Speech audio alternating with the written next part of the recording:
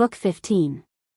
But when the flying Trojans had o'erpassed both stakes and trench, and numerous slaughtered lay by Grecian hands, the remnant halted all beside their chariots, pale, discomfited. Then was it that on Ida's summit Jove 5 at Juno's side awoke. Starting, he stood at once erect. Trojans and Greeks he saw, these broken, those pursuing and led on by Neptune, he beheld also remote, encircled by his friends, and on the plain 10 extended, Hector. There he panting lay, senseless, ejecting blood, bruised by a blow from not the feeblest of the sons of Greece. Touched with compassion at that sight, the sire of gods and men, frowning terrific, fixed D15 his eyes on Juno, and her thus bespake. No place for doubt remains.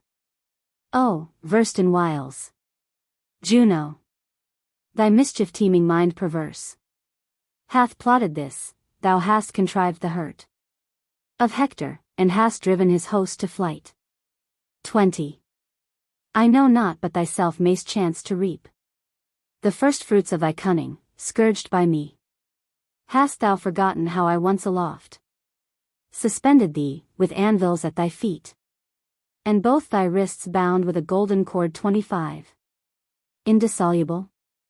In the clouds of heaven I hung thee, while from the Olympian heights the gods looked mournful on, but of them all none could deliver thee, for whom I seized. Hurled through the gates of heaven on earth he fell 30. Half breathless. Neither so did I resign my hot resentment of the hero's wrongs. Immortal Hercules, whom thou by storms called from the north, with mischievous intent hadst driven far distant o'er the barren deep 35. To populous Cos. Thence I delivered him. And after numerous woes severe, he reached the shores of fruitful Argos, saved by me. I thus remind thee now, that thou mayst cease henceforth from artifice, and mayst be taught 40. How little all the dalliance and the love which, stealing down from heaven, thou hast by fraud obtained from me, shall profit thee at last. He ended, whom imperial Juno heard, shuddering, and in winged accents thus replied. 45. Be witness earth, the boundless heaven above, and Styx beneath, whose stream the blessed gods even tremble to adjure. Be witness too thy sacred life, and our connubial bed, which by a false oath I will never wrong. 50. That by no art induced or plot of mine, Neptune, the shaker of the shores, inflicts these harms on Hector and the Trojan host, aiding the Grecians, but impelled alone by his own heart with pity moved at sight. 55. Of the Achaeans at the ships subdued. But even him, O sovereign of the storms, I am prepared to admonish that he quit the battle, and retire where thou commandst. So she, then smiled the sire of gods and men. 60. And in winged accents answer thus returned. Juno, wouldst thou on thy celestial throne assist my counsels, howsoe'er in heart he differ now, Neptune should soon his will submissive bend to thy desires and mine. 65.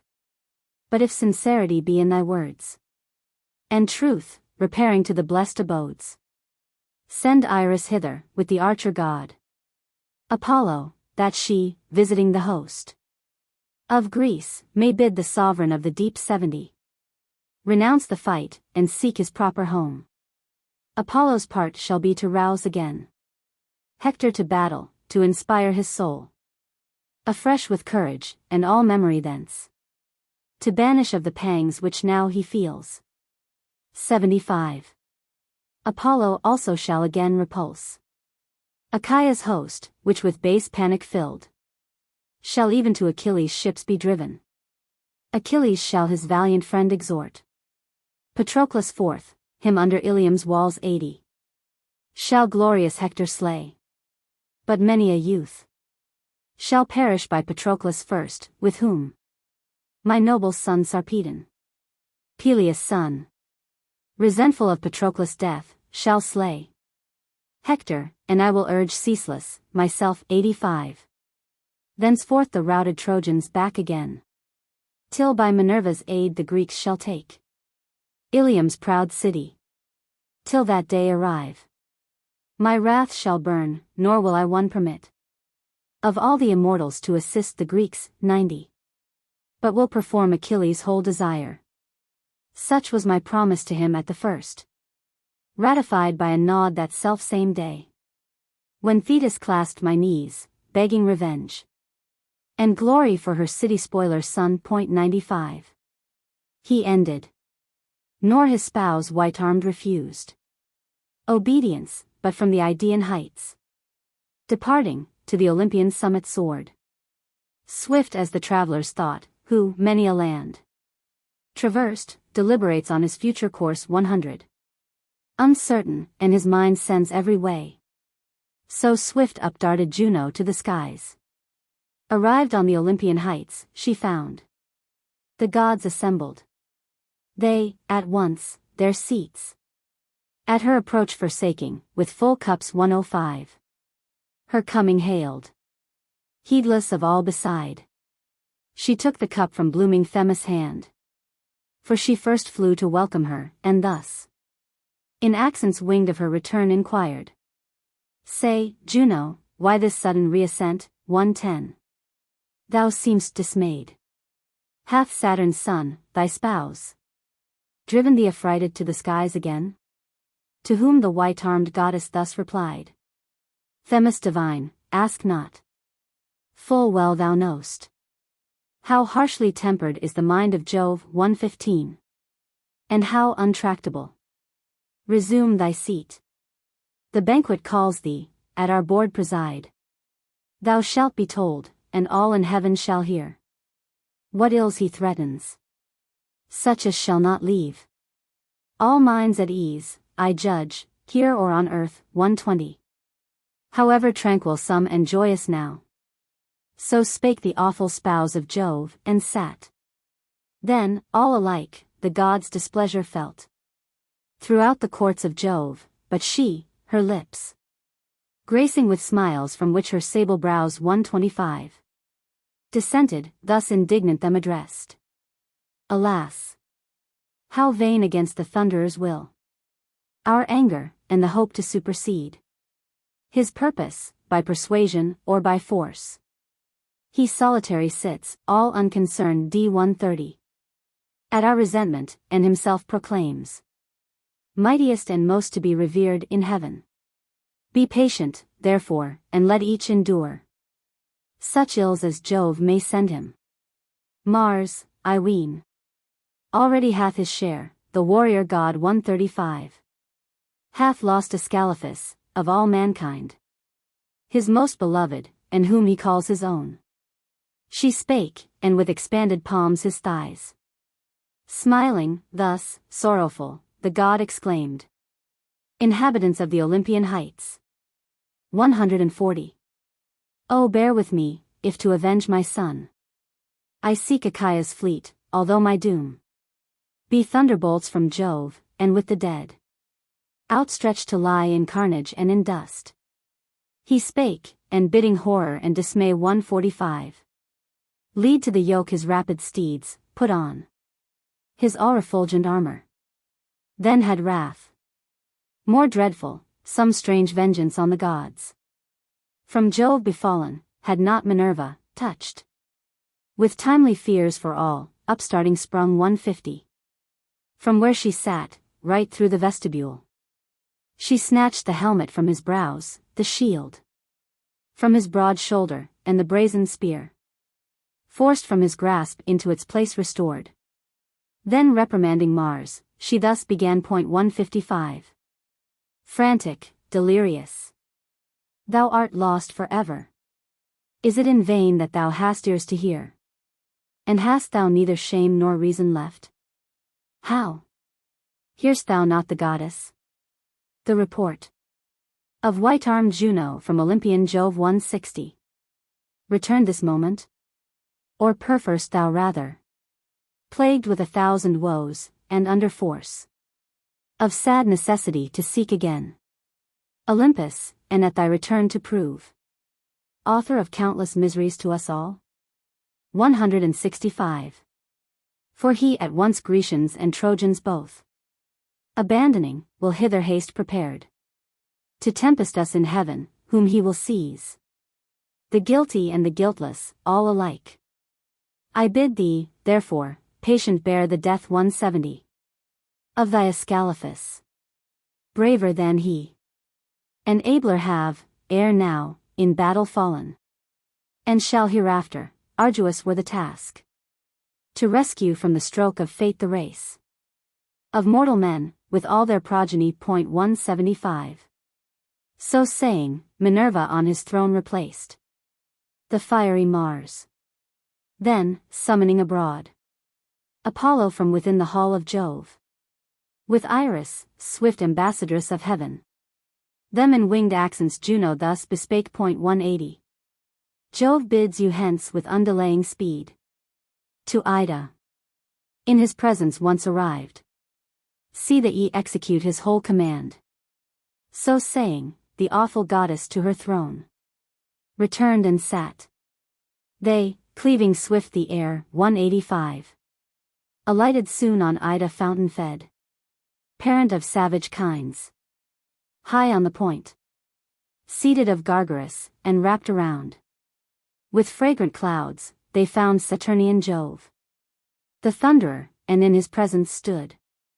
190. He, not displeased that they his high command had with such readiness obeyed, his speech to Iris, first, in accents winged addressed. Swift Iris, haste, to royal Neptune bear my charge entire, falsify not the word. 195. Bid him, relinquishing the fight, withdraw either to heaven, or to the boundless deep. But should he disobedient prove, and scorn my message, let him, next, consider well how he will bear, powerful as he is. 200. My coming, me I boast superior far in force, and elder born, yet deems he slight the danger of comparison with me, who am the terror of all heaven beside. He spake, nor storm-winged Iris disobeyed. 205. But down from the Idaean summit stooped to sacred Ilium, as when snow or hail flies drifted by the cloud-dispelling north, so swiftly, winged with readiness of will, she shot the gulf between, and standing soon 210 at glorious Neptune's side, him thus addressed. To thee, O Neptune azure-haired, I come with tidings charged from aegis-bearing Jove. He bids thee cease from battle, and retire either to heaven, or to the boundless deep. 215. But shouldst thou, disobedient, set at naught his words, he threatens that himself will haste to fight against thee, but he bids thee shun that strife with one superior far to thee, an elder born. Yet deemst thou slight, he saith. 220. The danger of comparison with him, although the terror of all heaven beside her. Then the mighty shaker of the shores answered indignant, great as is his power, yet he hath spoken proudly, threatening me. 225. With force, high-born and glorious as himself. We are three brothers, Saturn is our sire, and Rhea brought us forth. First, Jove she bore me next. Then, Pluto, sovereign of the shades. By distribution tripart we received 230. Each his peculiar honors, me the lots made ruler of the hoary floods, and there I dwell forever. Pluto, for his part, the regions took of darkness, and the heavens, the clouds, and boundless ether, fell to Jove. 235. The earth and the Olympian heights alike are common to the three. My life and being I hold not, therefore, at his will, whose best and safest course, with all his boasted power, were to possess in peace his proper 3.240. Let him not seek to terrify with force me like a dastard. Let him rather chide his own begotten, with big-sounding words.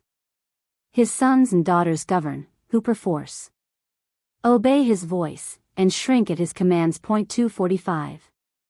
To whom thus Iris tempest-winged replied, Coerulean tressed sovereign of the deep, shall I report to Jove, harsh as it is, thy speech, or wilt thou soften it? The wise are flexible, and on the elder, born 250. Erinnys, with her vengeful sisters, waits. Her answered then the shaker of the shores. Prudent is thy advice, Iris divine.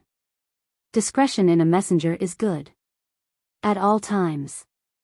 But the cause that fires me thus, 255, and with resentment my whole heart and mind possesses, is the license that he claims to vex with provocation rude of speech me his compeer, and by decree of fate illustrious as himself.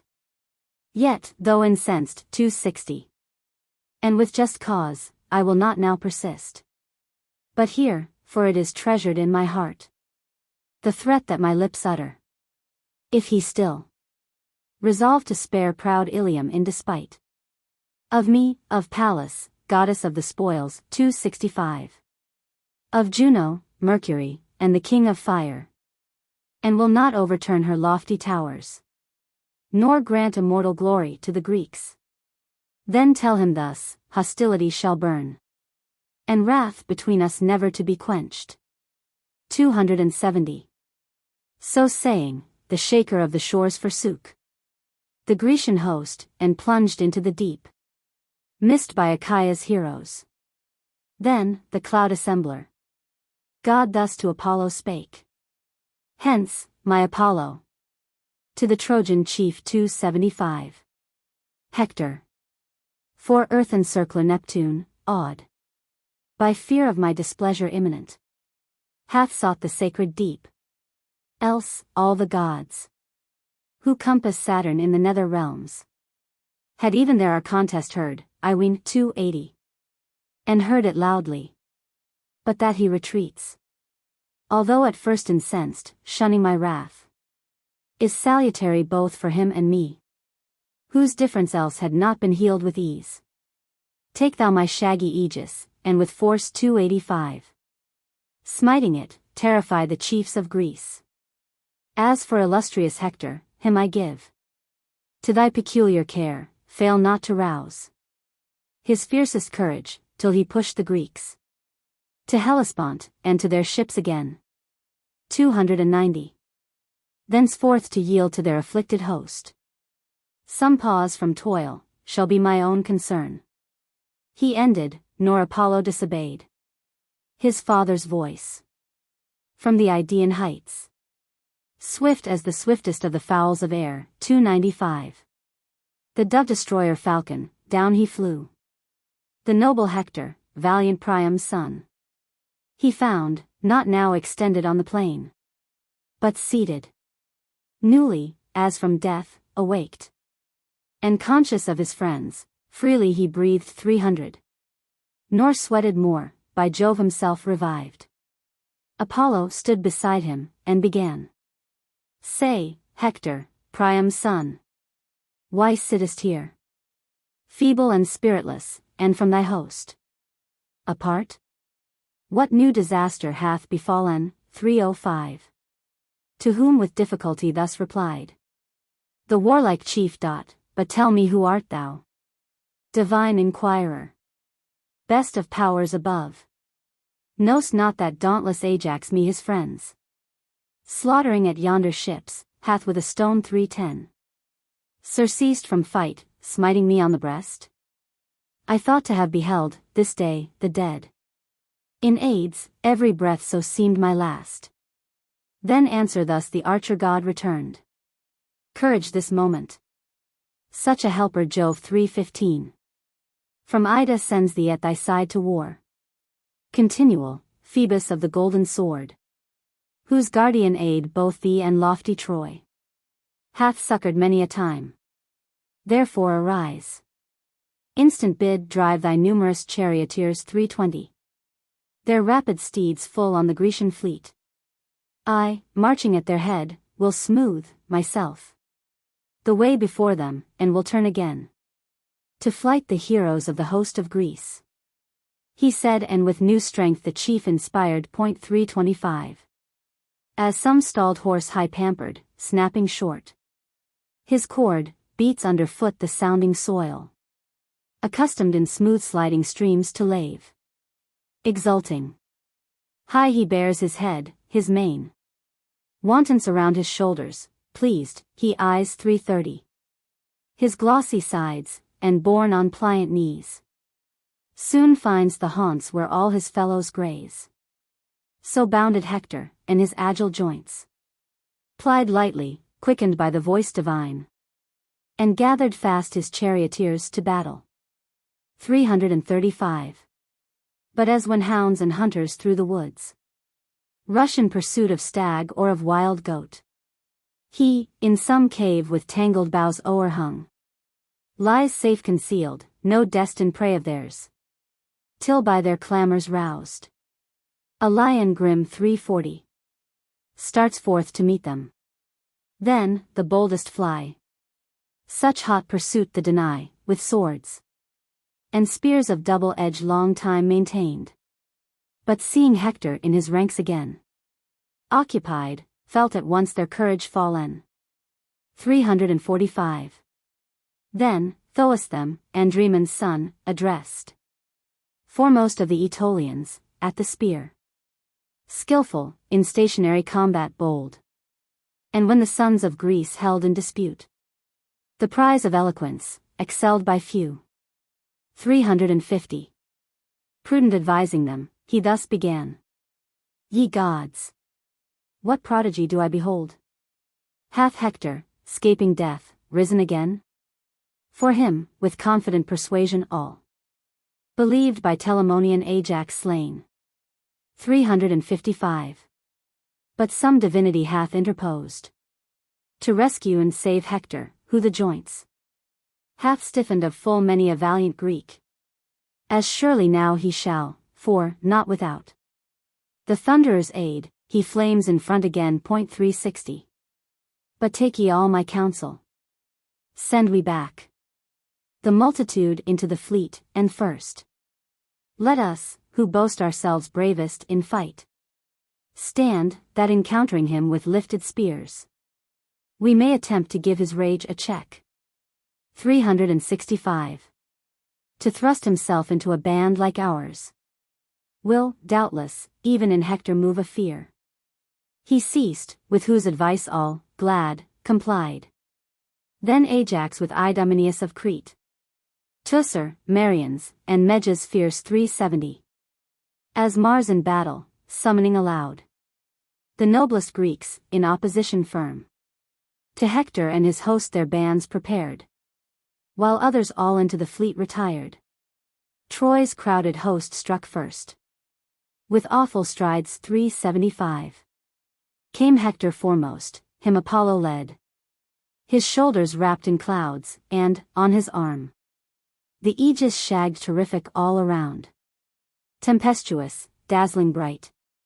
It was a gift to Jove from Vulcan, and designed to appall. 380. And drive to flight the armies of the earth.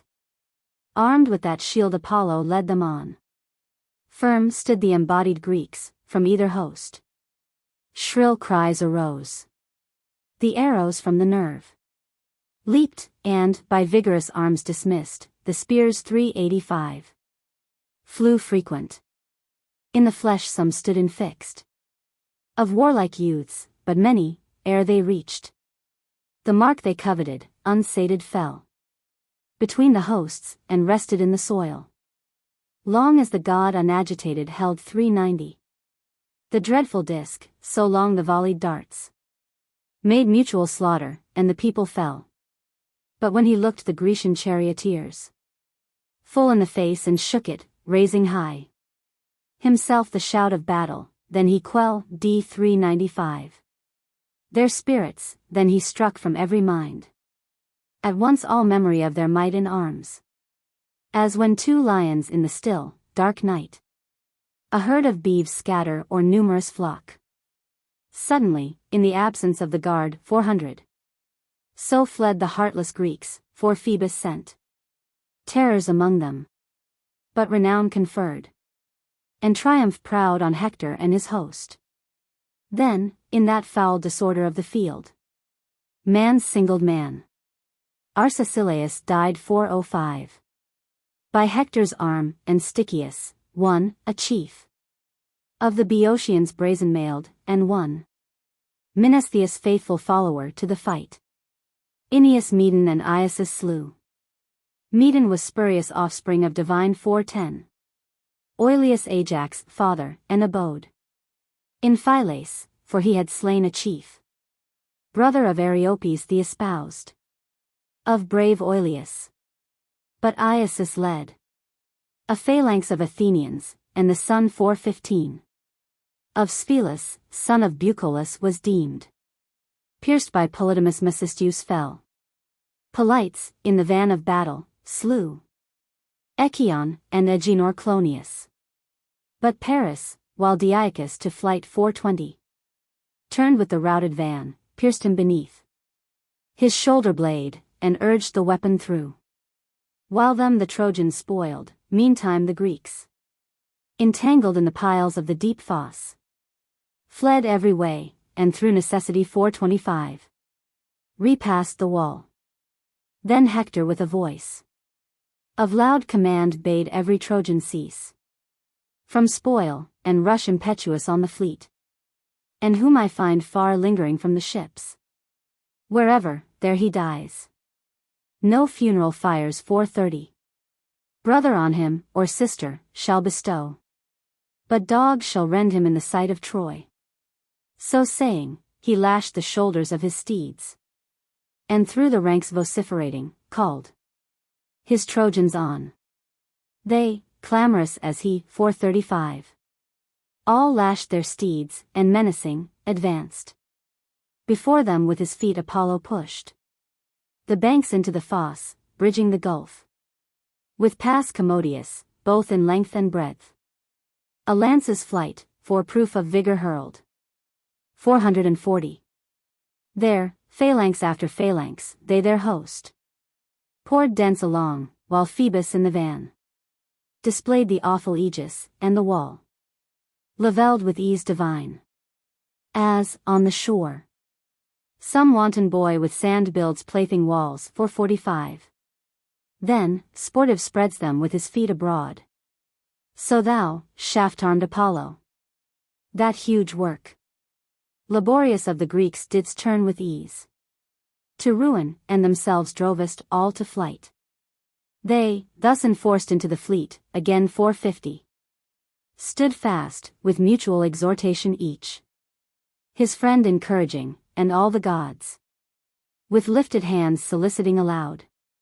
But, more than all, Gerenian Nestor prayed, fervent, Achaea's guardian, and with arms 455 outstretched toward the starry skies, exclaimed, Jove, Father, if in corn-clad Argos, one Greek hath ever, burning at thy shrine, fat thighs of sheep or oxen, asked from thee a safe return, whom thou hast gracious heard, 460, Olympian king, and promised what he sought. Now, in remembrance of it, give us help in this disastrous day, nor thus permit their Trojan foes to tread the Grecians down. So Nestor prayed, and Jove thundered aloud 465, responsive to the old Nelean's prayer. But when that voice of aegis-bearing Jove the Trojans heard, more furious on the Greeks, they sprang, all mindful of the fight, as when a turgid billow of some spacious sea, 470, while the wind blow that heaves its highest, borne sheer o'er the vessel's side, rolls into her. With such loud roar the Trojans passed the wall. In rushed the steeds, and at the ships they waged Fierce battle hand to hand, from chariots, these, 475. With spears of double edge, those, from the decks.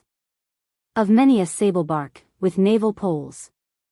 Long, ponderous, shod with steel. For every ship had such, for conflict maritime prepared.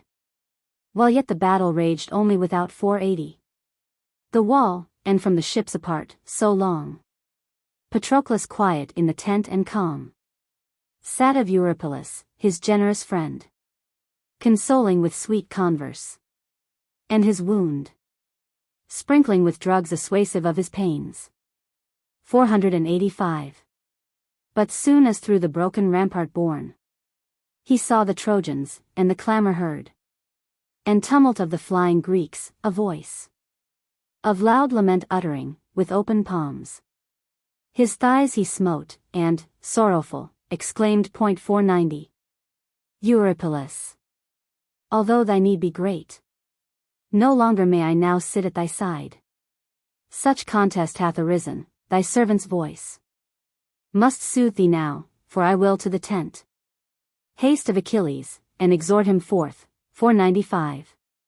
Who knows if such the pleasure of the gods I may prevail, friends rarely plead in vain. So saying, he went. Meantime the Greeks endured the Trojan onset, firm, yet from the ships repulsed them not, though fewer than themselves, 500. Nor could the host of Troy, breaking the ranks of Greece, mix either with the camp or fleet. But as the line divides the plank aright, stretched by some naval architect, whose hand Minerva hath accomplished in his art, 505. So stretched on them the cord of battle lay. Others at other ships the conflict waged. But Hector to the ship advanced direct. Of glorious Ajax, for one ship they strove. Nor Hector, him dislodging thence, could fire 510. The fleet, nor Ajax from the fleet repulse. Hector, conducted thither by the gods. Then, noble Ajax with a spear the breast pierced of Caeltor, son of Clitius, armed with fire to burn his bark. Sounding he fell, 515. And from his loosened grasp down dropped the brand. But Hector seeing his own kinsman fallen beneath the sable bark, with mighty voice called on the hosts of Lycia and of Troy. Trojans and Lycians, and close-fighting sons 520. Of Dardanus, within this narrow pass. Stand firm, retreat not, but redeem the son of Clitius, lest the Grecians of his arms despoil him slain in battle at the ships. So saying, at Ajax his bright spear he cast 525. Him pierced he not, but Lycophron the son of Master, a Cytherean, who had left Cytheras, fugitive for blood, and dwelt with Ajax. Him standing at Ajax's side, he pierced above his ear. Down from the stern 530. Supine he fell, and in the dust expired. Then, shuddering, Ajax to his brother spake. Alas, my Teucer! We have lost our friend. Masterides is slain, whom we received. An inmate from Cytherea, and with love 535. And reverence even Philia, entertained. B9 Hector pierced, he dies. Where are thy shafts? Death-winged, and bow, by gift from Phoebus thine? He said, whom Teucer hearing, instant ran. With bow and well-stored quiver to his side, 540. Whence soon as arrows sought the Trojan host. He struck Pisenner's son Clitus, the friend and charioteer of brave Polydamas. Offspring of Pan thus, toiling with both hands to rule his fiery steeds. For more to please 545. The Trojans and their chief, where stormy most. He saw the battle, thither he had driven. But sudden mischief, valiant as he was, found him, and such as none could waft aside. For right into his neck the arrow plunged, 550. And down he fell, his startled coursers shook their trappings, and the empty chariot rang That sound alarmed Polydamas. He turned, and flying to their heads, consigned them o'er to Procion's son, Astinus, 555, whom he enjoined to keep them in his view. Then, turning, mingled with the van again. But Teucer still another shaft produced, designed for valiant Hector, whose exploits, had that shaft reached him, at the ships of Greece 560, had ceased forever. But the eye of Jove, guardian of Hector's life, slept not. He took from Telamonian te 5 Ser that renown, and while he stood straining the twisted nerve against the Trojan, snapped it. Devious flew 565. The steel-charged arrow, and he dropped his bow. Then shuddering, to his brother thus he spake. Ah! It is evident some power divine makes fruitless all our efforts, who hath struck my bow out of my hand, and snapped the cord 570, with which I strung it new at dawn of day, that it might bear the bound of many a shaft. To whom the towering son of Telamon, leave then thy bow, and let thine arrows rest, which, envious of the Greeks, some god confounds, 575, that thou mayst fight with spear and buckler armed, and animate the rest. Such be our deeds, that, should they conquer us, our foes may find our ships, at least a prize not lightly won. So Ajax spake. Then Teucer, in his tent 580, the bow replacing, slung his fourfold shield, settled on his illustrious brows his casque, with hair high-crested, waving, as he moved, terrible from above, took forth a spear, tough-grained, acuminated sharp with brass, 585, and stood, incontinent, at Ajax's side. Hector perceived the change, and of the cause, conscious, with echoing voice called to his host, Trojans and Lycians and close-fighting sons of Dardanus, O now, my friends, be men. 590. Now, wheresoever through the fleet dispersed, call into mind the fury of your might. For I have seen, myself, Jove rendering vain the arrows of their mightiest. Man may know with ease the hand of interposing Jove, 595. Both whom to glory he ordains, and whom he weakens and aids not, so now he leaves the Grecians, but propitious smiles on us. Therefore stand fast, and whosoever galled by arrow or by spear, dies, let him die. 600. It shall not shame him that he died to serve his country, but his children, wife and home, with all his heritage, shall be secure. Drive but the Grecians from the shores of Troy. So saying, he animated each. Meantime, 605. Ajax his fellow warriors thus addressed. Shame on you all. Now, Grecians, either die, or save at once your galley and yourselves. Hope ye, that should your ships become the prize of warlike Hector, ye shall yet return 610. On foot? Or hear ye not the chief aloud, summoning all his host, and publishing his own heart's wish to burn your fleet with fire? Not to a dance, believe me, but to fight. He calls them. Therefore wiser course for us 615 is none, than that we mingle hands with hands, in contest obstinate, and force with force. Better at once to perish, or at once to rescue life, than to consume the time, hour after hour in lingering conflict. Vain 620. Here at the ships, with an inferior foe, he said, and by his words into all hearts fresh confidence infused. Then Hector smote Schedius, a chief of the Phaeacian powers, and son of Perimedes. Ajax slew 625.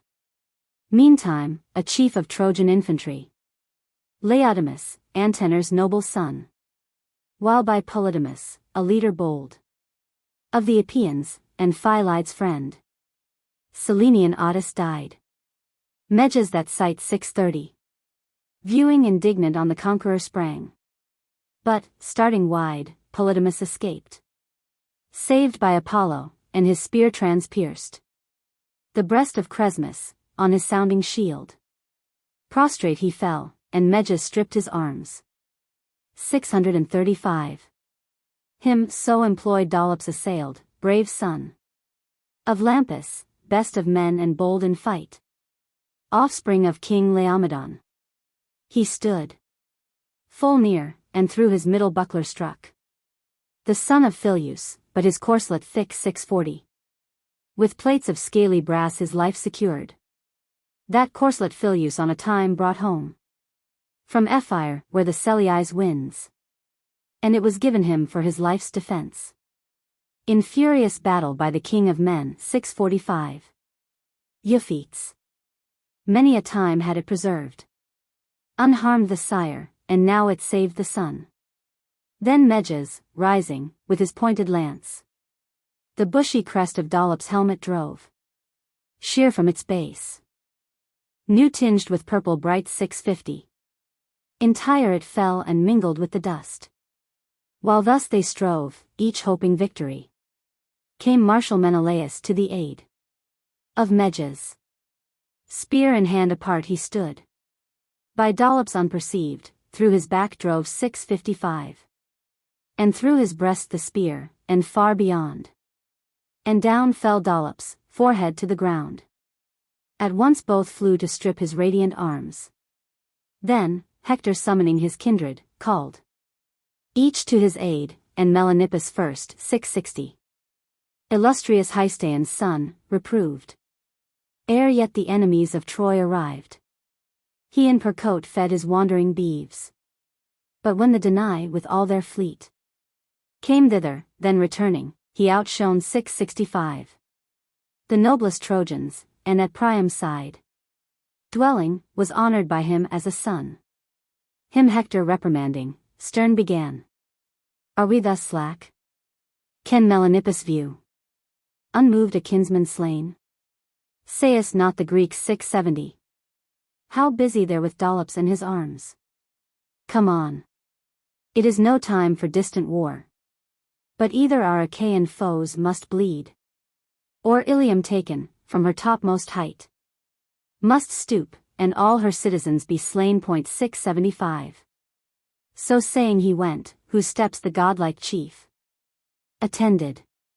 And the Telamonian, next. Huge Ajax, animated thus the Greeks. O friends, be men. Deep treasure in your hearts an honest shame, and, fighting bravely, fear 680. Each to incur the censure of the rest. Of men so minded more survive than die, while dastards forfeit life and glory both. So moved he them, themselves already bent to chase the Trojans. Yet his word they bore 685. Faithful in mind, and with a wall of brass fenced firm the fleet, while Jove impelled the foe. Then Menelaus, brave in fight, approached Antilochus, and thus his courage roused. Antilochus. In all the host is none 690. Younger, or swifter, or of stronger limb than thou. Make trial, therefore, of thy might. Spring forth and prove it on some chief of Troy. He ended and retired, but him his praise effectual animated. From the van 695. Starting, he cast a wistful eye around, and hurled his glittering spear. Back fell the ranks of Troy appalled. Nor vain his weapon flew, but Melanippus pierced heroic son of Hystaean, coming forth to fight. 700.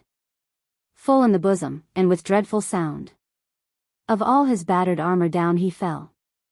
Swift flew Antilochus as flies the hound some fawn to seize, which issuing from her lair, the hunter with his lance hath stricken dead. 705.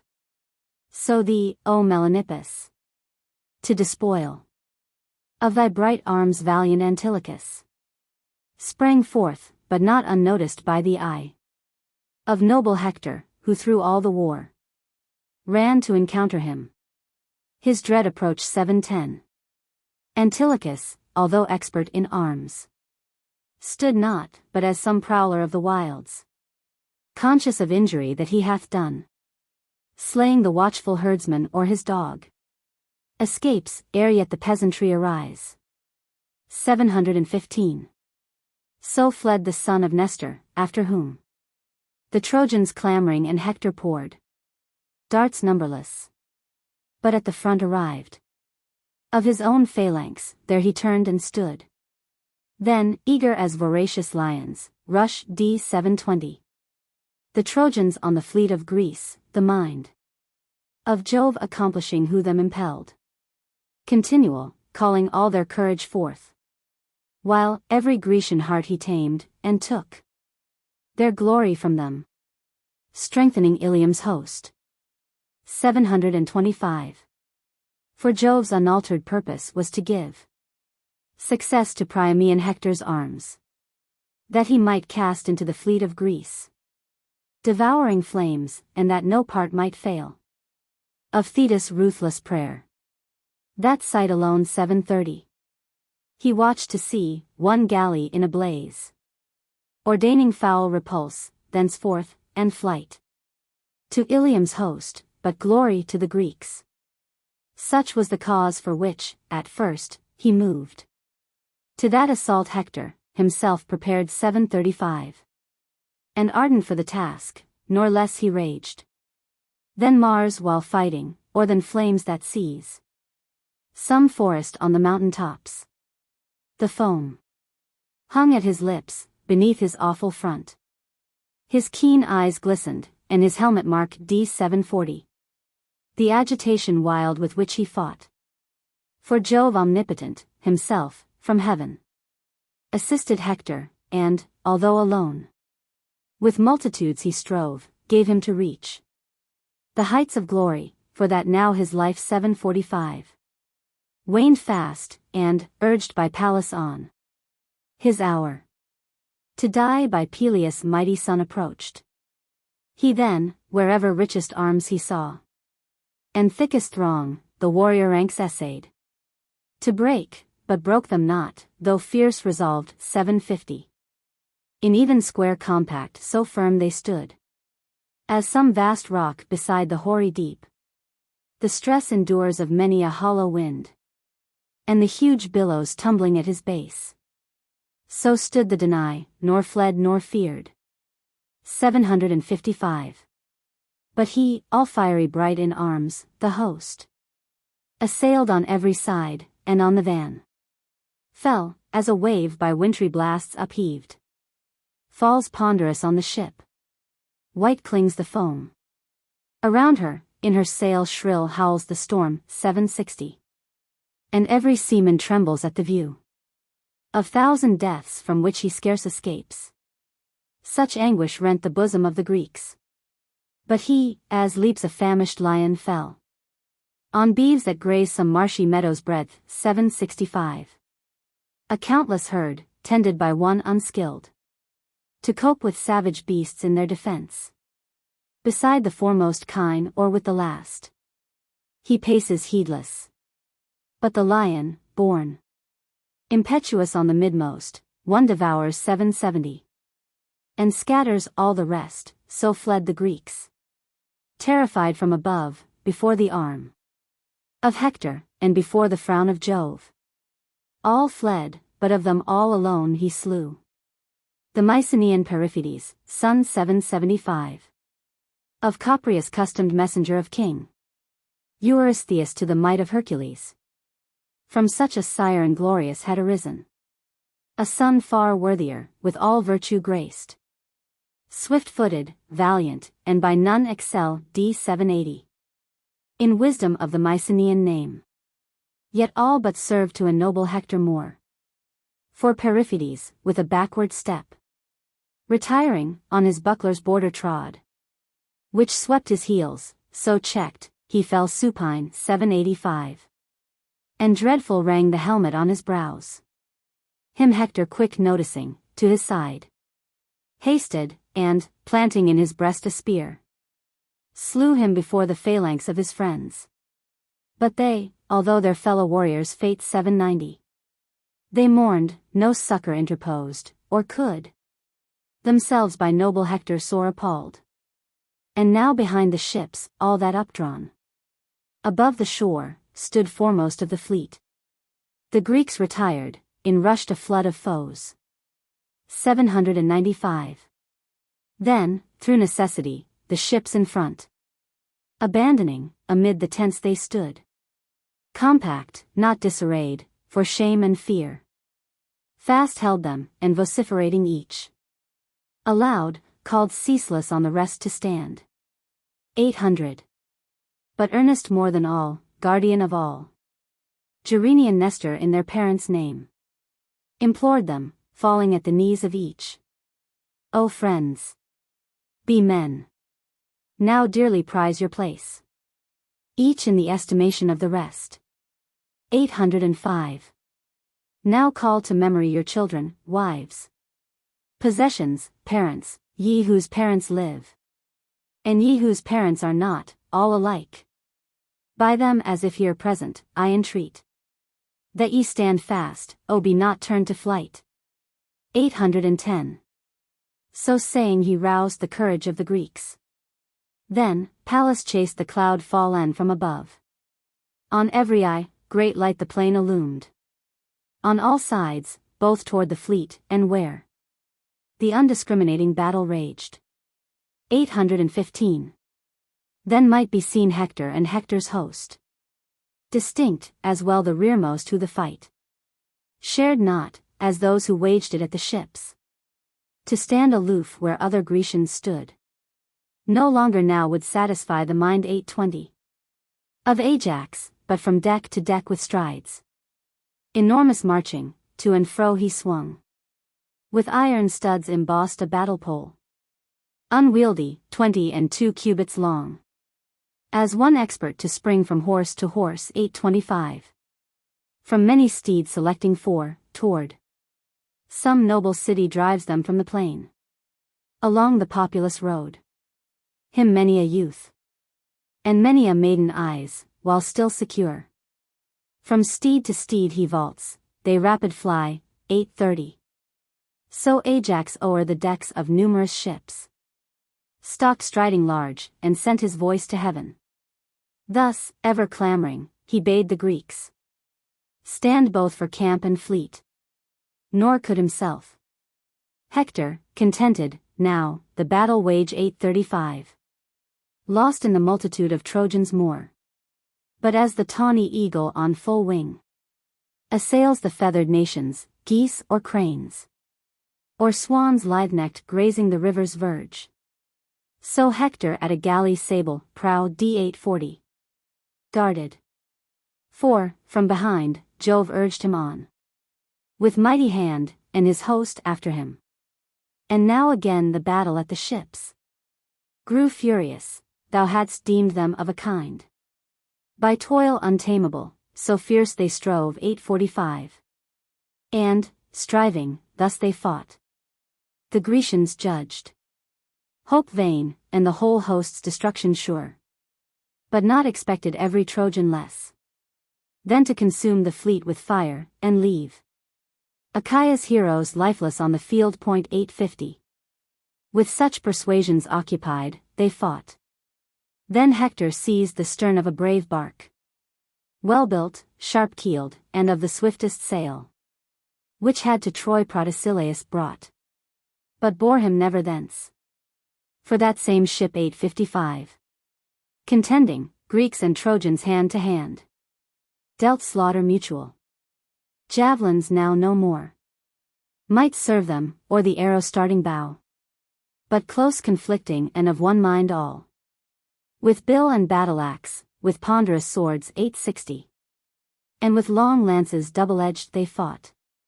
Many a black-hilted falchion huge of haft fell to the ground, some from the grasp, and some from shoulders of embattled warriors hewn. And pools of blood soaked all the sable glebe. 865. Hector that ship once grappled by the stern left not, but griping fast her upper edge, With both hands, to his Trojans called aloud. Fire! Bring me fire! Stand fast and shout to heaven. Jove gives us now a day worth all the past. 870. The ships are ours which, in the gods' despite, steered hither, such calamities to us have caused, for which our seniors most I blame, whom he withheld from battle at the fleet, and checked the people. But if then the hand 875 of Thunderer Jove our better judgment marred, himself now urges and commands us on. He ceased, they still more violent assailed the Grecians. Even Ajax could endure, whelmed under weapons numberless, that storm 880. No longer, but expecting death retired down from the decks to an inferior stand, where still he watched, and if a Trojan bore fire thither, he repulsed him with his spear, roaring continual to the host of Greece. 885. Friends, Grecian heroes, ministers of Mars, be men, my friends. Now summon all your might. Think we that we have thousands at our backs to succor us, or yet some stronger wall to guard our warriors from the battle's force? 890. Not so. No towered city is at hand, none that presents us with a safe retreat, while others occupy our station here, but from the shores of Argos far remote. Our camp is, where the Trojans armed complete. 895. Swarm on the plain, and ocean shuts us in. Our hands must therefore save us, not our heels. He said, and furious with his spear again pressed them, and whatsoever Trojan came obsequious to the will of Hector, arm D900 with fire to burn the fleet on his spear's point. Ajax receiving pierced him, till at length 12 in close fight fell by his single arm. Book 16. Argument of the 16th book. Achilles, at the suit of Patroclus, grants him his own armor, and permission to lead the Myrmidons to battle. They, sallying, repulse the Trojans. Patroclus slays Sarpedon, and Hector, when Apollo had first stripped off his armor and Euphorbus wounded him, slays Patroclus. Book 16. Such contest for that gallant bark they waged. Meantime Patroclus, standing at the side of the illustrious chief Achilles, wept fast as a crystal fountain from the height of some rude rock pours down its rapid stream. 5. Divine Achilles with compassion moved marked him, and in winged accents thus began. Who weeps Patroclus like an infant girl? Who, running at her mother's side, entreats to be uplifted in her arms? She grasps 10. Her mantle, checks her haste, and looking up with tearful eyes, pleads earnest to be borne. So fall, Patroclus, thy unceasing tears. Bringst thou to me or to my people aught afflictive? Hast thou mournful tidings learned? D15. Promethea, trusted to thy ear alone? Menoetius, son of Actor, as they say, still lives his Myrmidons among Peleus Aeacides, whom, were they dead, with cause sufficient we should both deplore. 20. Or weep'st thou the Achaeans at the ships perishing, for their outrage done to me? Speak. Name thy trouble. I would learn the cause. To whom, deep sorrowing, thou didst reply. Patroclus. O Achilles, Peleus' son. 25. Noblest of all our host, bear with my grief, since such distress hath on the Grecians fallen. The bravest of their ships disabled lie, some wounded from afar, some hand to hand. Diomed, warlike son of Tydeus, bleeds. 30. Galled by a shaft. Ulysses, glorious chief, and Agamemnon suffer by the spear. And brave Eurypylus an arrow point bears in his thigh. These all are now the care of healing hands. O thou art pity-proof. 35. Achilles. Be my bosom ever free from anger such as harbor finds in thine, scorning all limits. Whom, of men unborn, hereafter wilt thou save, from whom avert disgrace, if not from the Achaeans now? 40. Ah, ruthless! Neither Peleus thee begot, nor Thetis bore, but rugged rocks sublime, and roaring billows blue gave birth to thee, who bear'st a mind that knows not to relent. But, if some prophecy alarm thy fears. 45. If from thy goddess mother thou have aught received, and with authority of Jove, me send at least, me quickly, and with me the Myrmidons. A dawn of cheerful hope shall thence, it may be, on the Greeks arise. 50.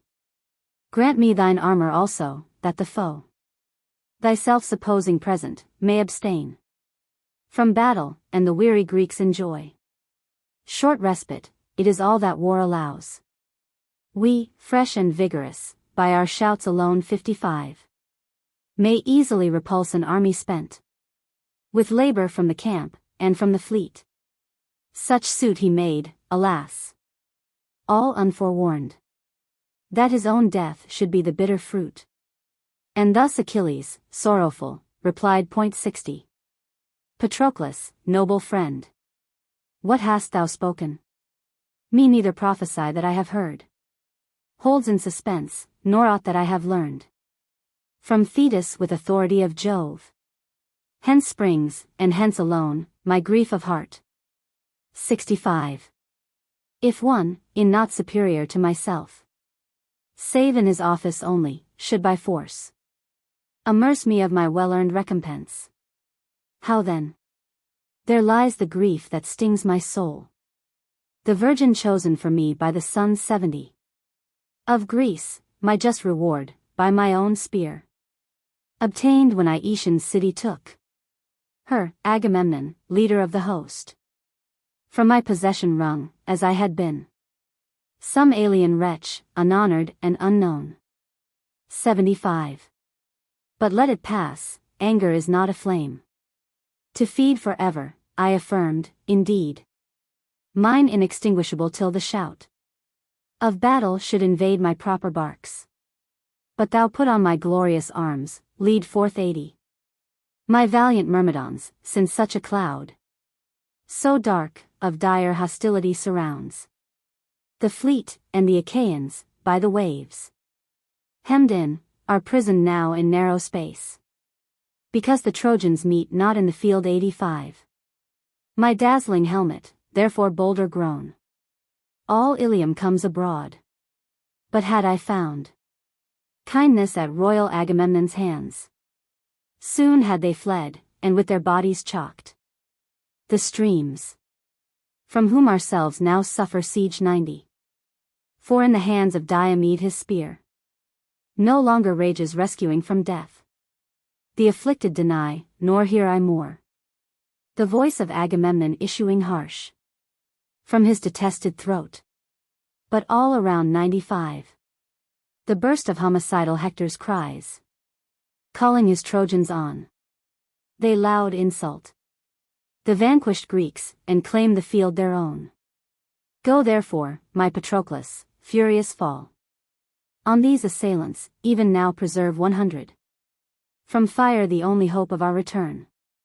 But hear the sum of all, mark well my word. So shalt thou glorify me in the eyes of all the deny, and they shall yield Briseis mine, with many a gift beside. 105. The Trojans from the fleet expelled, return. Should Juno's awful spouse give thee to win victory, be content. Seek not to press the Trojans without me, for thou shalt add still more to the disgrace already mine. 110. Much less, by martial ardor urged, conduct thy slaughtering legions to the walls of Troy, lest some immortal power on her behalf descend, for much the archer of the skies loves Ilium. No, the fleet once saved, lead back. 115. Thy band, and leave the battle to themselves. For oh, by all the powers of heaven I would that not one Trojan might escape of all, nor yet a Grecian, but that we, from death ourselves escaping, might survive to spread 120 Troy's sacred bulwarks on the ground, alone. Thus they conferred. But Ajax overwhelmed meantime with darts, no longer could endure, quelled both by Jupiter and by the spears of many a noble Trojan. Hideous rang 125. His battered helmet bright, stroke after stroke, sustaining on all sides, and his left arm, that had so long shifted from side to side, his restless shield, now failed, yet could not all displace him with united force, or move.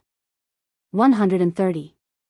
Quick pantings heaved his chest, copious the sweat trickled from all his limbs, nor found he time, however short, to breathe again, so close evil on evil heaped hemmed him around. Olympian muses now declare, how first 135 the fire was kindled in Achaea's fleet. Hector the ashen lance of Ajax smote with his broad falchion, at the nether end, and lopped it sheer. The Telamonian chief his mutilated beam brandished in vain 140. And the bright point shrill-sounding fell remote. Then Ajax in his noble mind perceived, shuddering with awe, the interposing power of heaven, and that, propitious to the arms of Troy, the Thunderer had ordained to mar 145, and frustrate all the counsels of the Greeks. He left his stand. They fired the gallant bark. Through all her length the conflagration ran, incontinent, and wrapped her stern in flames. Achilles saw them, smote his thighs, and said 150. Patroclus, noble charioteer, arise. I see the rapid run of hostile fires already in the fleet, lest all be lost, and our return impossible. Arm, arm. This moment, I will call, myself, the band. 155. Then put Patroclus on his radiant arms. Around his legs his polished greaves he clasped. With argent stud secured, the hauberk rich, star-spangled to his breast he bound of swift Aeacides, he slung his brazen sword 160. With silver bright embossed, and his broad shield ponderous. On his noble head his casque he settled elegant, whose lofty crest waved dreadful o'er his brows, and last he seized, well fitted to his gripe, 2 sturdy spears. 165. Of all Achilles' arms his spear alone he took not.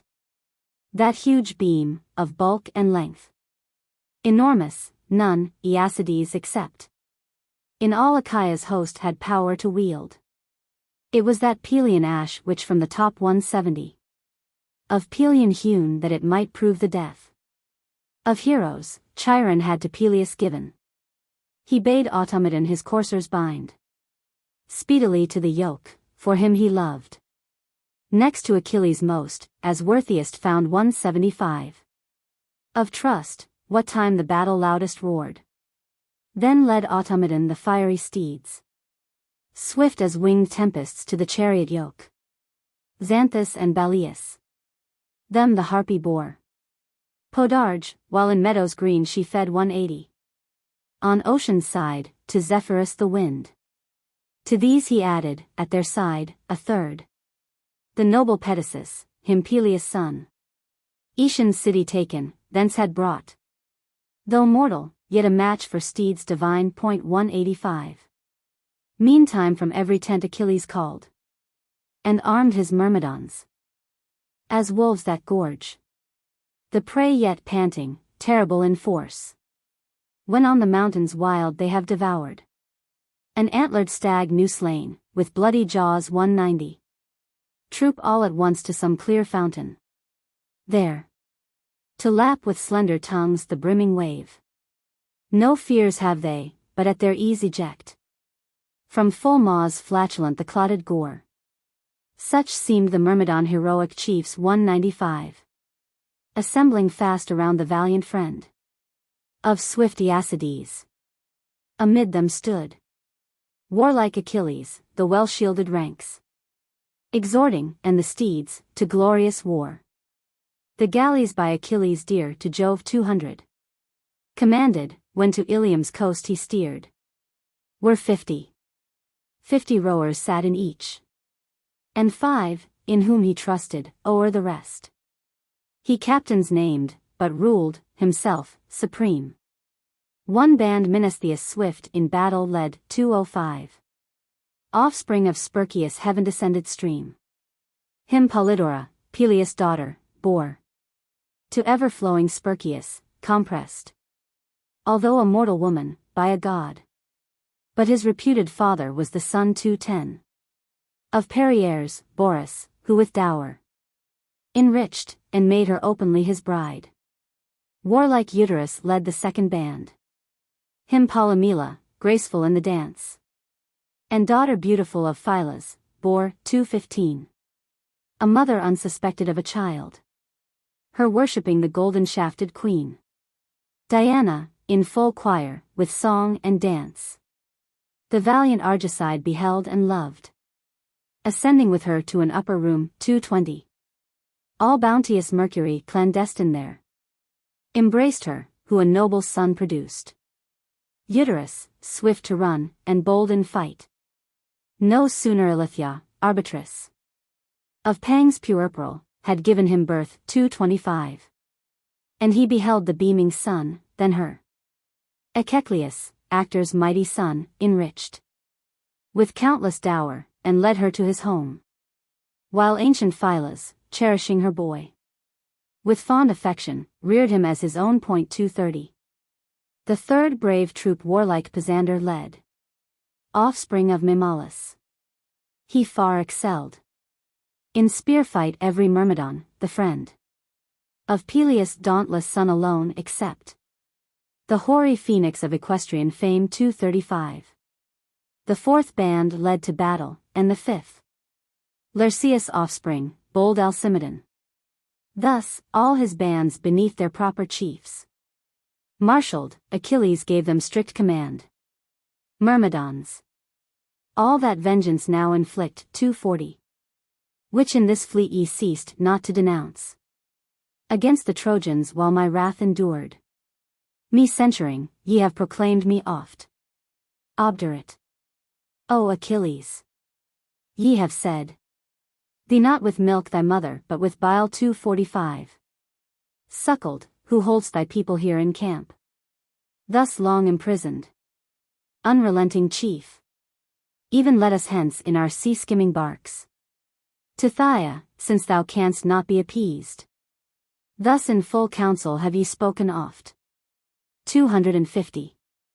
Now, therefore, since a day of glorious toil at last appears, such as ye have desired, there lies the field, go, give your courage proof. So them he roused, and they, their leader's voice hearing elate, to closest order drew. 255. As when an architect some palace wall with shapely stones upbuilds, cementing close a barrier against all the winds of heaven, so wedged, the helmets and bossed bucklers stood. Shield, helmet, man, pressed helmet, man, and shield. 260. And every bright-armed warrior's bushy crest its fellows swept, so dense was their array. In front of all, two chiefs their station took, Patroclus and Automedon. One mind in both prevailed, to combat in the van. 265. Of all the Myrmidons, Achilles, then, retiring to his tent, displaced the lid of a capacious chest magnificent, by silver-footed Thetis stowed on board his bark, and filled with tunics, mantles warm. 270. And gorgeous arras there he also kept, secure a goblet exquisitely wrought, which never lip touched save his own, and whence he offered only to the sire of all. That cup producing from the chest, he first. 275. With sulphur fumed it, then with water rinsed, pellucid of the running stream, and, last, his hands clean laved, he charged it high with wine. And now, advancing to his middle court, he poured libation, and with eyes to heaven 280. Uplifted prayed, of Jove not unobserved. Pelasgian, Dodonian Jove supreme. Dwelling remote, who on Dodona's heights, snow-clad reign'st sovereign, by thy seers around. Compassed the Selli, prophet's vow, constrain D 285. To unwashed feet and slumbers on the ground. Plain I behold my former prayer performed. Myself exalted, and the Greeks abased. Now also grant me, Jove, this my desire. Here, in my fleet, I shall myself abide 290. But lo! With all these myrmidons I send my friend to battle. Thunder-rolling Jove, send glory with him, make his courage firm, that even Hector may himself be taught. If my companion have a valiant heart 295. When he goes forth alone, or only then, the noble frenzy feels that Mars inspires. When I rush also to the glorious field. But when he shall have driven the battle shout once from the fleet, grant him with all his arms 300. None lost, himself unhurt, and my whole band of dauntless warriors with him, safe return. Such prayer Achilles offered, and his suit Jove hearing, part confirmed, and part refused. To chase the dreadful battle from the fleet 305. He gave him, but vouchsafed him no return. Prayer and libation thus performed to Jove, the sire of all, Achilles to his tent returned, replaced the goblet in his chest. And anxious still that conflict to behold 310. Between the hosts, stood forth before his tent. Then rushed the bands by brave Patroclus led, full on the Trojan host. As wasps forsake their home by the wayside, provoked by boys, disturbing inconsiderate their abode 315. Not without nuisance sore to all who pass. For if, thenceforth, some traveller unaware annoy them, issuing one and all they swarm around him, fearless in their brood's defense. So issued from their fleet the Myrmidons 320. Undaunted, clamor infinite arose. And thus Patroclus loud his host addressed. O Myrmidons, attendants in the field, on Peleus' son, now be ye men, my friends. Call now to mind the fury of your might. 325. That we, close-fighting servants of the chief, most excellent in all the camp of Greece, may glory gain for him, and that the wide commanding Agamemnon, Atreus' son, may learn his fault, that he dishonored foul 330. The prince in whom Achaia glories most. So saying he fired their hearts, and on the van of Troy at once they fell, loud shouted all the joyful Grecians, and the navy rang. Then, soon as Ilium's host the valiant son 335 saw of Menoetius and his charioteer, in dazzling armor clad, all courage lost, their closest ranks gave way, believing sure that, wrath renounced, and terms of friendship chosen, Achilles' self was there. Thus thinking, each 340 looked every way for refuge from his fate. Patroclus first, where thickest throng he saw, gathered tumultuous around the bark of brave Protesilaus, hurled direct at the whole multitude his glittering spear. 345. He smote Perechmes, he his horsemen band. Paeonian led from Amydon, and from broad-flowing Axius. In his shoulder stood the spear, and with loud groans supine he fell. At once fled all his followers, on all sides 350. With consternation filled, seeing their chief and their best warrior, by Patroclus slain. Forth from the fleet he drove them, quenched the flames, and rescued half the ship. Then scattered fled with infinite uproar the host of Troy 355. While from between their ships the Danai poured after them, and hideous rout ensued. As when the king of lightnings, Jove, dispels From some huge eminence a gloomy cloud. The groves, the mountain tops, the headland heights 360. Shine all, illumined from the boundless heaven. So when the Danae those hostile fires had from their fleet expelled, a while they breathed. Yet found short respite, for the battle yet ceased not, nor fled the Trojans in all parts 365. Alike, but still resisted. From the ships. Retiring through necessity alone. Then, in that scattered warfare, every chief slew one. While Areolocus his back turned on Patroclus, sudden with a lance 370. His thigh he pierced, and urged the weapon through. Shivering the bone, he headlong smote the ground. The hero Menelaus, where he saw the breast of Thoas by his slanting shield, unguarded, struck and stretched him at his feet. 375. Phylides, meeting with preventive spear. The furious onset of Amphiclus, gashed his leg below the knee, where brawny most the muscles swell in man, dispart wide. The tendons shrank, and darkness veiled his eyes. 380. The two Nestoridae slew each a chief. Of these, Antilochus Atymnius pierced right through his flank, and at his feet he fell. With fierce resentment fired Maris beheld his brother's fall, and guarding, spear in hand, 385. The slain, impetuous on the conqueror flew. But godlike Thrasymedes wounded first Maris, ere he Antilochus he pierced his upper arm, and with the lance's point rent off and stripped the muscles to the bone. 390. Sounding he fell, and darkness veiled his eyes.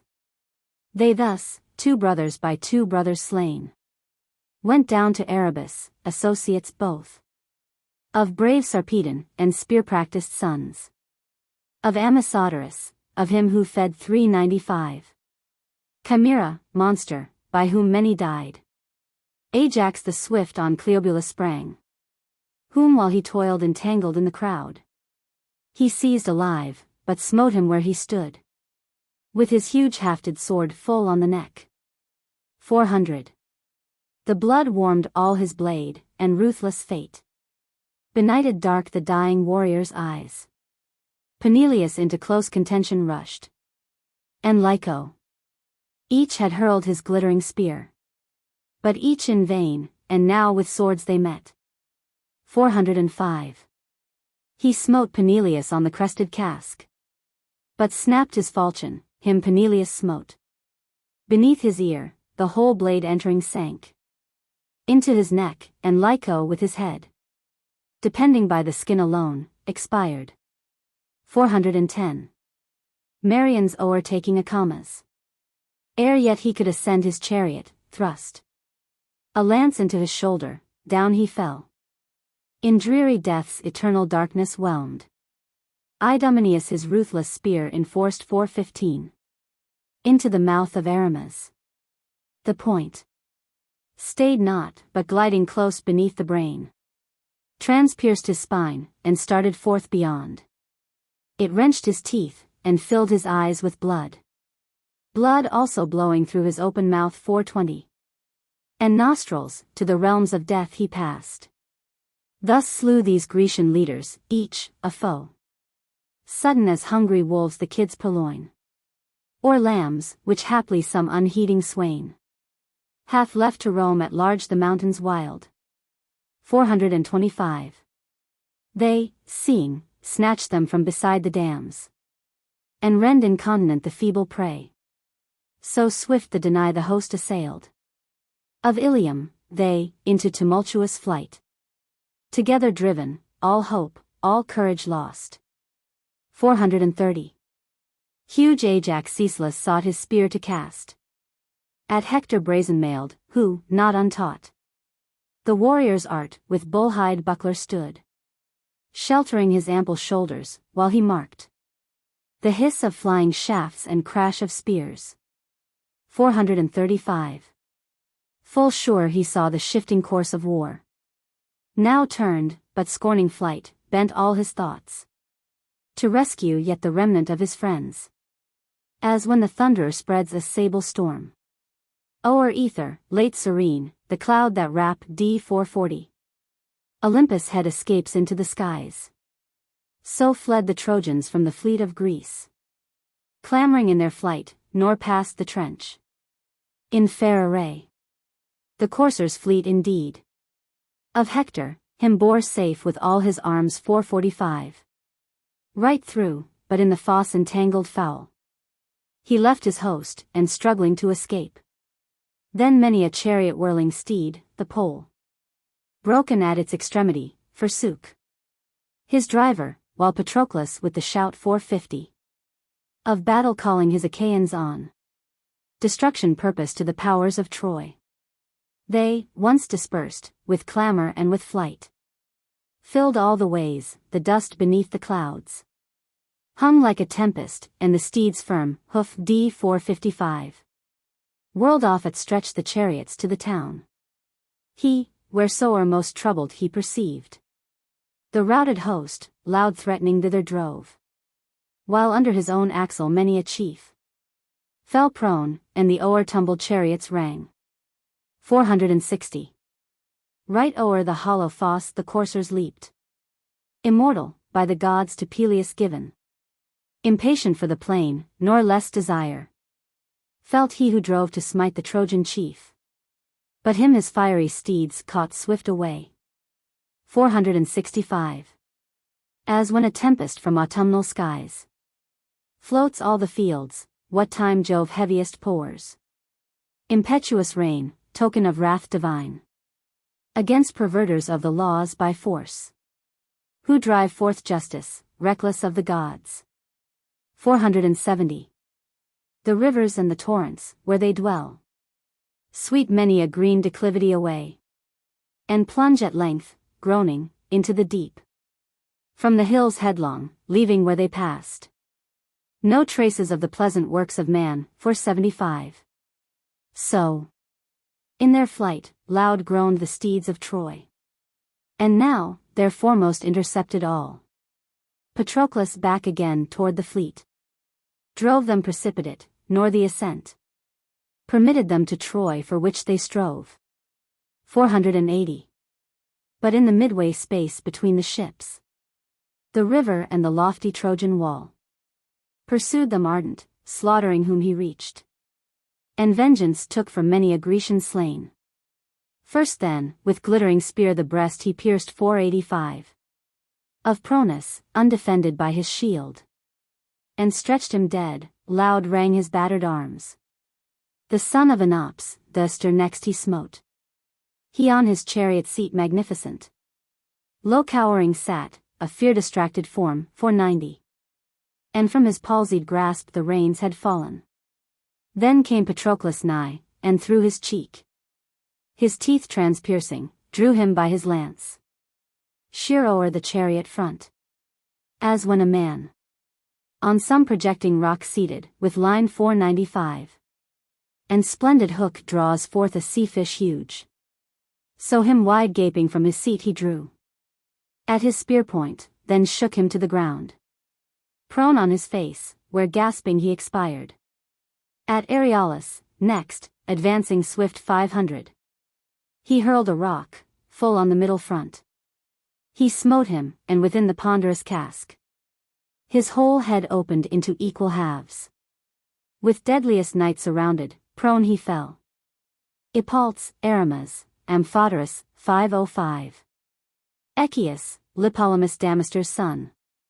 Evippus, Iphias, Pyres, Polymelus. All these he on the champion, course on course, promiscuous flung. Sarpedon, when he saw such havoc made of his uncinctured friends 510. By Menoetiades, with sharp rebuke, his band of godlike Lycians loud addressed. Shame on you, Lycians! Whither would ye fly? Now are ye swift indeed. I will oppose myself this conqueror, that I may learn 515. Who thus afflicts the Trojan host, of life, bereaving numerous of their warriors bold. He said, and with his arms leaped to the ground. On the other side, Patroclus at that sight sprang from his chariot. As two vultures clash 520. Bow-beaked, crook-taloned, on some lofty rock. Clamoring both, so they together rushed. With clamors loud. Whom when the sun observed. Of wily Saturn, with compassion moved.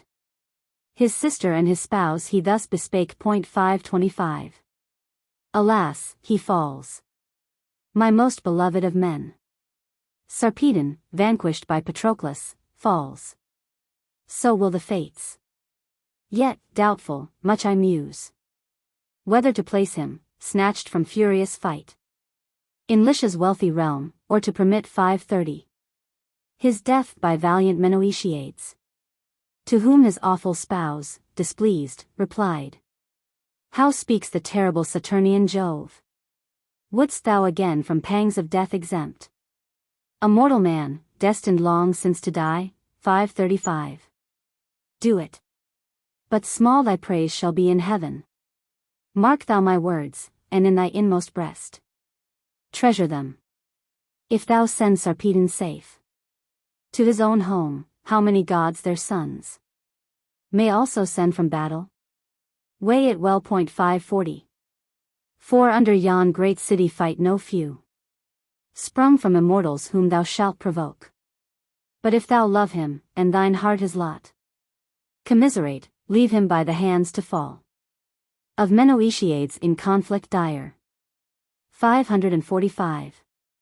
But give command to death and gentle sleep, that him of life bereft at once they bear to Lycia's ample realm, where, with due rites funereal, his next kindred and his friends shall honor him. A pillar and a tomb. 550. The dead man's portion, rearing to his name.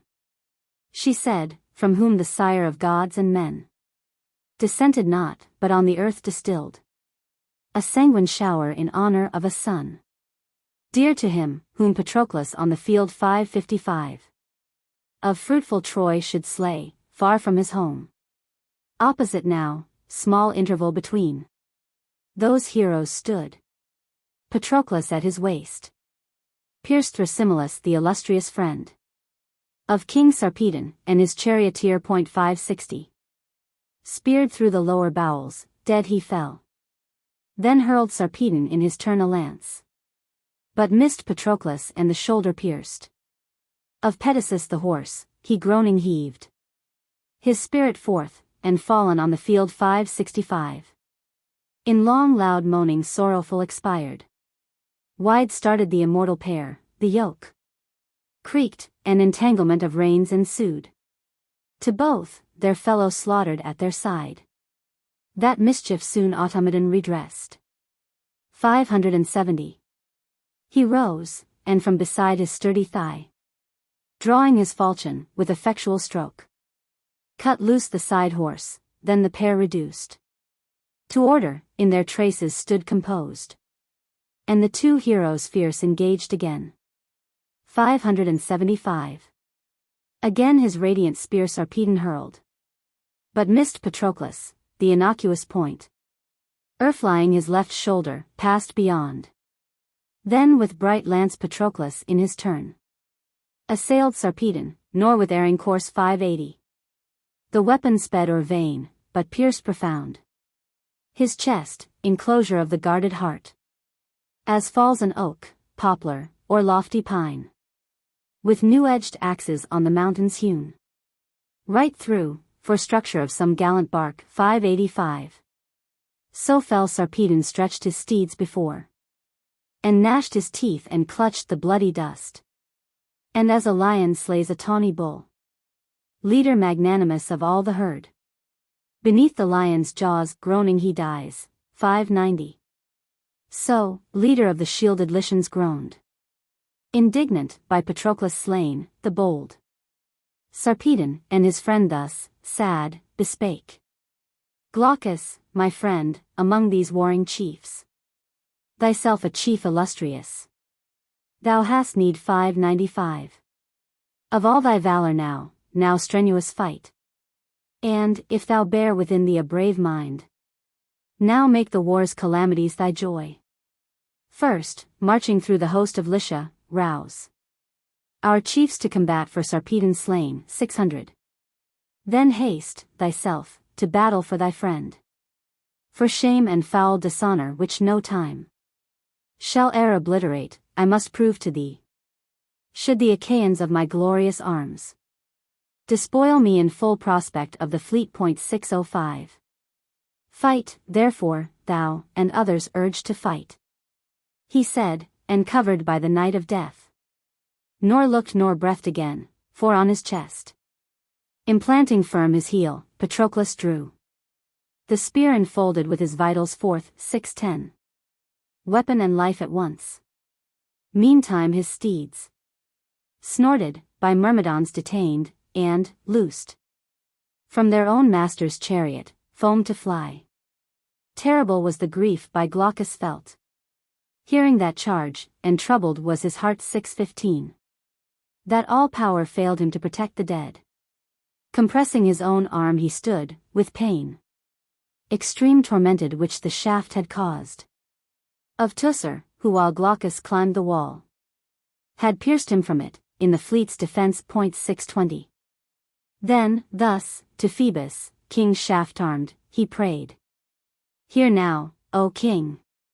For whether in the land of wealthy Lycia dwelling, or in Troy, thou hear'st in every place alike the prayer of the afflicted heart, and such is mine. 625. Behold my wound. It fills my useless hand with anguish, neither can my blood be stayed, and all my shoulder suffers. I can grasp a spear, or rush to conflict with the Greeks. No longer now. And we have also lost. 630. Our noblest chief, Sarpedon, son of Jove, who guards not his own son. But thou, O king, heal me, assuage my anguish, give me strength, that I may animate the Lycian host to fight, and may, myself, defend the dead. 635. Such prayer he offered, whom Apollo heard. He eased at once his pain, the sable blood staunched, and his soul with vigor new inspired. Then Glaucus in his heart that prayer perceived, granted, and joyful for the sudden aid. 640. Vouchsafed to him by Phoebus, first the lines of Lycia ranged, summoning every chief to fight for slain Sarpedon. Striding next with eager haste into the ranks of Troy, renowned Agenor and the son he called. D. 645. Of Pan thus, brave Polydamas, with whom Aeneas also, and approaching last, to Hector brazen mailed him thus bespake. Now, Hector, now, thou hast indeed resigned all care of thy allies, who, for thy sake. 650. Lost both to friends and country, on these plains. Perish, unaided and unmissed by thee. Sarpedon breathless lies, who led to fight our shielded bands, and from whose just control and courage Lycia drew her chief defense. 655. Him brazen Mars hath by the spear subdued of Menoetiades. But stand ye firm. Let indignation fire you, O my friends, lest, stripping him of his resplendent arms, the Myrmidons with foul dishonor shame. 660. His body, through resentment of the deaths of numerous Grecians slain by spears of ours, he ceased. Then sorrow every Trojan heart seized insupportable, and that disdained all bounds, for that, although a stranger born. 665. Sarpedon ever had a bulwark proved to Troy, the leader of a numerous host, and of that host by none in fight excelled. Right on toward the Danai they moved, ardent for battle all, and at their head 670. Enraged for slain Sarpedon, Hector came. Meantime, stout-hearted chief, Patroclus roused the Grecians, and exhorting first, themselves already prompt, the Ajaces, thus began. Heroic pair, now make it all your joy. 675. To chase the Trojan host, and such to prove As erst, or even bolder, if he may. The chief lies breathless who ascended first.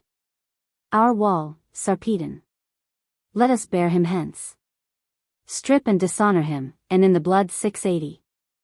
Of his protectors drench the ruthless spear. So Menoetiades his warriors urged. Themselves courageous. Then the Lycian host. And Trojan here, and there the Myrmidons. With all the host of Greece, closing the ranks 685. Rushed into furious contest for the dead. Shouting tremendous. Clanged their brazen arms. And Jove with night's pernicious shades o'erhung the bloody field, so to enhance the more their toilsome strife for his own son. First then 690. The Trojans from their place and order shocked. The bright-eyed Grecians, slaying not the least. Nor worst among the Myrmidons, the brave Epigeus from renowned Agacle sprung. He, erst, in populous Budeum ruled 695. But for a valiant kinsman of his own, whom there he slew, had thence to Peleus fled. And to his silver-footed spouse divine, who with Achilles, phalanx breaker chief, sent him to fight beneath the walls of Troy. 700. Him seizing fast the body, with a stone, illustrious Hector smote full on the front, and his whole skull within the ponderous casque split sheer, he prostrate on the body fell. In shades of soul-divorcing death involved. 705. Patroclus, grieving for his slaughtered friend, rushed through the foremost warriors. As the hawk, swift-winged before him starlings drives or daws. So thou, Patroclus, of equestrian fame, full on the Lycian ranks and Trojan drovst 710. Resentful of thy fellow warriors' fall. At Sthenelaus a huge stone he cast. Son of Ithaemenes, whom on the neck he smote and burst the tendons. Then the van of Ilium's host, with Hector, all retired. 715. Far as the slender javelin cuts the air. Hurled with collected force, or in the games, or even in battle at a desperate foe.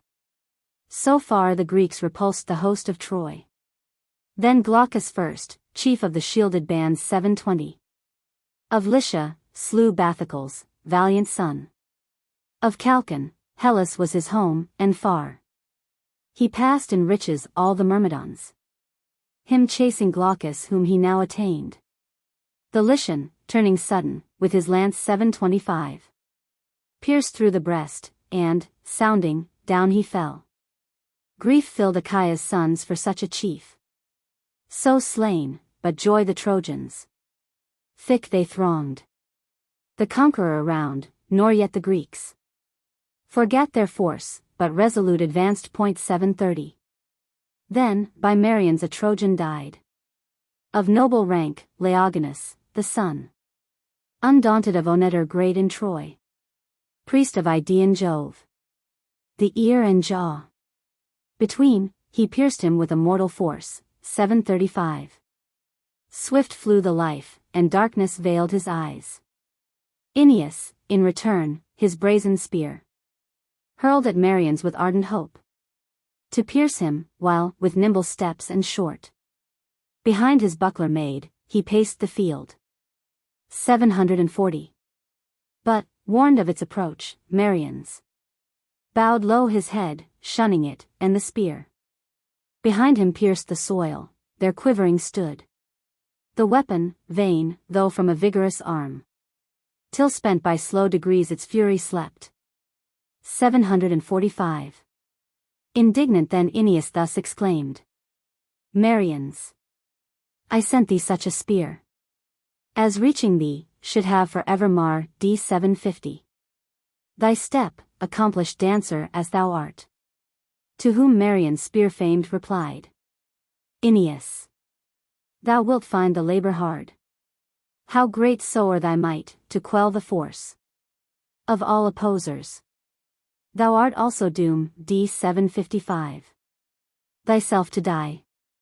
And may but spear of mine, well aimed once strike thee full, what strength soe'er or magnanimity be thine to boast. Thy glory in that moment thou resign'st. To me, thy soul to Pluto's steed renowned. 760. He said, but him Patroclus sharp reproved. Why speaks Marians, although in fight? Approved, thus proudly? Nay, my gallant friend. The Trojans will not for reproach of ours renounce the body. Blood must first be spilt. 765. Tongues in debate, but hands in war decide. Deeds therefore now, not wordy vaunts, we need. So saying he led the way, whom followed close godlike Marians. As from the depth of some lone wood that clothes the mountain's side. 770. The fellers at their toil are heard remote. So, from the face of Ilium's ample plain, reverberated was the din of brass, and of tough targets heard by falchions huge, hard smitten, and by spears of double edge. 775. None then, no, not the quickest to discern, had known divine Sarpedon from his head to his foot sole with mingled blood and dust, polluted and o'erwhelmed with weapons. They around the body swarmed, as hovel flies. 780. In springtime buzz around the brimming pails, with milk bedewed, so they around the dead.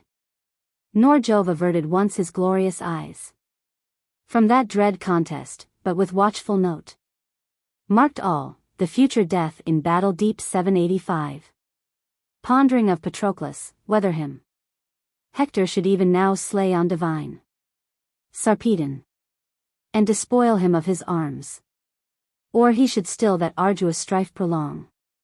This counsel gained as eligible most. 790. At length his preference, that the valiant friend of Peleus' son should yet again compel the Trojan host with Hector brazen mailed to Ilium, slaughtering numerous by the way. First then, with fears unmanly he possess. 795. The heart of Hector, mounting to his seat, he turned to flight himself, and bade his host fly also, for he knew Jove's purpose changed. Thenceforth, no longer even Lycia's host endured, but all fled scattered, seeing pierced 800. Their sovereign through his heart, and heaped with dead. For numerous, while Saturnian Jove the fight held in suspense, had on his body fallen. At once the Grecians of his dazzling arms despoiled Sarpedon, which the Myrmidons. 805. By order of Menoetius' valiant son, bore thence into the fleet. Meantime his will the Thunderer to Apollo thus expressed: Phoebus, my son, delay not. From beneath yon hill of weapons drawn cleanse from his blood. 810. Sarpedon's course, then, bearing him remote, lave him in waters of the running stream. With oils divine anoint, and in attire immortal clothe him. Last, to death and sleep, swift bearers both, twin-born, deliver him. 815. For hence to Lycia's opulent abodes they shall transport him quickly, where, with rites funereal, his next kindred and his friends shall honor him, a pillar and a tomb, the dead man's portion, rearing to his name. 820. He ceased. Nor was Apollo slow to hear his father's will, but, from the Idaean heights, descending swift into the dreadful field, godlike Sarpedon's body from beneath the hill of weapons drew, which, borne remote. 825. He laved in waters of the running stream, with oils ambrosial bathed, and clothed in robes immortal. Then to death and gentle sleep, swift bearers both, twin-born, he gave the charge, who placed it soon in Lycia's wealthy realm. 830. Meantime Patroclus, calling to his steeds, and to Automedon, the Trojans chased, and Lycians, on his own destruction bent, infatuate, heedless of his charge received from Peleus' son, which, well performed, had saved. 835. The hero from his miserable doom But Jove's high purpose evermore prevails against the thoughts of man. He turns to flight, the bravest, and the victory takes with ease. E'en from the chief whom he impels himself 840 to battle, as he now this chief impelled. Who, then, Patroclus? First, who last by thee fell slain, what time thyself was called to die? Adrastus first, then Perimus he slew. Offspring of Megas, then Audinus 845.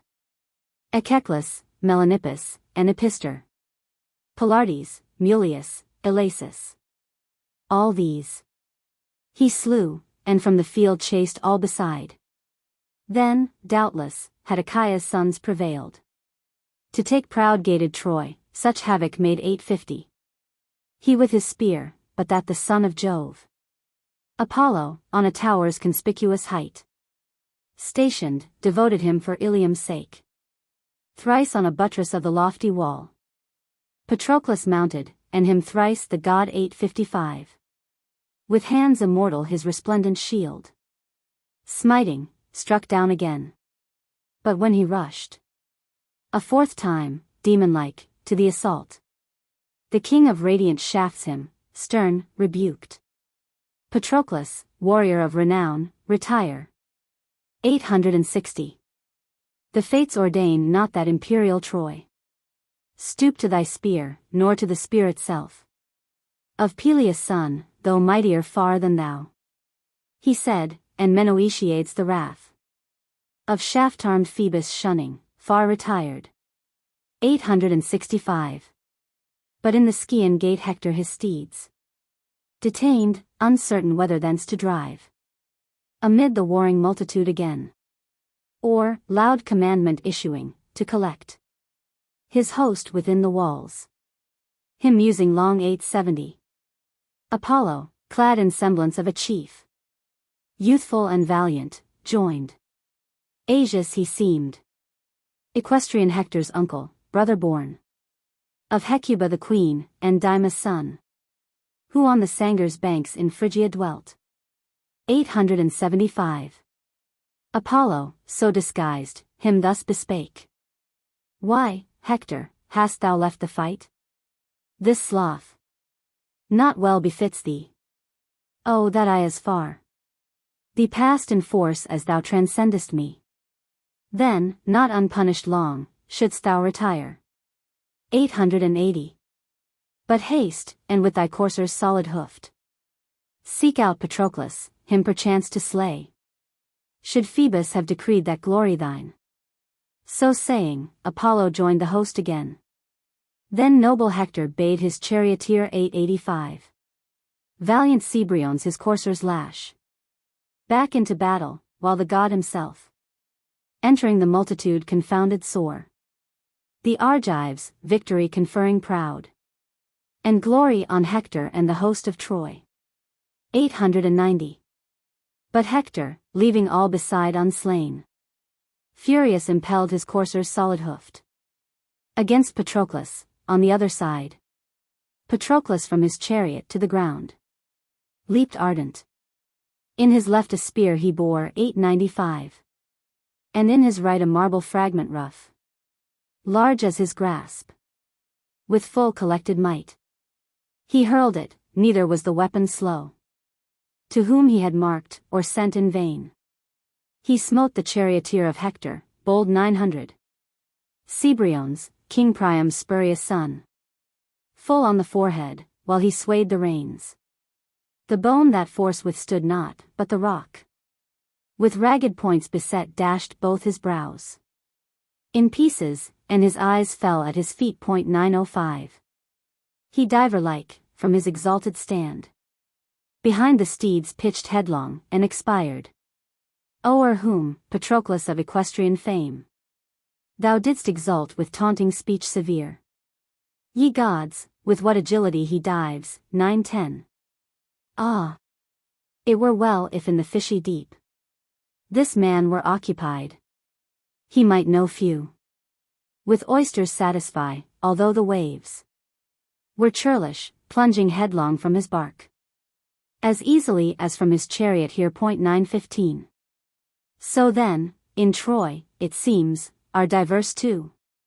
So saying, on bold Cebriones he sprang. With all a lion's force, who, while the folds he ravages, is wounded in the breast. And, victim of his own fierce courage, dies. 920.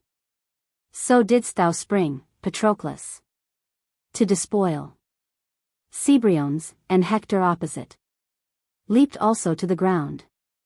Then contest such for dead Cebriones those two between arose, as in the lofty mountain tops. 925. Two lions wage, contending for a deer new slain, both hunger-pinched and haughty both. So for Cebriones, alike in arms expert, brave Hector and Patroclus strove to pierce each other with the ruthless spear. 930. First, Hector seized his head, nor loosed his hold.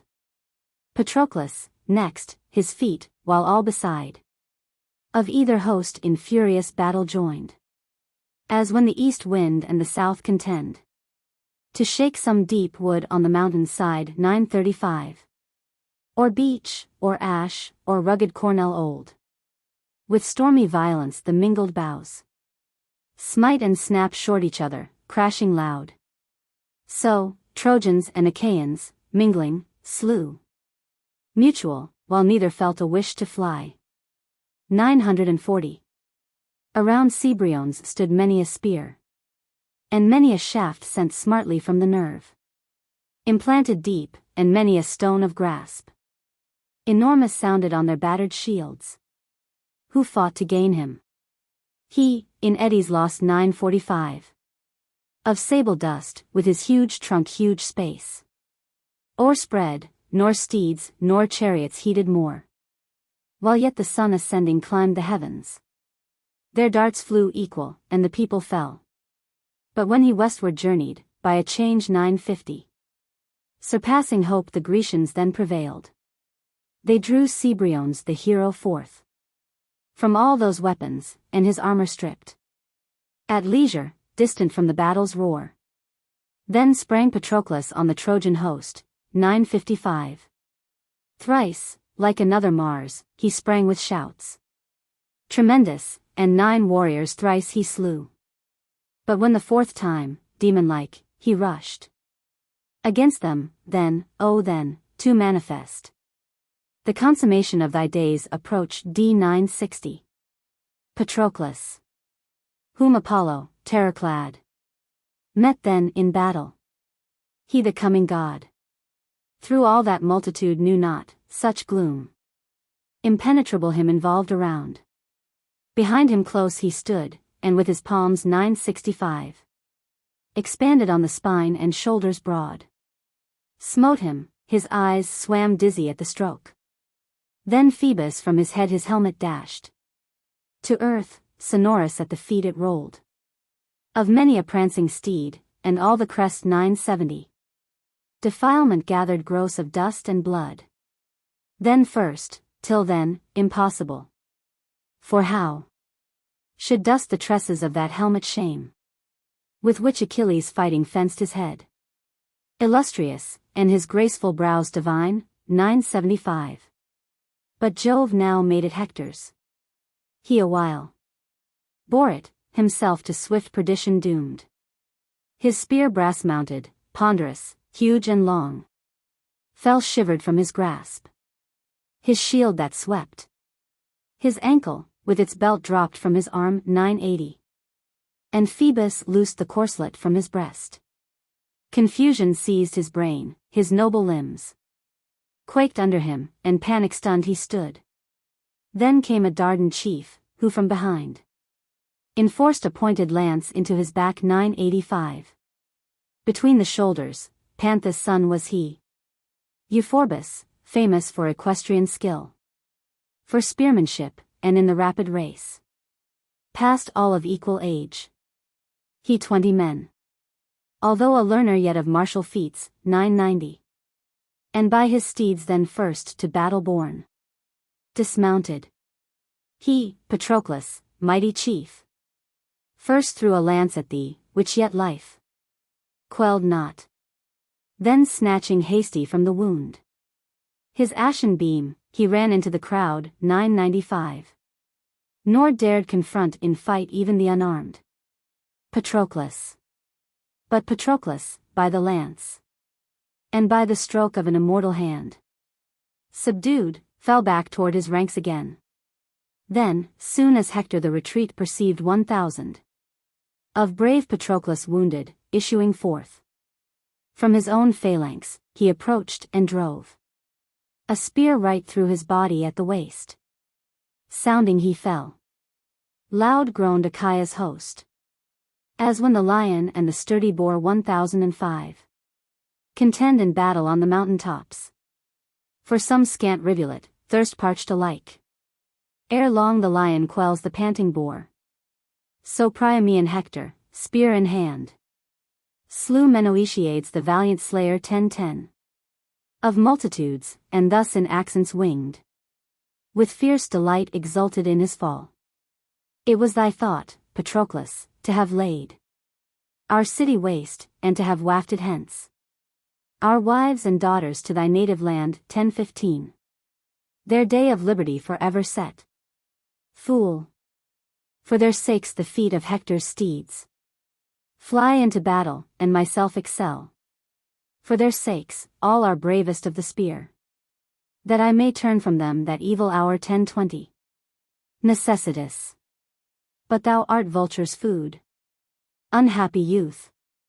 All valiant as he is, Achilles hath no succor given to thee, who when he sent the forth whither himself would not, thus doubtless gave thee oft in charge, 1025.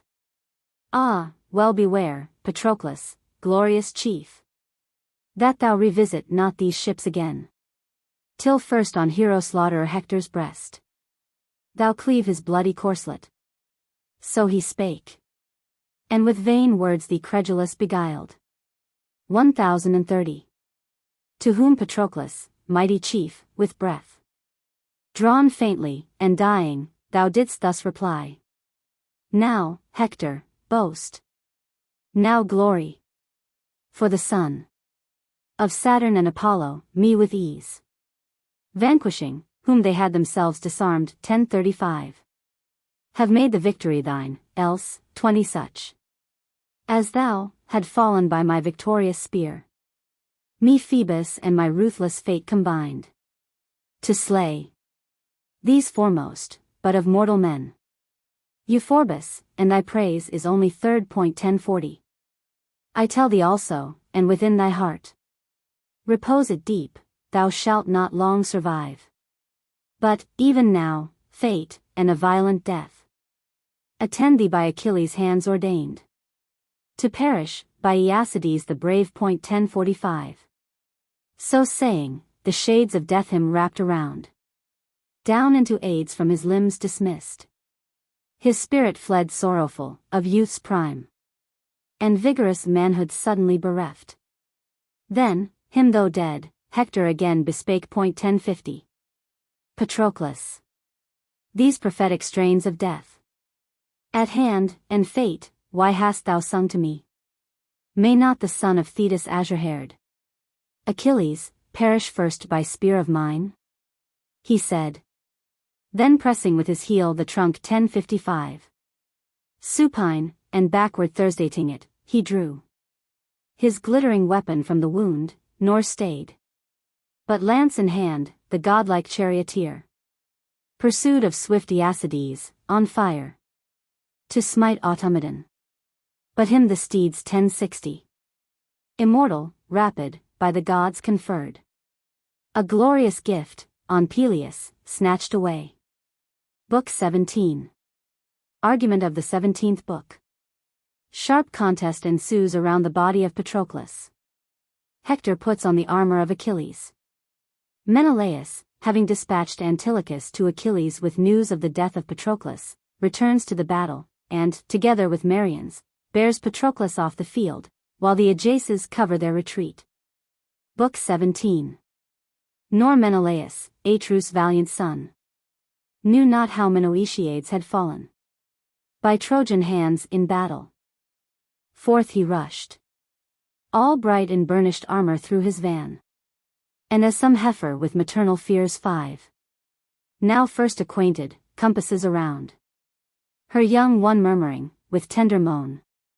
So moved the hero of the amber locks around Patroclus, before whom his spear, advancing in broad shield, he death denounced 10. On all opposers, neither stood the sun.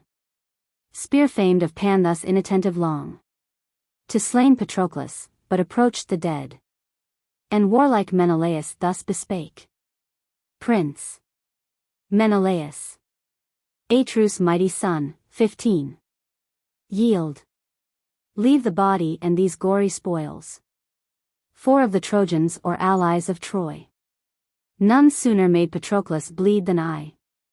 Seek not to rob me, therefore, of my praise among the Trojans, lest my spear assail 20. Thee also, and thou perish premature. To whom, indignant, Atreus' son replied. Self-praise, the gods do know, is little worth. But neither lion may in pride compare, nor panther, nor the savage boar whose heart, s25. High temper flashes in his eyes, with these. The spear-accomplished youths of Panthus' house. Yet Hipporenor of equestrian fame lived and not his lusty manhood to enjoy. Who scoffingly defied my force in arms 30. And called me most contemptible in fight. Of all the deny. But him, I ween. His feet bore never hence to cheer at home. His wife and parents with his glad return. So also shall thy courage fierce be tamed. 35. If thou oppose me, I command thee, go. Mix with the multitude. Withstand not me, lest evil overtake thee. To be taught by sufferings only, is the part of fools. He said, but him swayed not, who thus replied. 40. Now, even now, Atrides, thou shalt rue my brother's blood which thou hast shed, and makest his death thy boast. Thou hast his blooming bride widowed, and thou hast filled his parents' hearts with anguish of unutterable woe. 45. But bearing hence thy armor and thy head to Troy, and casting them at Panthus' feet, and at the feet of Phrontis, his espoused, I shall console the miserable pair. Nor will I leave that service unessayed. D50. Longer, nor will I fail through want of force, of courage, or of terrible address. He ceased, and smote his shield, nor pierced the disc, but bent his point against the stubborn brass. Then Menelaus, prayer preferring first 55. To Jove, assailed Euphorbus in his turn, whom pacing backward in the throat he struck, and both hands and his full force the spear impelled, urged it through his neck behind. Sounding he fell. Loud rang his battered arms. 60. His locks, which even the Graces might have owned, blood sullied, and his ringlets wound about with twine of gold and silver, swept the dust, as the luxuriant olive by a swain, reared in some solitude where rills abound. 65. Puts forth her buds, and fanned by genial airs. On all sides, hangs her boughs with whitest flowers. But by a sudden whirlwind from its trench, uptorn, it lies extended on the field. Such, Panthus' warlike son Euphorbus seemed. 70. By Menelaus, son of Atreus, slain suddenly, and of all his arms despoiled. But as the lion on the mountains bred, glorious in strength, when he hath seized the best and fairest of the herd, with savage fangs. 75. First breaks her neck, then laps the bloody paunch, torn wide. Meantime, around him, but remote, dogs stand and swains clamoring, yet by fear repressed, annoy him not nor dare approach. So there all wanted courage to oppose 80. The force of Menelaus, glorious chief. Then, easily had Menelaus borne the armor of the son of Pan thus thence. But that Apollo the illustrious prize denied him, who in semblance of the chief 85 of the Ciconians, Mentes, prompted forth against him Hector terrible as Mars, whose spirit thus in accents winged he roused. Hector, the chase is vain, here thou pursuest the horses of Aeacides the brave, 90, which thou shalt never win, for they are steeds of fiery nature, such as ill endure to draw or carry mortal man, himself, except whom an immortal mother bore. Meantime, bold Menelaus, in defense 95 of dead Patroclus, hath a Trojan slain. Of highest note, Euphorbus, Panthus' son, and hath his might in arms for ever quelled. So spake the god and to the fight returned. But grief intolerable at that word 100 seized Hector, darting through the ranks his eye. He knew at once who stripped Euphorbus' arms, and him knew also lying on the field, and from his wide wound bleeding copious still.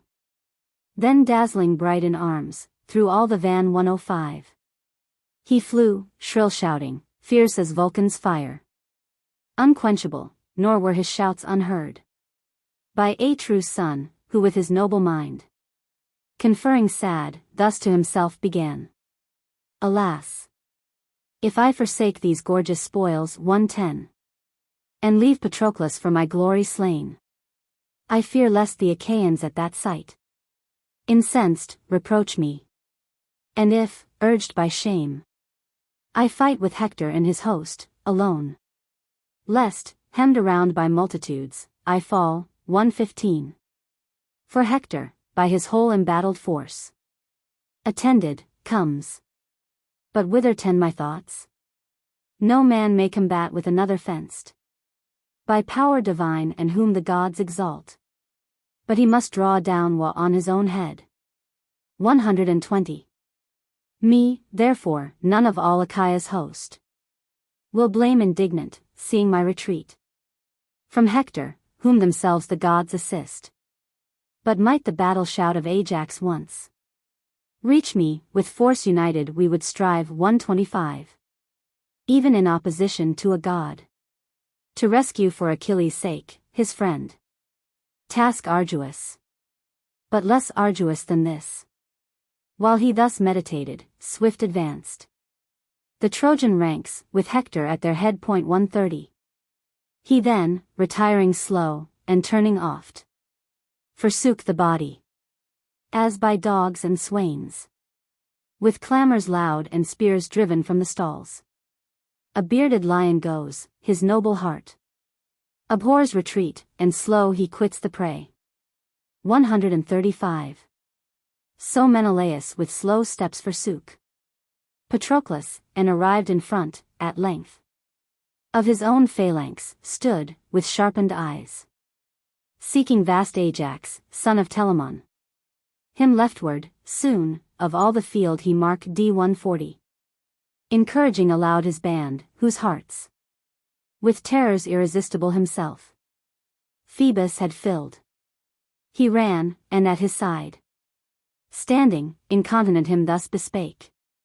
My gallant Ajax, haste, come quickly, strive 145.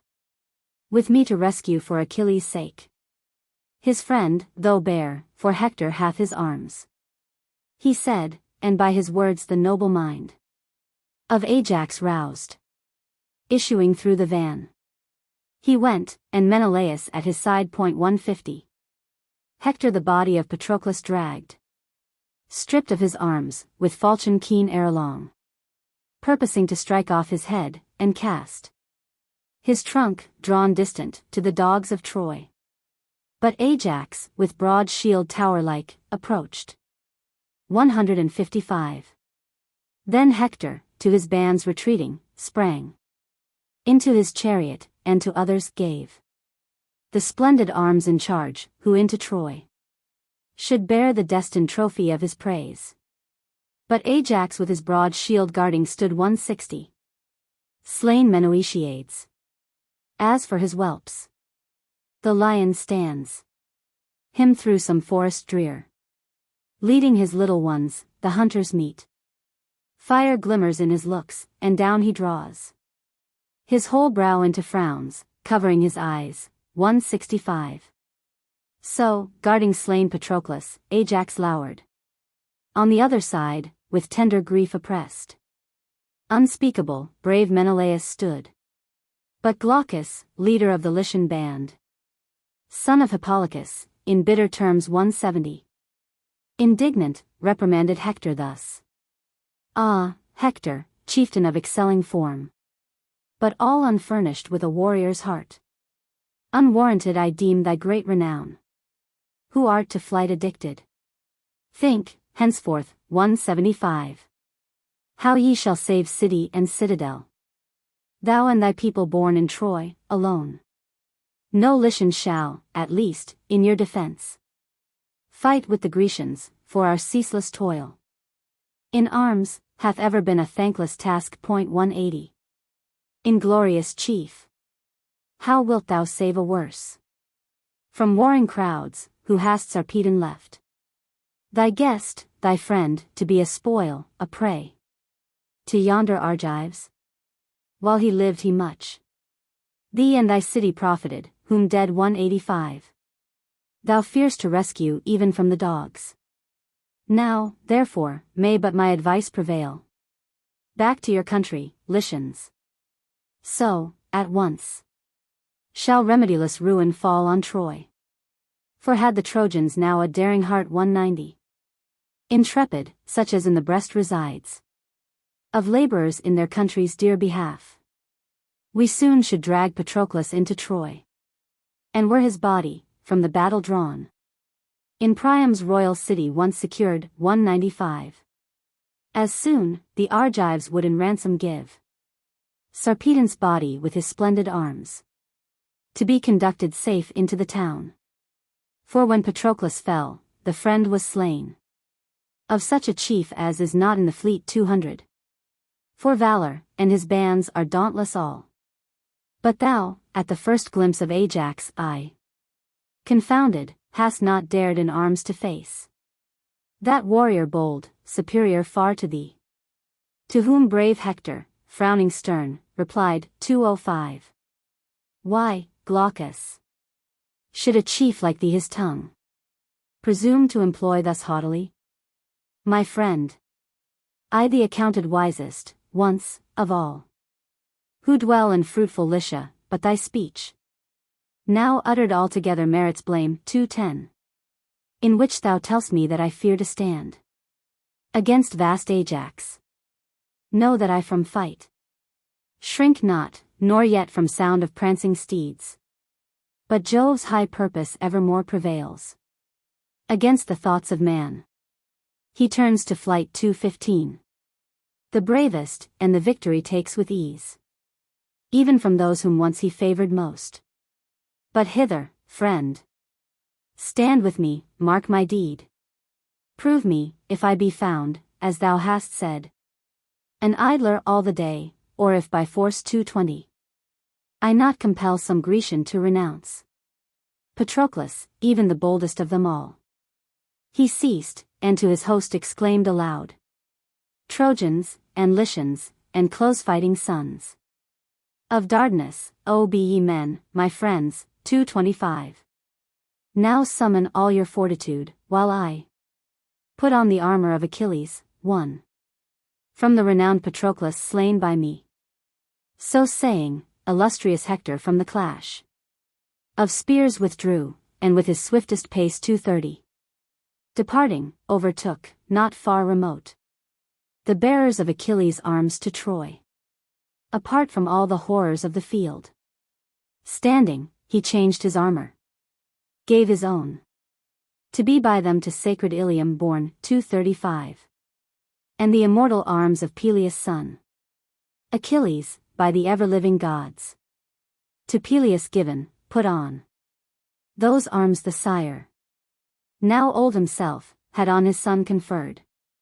But in those arms his son grew never old. 240. Him, therefore, soon as cloud-assembler Jove saw glittering in divine Achilles' arms, contemplative he shook his brows, and said, "Ah, hapless chief!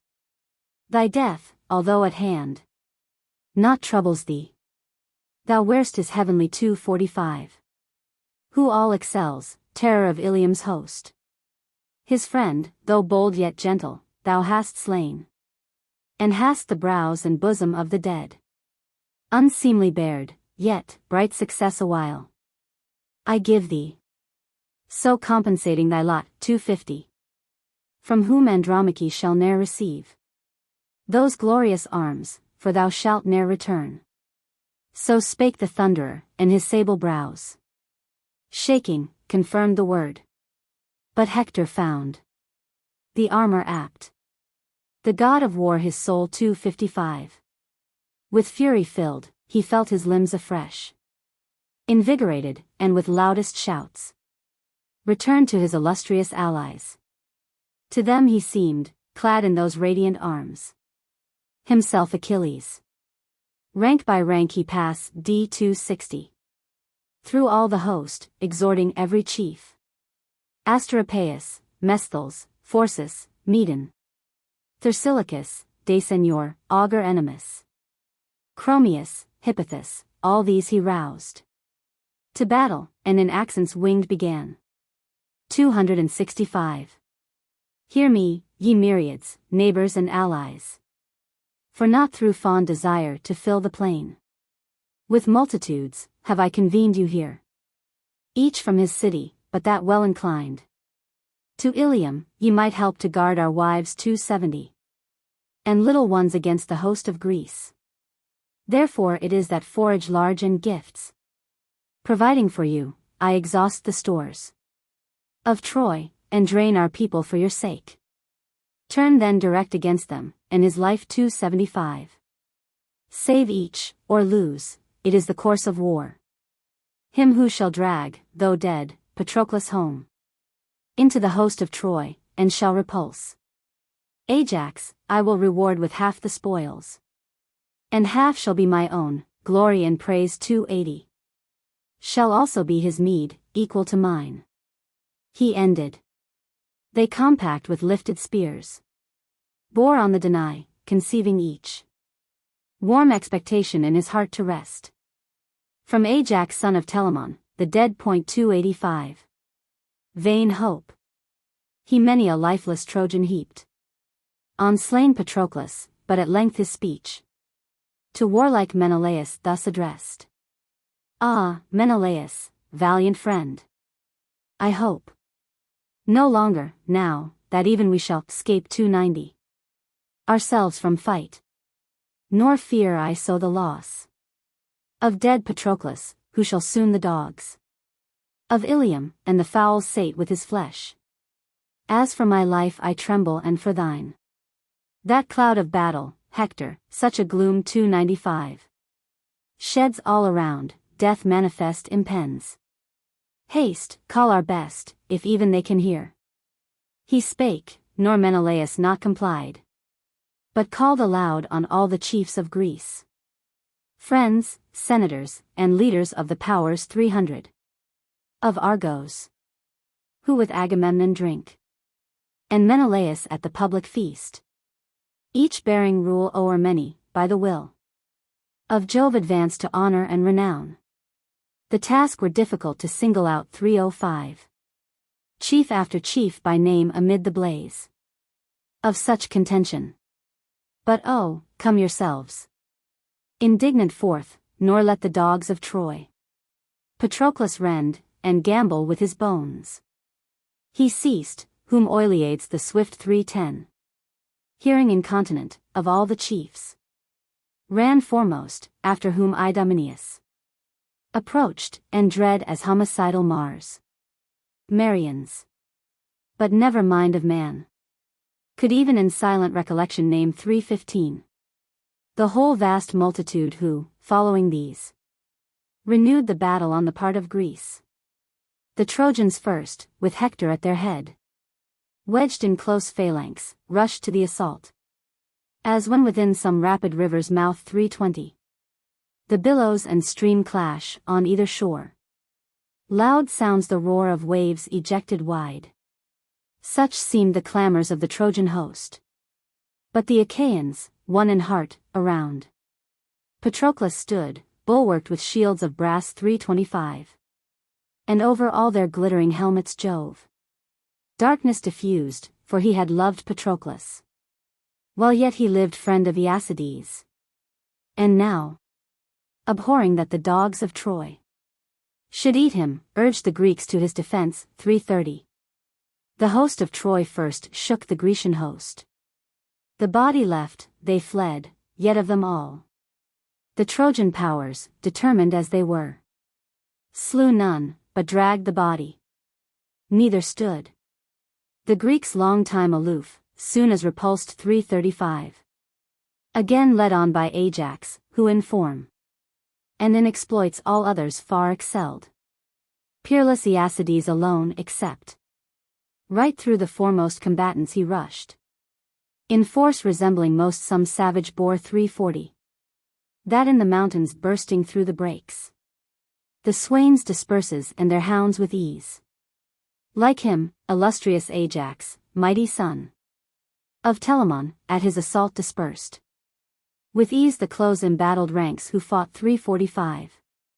Around Patroclus' body, strong in hope to achieve it, and to make the glory theirs, Hippothous, a youth of high renown, son of Pelasgian Lethus, by a noose around his ankle cast dragged through the fight. 350.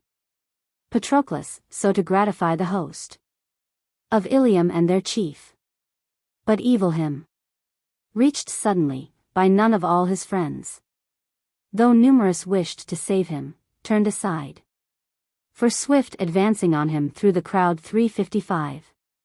The son of Telamon pierced, spear in hand, his helmet brazen-cheeked, the crested casque, so smitten, opened wide, for huge the hand, and ponderous was the spear that gave the blow, and all around its neck, mingled with blood. 360. Gushed forth the brain. There, lifeless, down he sank, let fall the hero's foot, and fell himself prone on the dead, never to see again deep-soiled Larissa, never to require their kind solicitudes who gave him birth. 365. In bloom of life by dauntless Ajax slain. Then Hector hurled at Ajax his bright spear, but he, forewarned of its approach, escaped narrowly, and it pierced Schedius instead, brave son of Iphitus. He, noblest chief. 370. Of the Phaeacians, over many reigned, dwelling in Panopeus the far-renowned, entering beneath the clavicle the point, right through his shoulders summit passed behind, and on his loud resounding arms he fell. 375. But Ajax at his waist wounded the son of Phenops, valiant Phorcys, while he stood guarding Hippothous, through his hollow mail enforced the weapon drank his inmost life, and in his palm, supine, he clenched the dust. 380. Then, Hector with the foremost chiefs of Troy fell back, the Argives sent a shout to heaven, and dragging Phorcys and Hippothous thence, stripped both. In that bright moment Ilium's host, fear-quelled before Achaea's warlike sons. 385. Had Troy re-entered, and the host of Greece, by matchless might and fortitude their own, had snatched a victory from the grasp of fate. But that, himself, the king of radiant shafts, Aeneas roused. Epida's son he seemed. D. 390. Periphas, ancient in the service grown of old Anchises whom he dearly loved, his form assumed, Apollo thus began. How could ye save, Aeneas, were the gods your enemies, the towers of lofty Troy? 395. As I have others seen, warriors who would, men filled with might and valor, firm themselves, and chiefs of multitudes disdaining fear. But Jove to us the victory far more than to the Grecians wills. Therefore the fault. 400. Is yours, who tremble and refuse the fight. He ended, whom Aeneas marking, knew, At once the glorious archer of the skies. And thus to distant Hector called aloud. O, Hector, and ye other chiefs of Troy 405. And of her brave confederates. Shame it were, should we re-enter Ilium, driven to flight by dastard fear before the host of Greece. A god assured me even now, that Jove, supreme in battle, gives his aid to Troy. 410. Rush, therefore, on the denied direct. Nor let them, safe at least and unannoyed, bear hence Patroclus' body to the fleet. He spake, and starting far into the van, stood foremost forth. They, wheeling, faced the Greeks. 415. Then, spear in hand, Aeneas smote the friend of Lycomedes, brave Leocritus, son of Arisba. Lycomedes saw compassionate his death, and drawing nigh, first stood, then hurling his resplendent lance. 420. Right through the liver Apisaon pierced, offspring of Hippasus, his chest beneath. And, lifeless, instant, on the field he fell. He from Paeonia the deep soil to Troy came forth, Asteropaeus' soul except. 425. Bravest of all Paeonia's band in arms, Asteropaeus saw, and to the van sprang forth for furious combat well prepared. But room for fight found none, so thick a fence of shields and ported spears fronted secure. 430. The phalanx guarding Menoetiades, for Ajax ranging all the ranks, aloud admonished them that no man yielding ground should leave Patroclus, or advance before the rest, but all alike fight and stand fast. 435. Such order gave huge Ajax, purple gore drenched all the ground. In slaughtered heaps they fell, Trojans and Trojan aids of dauntless hearts, and Grecians, for not even they the fight waged bloodless, though with far less cost of blood. 440. Each mindful to avert his fellow's fate. Thus burned the battle. Neither hadst thou deemed the sun himself in heaven unquenched, or moon beneath a cope so dense of darkness strove, unceasing all the most renowned in arms. 445. For Menoetiades, meantime the war, wherever else, the bright-armed Grecians waged, and Trojans under skies serene. The sun, on them his radiance darted, not a cloud, from mountain or from vale rising, allay. D. 450. His fervor, there at distance do they fought, and paused by turns, and shunned the cruel dart. But in the middle field not war alone they suffered, but night also, ruthless raged. The iron storm, and all the mightiest bled. 455.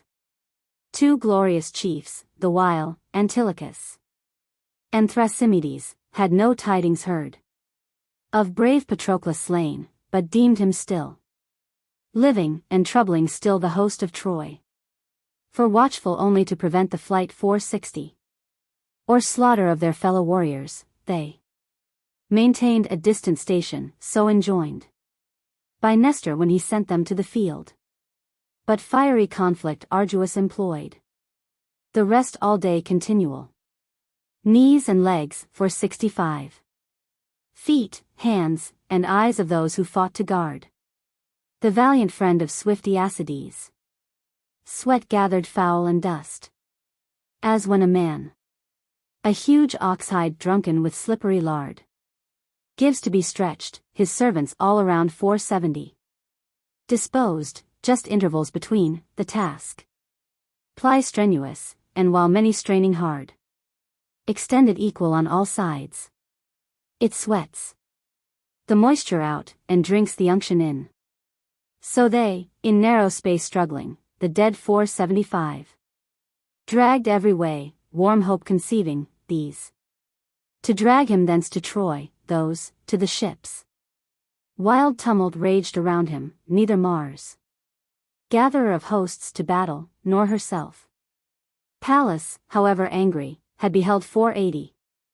That conflict with disdain, Jove to such length Protracted on that day the bloody toil of steeds and men for Menoetiades. Nor knew divine Achilles or had aught heard of Patroclus slain, for from the ships 485 remote they fought, beneath the walls of Troy. He, therefore, feared not for his death, but hope indulged much rather, that, the battle pushed to Ilium's gates, he should return alive. For that his friend, unaided by himself 490, or ever aided, should prevail to lay Troy waste, he not supposed, by Thetis warned. In secret conference oft, he better knew Jove's purpose. Yet not even she had borne those dreadful tidings to his ear, the loss 495. Immeasurable of his dearest friend. They all around the dead fought spear in hand, with mutual slaughter ceaseless, and amid Achaea's host thus spake a chief mail-armed. Shame were it, Grecians, should we seek by flight 500. Our galleys now, yawn earth our feet beneath, and here engulf us rather.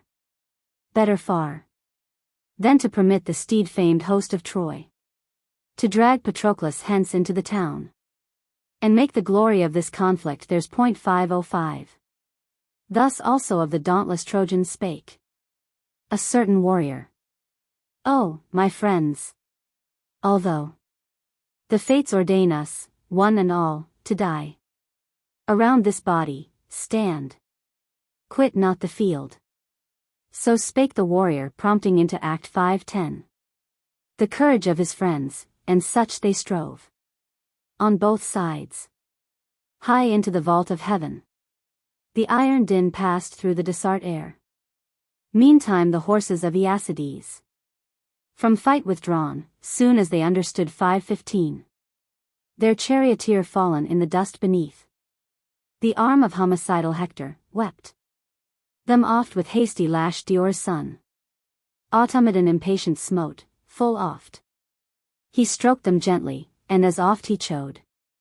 520.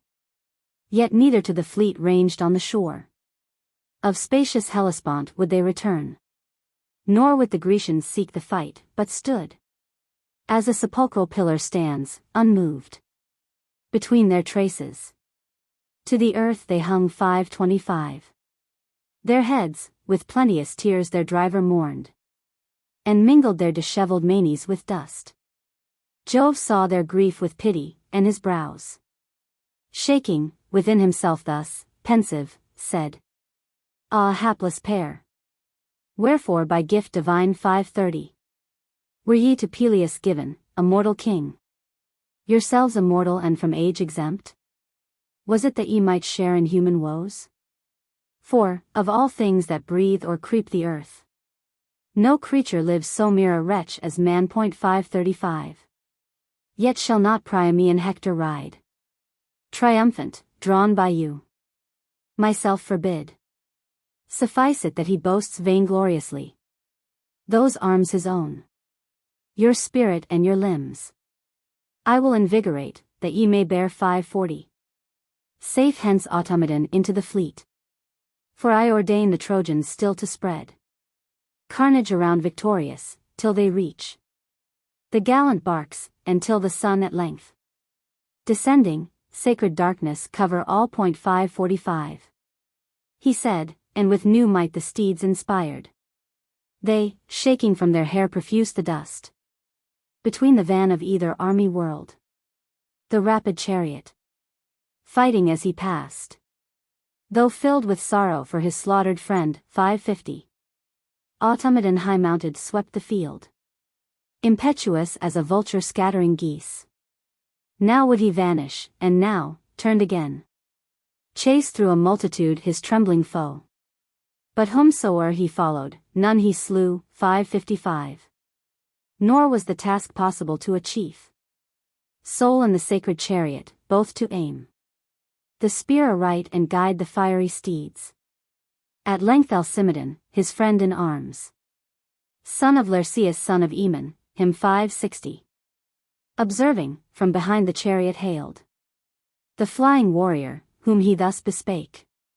What power, Automedon, hath ta'en away thy better judgment, and thy breast inspired with this vain purpose to assail alone 565.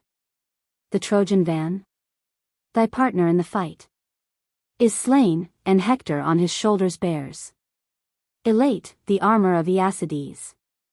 Then, answer thus Automedon returned. Son of Diores, who of all our host 570 was ever skilled, Alcimedon, as thou, to rule the fire of these immortal steeds, save only while he lived, peer of the gods. In that great art, Patroclus, now no more.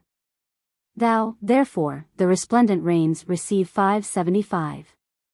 And scourge, while I, dismounting, waged the fight. He ceased, Alcimedon without delay. The battle chariot mounting, seized at once the lash and reins, and from his seat down leaped Automedon. Them noble Hector marked 580. And to Aeneas at his side began.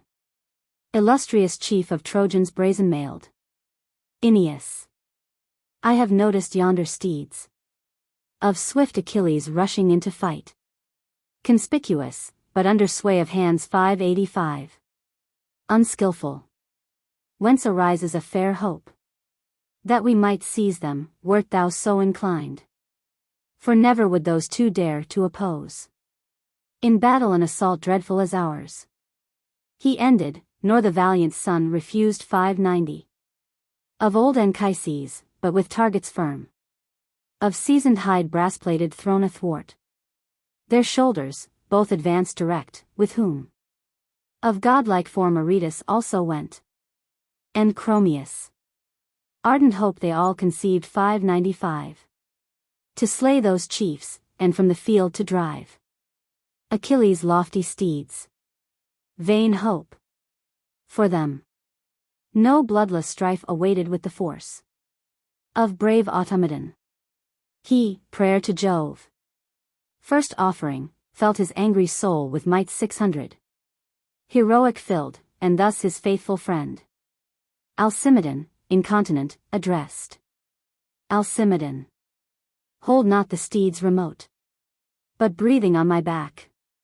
For I expect that never Priamean Hector's rage 605 shall limit no, or pause, till, slaying us, he shall himself the coursers ample-maned mount of Achilles, and to flight compel the Argive host, or perish in the van. So saying, he called aloud on Menelaus 610. With either Ajax. O, illustrious chiefs of Argos, Menelaus, and ye bold Ajaces, leaving all your best to cope with Ilium's powers and to protect the dead from friends still living ward the bitter day. 615. For hither born, two chiefs, bravest of all the Trojans, Hector and Aeneas rush right through the battle, the events of war.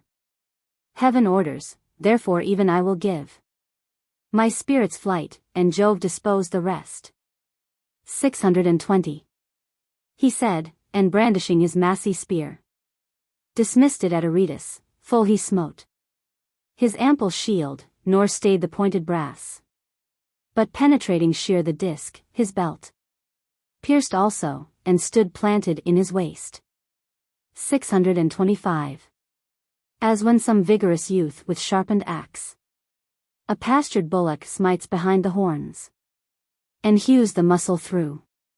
He, at the stroke, springs forth and falls, so sprang Aretus forth. Then fell supine, and in his bowels stood 630. The keen-edged lance still quivering till he died. Then Hector, in return, his radiant spear hurled at Automedon, who of its flight forewarned his body bowing prone, the stroke eluded, and the spear piercing the soil 635. Behind him, shook to its superior end, till, spent by slow degrees, its fury slept. And now, with hand to hilt, for closer war, both stood prepared, when through the multitude, advancing at their fellow warriors' call 640, The Ajaces suddenly their combat fierce prevented, awed at once by their approach. Hector retired, with whom Aeneas went. Also and godlike Chromius, leaving there Aretus with his vitals torn, whose arms 645. Fierce as the god of war automaton. Stripped off, and thus exulted o'er the slain. My soul some portion of her grief resigns. Consoled, although by slaughter of a worse. For loss of valiant Menoetiades. 650.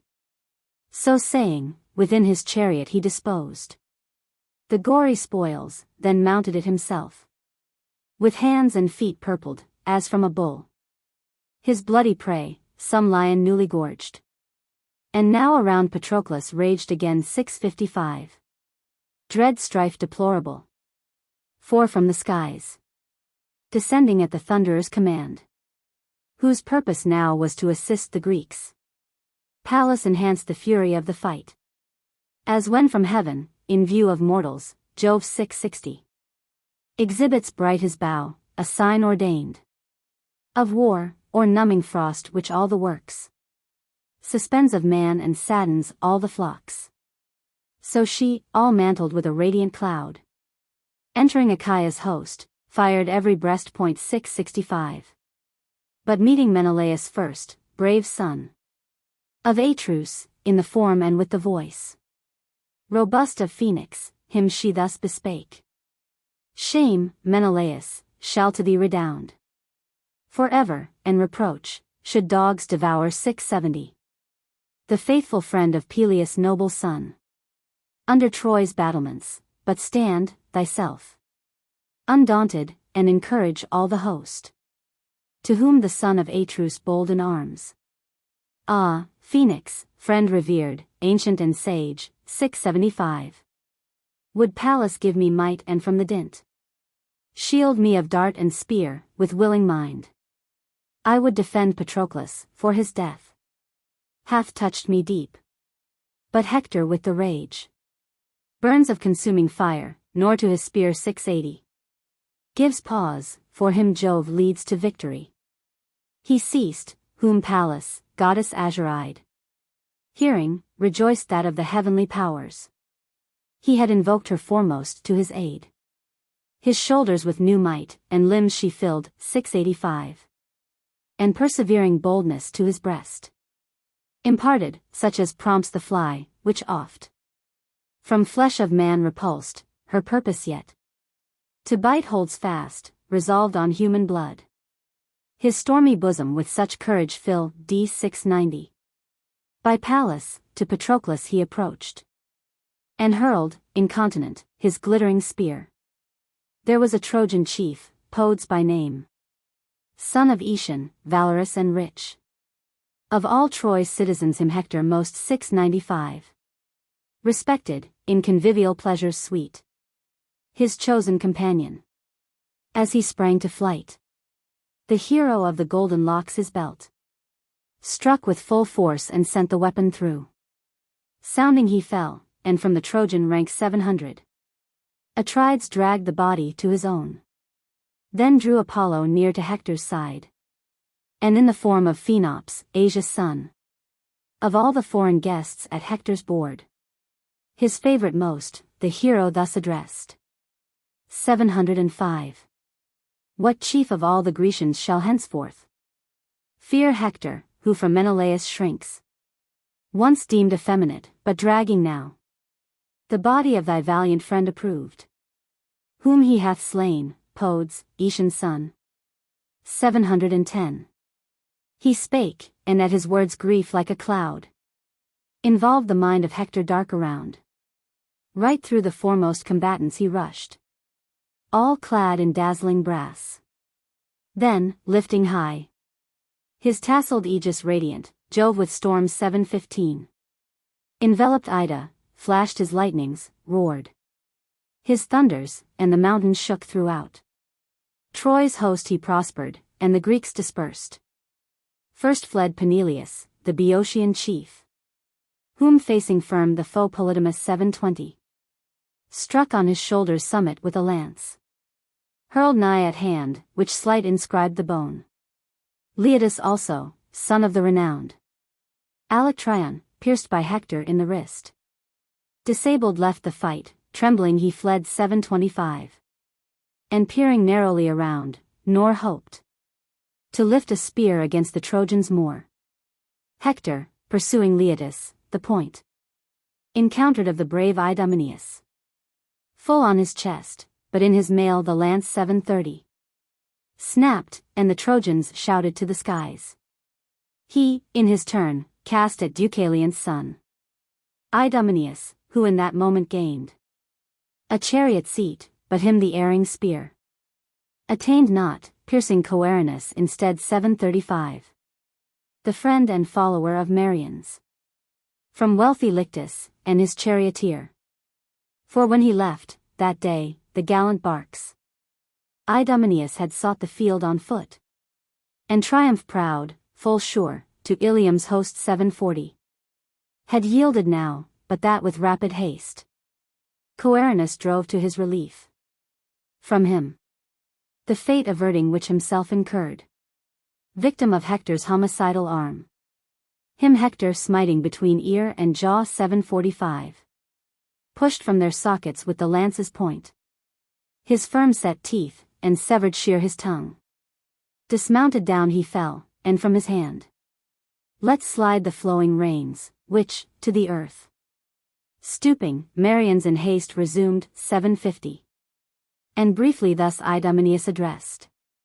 Now drive, and cease not, to the fleet of Greece. Thyself ceased victory no longer ours. He said, Idomeneus whom, now, dismay seized also, with his lash plying severe 755. The coursers ample-maned, flew to the fleet. Nor Ajax, dauntless hero, not perceived. Nor Menelaus, by the sway of Jove. The victory inclining fast to Troy.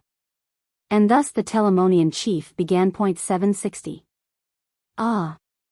Who can be so blind as not to see? The eternal Father, now, with his own hand, awarding glory to the Trojan host, whose every spear flies, instant, to the mark. Sent forth by brave or base, Jove guides them all. 765. While, ineffectual, ours fall to the ground. But haste, devise we of ourselves the means. How likeliest we may bear Patroclus hence, and gladden, safe returning, all our friends, who, hither looking anxious, hope have none. 770. That we shall longer check the unconquered force of hero slaughtering Hector, but expect to see him soon amid the fleet of Greece. Oh, for some Grecian now to carry swift the tidings to Achilles' ear, untaught. 775. As I conjecture, yet the doleful news of his Patroclus slain. But no such Greek may I discern, such universal gloom. Both men and steeds envelopes all around. Father of heaven and earth, deliver thou. 780. Achaea's host from darkness, clear the skies. Give day, and, since thy sovereign will is such, destruction with it, but oh give us day. He spake, whose tears Jove saw with pity moved, and chased the untimely shades, bright beamed the sun. 785. And the whole battle was displayed. Then spake the hero thus to Atreus' mighty son, now noble Menelaus, looking forth, see if Antilochus be yet alive. Brave son of Nestor, whom exhort to fly. 790. With tidings to Achilles, of the friend whom most he loved, of his Patroclus slain. He ceased, nor Menelaus, dauntless chief, that task refused, but went, yet neither swift nor willing, as a lion leaves the stalls. 795. Wearied himself with harassing the guard, who, interdicting him his purposed prey, watch all the night. He famished, yet again comes furious on, but speeds not, kept aloof by spears from daring hands dismissed, but more 800 by flash of torches which, though fierce, he dreads. Till at the dawn, sullen he stalks away. So from Patroclus Menelaus went. Heroic chief. Reluctant, for he feared lest the Achaeans should resign the dead 805. Through consternation, to the host of Troy. Departing, therefore, he admonished oft Marians and the Ajaces, thus. Ye two brave leaders of the Argive host. And thou, Marians. Now recollect 810. The gentle manners of Patroclus fallen. Hapless in battle, who by carriage mild. Well understood, while yet he lived, to engage all hearts, through prisoner now of death and fate. So saying, the hero amber-haired his steps 815. Turned thence, the field exploring with an eye sharp as the eagle's, of all fowls beneath the azure heavens for keenest sight renowned. Whom, though he soar sublime, the leveret by broadest leaves concealed, scapes not, but swift 820. Descending, even her he makes his prey. So, noble Menelaus, were thine eyes turned into every quarter of the host, in search of Nestor's son, if still he lived. Him, soon, encouraging his band to fight 825. He noticed on the left of all the field, and sudden standing at his side, began. Antilochus. Oh, hear me, noble friend. And thou shalt learn tidings of such a deed as best had never been. Thou know'st, I judge 830. And hast already seen, how Jove exalts to victory the Trojan host, and rolls distress on ours, but ah! Patroclus lies. Our chief Achaean, slain, whose loss the Greeks fills with regret. Haste, therefore, to the fleet 835. Inform Achilles, bid him haste to save. If save he can, the body of his friend. He can no more, for Hector hath his arms. He ceased. Antilochus with horror heard those tidings. Mute long time he stood, his eyes 840 swam tearful, and his voice, sonorous erst, found utterance none. Yet even so distressed, he not the more neglected the command of Menelaus. Setting forth to run, he gave his armor to his noble friend 845. Laodocus, who thither turned his steeds, and weeping as he went, on rapid feet, sped to Achilles with that tale of woe. Nor could the noble Menelaus stay to give the weary Pylian band, bereft 850, of their beloved Antilochus, his aid. But leaving them to Thrasymedes' care, he flew to Menoetiades again. And the Ajaces, thus, instant bespake. He goes. I have dispatched him to the fleet 855. To seek Achilles, but his coming not. Expect I now, although with rage he burn against illustrious Hector, for what fight can he, unarmed, against the Trojans wage? Deliberating, therefore, frame we means 860. How best to save Patroclus, and to escape ourselves unslain from this disastrous field. Whom answered the vast son of Telamon. Most noble Menelaus. Good is all which thou hast spoken. Lift ye from the earth 865. Thou and Marians, at once, and bear the dead Patroclus from the bloody field. To cope meantime with Hector and his host shall be our task, who, one in name, nor less in spirit one, already have the brunt 870. Of much sharp conflict, side by side, sustained. He ended. They enfolding in their arms the dead, upbore him high above the ground. With force united, after whom the host of Troy, seeing the body borne away 875, shouted, and with impetuous onset all followed them. As the hounds, urged from behind by youthful hunters, on the wounded boar, make fierce assault. Awhile at utmost speed, they stretch toward him hungering, for the prey 880. But oft as, turning sudden, the stout brawn faces them, scattered on all sides escape. The Trojans so, thick thronging in the rear, ceaseless with falchions and spears double-edged, annoyed them sore, but oft as in retreat 885. The dauntless heroes, the Ajaces turned. To face them, deadly wan grew every cheek. And not a Trojan dared with onset rude molest them more in conflict for the dead. Thus they, laborious, forth from battle bore 890. Patroclus to the fleet, tempestuous war. Their steps attending, rapid as the flames, which, kindled suddenly, some city waste, consumed amid the blaze house after house. Sinks, and the wind, meantime, roars through the fire, 895. So them a deafening tumult as they went, pursued, of horses and of men spear-armed.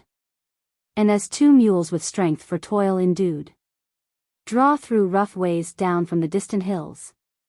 Huge timber, beam or mast, sweating they go 900. And over-labored to faint weariness.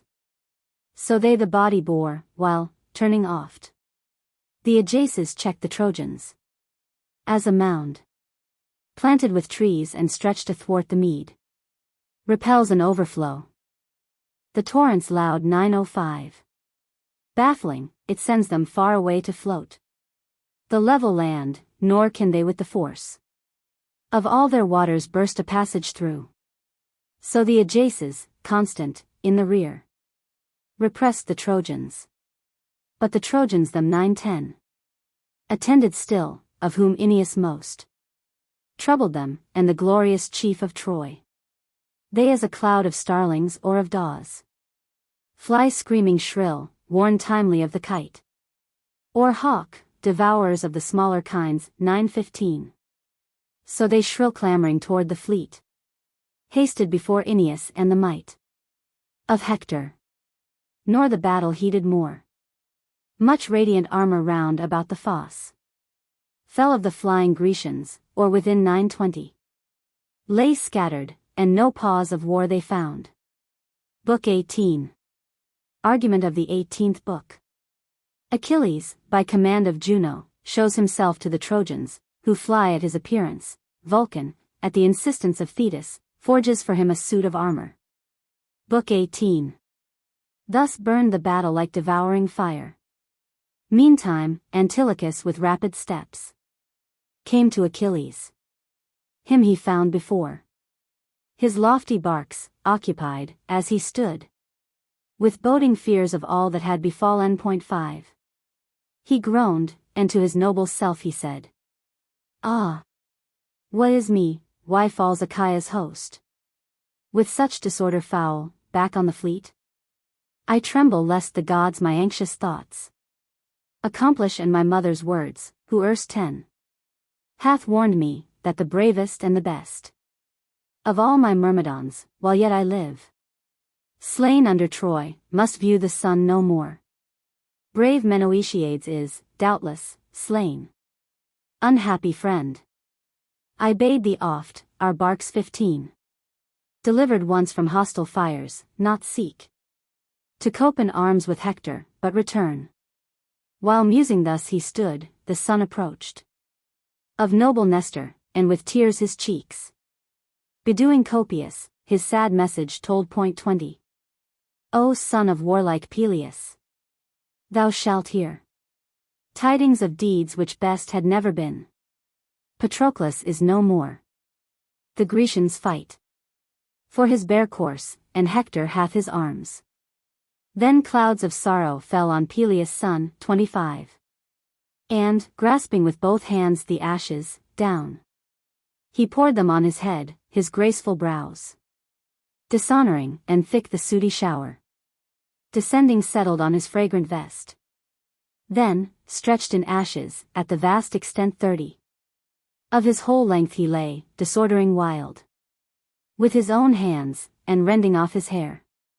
The maidens, captived by himself in war, and by Patroclus, shrieking from the tent, ran forth, and hemmed the glorious chief around. 35. All smote their bosoms, and all, fainting, fell. On the other side, Antilochus the hands held of Achilles, mourning in deep groans, uttering from his noble heart, through fear, lest Peleus' son should perish self-destroyed. 40. Loud groaned the hero, whose loud groans within the gulfs of ocean, where she sat beside her ancient sire, his goddess mother heard, and hearing shrieked. Around her at the voice assembled all the nereids of the deep. 45. Cymodos, Talia, Glauca came, Nicaea, Spio, Thoa, and with eyes protuberant beauteous Halia came with these. Cymotho, and Actaea, and the nymph of marshes, Limnoria, nor delay. D50. Agave, nor Amphitho the swift. Iera, Doto, Melita, nor thence was absent Proto or Dynamene. Calianera, Doris, Panope, Pharusa or Amphinome, or fair. 55. Dexamene, or Galatea praised for matchless form divine. Nemertes pure came also, with Apsuds crystal bright. Calianassa, Mara, Clymene, Geneira and Genassa, sister pair. 60. And Orythia, and with azure locks luxuriant, Amathea. Nor alone came these, but every ocean nymph beside. The silver cave was filled, each smote her breast. And Thetis, loud lamenting, thus began. 65. Ye sister Nereids, hear, that ye may all from my own lips my boundless sorrow learn. Ah me forlorn! Ah me, parent in vain of an illustrious birth, who, having borne a noble son magnanimous, the chief. 70. Of heroes, saw him like a thriving plant shoot vigorous under my maternal care, and sent him early in his gallant fleet, embarked, to combat with the sons of Troy. But him from fight returned I shall receive. 75. Beneath the roof of Peleus, nevermore. And while he lives, and on the sun his eyes opens, he mourns, nor, going, can I aught assist him. Yet I go, that I may see my darling son, and from his lips be taught. 80. What grief hath now befallen him, who close abiding in his tent shares not the war. So saying she left the cave, whom all her nymphs attended weeping, and where'er they passed, the breaking billows opened wide away. 85. At fruitful Troy arrived, in order fair. They climbed the beach, where by his numerous barks encompassed, swift Achilles sighing lay. Then, drawing nigh to her afflicted son, the goddess mother pressed between her palms 90. His temples, and in accents winged inquired, why weeps my son? What sorrow wrings thy soul? Speak, hide it not. Jove hath fulfilled the prayer, which erst with lifted hands thou didst prefer, that all Achaea's host, wanting thy aid. 95. Might be compelled into the fleet, and foul disgrace incur, their prison for thy sake. To whom Achilles, groaning deep, replied, my mother, it is true, Olympian Jove, that prayer fulfills, but thence, what joy to me. 100. Patroclus slain, the friend of all my friends, whom most I loved, dear to me as my life, him I have lost. Slain and despoiled he lies by Hector of his glorious armor bright, the wonder of all eyes, a matchless gift. 105. Given by the gods to Peleus on that day, when thee they doomed into a mortal's arms. Oh, that with these thy deathless ocean nymphs, dwelling content, thou hadst my father left to espouse a mortal bride, so hadst thou 'scaped 110.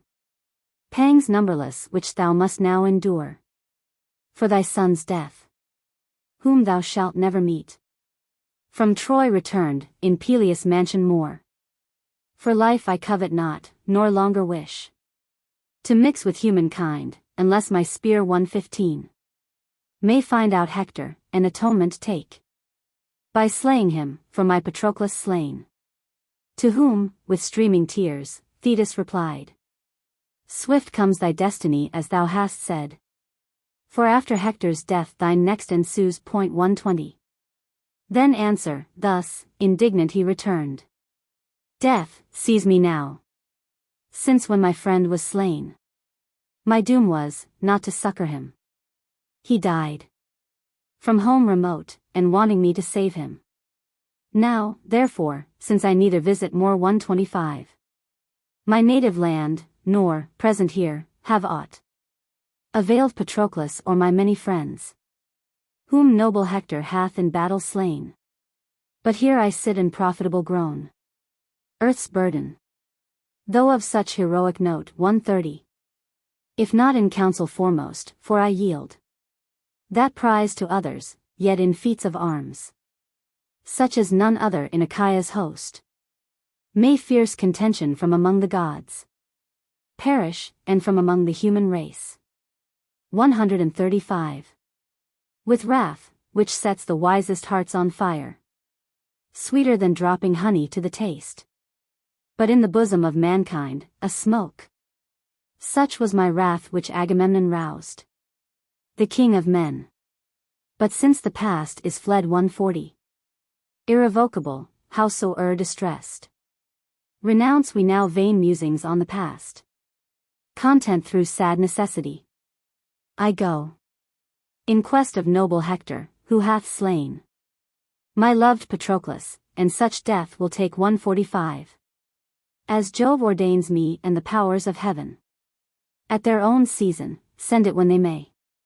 For neither might the force of Hercules, although high-favored of Saturnian Jove, from death escape, but fate and the revenge 150. Restless of Juno vanquished even him. I also, if a destiny like his await me, shall, like him, find rest in death. But glory calls me now will I make some Trojan wife or Dardan with both hands 155. Wipe her soft cheeks, and utter many a groan. Long time have I been absent from the field. And they shall know it. Love me as thou mayst. Yet thwart me not, for I am fixed to go. Whom Thetis answered, goddess of the deep. 160. Thou hast well said, my son. It is no blame to save from threatened death our suffering friends. But thy magnificent and dazzling arms are now in Trojan hands, them Hector wears. Exulting, but ordained not long to exult. 165. So habited, his death is also nigh. But thou with yonder warring multitudes mix not till thou behold me here again. For with the rising sun I will return tomorrow, and will bring thee glorious arms. 170. By Vulcan forged himself, the king of fire.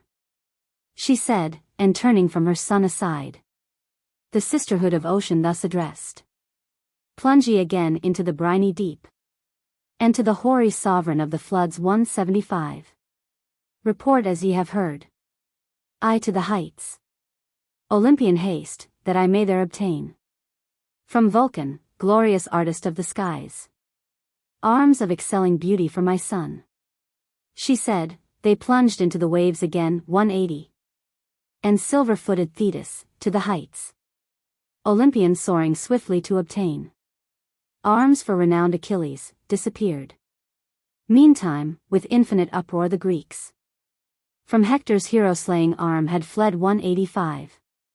Home to their galleys stationed on the banks of Hellespont.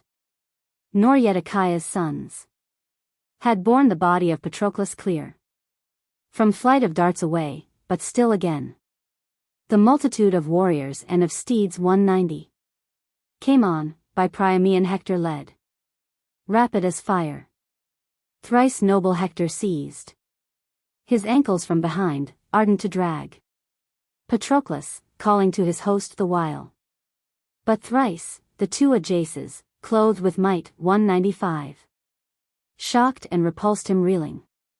He with force filled indefatigable, through his ranks. Issuing, by turns assailed them, and by turns stood clamoring, yet not a step retired.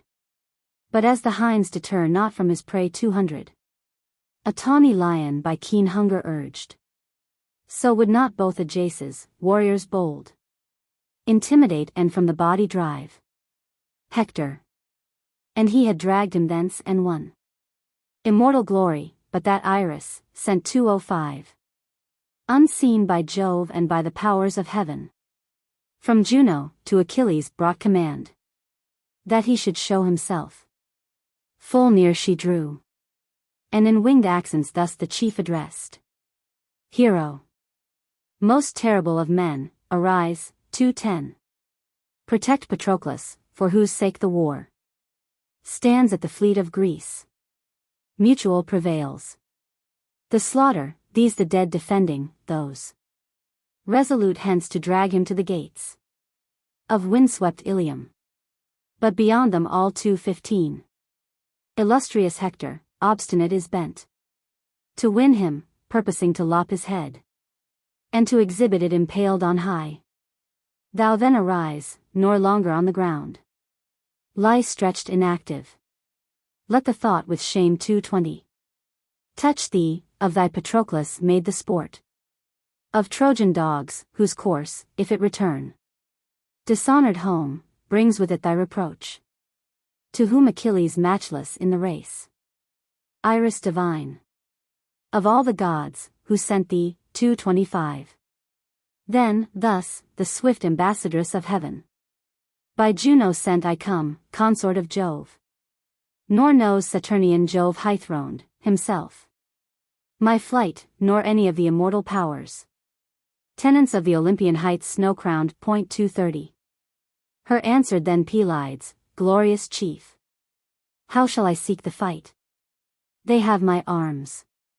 My mother charged me also to abstain from battle, till she bring me armor new, which she hath promised me from Vulcan's hand. 235. Meantime, whose armor else might serve my need, I know not, save perhaps alone the shield of Telamonian Ajax, whom I deem himself now busied in the stormy van, slaying the Trojans in my friend's defense. 240. To whom the swift-winged messenger of heaven, full well we know thine armor Hector's prize. Yet, issuing to the margin of the fosse, show thyself only. Panic seized, perchance the Trojans shall from fight desist, and yield. 245. To the o'ertoiled though dauntless sons of Greece, short respite, it is all that war allows. So saying, the storm-winged Iris disappeared. Then rose at once Achilles dear to Jove, athwart whose shoulders broad Minerva cast 250. Her aegis fringed terrific, and his brows encircled with a golden cloud that shot fires insupportable to sight abroad, as when some island, situate afar on the wide waves, invested all the day. 255.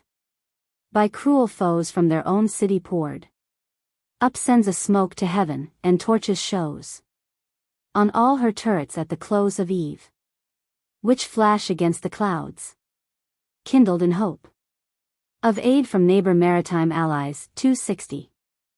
So from Achilles' head light flashed to heaven, issuing through the wall, beside the fosse. He stood, but mixed not with Achaea's host, obedient to his mother's wise command. He stood and shouted. Pallas also raised. 265.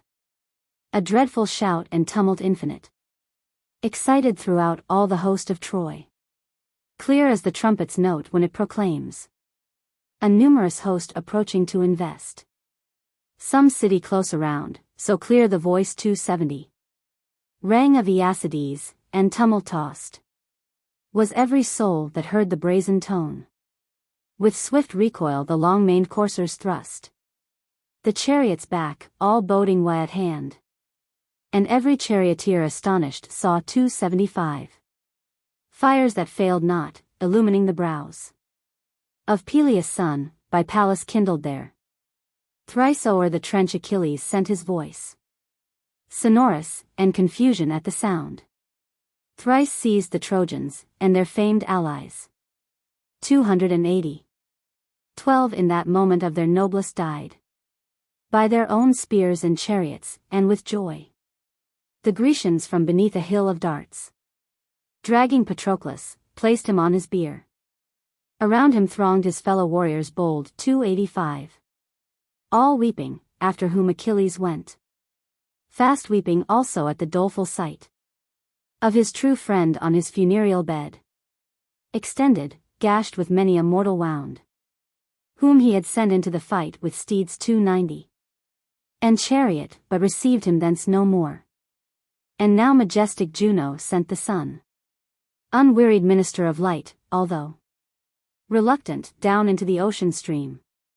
So the sun sank, and the Achaeans ceased. 295. From the all-wasting labors of the war. On the other side, the Trojans, from the fight, retiring, loosed their steeds, but ere they took thought of refreshment, in full council met. It was a council at which no man sat. 300. Or dared, all stood. Such terror had on all fallen, for that Achilles had appeared. After long pause from battle's arduous toil. First rose Polydamas the prudent son of Pan, thus, above all the Trojans' skill. D. 305. Both in futurity and in the past. He was the friend of Hector, and one night gave birth to both. In counsel one excelled, and one still more in feats of high renown. Thus then, admonishing them, he began. 310. My friends, weigh well the occasion. Back to Troy. By my advice, nor wait the sacred morn. Here, on the plain, from Ilium's walls remote. So long as yet the anger of this chief gainst noble Agamemnon burned, so long. 315. We found the Greeks less formidable foes. And I rejoiced myself, spending the night beside their oary barks, for that I hoped to seize them. But I now tremble at thought of Peleus' rapid son again in arms. 320. A spirit proud as his will scorn to fight. Here, on the plain, where Greeks and Trojans take their common share of danger and of toil, and will at once strike at your citadel, impatient till he make your wives his prey. 325. Haste, let us home, else thus shall it befall. Night's balmy influence in his tent detains Achilles now, but rushing armed abroad. Tomorrow, should he find us lingering here, none shall mistake him then. Happy the man. 330. Who soonest, then, shall scape to sacred Troy. Then, dogs shall make and vultures on our flesh plenteous repast. Oh, spare mine ears the tale. But if, though troubled, ye can yet receive my counsel, thus assembled we will keep. 335. Strict guard tonight, meantime, her gates and towers, with all their mass of solid timbers, smooth and cramped with bolts of steel, will keep the town. But early on the morrow we will stand, all armed on Ilium's towers. Then, if he choose. 340. His galleys left, to compass Troy about, he shall be tasked enough. His lofty steeds shall have their fill of coursing to and fro beneath, and gladly shall to camp return. But waste the town he shall not, nor attempt. 345. With all the utmost valor that he boasts, to force a pass, dogs shall devour him first. To whom brave Hector lowering, and in wrath, Polydamas, I like not thy advice. Who bidst us in our city skulk, again. 350. Imprisoned there. Are ye not yet content? Wish ye for durance still in your own towers? Time was, when in all regions under heaven, men praised the wealth of Priam's city stored with gold and brass, but all our houses now. 355. Stand emptied of their hidden treasures rare. Jove in his wrath hath scattered them. Our wealth is marketed, and Phrygia hath a part purchased, and part Maeonia's lovely land. But since the son of wily Saturn old 360 hath given me glory now, and to enclose the Grecians in their fleet hemmed by the sea. Fool! Taint not with such talk the public mind. For not a Trojan here will thy advice follow, or shall, it hath not my consent. 365. But thus I counsel. Let us, band by band, throughout the host take supper, and let each, guarded against nocturnal danger, watch. And if a Trojan here be racked in mind, lest his possessions perish, let him cast 370 his golden heaps into the public maw. Far better so consumed than by the Greeks. Then, with the morrow's dawn, all fair arrayed in battle, we will give them at their fleet sharp onset, and if Peleus' noble son 375 have risen indeed to conflict for the ships, the worse for him. I shall not for his sake avoid the deep-toned battle, but will firm oppose his utmost. Either he shall gain, or I, great glory. Mars his favors deals 380. Impartial, and the slayer oft is slain. So counselled Hector, whom with shouts of praise the Trojans answered, fools, and by the power of Pallas of all sober thought bereft. For all applauded Hector, who had given 385 advice pernicious, and Polydamas, whose counsel was discreet and wholesome none. So then they took repast. But all night long the Grecians o'er Patroclus wept aloud, while, standing in the midst, Pelides led 390 the lamentation, heaving many a groan, and on the bosom of his breathless friend imposing, sad, his homicidal hands, as the grim lion, from whose gloomy lair among thick trees the hunter hath his whelps 395 purloined, too late returning mourns his loss. Then, up and down, the length of many a vale courses, exploring fierce the robber's foot, incensed as he, and with a sigh deep drawn, thus to his Myrmidons Achilles spake. 400. How vain, alas! My words spoken that day, at random, when to suit the hero's fears.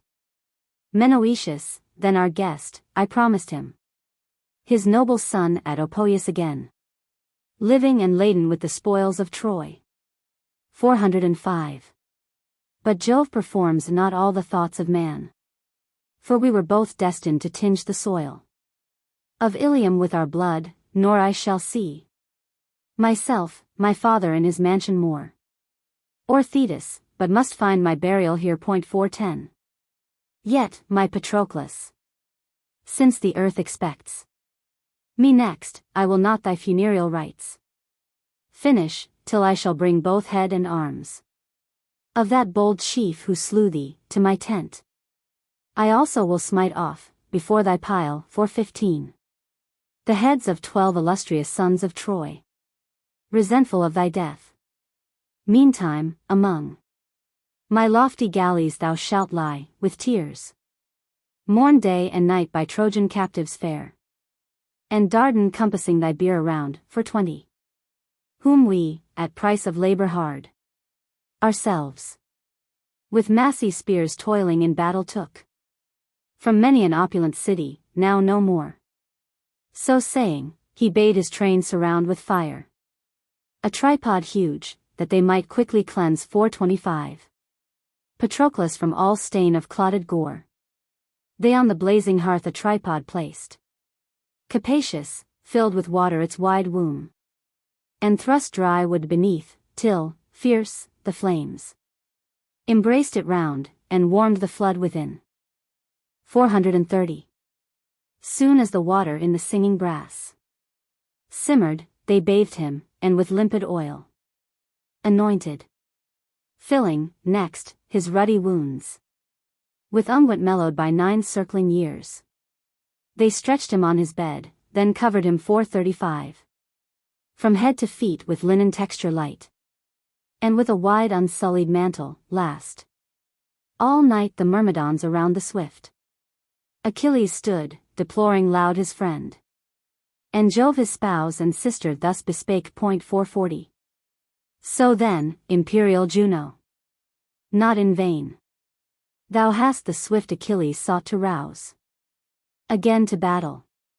The Achaeans, sure, are thy own children, thou hast borne them all. To whom the awful goddess ample-eyed. 445. What word hath passed thy lips, Jove, most severe? A man, though mortal merely, and to me inferior in device, might have achieved that labor easily. Can I who boast myself the chief of goddesses, and such 450?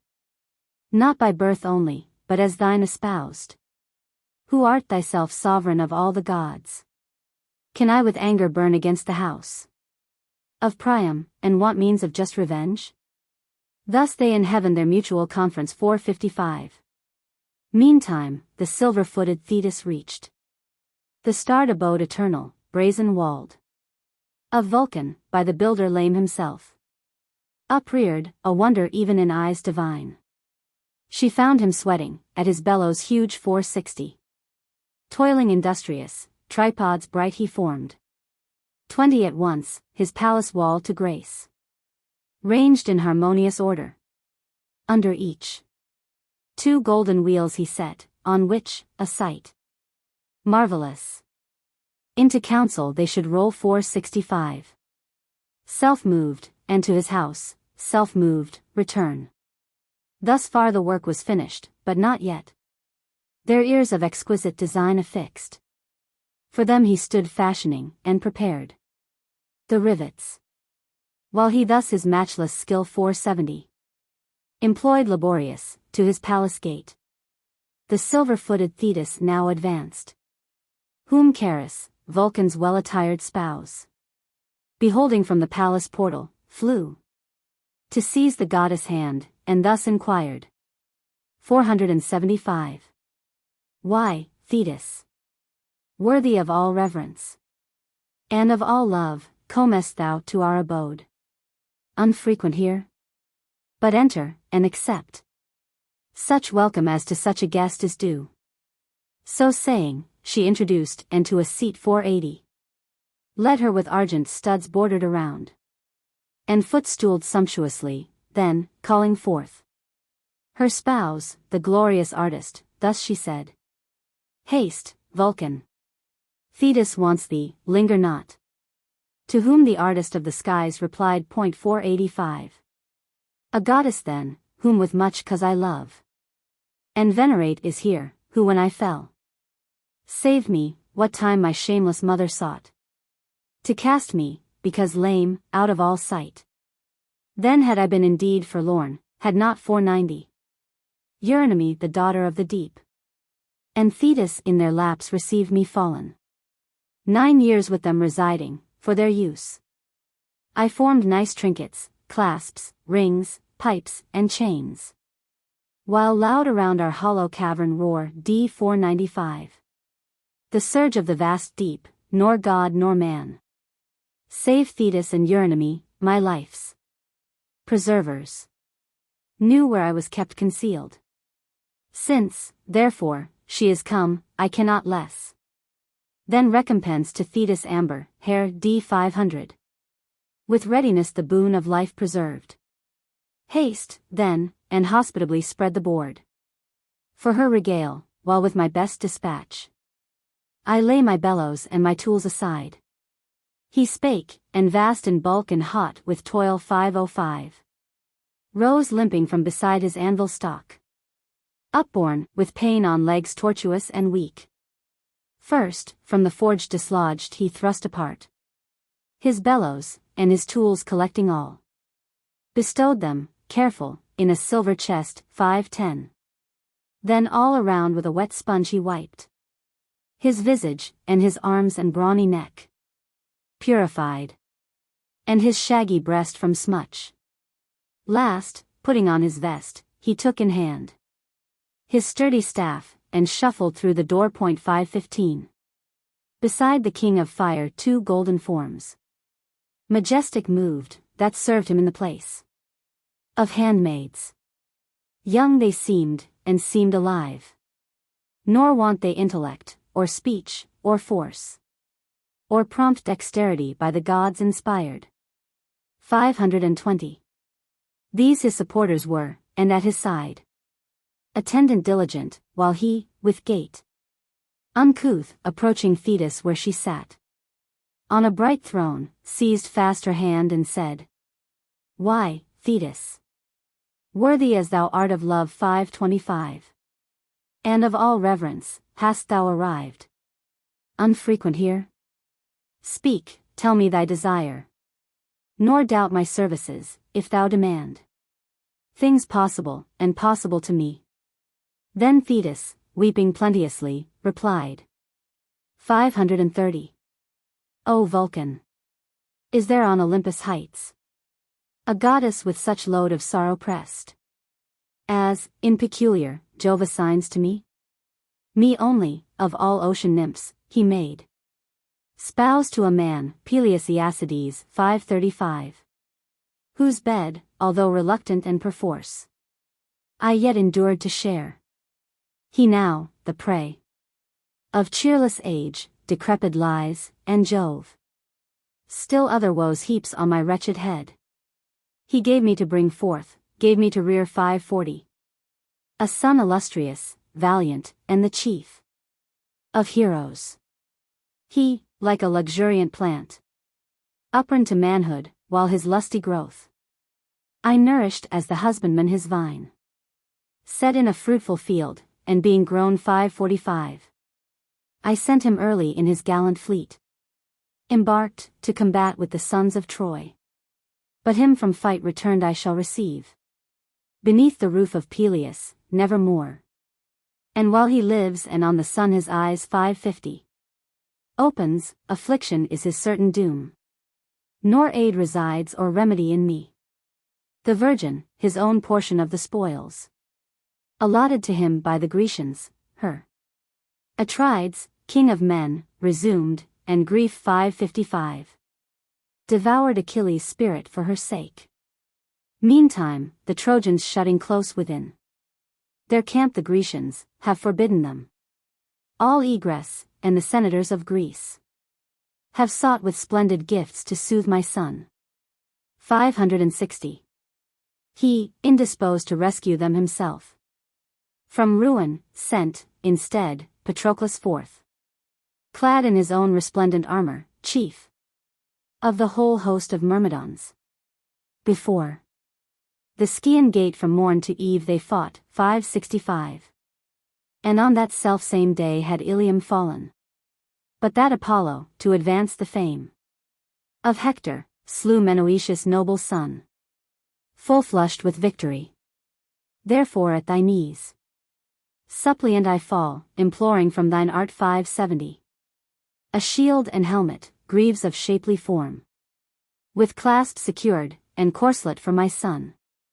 For those, once his faithful friend hath lost, slain by the Trojans, and Achilles lies himself, extended mournful on the ground. 575. Her answered then the artist of the skies. Courage. Perplex not with these cares thy soul. I would that when his fatal hour shall come, I could as sure secrete him from the stroke of destiny, as he shall soon have arms 580. Illustrious, such as each particular man of thousands, seeing them, shall wish his own.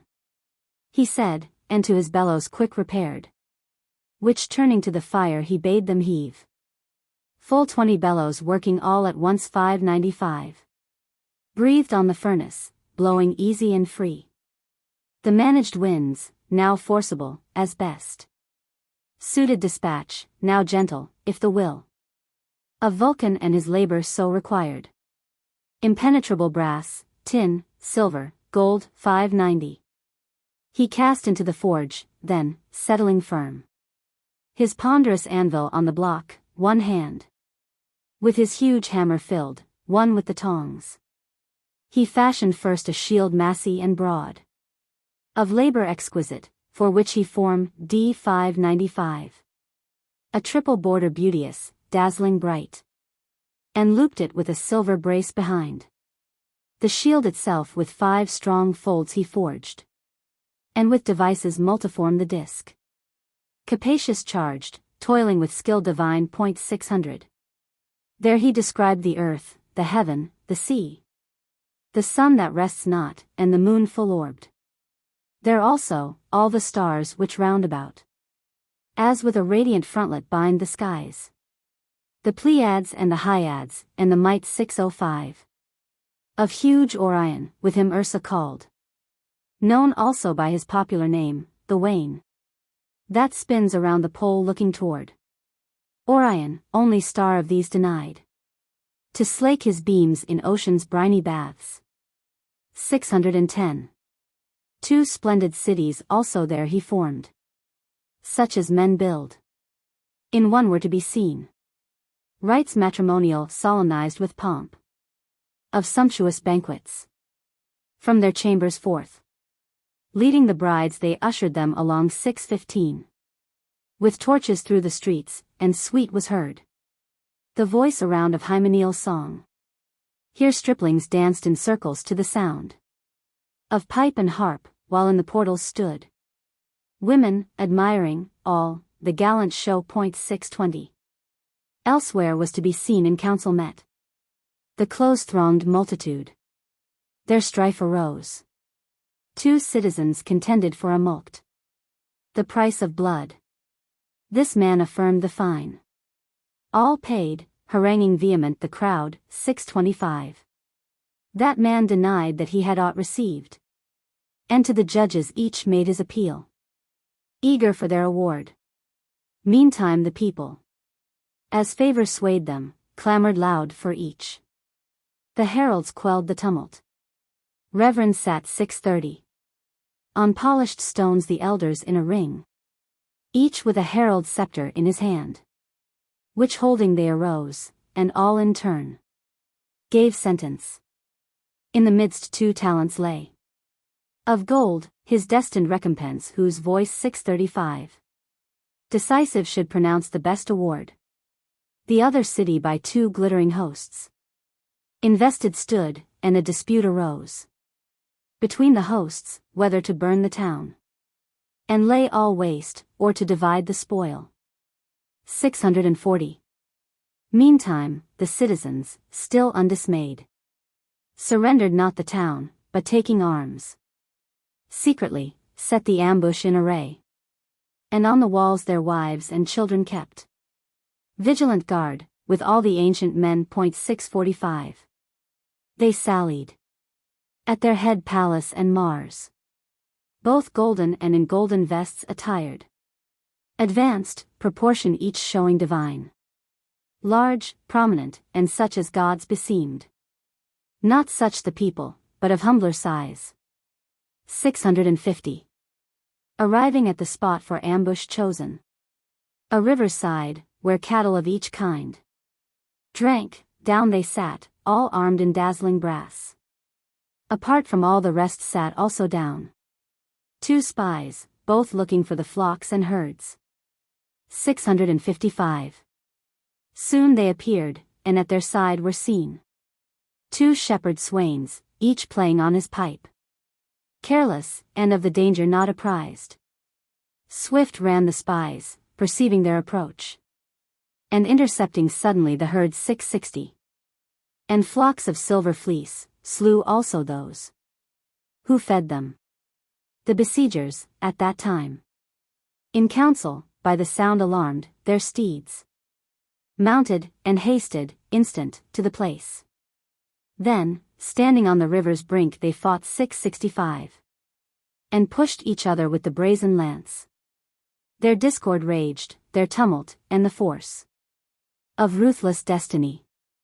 She now a chief, seized newly wounded, and now captive held. Another yet unhurt, and now a third. 670. Dragged breathless through the battle by his feet. And all her garb was dappled thick with blood. Like living men they traversed and they strove, and dragged by turns the bodies of the slain. He also graved on it a fallow field. 675. Rich, spacious, and well-tilled. Plows not few.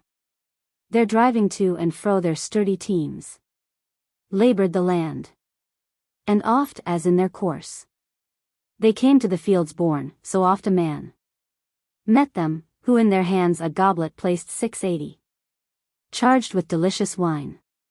They, turning, wrought each his own furrow, and impatient seemed to reach the border of the tilth, which black appeared behind them as a glebe new turned, though golden, sight to be admired by all.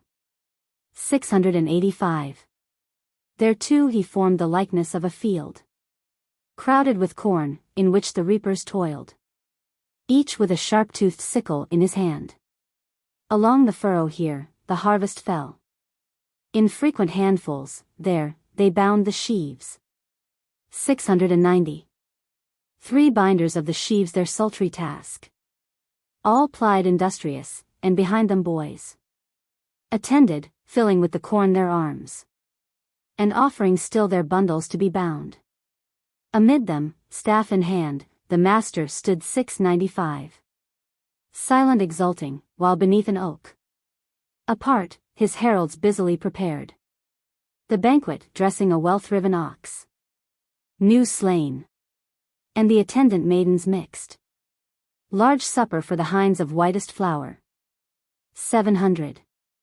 There also, laden with its fruit he formed a vineyard all of gold, purple he made. The clusters, and the vines supported stood by poles of silver set in even rows. The trench he colored sable, and around 705 fenced it with tin. One only path it showed, by which the gatherers when they stripped the vines passed and repassed. There, youths and maidens blithe in frails of wicker bore the luscious fruit, while, in the midst, a boy on his shrill harp 710 harmonious played, still as he struck the chord, caroling to it with a slender voice. They smote the ground together, and with song and sprightly reed came dancing on behind. There too a herd he fashioned of tall beeves 715, part gold, part tin. They, lowing, from the stalls rushed forth to pasture by a riverside, rapid, sonorous, fringed with whispering reeds. For golden herdsmen drove the kine a field, by 9 swift dogs attended. Dreadful sprang 720. 2 lions forth, and of the foremost herd seized fast a bull. Him bellowing they dragged, while dogs and peasants all flew to his aid.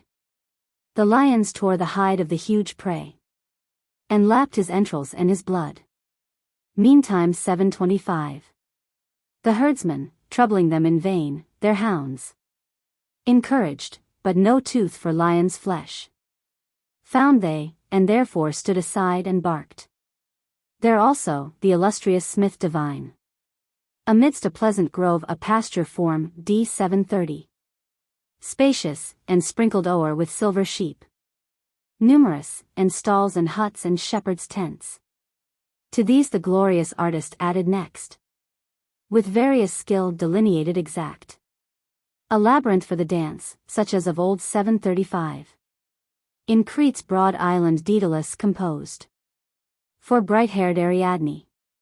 There the youths, and youth-alluring maidens, hand in hand, danced jocund, every maiden neat attired in finest linen, and the youths in vests 740. Well woven, glossy as the glaze of oil. These all wore garlands, and bright falchions, those of burnished gold in silver trappings hung. They with well-tutored step, now nimbly ran the circle, swift, as when, before his will 745. Seated, the potter twirls it with both hands, for trial of its speed. Now, crossing quick, they passed at once into each other's place. On either side spectators numerous stood, delighted, and 2 tumblers rolled themselves 750 between the dancers, singing as they rolled. Last, with the might of ocean's boundless flood, he filled the border of the wondrous shield. when thus the massy shield magnificent he had accomplished, for the hero next 755. He forged, more ardent than the blaze of fire, a corslet. Then, a ponderous helmet bright, well fitted to his brows, crested with gold, and with laborious art divine adorned. He also made him greaves of molten tin. 760. The armor finished, bearing in his hand the whole, he set it down at Thetis' feet.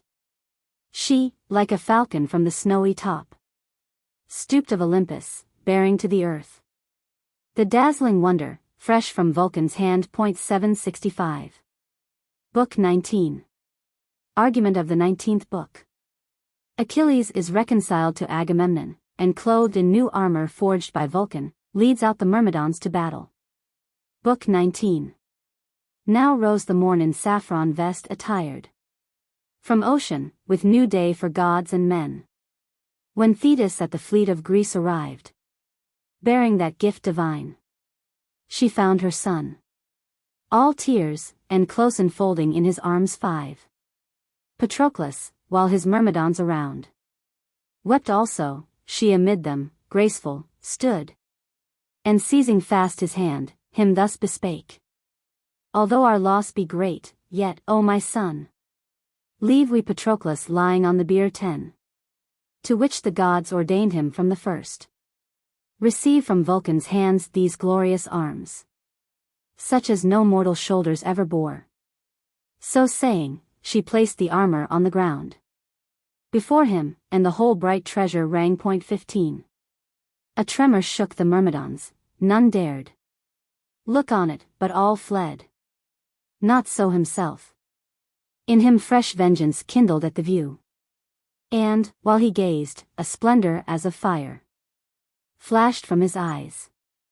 Delighted, in his hand 20, he held the glorious bounty of the god, and, wondering at those strokes of art divine, his eager speech thus to his mother turned: the god, my mother, hath bestowed in truth such armor on me as demanded skill 25. Like his, surpassing far all power of man. Now, therefore, I will arm. But anxious fears trouble me, lest intrusive flies, meantime, breed worms within the spear-inflicted wounds of Menoetiades, and fill with taint 30 of putrefaction his whole breathless form. But him the silver-footed goddess fair thus answered: O, my son, chase from thy mind all such concern. I will, myself, essay to drive the noisome swarms which on the slain 35 in battle feed voracious. Should he lie the year complete, his flesh shall yet be found untainted, and, it may be, fragrant too. But thou the heroes of Achaea's host, convening, in their ears thy wrath renounce 40. Against the king of men, then, instant, arm for battle, and put on thy glorious might. So saying, the goddess raised his courage high. Then, through the nostrils of the dead she poured ambrosia, and the ruddy juice divine 45 of nectar, antidotes against decay. And now forth went Achilles by the side of ocean, calling with a dreadful shout to counsel all the heroes of the host. Then, even they who in the fleet before 50 constant abode, helmsmen and those who held in stewardship the food and public stores, all flocked to counsel, for that now at length, after long abstinence from dread exploits of war, Achilles had once more appeared. 55. Two went together, halting on the spear, for still they felt the anguish of their wounds. Noble Ulysses and brave Diomed, and took an early seat. Whom followed last the king of men, by Coon in the field 60 of furious battle wounded with a lance. The Grecians all assembled, in the midst. Up stood the swift Achilles, and began: Atrides, we had doubtless better sped, both thou and I, thus doing, when at first 65 With cruel rage we burned, a girl the cause. I would that Dian's shaft had in the fleet slain her that self-same day when I destroyed Lyrnessus, and by conquest made her mine. Then had not many a Grecian, lifeless now, 70. Clenched with his teeth the ground, victim, alas, of my revenge.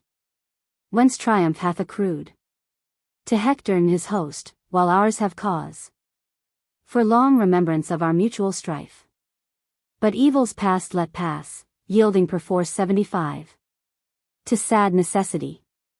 My wrath shall cease. Now, I resign it, it hath burned too long. Thou therefore summon forth the host to fight, that I may learn meeting them in the field. If still the Trojans purpose at our fleet 80, to watch us this night also. But I judge that driven by my spear to rapid flight, they shall escape with weary limbs at least. He ended, and the Grecians brazen grieved, rejoiced that Peleus' mighty son had cast 85. His wrath aside, then not into the midst, proceeding, but at his own seat, upstood King Agamemnon, and them thus bespake.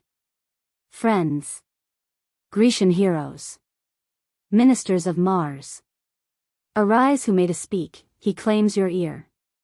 90. All interruption wrongs him, and distracts. How are expert the speaker? Who can hear amid the roar of tumult, or who speak the clearest voice, best utterance, both are vain. I shall address Achilles. Hear my speech 95. Ye Argives, and with understanding mark. I hear not now the voice of your reproach. First, ye have oft condemned me. Yet the blame rests not with me, Jove, destiny, and she who roams the shades, Erinnys, caused the offense. 100. She filled my soul with fury on that day, in council, when I seized Achilles' prize. For what could I? All things obey the gods. 8. Pernicious power, daughter of Jove, by whom all suffer, challenges from all 105. Reverence and fear. Delicate are her feet, which scorn the ground, and over human heads she glides, injurious to the race of man. Of two who strive, at least entangling one, she injured, on a day, dread Jove himself 110. Most excellent of all in earth or heaven. When Juno, although female, him deceived, what time Alcmena should have brought to light in bulwarked Thebes the force of Hercules. Then Jove, among the gods glorying, spake. 115. Hear all, both gods and goddesses, attend, that I may make my purpose known. This day, birth pang dispensing Ilíada brings an hero forth to light, who, sprung from those that sprang from me, his empire shall extend 120. Over all kingdoms bordering on his own. To whom, designing fraud, Juno replied, Thou wilt be found false, and this word of thine shall want performance. But Olympian Jove, swear now the inviolable oath, that he 125. Who shall, this day, fall from between the feet of woman, drawing his descent from thee, shall rule all kingdoms bordering on his own. She said, and Jove, suspecting not her wiles, the great oath swore, to his own grief and wrong. 130. At once from the Olympian summit flew Juno, and to Achaean Argos born, there sought the noble wife of Sthenelus, offspring of Perseus, pregnant with a son. 6 months, she now the 7th saw at hand. 135. But him the goddess premature produced, and checked Alcmena's pangs already due. Then joyful to have so prevailed, she bore herself the tidings to Saturnian Jove, lord of the candent lightnings, sire of all. 140. I bring thee tidings. The great prince, ordained to rule the Argive race, this day is born. Eurystheus, son of Sthenelus, the son of Perseus. Therefore he derives from thee. Nor shall the throne of Argos shame his birth. 145. She spake. Then anguish stung the heart of Jove deeply, and seizing by her glossy locks, the goddess ate. In his wrath he swore that never to the starry skies again, and the Olympian heights he would permit 150, the universal mischief to return. Then, whirling her around, he cast her down to earth. She, mingling with all works of men, caused many a pang to Jove, who saw his son laborious task servile, and of his birth 155. Unworthy, at Eurystheus will enjoined. So when the hero Hector at our ships slew us, I then regretted my offense, which first impelled me to commit. But since, infatuated by the gods 160, I erred, behold me ready to appease with gifts of price immense whom I have wronged. Thou, then, arise to battle, and the host rouse also. Not a promise yesternight was made thee by Ulysses in thy tent 165. On my behalf, but shall be well performed. Or if it please thee, though impatient, wait short season, and my train shall bring the gifts.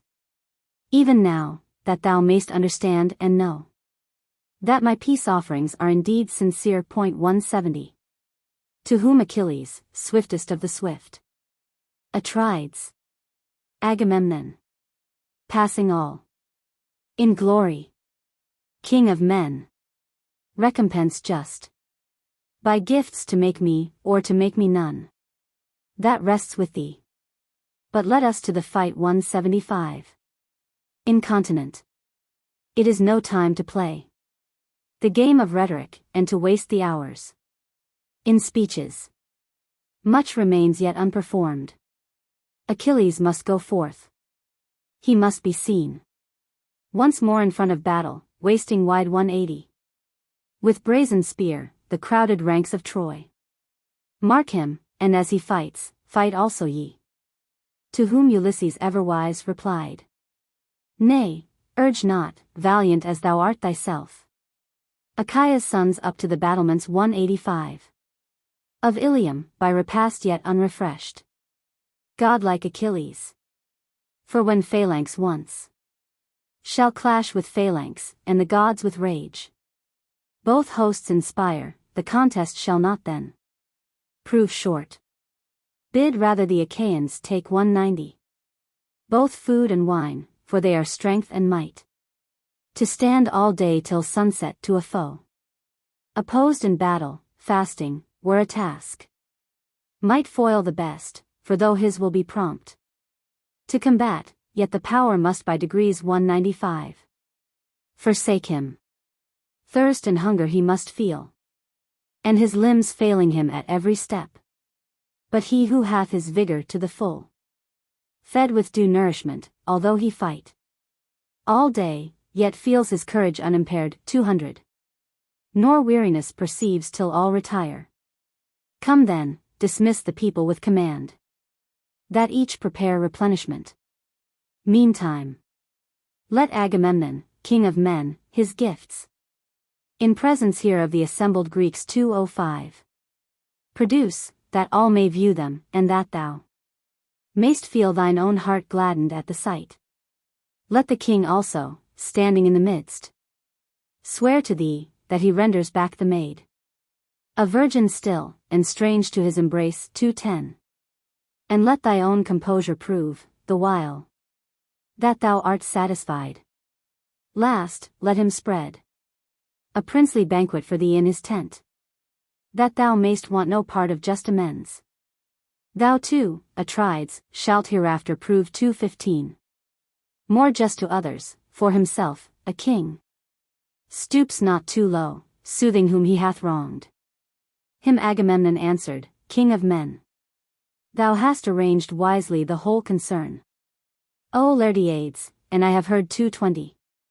Thy speech, both words and method with delight. Willing I am, yea more, I wish to swear, as thou hast said, for by the gods I can most truly Let Achilles, though of pause impatient, suffer yet a short delay. 225. With all assembled here, till from my tent the gifts arrive, and oaths of peace be sworn. To thee I give it in peculiar charge, that choosing forth the most illustrious youths of all Achaia, thou produce the gifts. 230. From my own ship, all those which yesternight we promised, nor the women leave behind. And let Talthybius throughout all the camp of the Achaeans, instant, seek a boar for sacrifice to Jove and to the Sunday. 235. Then thus Achilles matchless in the race, Atrides, most illustrious king of men, expedience bids us to these cares attend. Hereafter, when some pause, perchance, of fight shall happen, and the martial rage which fires. 240. My bosom now shall somewhat less be felt.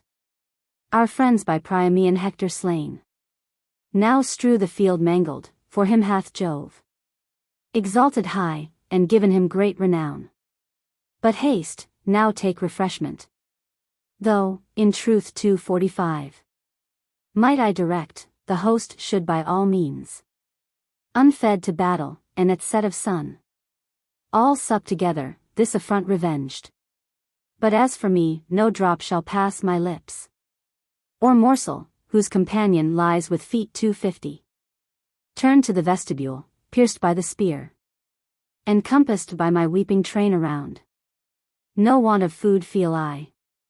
My wishes call for carnage, blood, and agonies and groans.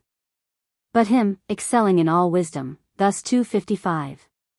Ulysses answered, O Achilles, son of Peleus, bravest far of all our host, me, in no scanty measure, thou excell'st, wielding the spear, and thee in prudence, I not less. For I am elder, and have learned. D. 260. What thou hast yet to learn, bid then thine heart endure with patience to be taught by me. Men, satiate soon with battle, loathe the field on which the most abundant harvest falls, reaped by the sword. And when the hand of Jove 265, dispenser of the great events of war, turns once the scale, then, farewell every hope of more than scanty gleanings. Shall the Greeks abstain from sustenance for all who die? That were indeed severe, since day by day 270. No few expire, and respite could be none. The dead, die whoso may, should be inhumed. This, duty bids, but bids us also deem one day sufficient for our sighs and tears. Ourselves, all we who still survive the war. 275. Have need of sustenance, that we may bear the lengthened conflict with recruited might. Case in enduring Brasta, ye all have heard your call to battle. Let none lingering stand in expectation of a farther call. 280. Which if it sound, shall thunder prove to him who lurks among the ships. No. Rush we all together forth, for contest sharp prepared, and persevering with the host of Troy. So saying, the sons of Nestor, glorious chief. 285. He chose, with Meges Phyleus' noble son, Thoas, Marians, and Melanippus, and Lycomedes. These, together, sought the tent of Agamemnon, king of men.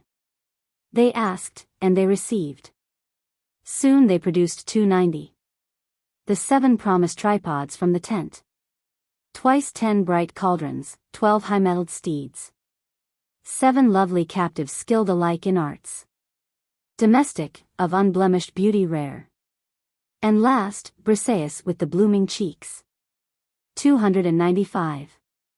Before them went Ulysses, bearing weight 10 golden talents, whom the chosen Greeks attended laden with the remnant gifts.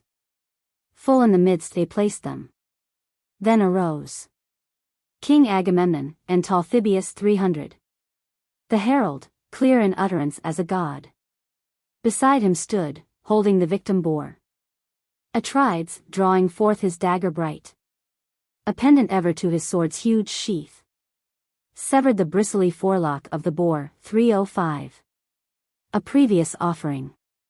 Next, with lifted hands, to Jove he prayed, while, all around, the Greeks sat listening silent to the sovereign's voice. He looked to the wide heaven, and thus he prayed. First, Jove be witness of all powers above 310, best and supreme. Earth next, and next the sun. And last, who under earth the guilt avenge of oaths sworn falsely, let the Furies hear. For no respect of amorous desire or other purpose, have I laid mine hand. 315. On fair Briseis, but within my tent, untouched, immaculate she hath remained. And if I falsely swear, then may the gods, the many woes with which they mark the crime of men forsworn, pour also down on me. 320. So saying, he pierced the victim in his throat, and, whirling him around, Talthybius, next, cast him into the ocean, fish's food. Then, in the center of Achaea's sons, uprose Achilles, and thus spake again. 325. Jove, Father, dire calamities, effects of thy appointment, fall on humankind. Never had Agamemnon in my breast such anger kindled, never had he seized, blinded by wrath, and torn my prize away. 330. But that the slaughter of our numerous friends, which thence ensued, thou hadst, thyself, ordained. Now go, ye Grecians, eat, and then to battle. So saying, Achilles suddenly dissolved the hasty council, and all flew dispersed. 335. To their own ships. Then took the Myrmidons those splendid gifts which in the tent they lodged of swift Achilles, and the damsels led each to a seat, while others of his train drove forth the steeds to pasture with his herd. 340. But when Briseis, bright as Venus, saw Patroclus lying mangled by the spear, enfolding him around, she shrieked and tore her bosom, her smooth neck and beauteous cheeks. Then thus, divinely fair, with tears she said. 345.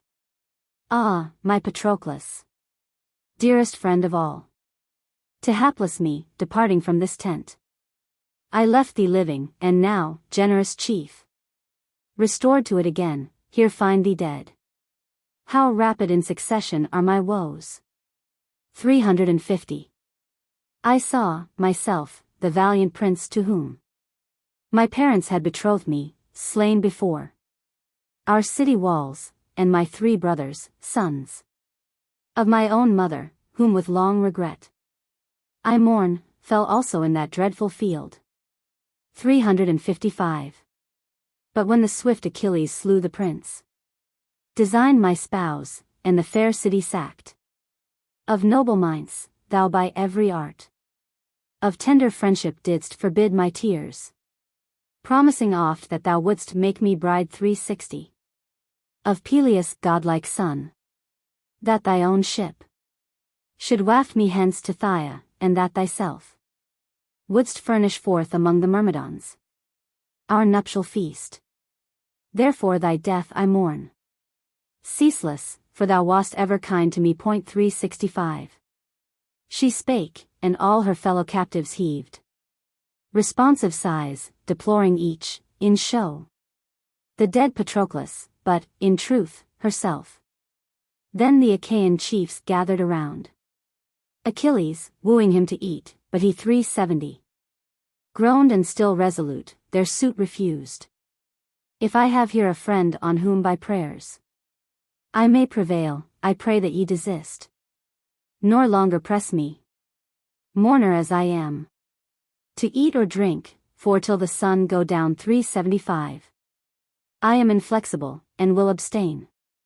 So saying, the other princes he dismissed, impatient, but the sons of Atreus both, Ulysses, Nestor and Idomeneus, with Phoenix, hoary warrior, in his tent 380. Abiding still, with cheerful converse kind. Essayed to soothe him. Whose afflicted soul. All soothing scorn till he should once again rush on the ravening edge of bloody war. Then, mindful of his friend, groaning he said 385. Time was, unhappiest, dearest of my friends. When even thou, with diligent dispatch, thyself, hast spread a table in my tent. The hour of battle drawing nigh between the Greeks and warlike Trojans. But there lies 390. Thy body now, gored by the ruthless steel. And for thy sake I neither eat nor drink. Though dearth be none, conscious that otherwise, surpassing this I can have none to fear. No, not if tidings of my father's death 395 should reach me, who, this moment, weeps, perhaps, in Phthia tears of tenderest regret. For such a son, while I, remote from home, fight for detested Helen under Troy. Nor even were he dead, whom, if he live, 400. I rear in Scyros, my own darling son. My Neoptolemus of form divine. For still this hope I cherished in my breast. Till now, that, of us two, myself alone should fall at Ilium, and that thou, restored 405 to Phthia, shouldst have wafted o'er the waves my son from Scyros to his native home, that thou mightst show him all his heritage, my train of menials, and my fair abode. For either dead already I account 410 Peleus, or doubt not that his residue of miserable life shall soon be spent, through stress of age and expectation sad. That tidings of my death shall, next, arrive. So spake Achilles weeping, around whom 415 the chiefs all sight, each with remembrance pained of some loved object left at home. Meantime, Jove, with compassion moved, their sorrow saw, and in winged accents thus to Pallas spake.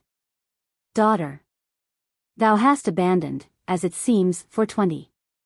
Yon virtuous chief forever, shall no care thy mind engage of brave Achilles more? Before his gallant fleet mourning he sits. His friend, disconsolate, the other Greeks sat and are satisfied, he only fasts. 425. Go then, instill nectar into his breast, and sweets ambrosial, that he hunger not. So saying, he urged Minerva prompt before. In form a shrill-voiced harpy of long wing. Through ether down she darted, while the Greeks 430 in all their camp for instant battle armed. Ambrosial sweets and nectar she instilled into his breast, lest he should suffer loss of strength through abstinence, then soared again to her great sire's unperishing abode. 435. And now the Grecians from their gallant fleet all poured themselves abroad, as when thick snow from Jove descends, driven by impetuous gusts of the clouds scattering north, so frequent shone. Issuing from the fleet the dazzling casques, 440. Bossed bucklers, hauberks strong, and ashen spears. Up went the flash to heaven. Wide all around. The champion laughed with beamy brass illumed. And tramplings of the warriors on all sides resounded, amidst whom Achilles armed. 445. He gnashed his teeth, fire glimmered in his eyes. Anguish intolerable wrung his heart, and fury against Troy, while he put on his glorious arms, the labor of a god. First, to his legs his polished greaves he clasped D450, studded with silver, then his corslet bright braced to his bosom, his huge sword of brass athwart his shoulder slung, and his broad shield uplifted last, luminous as the moon, such as to mariners a fire appears. 455. Kindled by shepherds on the distant top of some lone hill, they, driven by stormy winds, reluctant roam far off the fishy deep. Such from Achilles' burning shield divine a luster struck the skies. His ponderous helm 460 He lifted to his brows, star-like it shone, and shook its curling crest of bushy gold. By Vulcan taught to wave profuse around. So clad, godlike Achilles trial made. If his arms fitted him, and gave free scope 465. To his proportioned limbs, buoyant they proved. As wings, and high up o'er his airy tread. He drew his father's spear forth from his case. Heavy and huge and long. That spear, of all Achaea's sons, none else had power to wield. 470. Achilles only could the Pelian spear brandish, by Chiron for his father hewn. From Pelion's top for slaughter of the brave. His coursers, then, Automedon prepared. And Alcimus, adjusting diligent 475. The fair caparisons. They thrust the bits into their mouths, and to the chariot seat extended and made fast the reins behind. The splendid scourge commodious to the grasp. Seizing, at once Automedon upsprang 480. Into his place. Behind him, armed complete. Achilles mounted, as the orient sun. All dazzling, and with awful tone his speech directed to the coursers of his sire. Xanthus, and Balius of Podarge's blood 485. Illustrious. See ye that, the battle done. Ye bring whom now ye bear back to the host of the Achaeans in far other sort. Nor leave him, as ye left Patroclus, dead. Him then his steed unconquered in the race 490. Xanthus answered from beneath his yoke. But, hanging low his head, and with his mane dishevelled all, and streaming to the ground. Him Juno vocal made, goddess white-armed. And doubtless so we will. This day at least 495. We bear thee safe from battle, stormy chief. But thee the hour of thy destruction swift approaches, hastened by no fault of ours, but by the force of fate and power divine. For not through sloth or tardiness on us 500. Aught chargeable, have Ilium's sons thine arms stripped from Patroclus' shoulders, but a god. Matchless in battle, offspring of bright-haired Latona, him contending in the van. Slew. For the glory of the chief of Troy. 505. We, Zephyrus himself, though by report swiftest of all the winds of heaven, in speed could equal, but the fates thee also doom. By human hands to fall, and hands divine. The interposing furies at that word 510 suppressed his utterance, and indignant, thus Achilles, swiftest of the swift, replied. Why, Xanthus, prophesiest thou my death? It ill beseems thee. I already know that from my parents far remote my doom 515 appoints me here to die, yet not the more. Cease I from feats if arms, till Ilium's host shall have received, at length, their fill of war. He said, and with a shout drove forth to battle. Book XX. Argument of the 20th book. By permission of Jupiter the gods descend into the battle, and range themselves on either side respectively. Neptune rescues Aeneas from death by the hand of Achilles, from whom Apollo, soon after, rescues Hector. Achilles slays many Trojans. Book XX. The Grecians, thus, before their lofty ships, stood armed around Achilles, glorious chief, insatiable with war, and opposite. The Trojans on the rising ground appeared. Meantime, Jove ordered Themis, from the head 5 of the deep-forked Olympian to convene the gods in council. She to every part proceeding, bade them to the courts of Jove. Nor of the floods was any absent thence. Oceanus except, or of the nymphs 10, who haunt the pleasant groves, or dwell beside stream-feeding fountains, or in meadows green. Within the courts of cloud-assembler Jove arrived, on pillared thrones radiant they sat.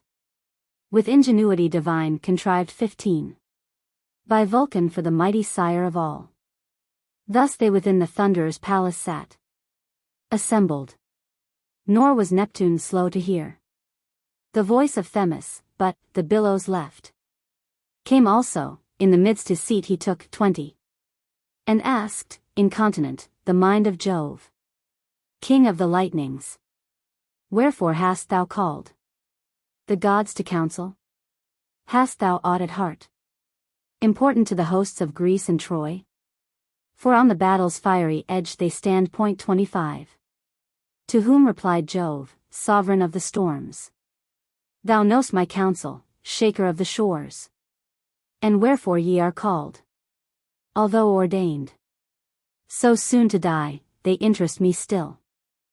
Myself, here seated on Olympus' top. 30. With contemplation will my mind indulge of yon great spectacle. But ye, the rest, descend into the field, Trojan or Greek, each to assist, as each shall most incline. For should Achilles in the field no foe 35 find save the Trojans, quickly should they fly before the rapid force of Peleus' son. They trembled ever at his look, and since such fury for his friend hath fired his heart, I fear lest he anticipate the will 40 of fate, and Ilium perish premature.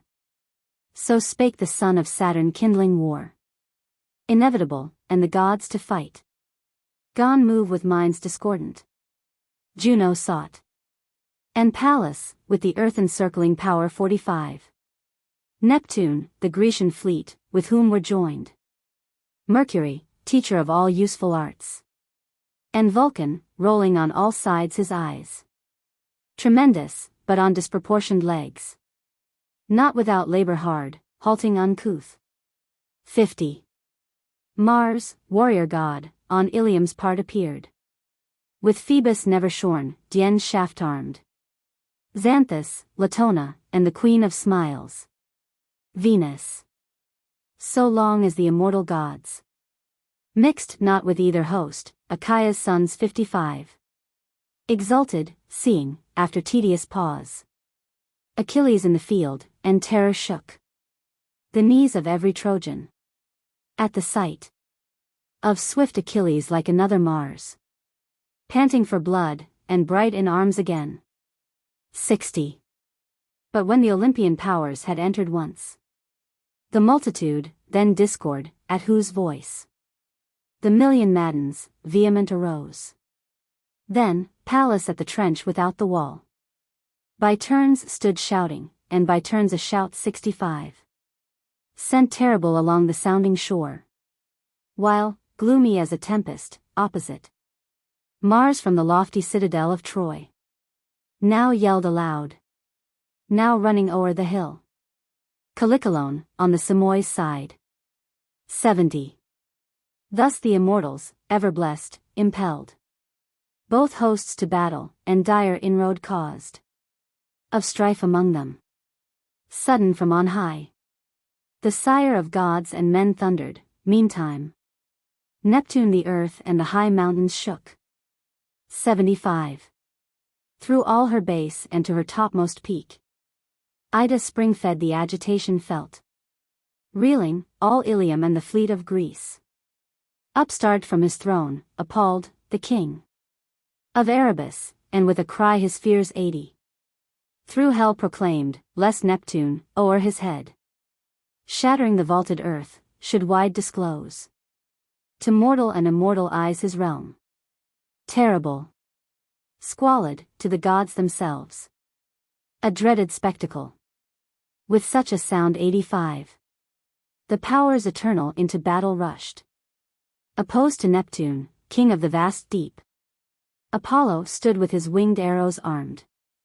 Pallas to Mars, Diana shaft expert, sister of Phoebus, in her golden bow. 90.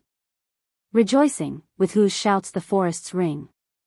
To Juno, Mercury, for useful arts famed, to Latona, and to Vulcan's force, the eddied river broad by mortal men.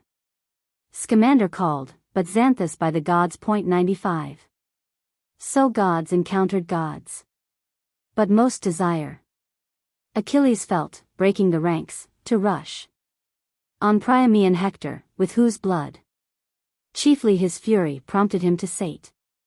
The indefatigable god of war. 100.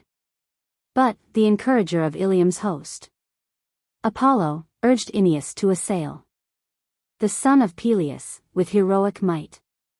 Inspiring his bold heart, he feigned the voice of Priam's son Lycaon, and his form 105. Assuming, thus the Trojan chief addressed. Aeneas, Trojan leader, where are now thy vaunts, which, banqueting erewhile among our princes, o'er thy brimming cups thou madst, that thou wouldst fight, thyself, with Peleus' son, 110. To whom Aeneas answer thus returned. Offspring of Priam, why enjoin'st thou me not so inclined, that arduous task, to cope with the unmatched Achilles? I have proved his force already, when he chased me down 115.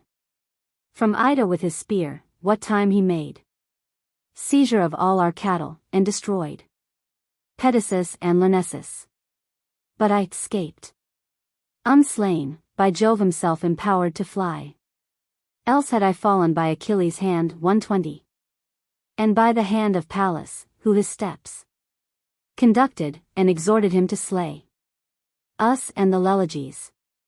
Vain, therefore, proves all mortal force to Peleus' son opposed. For one, at least, of the immortals stands 125. Ever beside him, guardian of his life. And, of himself, he hath an arm that sends his rapid spear unerring to the mark. Yet, would the gods more equal sway the scales of battle, not with ease should he subdue 130. Me, though he boast a panoply of brass. Him, then, Apollo answered, son of Jove, hero, prefer to the immortal gods. Thy prayer, for thee men rumor Venus' son, daughter of Jove, and Peleus' son his birth 135. Drew from a goddess of inferior note. Thy mother is from Jove, the offspring, his less noble of the hoary ocean old. Go, therefore, and thy conquering spear uplift against him, nor let aught his sounding words 140 appall thee, or his threats turn thee away. So saying, with martial force the chief he filled, who through the foremost combatants advanced, radiant in arms. Nor passed Anchises' son, unseen of Juno, through the crowded ranks 145. Seeking Achilles, but the powers of heaven convened by her command, she thus addressed. Neptune, and thou, Minerva, with mature deliberation, ponder the event. Yon chief, Aeneas, dazzling bright in arms, 150. Goes to withstand Achilles, and he goes. Sent by Apollo.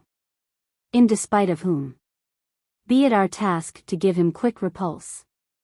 Or, of ourselves, let some propitious power strengthen Achilles with a mind exempt 155. From terror, and with force invincible. So shall he know that of the gods above, the mightiest are his friends, with whom compared the favourers of Ilium in time past, who stood her guardians in the bloody strife 160. Are empty boasters all, and nothing worth. For therefore came we down, that we may share this fight, and that Achilles suffer not. Fatal today, though suffer all he must. Hereafter, with his thread of life entwined 165. By destiny, the day when he was born. But should Achilles unapprised remain of such advantage by a voice divine, when he shall meet some deity in the field, fear then will seize him, for celestial forms 170. Unveiled are terrible to mortal eyes. To whom replied the shaker of the shores. Juno, thy hot impatience needs control. It ill befits thee. No desire I feel to force into contention with ourselves 175. Gods, our inferiors. No. Let us, retired to yonder hill, distant from all resort, there sit, while these the battle wage alone. But if Apollo, or if Mars the fight entering, begin, themselves, to interfere 180 against Achilles, then will we at once to battle also. And, I much misdeem, or glad they shall be soon to mix again among the gods on the Olympian heights, by strong coercion of our arms subdued. 185.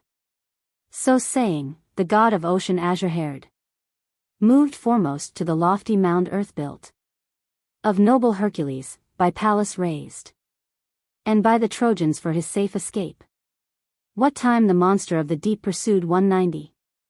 The hero from the sea bank o'er the plain. There Neptune sat, and his confederate gods. Their shoulders with impenetrable clouds Ermantled, while the city spoiler Mars sat with Apollo opposite on the hill 195. Calicalone, with their aids divine. So, gods to gods in opposite aspect sat ruminating, and alike the work, all fearing to begin of arduous war, while from his seat sublime Jove urged them on. 200. The champion all was filled, and with the blaze illumined wide of men and steeds brass-armed, and the encumbered earth jarred under foot of the encountering hosts. Then, too, the rest, surpassing far, into the midst advanced 205. Impatient for the fight, Anchises' son, Aeneas and Achilles, glorious chief. Aeneas first, under his ponderous casque, nodding and menacing, advanced. Before his breast he held the well-conducted orb 210 of his broad shield, and shook his brazen spear. On the other side, Achilles to the fight flew like a ravening lion, on whose death resolved, the peasants from all quarters meet. He, viewing with disdain the foremost, stalks 215. Right on, but smitten by some dauntless youth, writhes himself, and discloses his huge fangs, hung with white foam. Then, growling for revenge, lashes himself to battle with his tail, till with a burning eye and a bold heart 220. He springs to slaughter, or himself is slain. So, by his valor and his noble mind impelled, renowned Achilles moved toward Aeneas, and, small interval between. Thus spake the hero matchless in the race. 225. Why stand'st thou here, Aeneas? Thy own band left at such distance? Is it that thine heart glows with ambition to contend with me, in hope of Priam's honors, and to fill his throne hereafter in Troy steed renowned? 230. But shouldst thou slay me, not for that exploit, would Priam such large recompense bestow. For he hath sons, and hath, beside, a mind and disposition not so lightly changed. Or have the Trojans of their richest soil 235. For vineyard apt or plough assign thee part. If thou shalt slay me, difficult, I hope, at least, thou shalt experience that emprise. For, as I think, I have already chased thee with my spear. Forgettest thou the day 240, when, finding thee alone, I drove thee down headlong from Ida, and, thy cattle left afar, thou didst not dare in all thy flight turn once, till at Lyrnessus safe arrived, which city by Jove's aid and by the aid 245 of Pallas I destroyed, and captive led their women. Thee, indeed, the gods preserved, but they shall not preserve thee, as thou dreamst. Now also, back into thy host again. Hence, I command thee, nor oppose in fight 250 my force, lest evil find thee. To be taught by suffering only is the part of fools. To whom Aeneas answer thus returned. Pelides, hope not, as I were a boy, with words to scare me. I have also taunts 255 at my command, and could be sharp as thou. By such reports as from the lips of men we oft have heard, each other's birth we know, and parents, but my parents to behold. Was ne'er thy lot, nor have I thine beheld. 260. The men proclaim from noble Peleus sprung. And Thetis, bright-haired goddess of the deep. I boast myself of lovely Venus born. To brave Anchises, and his son this day. In battle slain thy sire shall mourn, or mine. 265. For I expect not that we shall depart. Like children, satisfied with words alone. But if it please thee more at large to learn. My lineage, thousands can attest it true. Know this. Jove, sovereign of the storms, begot 270. Dardanus, and ere yet the sacred walls of Ilium rose, the glory of this plain.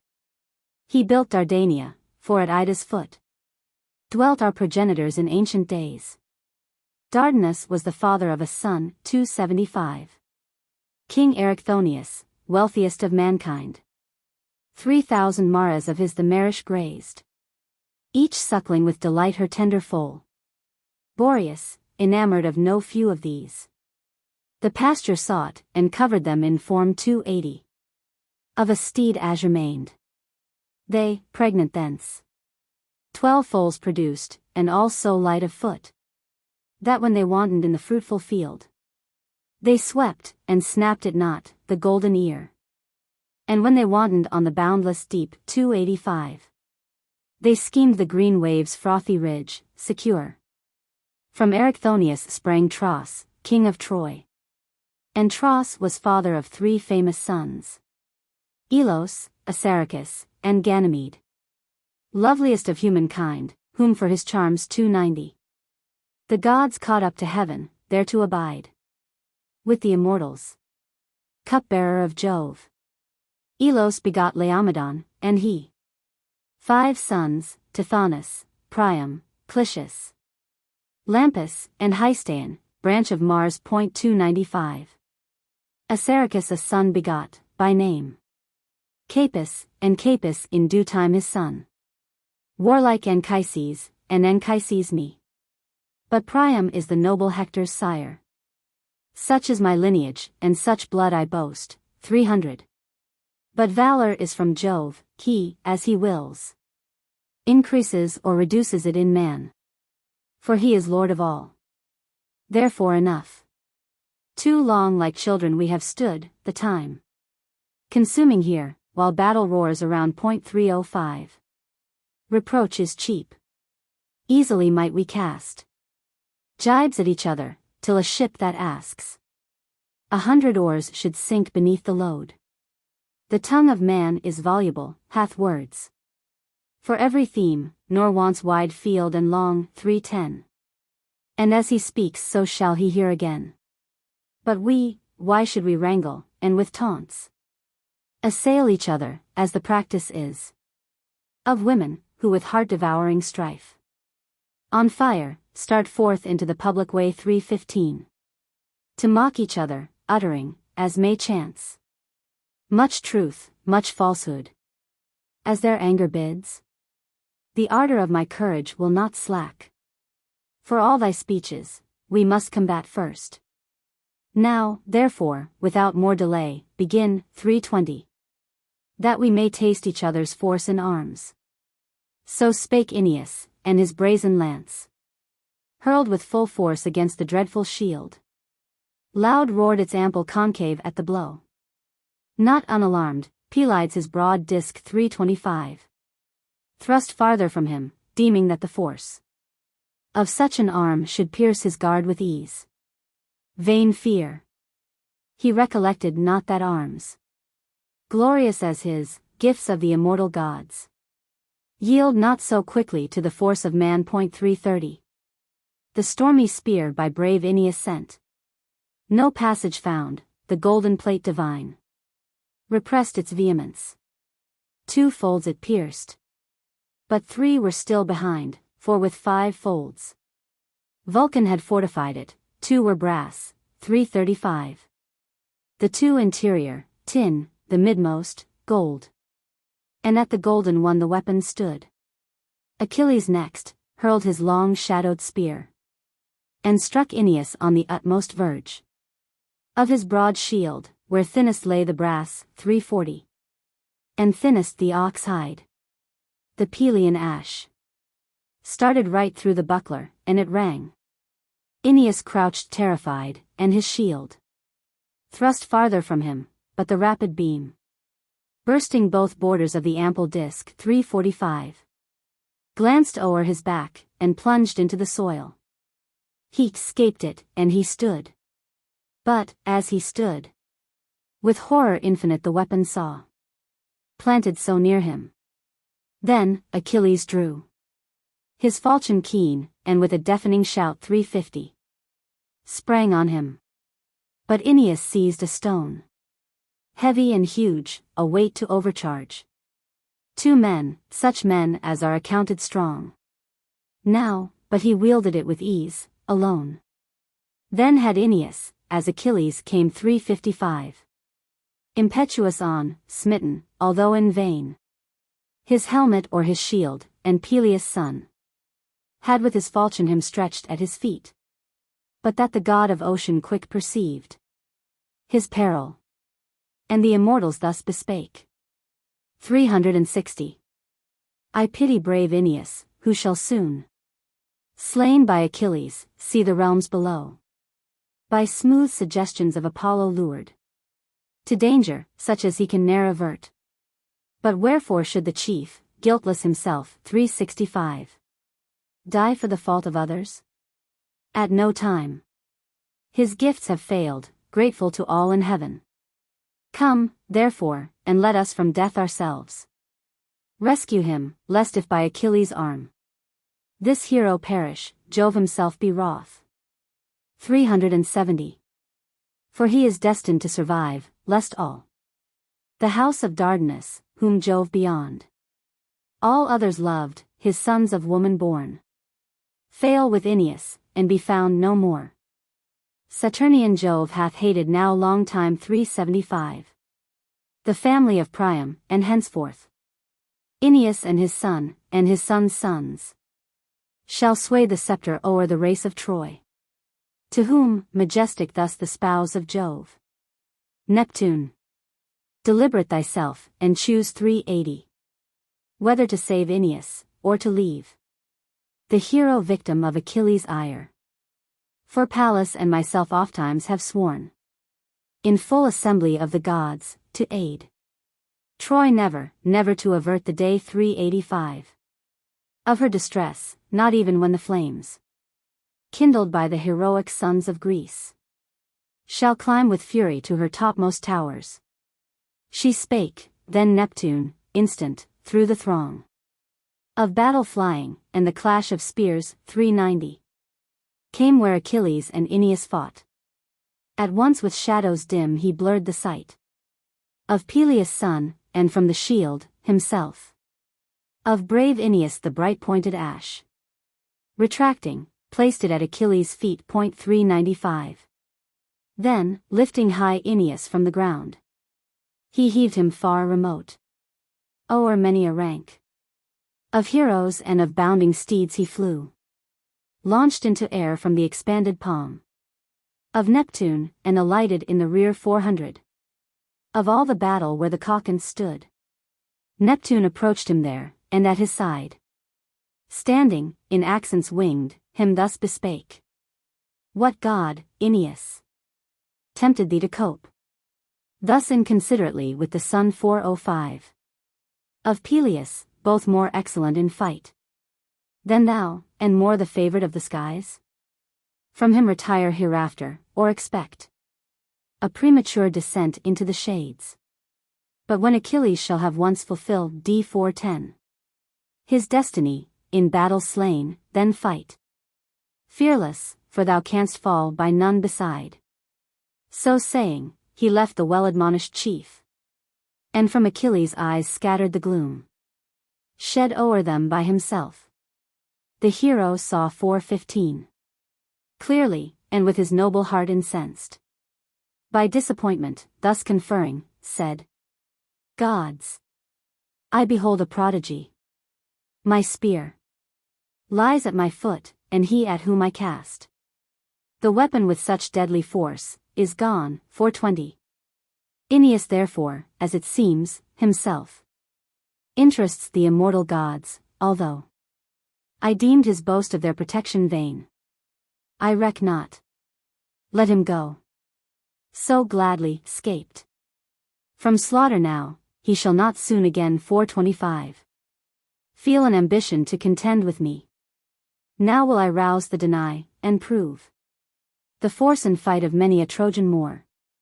He said, and sprang to battle with loud voice, calling the Grecians after him. Ye sons 430 of the Achaeans, stand not now aloof, my noble friends, but foot to foot let each fall on courageous, and desire the fight. The task were difficult for me alone, brave as I boast myself, to chase a foe 435 so numerous, and to combat with them all.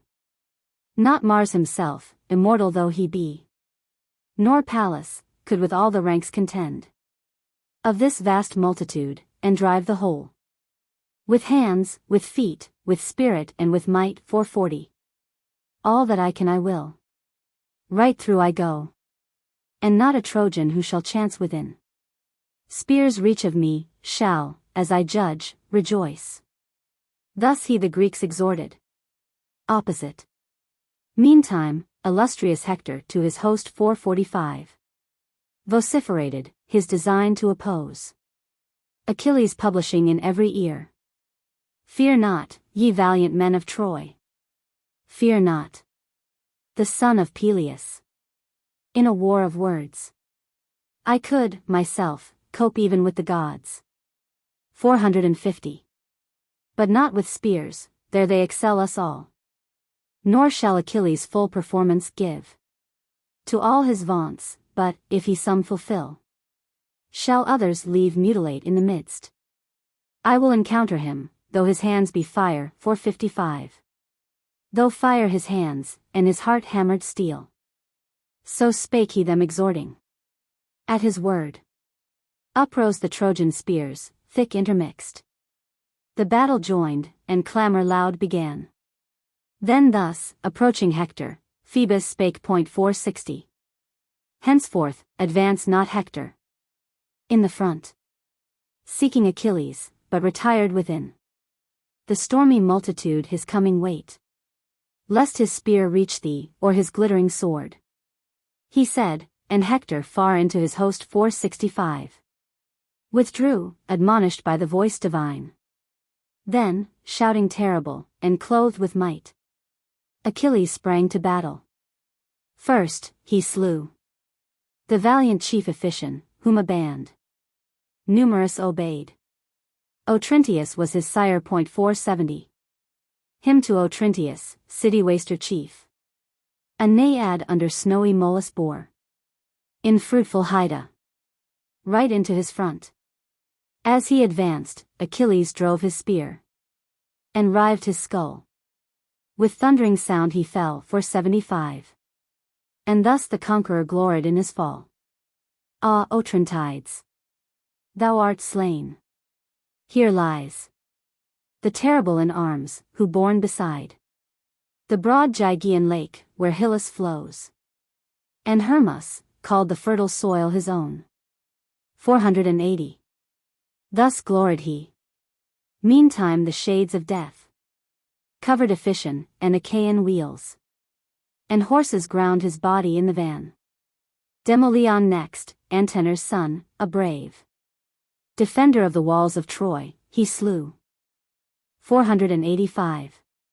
Into his temples through his brazen casque he thrust the Pelian ash, nor could the brass such force resist, but the huge weapon drove the shattered bone into his inmost brain, and his fierce onset at a stroke repressed.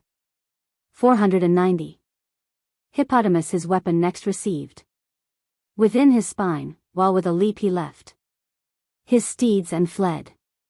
He, panting forth his life, moaned like a bull, by consecrated youths dragged round the Heliconian king, who views 495 that victim with delight. So, with loud moans, The noble warrior sighed his soul away. Then, spear in hand, against the godlike son of Priam, Polydorus, he advanced. Not yet his father had to him indulged 500. A warrior's place, for that of all his sons. He was the youngest born, his hoary sire's chief darling, and in speed surpassed them all. Then also, in the vanity of youth, for show of nimbleness, he started oft 505. Into the vanward, till at last he fell. Him gliding swiftly by, swifter than he, Achilles with a javelin reached.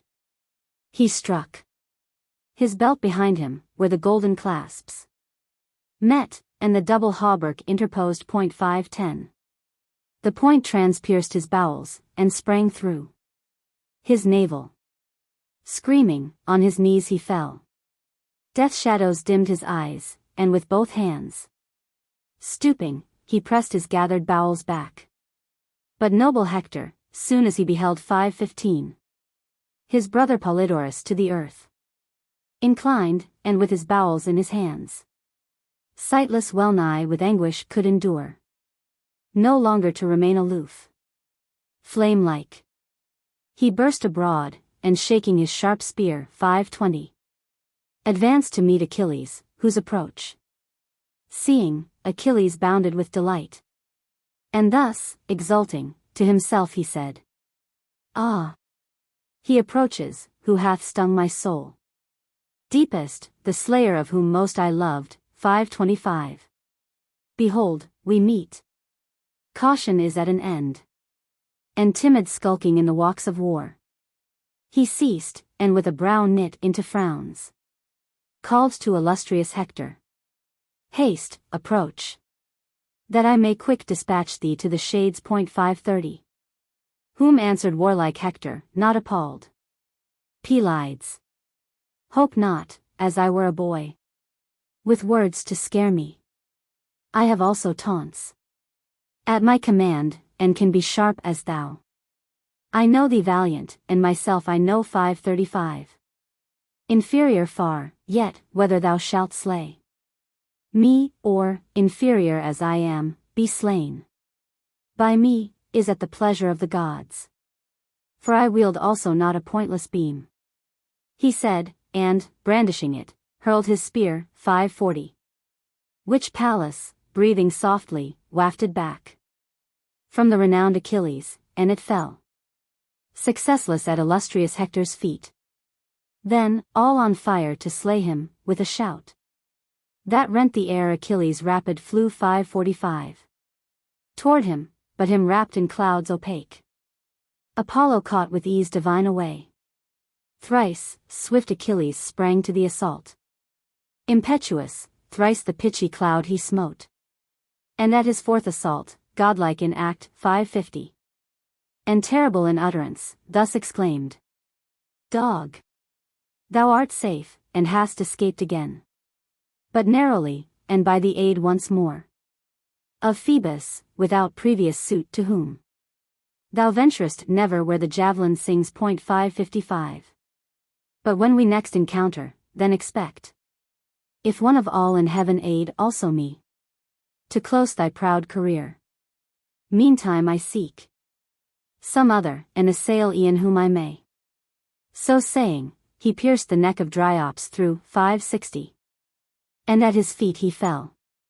Him there he left, and turning on a valiant warrior huge, Philetor's son, Demuchus, in the knee, pierced, and detained him by the planted spear, till with his sword he smote him, and he died. 565. Laogonus and Dardanus he next assaulted, sons of Bias, to the ground. Dismounting both, one with his spear he slew, the other with his falchion at a blow. Tros too, Alastor's son, he suppliant clasped. D. 570. Achilles' knees, and for his pity sued, pleading equality of years, in hope that he would spare, and send him thence alive. Ah, dreamer! Ignorant how much in vain that suit he urged. For not of milky mind. 575. Or placable in temper was the chief To whom he sued, but fiery. With both hands. His knees he clasped importunate, and he fast by the liver gashed him with his sword. His liver falling forth, with sable blood 580. His bosom filled, and darkness veiled his eyes. Then, drawing close to Mulius, in his ear, he set the pointed brass, and at a thrust sent it, next moment, through his ear beyond. Then, through the forehead of Agenor's son 585. Echeclus, his huge hafted blade he drove. And death and fate forever veiled his eyes. Next, where the tendons of the elbow meet, striking Deucalion, through his wrist he urged the brazen point. He all defenseless stood, 590. Expecting death, down came Achilles' blade. Full on his neck, away went head and casque. Together, from his spine the marrow sprang. And at his length outstretched he pressed the plain. From him to Rigmus, Pyrrho's noble son, 595. He flew, a warrior from the fields of Thrace. Him through the loins he pierced, and with the beam fixed in his bowels, to the earth he fell.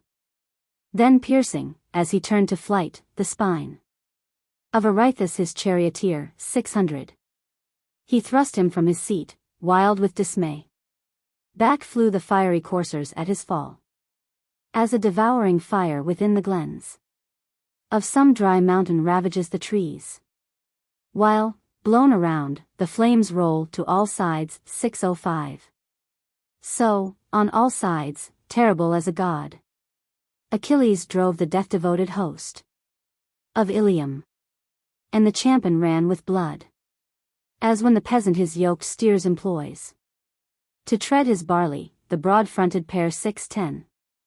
With ponderous hoofs trample it out with ease. So, by magnanimous Achilles driven, his coursers solid-hoofed stamped as they ran. The shields, at once, and bodies of the slain. Blood spattered all his axle, and with blood 615. From the horse hoofs and from the fellied wheels. His chariot reddened, while himself, athirst for glory, his unconquerable hands defiled with mingled carnage, sweat, and dust. Book 21. Argument of the 21st book. Achilles having separated the Trojans, and driven one part of them to the city and the other into the Scamander, takes 12 young men alive, his intended victims to the manes of Patroclus. The river overflowing his banks with purpose to overwhelm him, is opposed by Vulcan, and gladly relinquishes the attempt. The battle of the gods ensues. Apollo, in the form of Agenor, decoys Achilles from the town, which in the meantime the Trojans enter and shut the gates against him. Book 21. But when they came, at length, where Xanthus wins his stream vertiginous from Jove derived, there, separating Ilium's host, he drove part o'er the plain to Troy in the same road by which the Grecians had so lately fled 5. The fury of illustrious Hector's arm. That way they fled pouring themselves along, flood-like, and Juno, to retard them, through darkness as night before them. Other part. Pushed down the sides of Xanthus, headlong plunged 10. With dashing sound into his dizzy stream. And all his banks re-echoed loud the roar. They, struggling, shrieked in silver eddies whirled.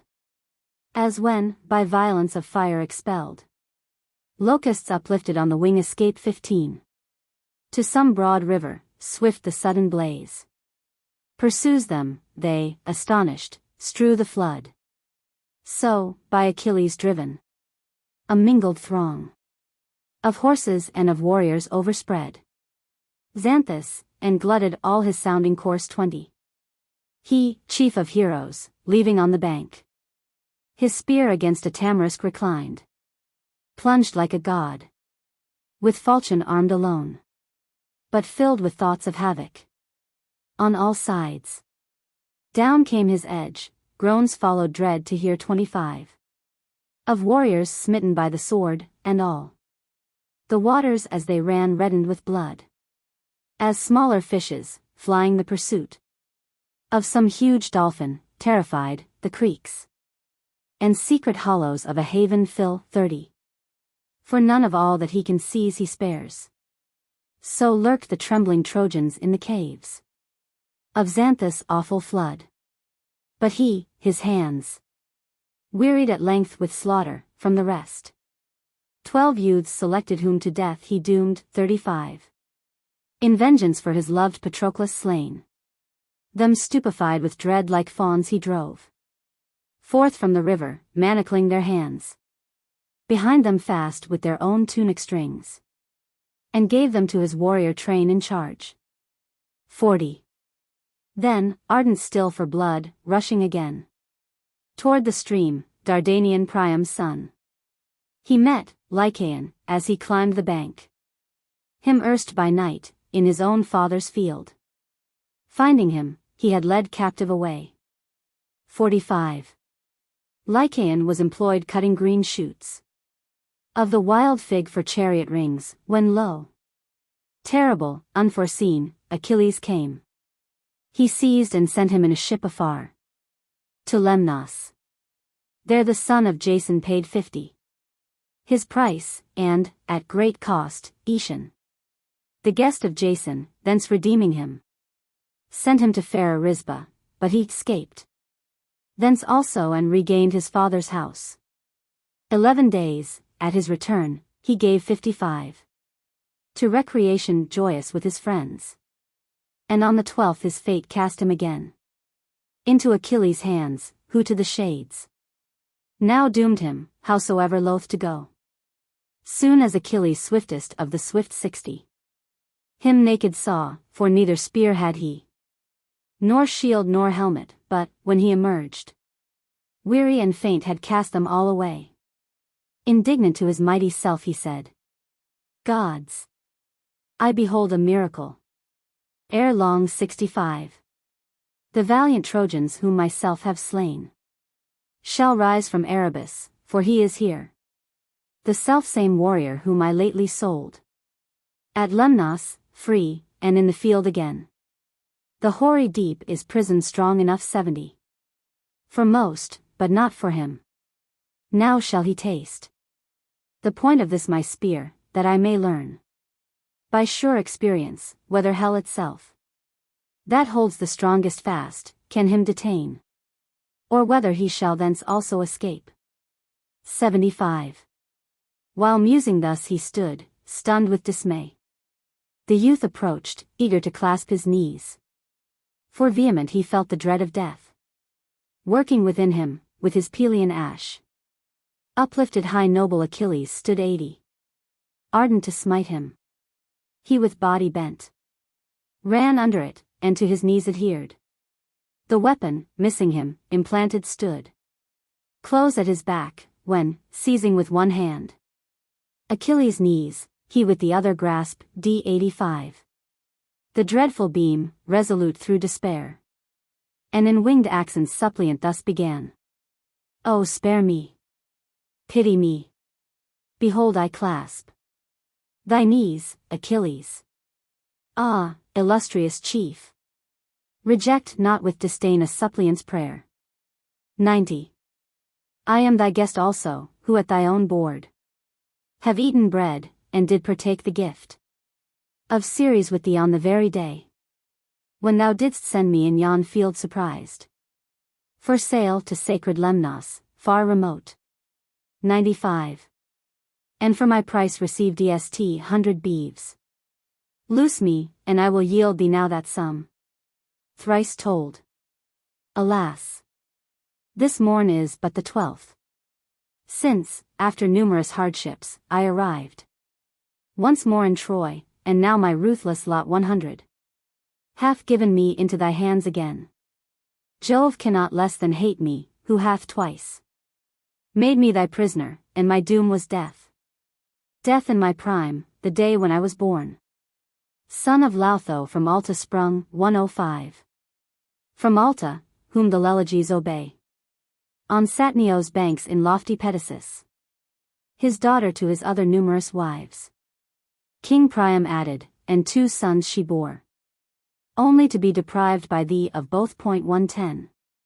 My brother hath already died, in front of Ilium's infantry, by thy bright spear. The godlike Polydorus, and like doom, shall now be mine, for I despair to escape thine hands, to which the gods yield me again. 115. But hear and mark me well. My birth was not from the same womb as Hector's, who hath slain thy valiant friend for clemency renowned. Such supplication the illustrious son of Priam made, but answer harsh received. 120. Fool! Speak'st of ransom? Name it not to me. For till my friend his miserable fate accomplished, I was somewhat given to spare. And numerous, whom I seized alive, I sold. But now, of all the Trojans whom the gods 125 deliver to me, none shall death escape. Specially of the house of Priam, none. Die therefore, even thou, my friend. What mean thy tears unreasonably shed in vain? Died not Patroclus braver far than thou? 130. And look on me, cease not to what a height my stature towers, and what a bulk I boast. A king begot me, and a goddess bore. What then? A death by violence awaits me also, and at morn, or eve, or noon. 135. I perish, whensoe'er the destined spear shall reach me, or the arrow from the nerve. He ceased, and where the suppliant kneeled, he died. Quitting the spear, with both hands spread abroad, he sat, but swift Achilles with his sword 140. Twixt neck and key bone smote him, and his blade of double edge sank all into the wound. He prone extended on the champion lay, bedewing with his sable blood the glebe. Till, by the foot, Achilles cast him far 145. Into the stream, and, as he floated down, thus in winged accents, glorying, exclaimed, Lie there, and feed the fishes, which shall lick thy blood secure. Thy mother ne'er shall place thee on thy bier, nor on thy body weep. 150. But swift Scamander on his giddy tide shall bear thee to the bosom of the sea. There, many a fish shall through the crystal flood, ascending to the rippled surface, find Lycaon's pampered flesh delicious fair. 155. Die Trojans, till we reach your city, you fleeing, and slaughtering, I this pleasant stream of dimpling silver which ye worship oft with victim bulls, and sate with living steeds. His rapid whirlpools shall avail you not. 160. But ye shall die, die terribly, till all shall have requited me with just amends for my Patroclus, and for other Greeks slain at the ships while I declined the war. He ended, at those words still more incensed. 165. Scamander means devised, thenceforth to check Achilles, and avert the doom of Troy. Meantime the son of Peleus, his huge spear grasping, assailed Asteropaeus son of Pelagon, on fire to take his life. 170. Fair Peribia, daughter eldest born of Acessamenus, his father bore to broad-streamed Axius, who had clasped the nymph in his embrace. On him Achilles sprang. He newly risen from the river, stood 175. Armed with two lances opposite, for him. Xanthus emboldened, at the deaths incensed of many a youth, whom, mercy none vouchsafed. Achilles had in all his current slain. And now small distance interposed, they faced 180. Each other, when Achilles thus began. Who art and whence, who darest encounter me? Hapless the sires whose sons my force defy. To whom the noble son of Pelagon? Pelides, mighty chief. Why hast thou asked? D 185. My derivation? From the land I come. Of mellow-soiled Paeonia far remote. Chief leader of Poenia's host spear-armed. This day hath also the 11th risen, since I at Troy arrived. For my descent. 190. It is from Axius river wide diffused. From Axius, fairest stream that waters earth. Sire of bold Pelagon whom men report. My sire. Let this suffice. Now fight, Achilles. So spake he threatening, and Achilles raised 195. Dauntless the Pelian ash. At once 2 spears. The hero bold, Asteropaeus threw. With both hands apt for battle. One his shield. Struck but pierced not, impeded by the gold. Gift of a god. The other as it flew 200. Grazed at his right elbow, sprang the sable blood. But, overflying him, the spear in earth. Stood planted deep, still hungering for the prey. Then, full at the Paeonian Peleus' son. Hurled forth his weapon with unsparing force 205. But vain, he struck the sloping river bank. And mid-length deep stood plunged the ashen beam. Then, with his falchion drawn, Achilles flew. To smite him. He in vain, meantime, essayed. To pluck the rooted spear forth from the bank, 210. Thrice with full force he shook the beam, and thrice. Although reluctant, left it. At his fourth. Last effort, bending it he sought to break. The ashen spear beam of Aeacides. But perished by his keen-edged falchion first, 215. For on the belly at his navel's side. He smote him. To the ground effused fell all. His bowels, death's dim shadows veiled his eyes. Achilles ardent on his bosom fixed. His foot, despoiled him, and exulting cried. 220. Lie there. Though river sprung, thou find'st it hard to cope with sons of Jove omnipotent. Thou saidst, a mighty river is my sire. But my descent from mightier Jove I boast. My father, whom the Myrmidons obey, 225. Is son of Aeacus, and he of Jove. As Jove all streams excels that seek the sea. So, Jove's descendants nobler are than theirs.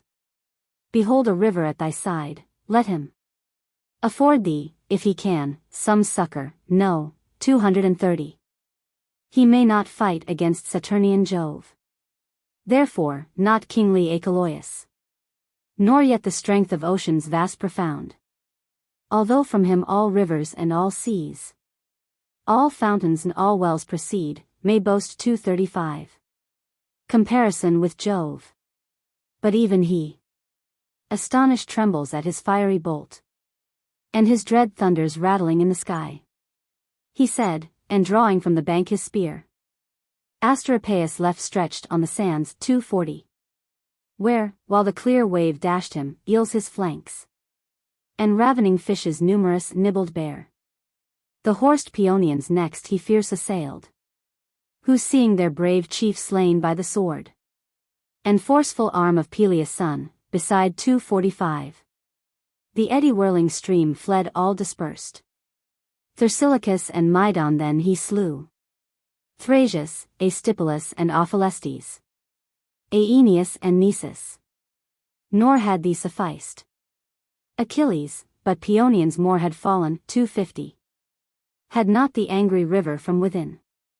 His circling gulfs in semblance, of a man. Called to him, interrupting thus his rage. O both in courage and injurious deeds. Unmatched, Achilles.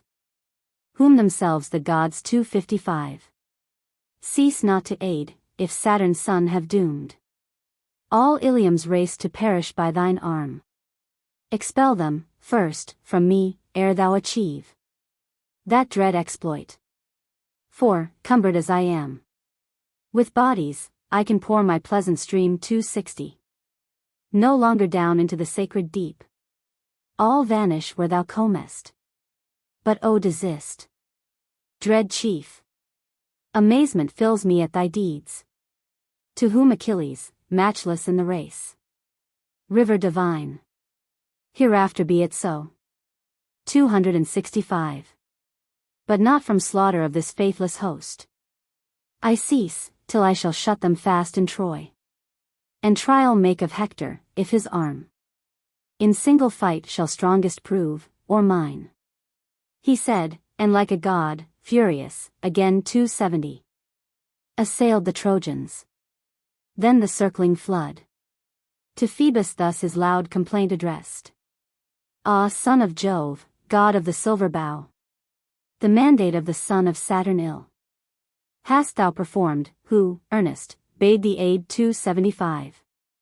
The Trojans, till the sun sunk in the west. Night's shadow dim should veil the fruitful field. He ended, and Achilles' spear renowned plunged from the bank into the middle stream. Then, turbulent, the river all his tide 280 stirred from the bottom, landward heaving off the numerous bodies that his current chalked. Slain by Achilles. Them, as with the roar of bulls, he cast aground, but deep within his oozy gulfs the living safe concealed. 285. Terrible all around Achilles stood.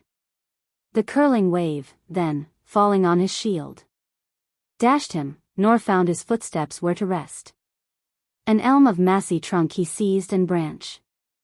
Luxuriant, but it fell torn from the root 290. And drew the whole bank after it. Immersed. It dammed the current with its ample boughs. And joined as with a bridge the distant shores. Up sprang Achilles from the gulf and turned his feet, now winged for flight, into the plain 295. Astonished. But the god, not so appeased, arose against him with a darker curl, that he might quell him and deliver Troy. Back flew Achilles with a bound, the length of a spear's cast, for such a spring he owned D300. As bears the black-plumed eagle on her prey. Strongest and swiftest of the fowls of air. Like her he sprang, and dreadful on his chest clanged his bright armor. Then, with course oblique, he fled his fierce pursuer, but the flood, 305. Fly where he might, came thundering in his rear. As when the peasant with his spade a rill conducts from some pure fountain through his grove or garden, clearing the obstructed course. The pebbles, as it runs, all ring beneath 310.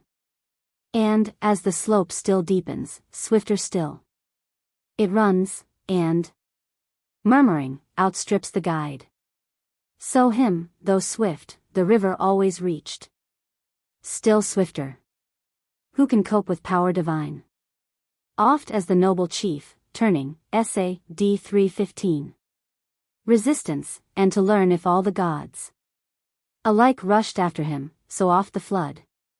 Jove's offspring, laved his shoulders. Upward then. He sprang distressed, but with a sidelong sweep. Assailing him, and from beneath his steps 320. Wasting the soil, the stream his force subdued. Then looking to the skies, aloud he mourned. Eternal sire, forsaken by the gods, I sink, none deigns to save me from the flood. From which once saved, would no death decline. 325. Yet blame I none of all the powers of heaven. As Thetis, she with falsehood soothed my soul. She promised me a death by Phoebus' shafts. Swift-winged, beneath the battlements of Troy. I would that Hector, noblest of his race, 330, had slain me, I had then bravely expired. And a brave man had stripped me of my arms. But fate now dooms me to a death abhorred. Whelmed in deep waters, like a swineherd's boy. Drowned in wet weather while he fords a brook. 335. So spake Achilles, then, in human form.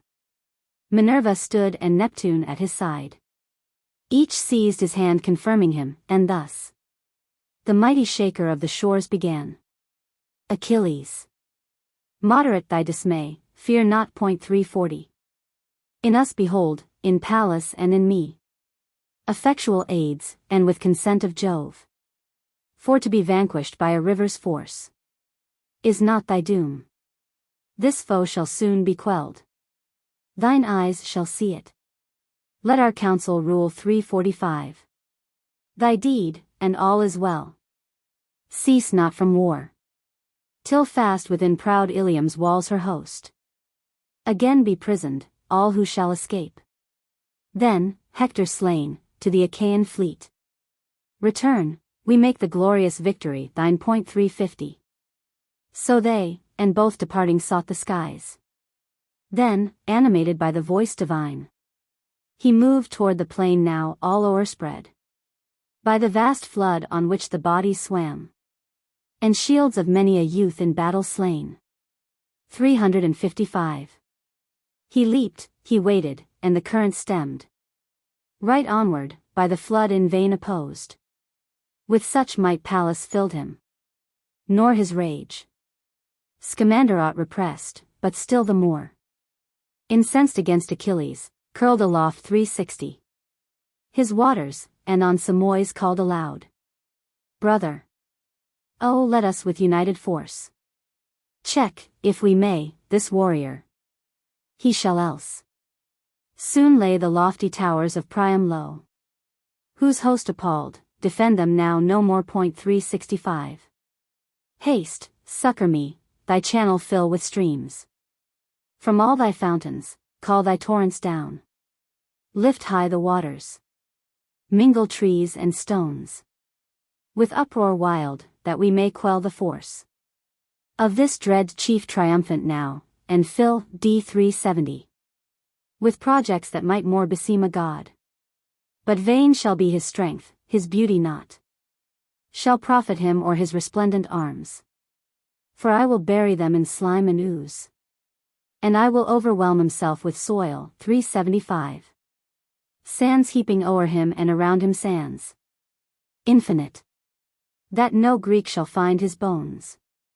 Forever, in my bottom deep immersed, there shall his tomb be piled, nor other earth. At his last rites, his friends shall need for him. 380. He said, and lifting high his angry tide, vertiginous, against Achilles hurled, roaring, the foam, the bodies, and the blood. Then all his sable waves divine again, accumulating, bore him swift along. 385. Shrieked Juno at that sight, terrified lest Achilles in the whirling deluge sunk should perish, and to Vulcan quick exclaimed, Vulcan, my son, arise. For we account Xanthus well able to contend with thee. 390. Give instant succor, show forth all thy fires. Myself will haste to call the rapid south, and Zephyrus, that tempests from the sea blowing, thou mayst both arms and dead consume with hideous conflagration. Burn along. 395. The banks of Xanthus, fire his trees and him seize also. Let him by no specious guile of flattery soothe thee, or by threats appall, nor slack thy furious fires till with a shout I give command, then bid them cease to blaze. 400. She spake, and Vulcan at her word his fires shot dreadful forth. First, kindling on the field, he burned the bodies strewed numerous around. Slain by Achilles, arid grew the earth, and the flood ceased, as when a sprightly breeze. 405. Autumnal blowing from the north, at once dries the new-watered garden, gladdening him who tills the soil. So was the champion dried, the dead consumed, against the river. Next, he turned the fierceness of his glittering fires. 410. Willows and tamarisks and elms he burned lotus, rushes, reeds, all plants and herbs that clothed profuse the margin of his flood. His eels and fishes, whether wont to dwell in gulfs beneath, or tumble in the stream. 415. All languished while the artist of the skies breathed on them. Even Xanthus lost himself all force, and, suppliant, Vulcan thus addressed. O Vulcan! None in heaven itself may cope with thee. I yield to thy consuming fires. 420. Cease, cease. I reck not if Achilles drive her citizens, this moment, forth from Troy. For what are war and war's concerns to me? So spake he scorched, and all his waters boiled. As some huge cauldron hisses urged by force 425. Of circling fires and filled with melted lard. The unctuous fluid over bubbling streams. On all sides, while the dry wood flames beneath. So Xanthus bubbled and his pleasant flood hissed in the fire. Nor could he longer flow 430. But checked his current, with hot steams annoyed. By Vulcan raised. His supplication, then. Importunate to Juno thus he turned. Ah Juno! Why assails thy son my streams? Hostile to me alone? Of all who aid 435. The Trojans I am surely least to blame. Yet even I desist if thou command. And let thy son cease also. For I swear that never will I from the Trojans turn. Their evil day, not even when the host 440 of Greece shall set all Ilium in a blaze. He said, and by his oath pacified, thus. The white-armed deity to Vulcan spake. Peace, glorious son. We may not in behalf of mortal man thus longer vex a god. 445. Then Vulcan his tremendous fires repressed. And down into his gulfy channel rushed the refluent flood. For when the force was once subdued of Xanthus, Juno interposed. Although incensed, herself to quell the strife. 450. But contest vehement the other gods now waged, each breathing discord. Loud they rushed, and fierce to battle, while the boundless earth quaked under them, and, all around, the heavens sang them together with a trumpet's voice. 455. Jove listening, on the Olympian summit sat, well pleased, and, in his heart laughing for joy, beheld the powers of heaven in battle joined. Not long aloof they stood. Shield-piercer Mars his brazen spear grasped, and began the fight. 460. Rushing on Pallas, whom he thus reproached. Wasp! Front of impudence, and past all bounds. Audacious! Why impellest thou the gods to fight? Thy own proud spirit is the cause. Remember'st not, how, urged by thee, the son 465 of Tydeus, Diomed, myself assailed. When thou, the radiant spear with thy own hand guiding, didst rend my body? Now, I ween, the hour is come in which I shall exact vengeance for all thy malice shown to me. 470. So saying, her shield he smote tasseled around. Terrific, proof against the bolts of Jove. That shield gore-tainted Mars with fury smote. But she, retiring, with strong grasp upheaved a rugged stone, black, ponderous, from the plain. 475. A landmark fixed by men of ancient times, which hurling at the neck of stormy Mars, she smote him. Down he fell. 7 acres, stretched. He overspread, his ringlets in the dust. Polluted lay, and dreadful rang his arms. 480. The goddess laughed, and thus in accents winged, with exultation, as he lay, exclaimed. Fool! Art thou still to learn how far my force surpasses thine, and darest thou cope with me? Now feel the furies of thy mother's ire. 485. Who hates thee for thy treachery to the Greeks, and for thy succor given to faithless Troy? She said, and turned from Mars her glorious eyes. But him deep groaning in his torpid powers recovering slow, Venus conducted thence. 490. Daughter of Jove, whom soon as Juno marked, in accents winged to Pallas thus she spake. Daughter invincible of glorious Jove, haste, follow her, a shameless. How she leads gore-tainted Mars through all the host of heaven. 495. So she, whom Pallas with delight obeyed, to Venus swift she flew, and on the breast with such force smote her that of sense bereft the fainting goddess fell. There Venus lay, and Mars extended on the fruitful glebe. 500.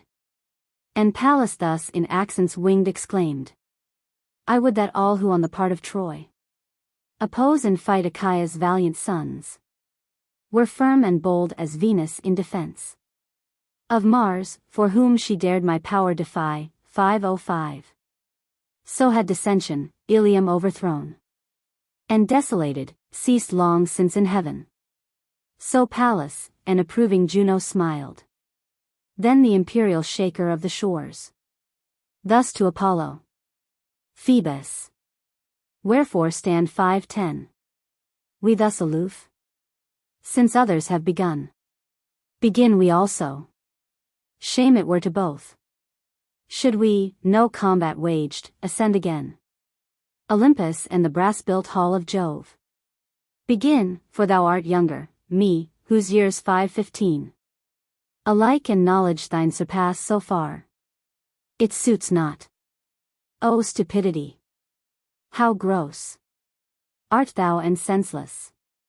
Are no traces left in thy remembrance of our numerous wrongs sustained at Ilium, when, of all the gods 520 ourselves alone, by Jove's commandment, served for stipulated hire, a year complete. Our taskmaster the proud Laomedon, myself a bulwark town, spacious, secure against assault, and beautiful as strong 525. Built for the Trojans, and thine office was to feed for King Laomedon his herds among the groves of Ida many-veiled. But when the gladsome hours the season brought of payment, then the unjust king of Troy 530 dismissed us of our whole reward immersed by violence, and added threats beside the into distant isles, bound hand and foot.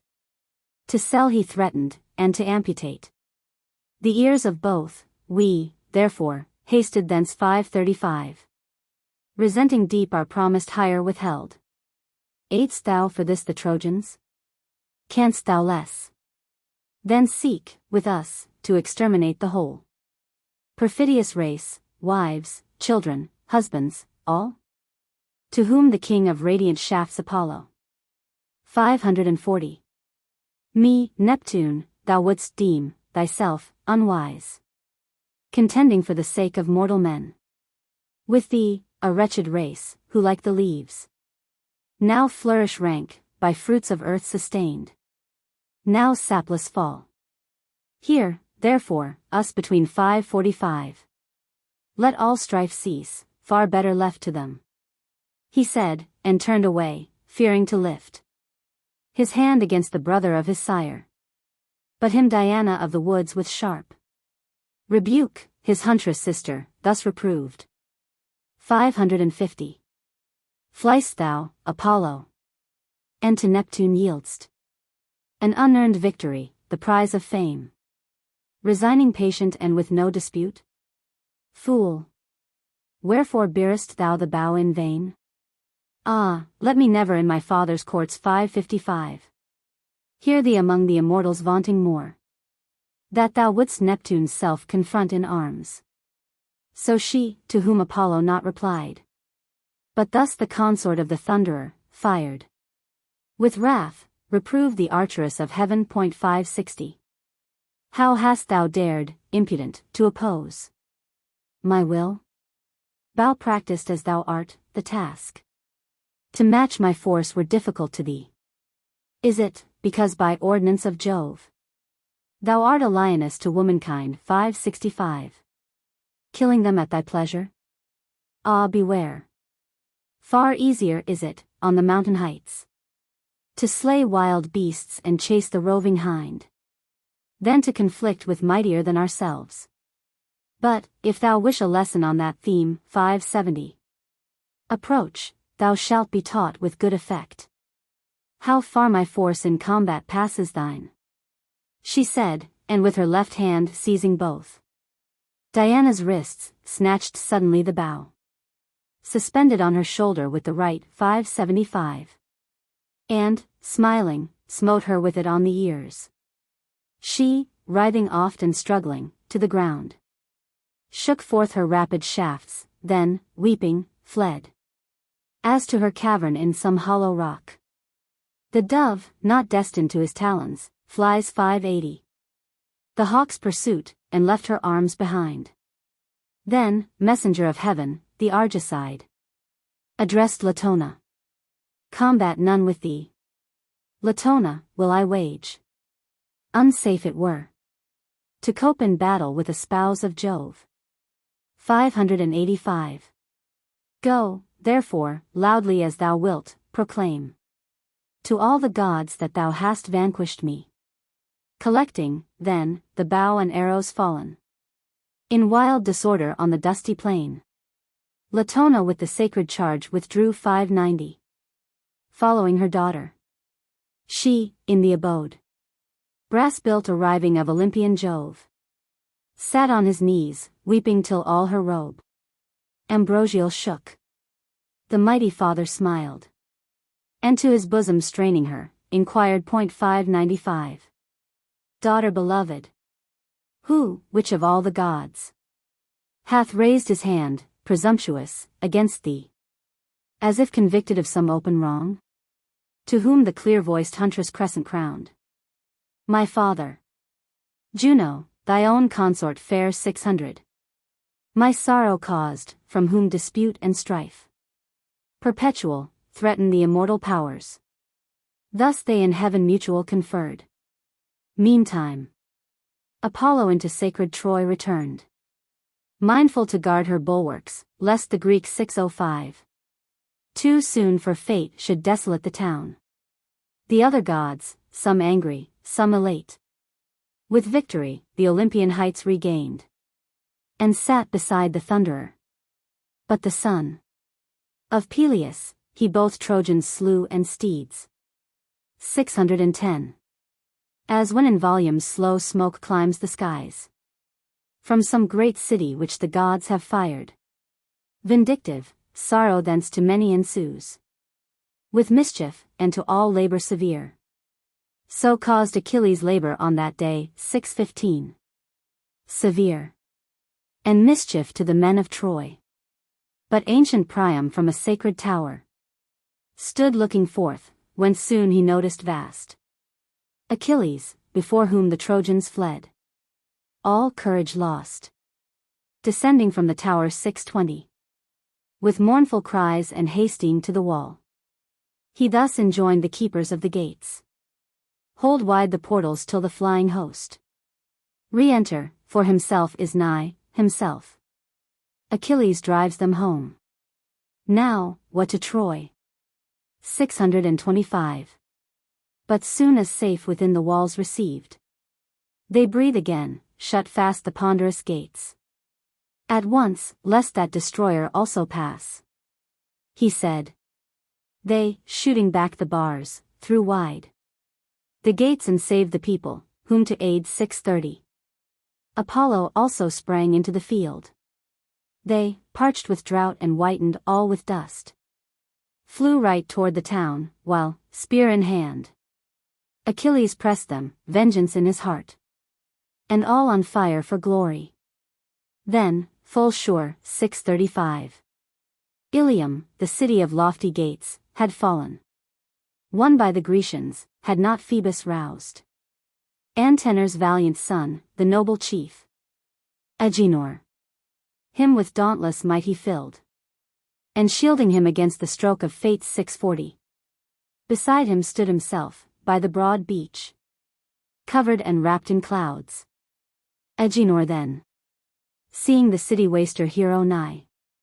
Achilles, stood, but standing, felt his mind troubled with doubts, he groaned, and thus he mused. 645. Alas! If following the tumultuous flight of these, I shun Achilles, swifter far, he soon will lop my ignominious head. But if, these leaving to be thus dispersed, before him, from the city wall I fly. 650. Across the plain of Troy into the groves of Ida, and in Ida's thickets lurk, I may, at evening, to the town return, bathed and refreshed. But whither tend my thoughts? Should he my flight into the plain observe? 655. and swift pursuing seize me, then, farewell. All hope to 'scape a miserable death. For he hath strength passing the strength of man. How then, shall I withstand him here before the city? He hath also flesh to steal 660. Pervious, within it but a single life. And men report him mortal, howsoe'er Saturnian Jove lift him to glory now. So saying, he turned and stood, his dauntless heart beating for battle. As the pard springs forth 665 to meet the hunter from her gloomy lair.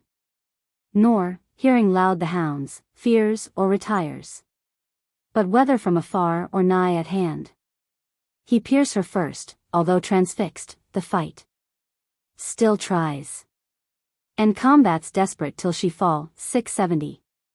So, brave Antenor's son fled not, or shrank, till he had proved Achilles, but his breast o'ershadowing with his buckler and his spear. Aiming well poised against him, loud exclaimed, renowned Achilles, thou art high in hope 675. Doubtless, that thou shalt this day overthrow the city of the glorious sons of Troy.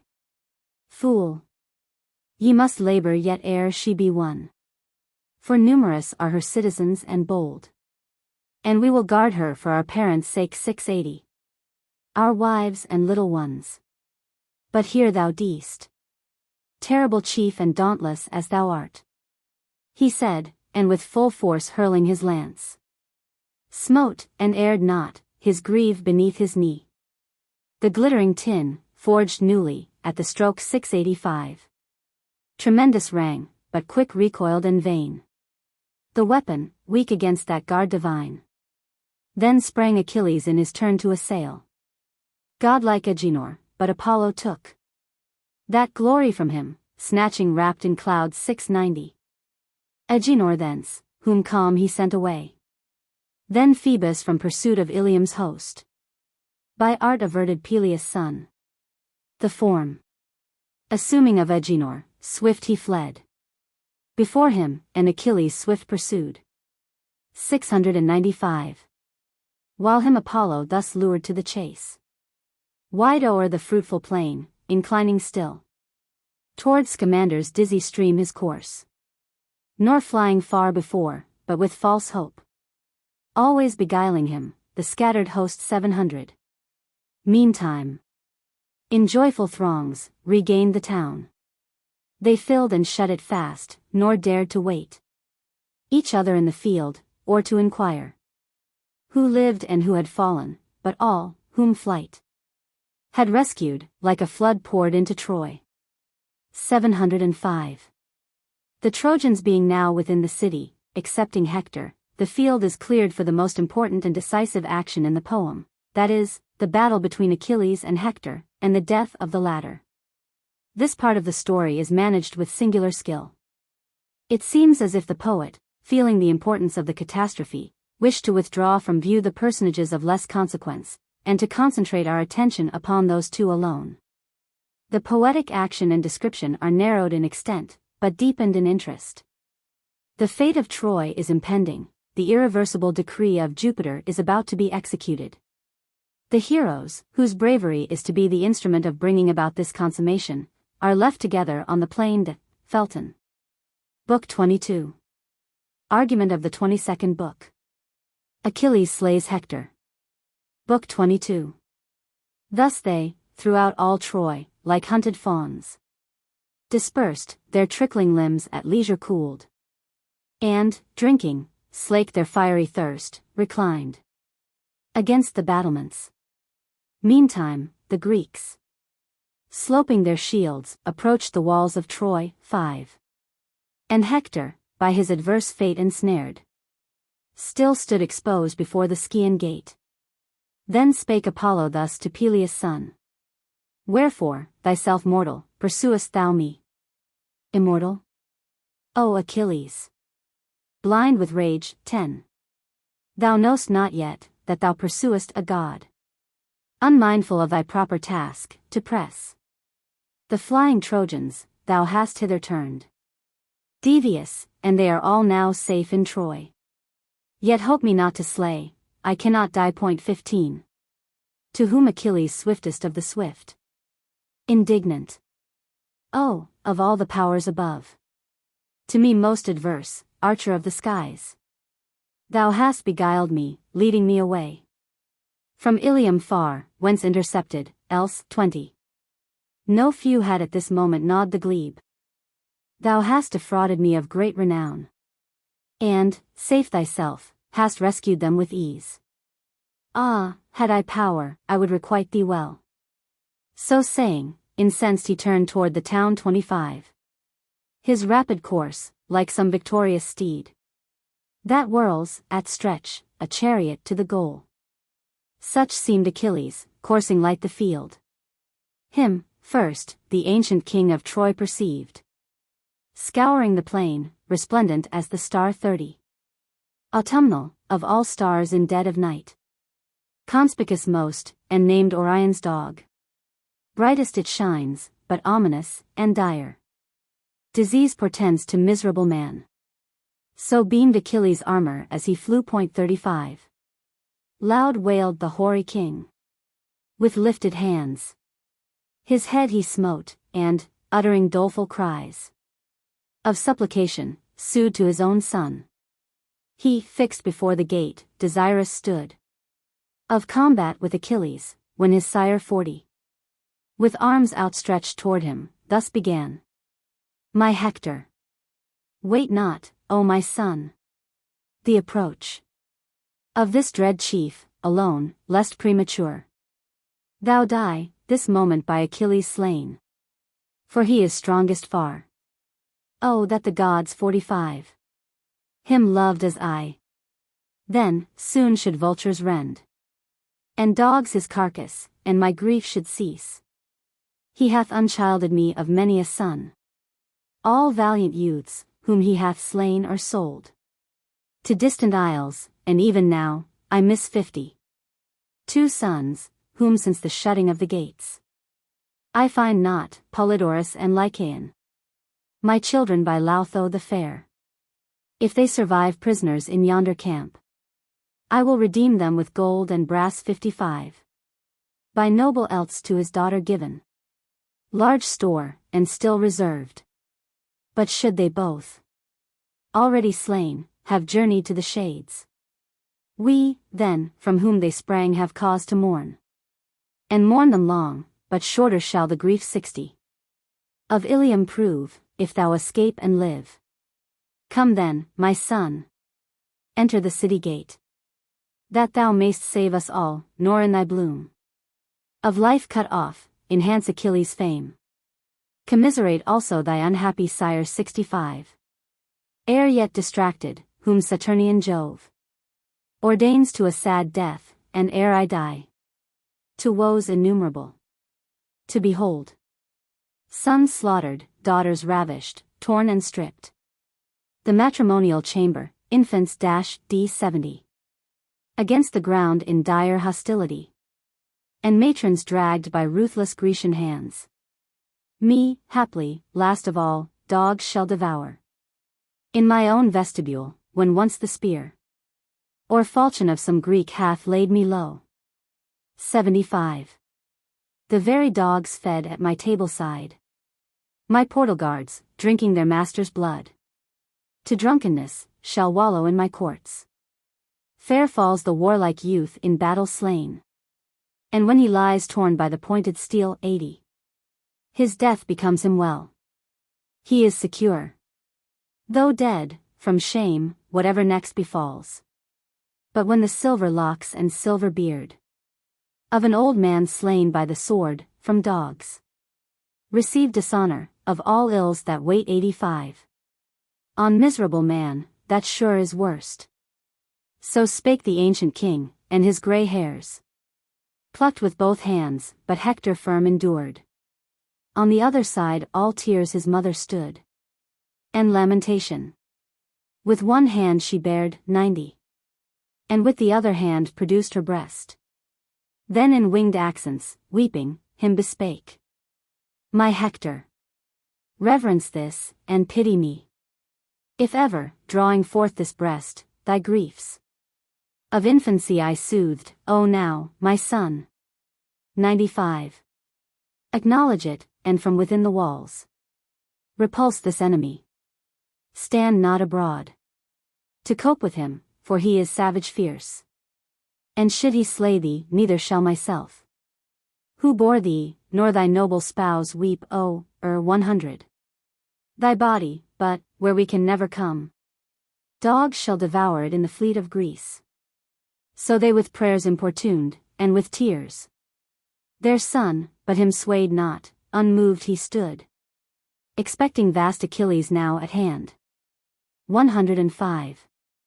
As some fell serpent in his cave expects the traveller's approach, battened with herbs of baneful juice to fury, forth he looks hideous, and lies coiled all around his den. So Hector, filled with confidence untamed, 110. Fled not, but placing his bright shield against a buttress, with his noble heart conferred. Alas for me! Should I repass the gate, Polydamas would be the first to heap reproaches on me, for he bade me lead 115. The Trojans back this last calamitous night, in which Achilles rose to arms again. But I refused, although to have complied had proved more profitable far, since then. By rash resolves of mine I have destroyed D120. The people, how can I escape the blame of all in Troy? The meanest there will say, by his self-will he hath destroyed us all. So shall they speak, and then shall I regret that I returned ere I had slain in fight 125. Achilles, or that, by Achilles slain, I died not nobly in defense of Troy. But shall I thus lay down my bossy shield, put off my helmet, and my spear recline against the city wall, then go myself 130 to meet the brave Achilles, and at once promise him Helen, for whose sake we strive, with all the wealth that Paris in his fleet brought home, to be restored to Atreus' sons, and to distribute to the Greeks at large 135. All hidden treasures of the town, an oath taking beside from every senator, that he will not conceal, but will produce, and share in just equality what stores soever our fair city still includes. 140. Airy speculations, questions vain, I may not sue to him, compassion none. Will he vouchsafe me, or my suit respect? But, seeing me unarmed, will sate at once his rage, and womanlike I shall be slain. 145. It is no time from oak or hollow rock with him to parley, as a nymph and swain. A nymph and swain soft parley mutual hold, but rather to engage in combat fierce, incontinent. So shall we soonest learn 150. Whom Jove will make victorious, him or me? Thus pondering he stood, meantime approached Achilles, terrible as fiery Mars, crest-tossing god, and brandished as he came o'er his right shoulder high the Pelian spear. 155. Like lightning, or like flame, or like the sun, ascending, beamed his armor. At that sight trembled the Trojan chief, nor dared expect his nearer step, but flying left the gates far distant, and Achilles swift pursued.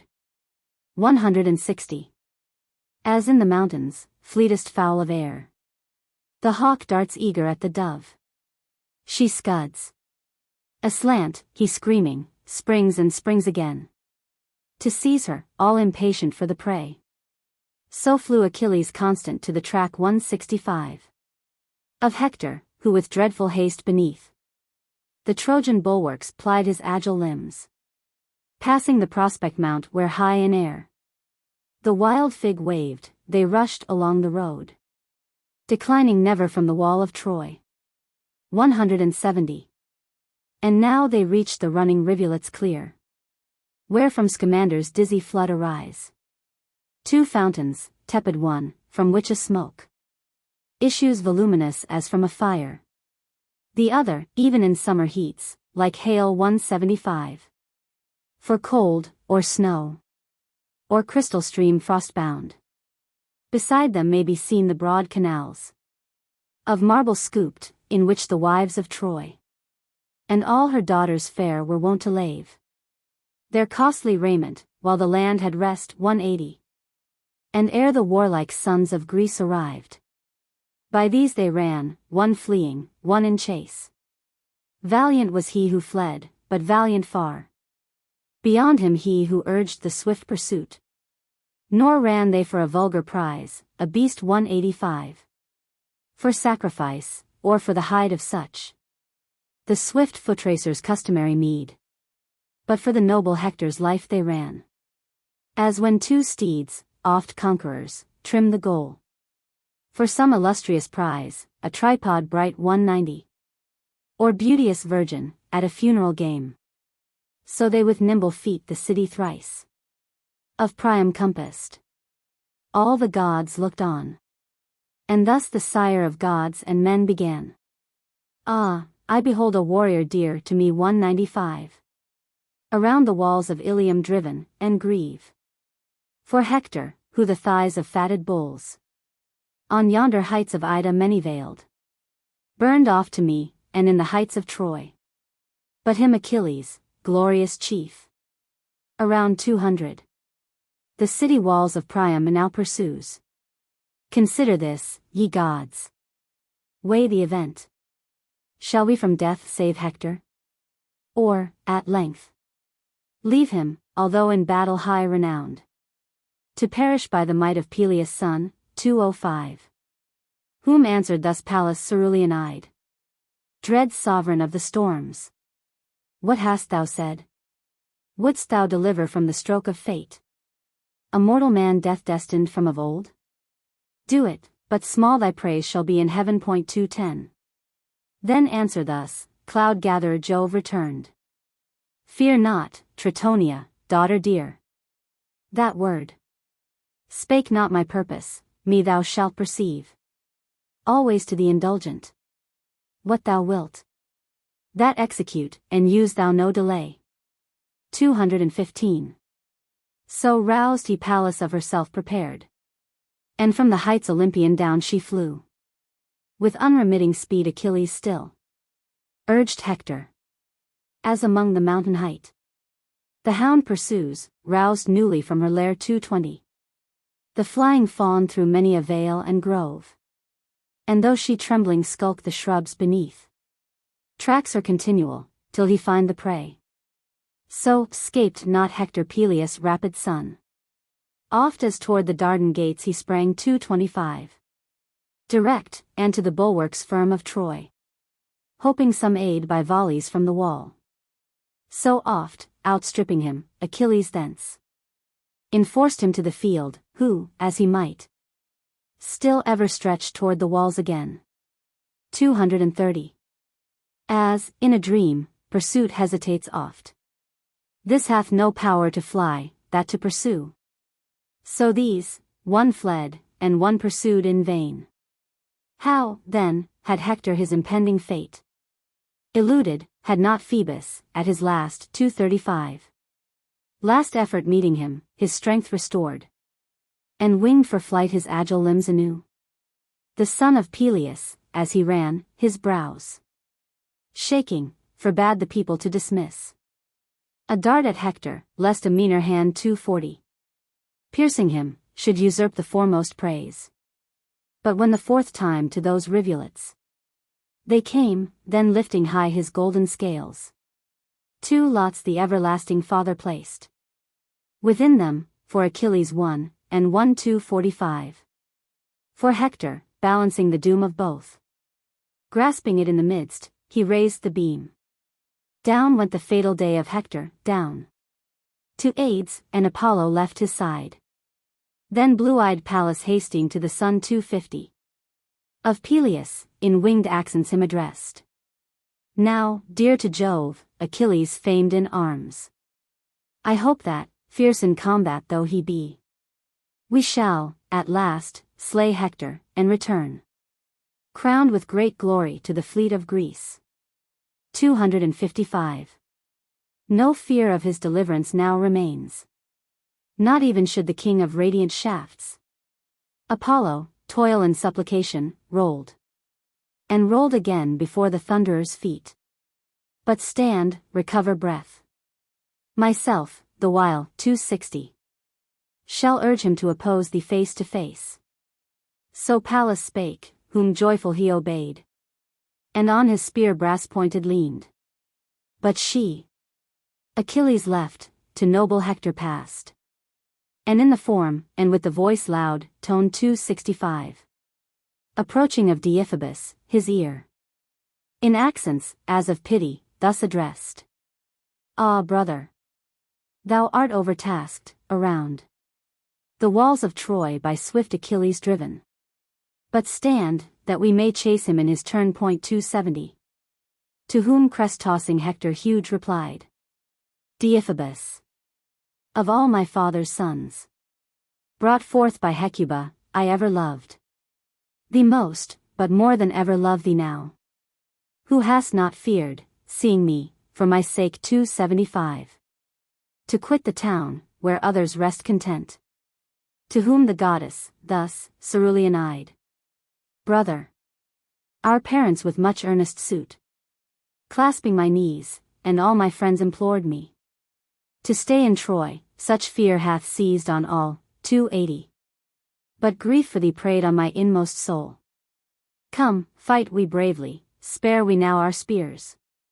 No longer, now for proof if Peleus' son, slaying us both, shall bear into the fleet our arms gore-stained, or perish slain by thee. 285. So saying, the wily goddess led the way. They soon, approaching each the other, stood opposite, and huge Hector thus began. Pelides, I will fly thee now no more. Thrice I have compassed Priam's spacious walls. 290. A fugitive, and have not dared abide thy onset, but my heart now bids me stand dauntless, and I will slay, or will be slain. But come, we will attest the gods, for they are fittest both to witness and to guard. 295. Our covenant. If Jove to me vouchsafe the hard-earned victory, and to take thy life, I will not with dishonor foul insult thy body, but, thine armor stripped, will give thee to thy friends, as thou shalt me to mine. 300. To whom Achilles, lowering dark, replied. Hector, my bitterest foe, speak not to me of covenants, as concord can be none. Lions and men between, nor wolves and lambs, can be unanimous, but hate perforce. 305. Each other by a law not to be changed. So cannot amity subsist between thee and myself. Nor league make I with thee, or compact, till thy blood in battle shed, or mine, shall gratify the fiery Mars. 310. Rouse all thy virtue, thou hast utmost need of valor now, and of address in arms. Escape me more thou canst not. Pallas' hand by mine subdues thee, now will I avenge at once the agonies of every Greek. 315. In thy unsparing fury slain by thee, he said, and, brandishing the Pelian ash, dismissed it. But illustrious Hector warned, crouched low, and, overflying him, it pierced the soil beyond, whence Pallas plucking it. 320. Unseen, restored it to Achilles' hand. And Hector to his godlike foe replied. Godlike Achilles, thou hast erred, nor know'st at all my doom from Jove, as thou pretend'st, but seek'st, by subtlety and wind of words. 325. All empty sounds, to rob me of my might. Yet stand I firm. Think not to pierce my back. Behold my bosom. If the gods permit, meet me advancing, and transpierce me there. Meantime avoid my glittering spear, but 330. Mayst thou receive it all, since lighter far to Ilium should the toils of battle prove. Wert thou once slain, the fiercest of her foes? He said, and hurling his long spear with aim, unerring, smote the center of the shield 335. Of Peleus' son, but his spear glanced away. He, angry to have sent it forth in vain. For he had other none, with eyes downcast. Stood motionless a while, then with loud voice sought from Deiphobus, white-shielded chief, 340. A second, but Deiphobus was gone. Then Hector understood his doom, and said, Ah, it is plain, this is mine hour to die. I thought Deiphobus at hand, but me Pallas beguiled, and he is still in Troy. 345. A bitter death threatens me, it is nigh. And there is no escape. Jove, and Jove's son Apollo, from the first, although a while my prompt deliverers chose this lot for me. And now it finds me. But I will not fall. 350.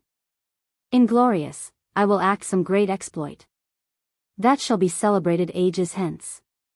So saying, his keen falchion from his side he drew, well-tempered, ponderous, and rushed at once to combat. As the eagle darts. 355. Right downward through a sullen cloud to seize weak lamb or timorous hare, so brandishing his splendid falchion, Hector rushed to fight Achilles, opposite, with fellest ire. Full fraught came on his shield with various art. 360. Celestial formed, o'erspread his ample chest, and on his radiant casque terrific waved the bushy gold of his resplendent crest.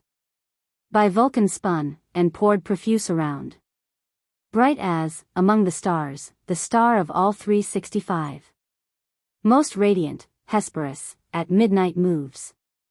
So, in the right hand of Achilles beamed his brandished spear, while, meditating to Hector, he explored his noble form, seeking where he was vulnerable most. 370. But every part, his dazzling armor torn from brave Patroclus' body, well secured, save where the circling key bone from the neck disjoins the shoulder, there his throat appeared, whence injured life with swiftest flight escapes. 375. Achilles, plunging in that part his spear, impelled it through the yielding flesh beyond the ashen beam. His power of utterance left still unimpaired, but in the dust he fell. And the exulting conqueror exclaimed. 380. But Hector, thou hadst once far other hopes, and, stripping slain Patroclus, thought'st thee safe, nor caredst for absent me. Fond dream and vain.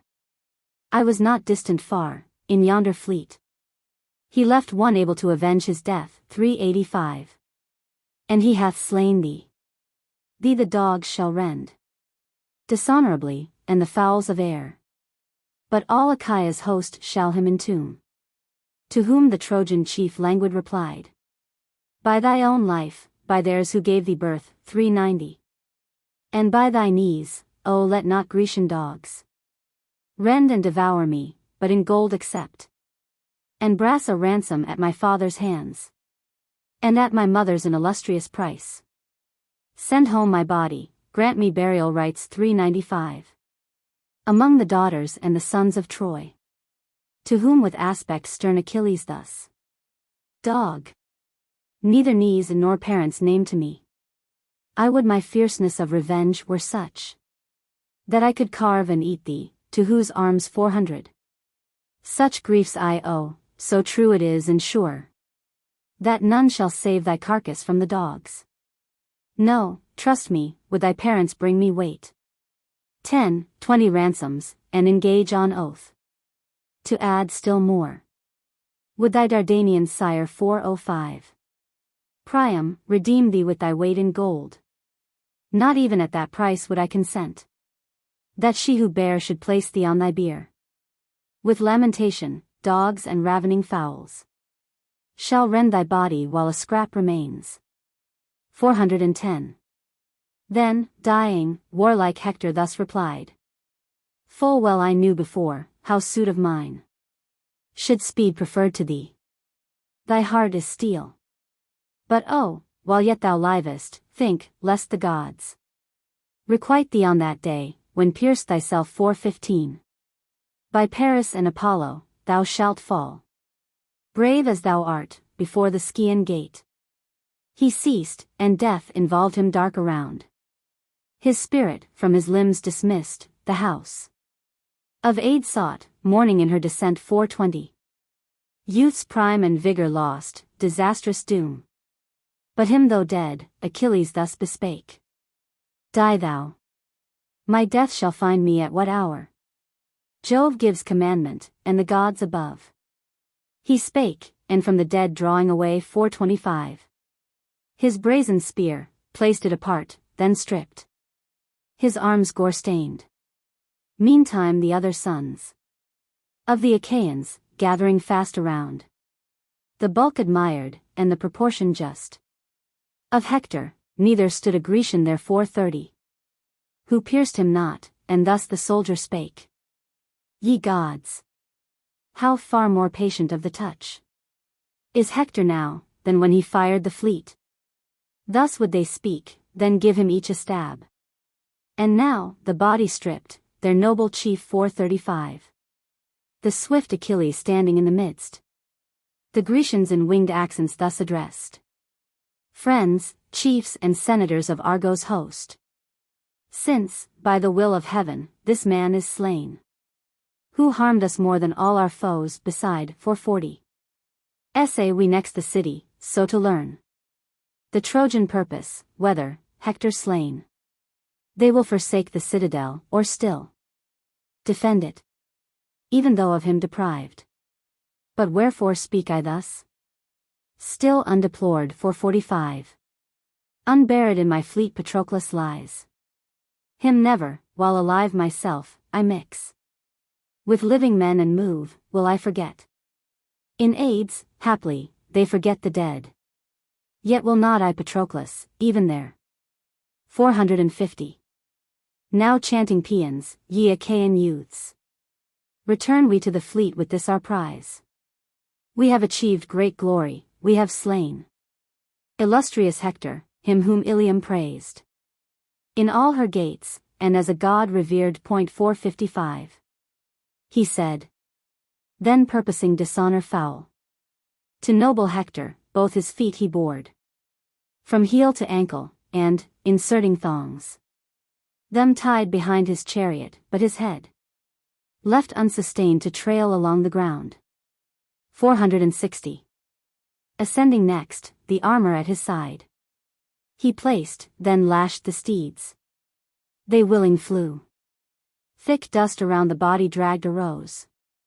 His sable locks all swept the plain, and all his head, so graceful once, now tracked the dust. 465. For Jove had given it into hostile hands, that they might shame it in his native soil. Thus, whelmed in dust, it went. The mother queen, her son beholding, plucked her hair away, cast far aside her lucid veil, and fill D 470 with shrieks the air. His father wept aloud. And, all around, long, long complaints were heard. And lamentations in the streets of Troy. Not fewer or less piercing, than if flames had wrapped all Ilium to her topmost towers. 475. His people scarce detained the ancient king, grief-stung, and resolute to issue forth through the Dardanian gates, to all he kneeled. In turn, then rolled himself in dust, and each by name solicited to give him way. 480. Stand off, my fellow mourners. I would pass the gates, would seek, alone, the Grecian fleet. I go to supplicate the bloody man. Yon ravager, he may respect, perchance. My years, may feel some pity of my age. 485. For, such as I am, his own father is Peleus, who reared him for a curse to Troy. But chiefly reared him to myself a curse. So numerous have my sons in prime of youth fallen by his hand. all whom I less deplore 490. Though mourning all, than one. My agonies. For Hector soon shall send me to the shades. Oh, had he but within these arms expired. The hapless queen who bore him, and myself, had wept him, then, till sorrow could no more. 495. So spake he weeping, and the citizens all sighed around. Next, Hecuba began. Amid the women, thus, her sad complaint. Ah, wherefore, O my son, wretch that I am, breathe I forlorn of thee? Thou, night and day, 500. My glory wast in Ilium, thee her sons and daughters, both, hailed as their guardian god. Conscious of benefits from thee received, whose life prolonged should have advanced them all to high renown. Vain boast. Thou art no more. 505. So mourned the queen. But fair Andromache not yet had heard, nor knew by sure report, Hector's delay without the city gates. She in a closet of her palace sat, a twofold web weaving magnificent. 510. With sprinkled flowers inwrought of various hues. And to her maidens had commandment given, through all her house, that compassing with fire an ample tripod, they should warm a bath. For noble Hector from the fight returned. 515. Tenderness ill-informed. She little knew that in the field, from such refreshments far, Pallas had slain him by Achilles' hand. She heard a cry of sorrow from the tower. Her limbs shook under her, her shuttle fell. 520. And to her bright-haired train, alarmed, she cried, attend me two of you, that I may learn what hath befallen. I have heard the voice of the Queen Mother. My rebounding heart chokes me, and I seem fettered by a frost. 525. Some mischief sure o'er Priam's sons impends.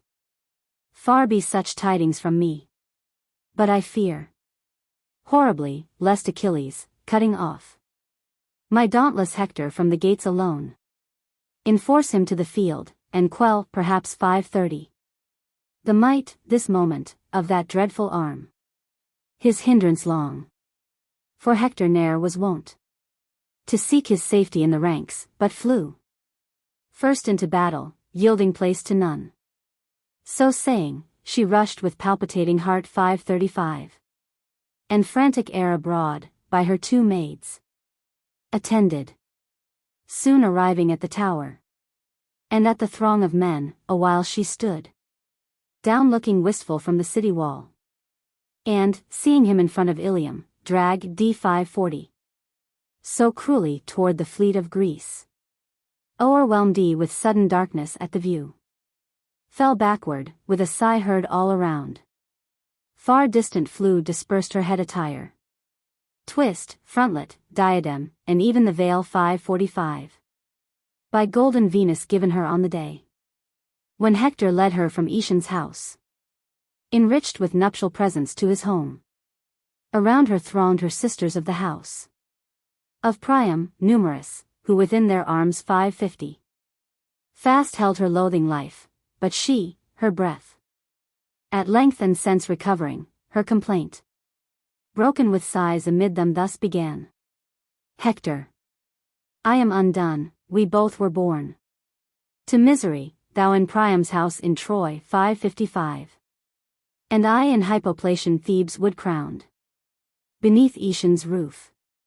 He, doomed himself to sorrow, me more sorrowfully doomed.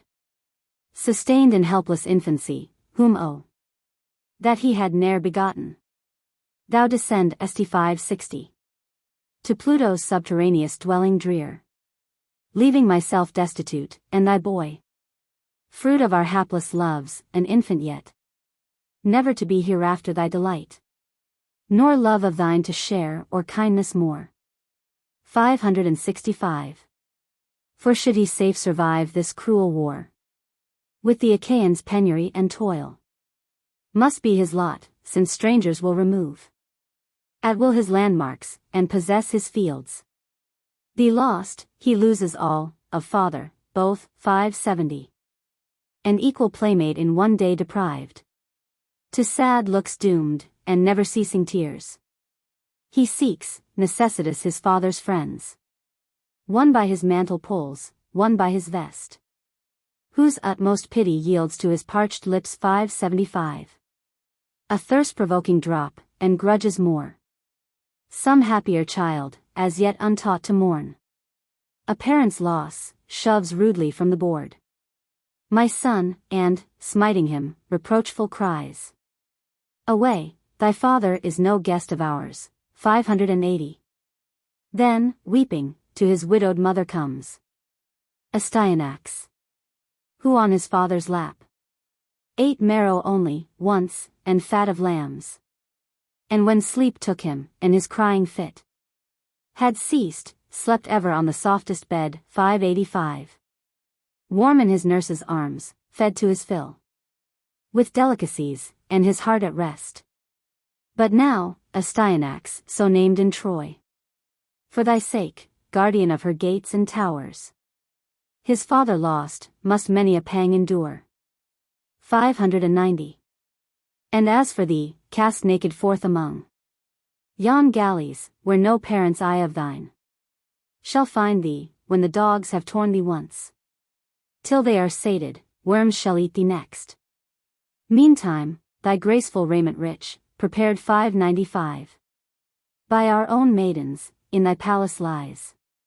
But I will burn it all, because useless to thee, who never, so adorned, shalt slumber more. Yet every eye in Troy shall see, how glorious once was thy attire. 600. So, weeping, she, to whom the multitude of Trojan dames responsive sight around. Book 23. Argument of the 23rd book. The body of Patroclus is burned, and the funeral games ensue. Book 23. Such mourning was in Troy, meantime the Greeks their galleys and the shores of Hellespont regaining, each to his own ship retired. But not the Myrmidons. Achilles them. Close ranked in martial order still detained, 5. And thus his fellow warriors brave addressed. Ye swift-horsed Myrmidons, associates dear, release not from your chariots yet your steeds. Firm-hoofed, but steeds and chariots driving near. Bewail Patroclus, as the rites demand 10. Of burial, then, satiate with grief and tears. We will release our steeds, and take repast. He ended, and, himself leading the way. His numerous band all mourned at once the dead. Around the body thrice their glossy steeds, 15. Mourning they drove, while Thetis in their hearts the thirst of sorrow kindled. They with tears the sands bedewed, with tears their radiant arms. Such deep regret of one so brave they felt. Then, placing on the bosom of his friend 20. His homicidal hands, Achilles thus the shade of his Patroclus, sad, bespake. Hail, O Patroclus, even in aids hail. For I will now accomplish to the full my promise pledged to thee, that I would give 25. Hector dragged hither to be torn by dogs.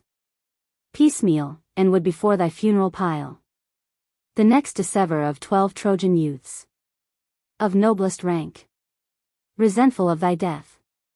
He said, and meditating foul disgrace 30.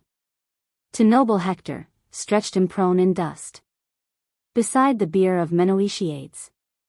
Then all the Myrmidons their radiant arms put off, and their shrill neighing steeds released. A numerous band beside the bark they sat 35. Of swift Aeacides, who furnished forth himself a feast funereal for them all.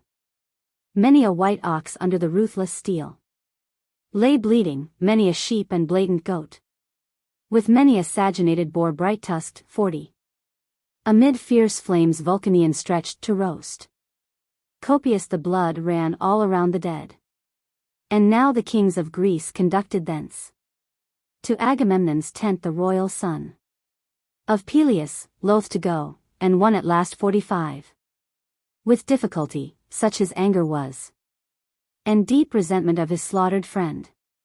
Soon then as Agamemnon's tent they reached, the sovereign bade his heralds kindle fire around an ample vase, with purpose kind 50, moving Achilles from his limbs to cleanse the stains of battle. But he firm refused that suit, and bound refusal with an oath. No, by the highest and the best of all, by Jove I will not. Never may it be 55. That brazen bath approach this head of mine, till I shall first Patroclus' body give to his last fires, till I shall pile his tomb, and shear my locks in honor of my friend. For, like to this, no second wish shall 60. My heart invade, while vital breath I draw. But, all unwelcome as it is, repast now calls us. Agamemnon, king of men, give thou command that at the dawn they bring wood hither, such large portion as beseems 65. The dead, descending to the shades, to share that hungry flames consuming out of sight. His body soon, the host may war again. He spake. They, hearing, readily obeyed. Then, each his food preparing with dispatch, 70. They ate, nor wanted any of the guests due portion, and their appetite sufficed. To food and wine, all to their tents repaired, seeking repose. But on the sands beside the billowy deep Achilles groaning lay 75. Amidst his myrmidons, where space he found, with blood unstained beside the dashing wave. There, soon as sleep, deliverer of the mind, wrapped him around, for much his noble limbs, with chase of Hector round the battlements 80. Of windswept Ilium wearied were and spent. The soul came to him of his hapless friend, in bulk resembling inexpressive eyes and voice Patroclus, and so clad as he. Him, hovering o'er his head, the form addressed. 85. Sleep'st thou, Achilles? Of thy friend become heedless? Him living thou didst not neglect, whom thou neglectest dead. Give me a tomb instant, that I may pass the infernal gates. For now, the shades and spirits of the dead 90 drive me afar, denying me my wish to mingle with them on the farthest shore. And in wide portaled Ade's soul I roam. Give me thine hand, I pray thee, for the earth I visit nevermore, once burnt with fire. 95. We never shall again close council hold, as we were wont, for me my fate severe. Mine even from my birth, hath deep absorbed. And O Achilles, semblance of the gods, thou too predestined art beneath the wall 100. To perish of the high-born Trojan race. But hear my last injunction. Ah, my friend, my bones sepulchre not from thine apart, but as, together we were nourished both beneath thy roof, what time from Opoeus 105. Menoetius led me to thy father's house, although a child, yet fugitive for blood, which, in a quarrel at the dice, I spilt, killing my playmate by a casual blow. The offspring of Amphidamas, when, like 110, a father, Peleus with all tenderness, received and cherished me, and called me thine. So, let one vase enclose, at last, our bones. The golden vase, thy goddess mother's gift, to whom Achilles, matchless in the race. 115. Ah, loved and honored, wherefore hast thou come? Why thus enjoin me? I will all perform, with diligence that thou hast now desired. But nearer stand, that we may mutual clasp each other, though but with a short embrace. 120. And sad satiety of grief enjoy, he said, and stretched his arms toward the shade. But him seized not. Shrill clamoring and light as smoke, the spirit passed into the earth. Amazed, up sprang Achilles, clashed aloud. 125. His palms together, and thus, sad, exclaimed. Ah then, ye gods! There doubtless are below the soul and semblance both, but empty forms. For all night long, mourning, disconsolate, the soul of my Patroclus, hapless friend, 130, hath hovered o'er me, giving me in charge his last requests, just image of himself.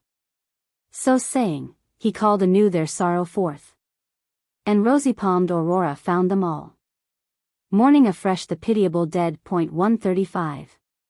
Then royal Agamemnon called abroad mules and mule drivers from the tents in haste to gather wood. Uprose a valiant man, friend of the virtuous chief Idomeneus, Marians, who led them to the task. 140. They, bearing each in hand his sharpened axe and twisted cord, thence journeyed forth, the mules driving before them much uneven space. They measured, hill and dale, right onward now, and now circuitous, but at the groves. 145. Arrived at length, of Ida fountain fed, their keen-edged axes to the towering oaks dispatchful they applied. Down fell the trees with crash sonorous, splitting, next, the trunks. They bound them on the mules, they, with firm hoofs. 150. The hillside stamping, through the thickets rushed, desirous of the plain, each man his log. For so the armor-bearer of the king of Crete, Marians, had them enjoined, bore after them, and each his burthen cast. 155. Down on the beach regular, where a tomb of ample size Achilles for his friend Patroclus had, and for himself, designed. Much fuel thrown together, side by side. There down they sat, and his command at once. 160. Achilles issued to his warriors bold, that all should gird their armor, and the steeds join to their chariots. Undelaying each complied, and in bright arms stood soon arrayed. Then mounted combatants and charioteers. 165. First, moved the chariots, next, the infantry. Proceeded numerous, amid whom his friends, bearing the body of Patroclus, went. They polled their heads, and covered him with hair, showered over all his body, while behind. 170. Noble Achilles marched, the hero's head sustaining sorrowful, for to the realms of aids a distinguished friend he sent. And now, arriving on the ground erewhile, marked by Achilles, setting down the dead. 175. They heaped the fuel quick, a lofty pile. But Peleus' son, on other thoughts intent, retiring from the funeral pile, shore off his amber ringlets, whose exuberant growth sacred to Spercheius he had kept unshorn. 180. And looking o'er the gloomy deep, he said, Spercheius, in vain Peleus my father vowed, that, hence returning to my native land, these ringlets shorn I should present to thee, with a whole hecatomb, and should, beside. 185. Rams offer 50 at thy fountain head, in thy own field, at thy own fragrant shrine. So vowed the hoary chief, whose wishes thou leavest unperformed. Since, therefore, never more I see my native home, the hero. These. 190. Patroclus takes down with him to the shades, he said, and filling with his hair the hand of his dead friend, the sorrows of his train wakened afresh. And now the lamp of day, westering apace, had left them still in tears. 195. Had not Achilles suddenly addressed King Agamemnon, standing at his side, Atrides, for Achaea's sons thy word will readiest execute, we may with grief satiate ourselves hereafter, but, the host 200, dispersing from the pile, now give command that they prepare repast. Ourselves, to whom these labors in peculiar appertain, will finish them, but bid the chiefs abide. Which when imperial Agamemnon heard. 205. He scattered instant to their several ships. The people, but the burial dressers thence went not. They, still abiding, heaped the pile 100 feet of breadth from side to side. They gave to it, and on the summit placed 210. With sorrowing hearts the body of the dead. Many a fat sheep, with many an ox full horned. They flayed before the pile, busy their task. Administering, and Peleus' son the fat. Taking from every victim, overspread 215. Complete the body with it of his friend Patroclus. And the flayed beasts heaped around. Then, placing flagons on the pile, replete with oil and honey, he inclined their mouths toward the bier, and slew and added next 220. Deep groaning and in haste, for martial steeds.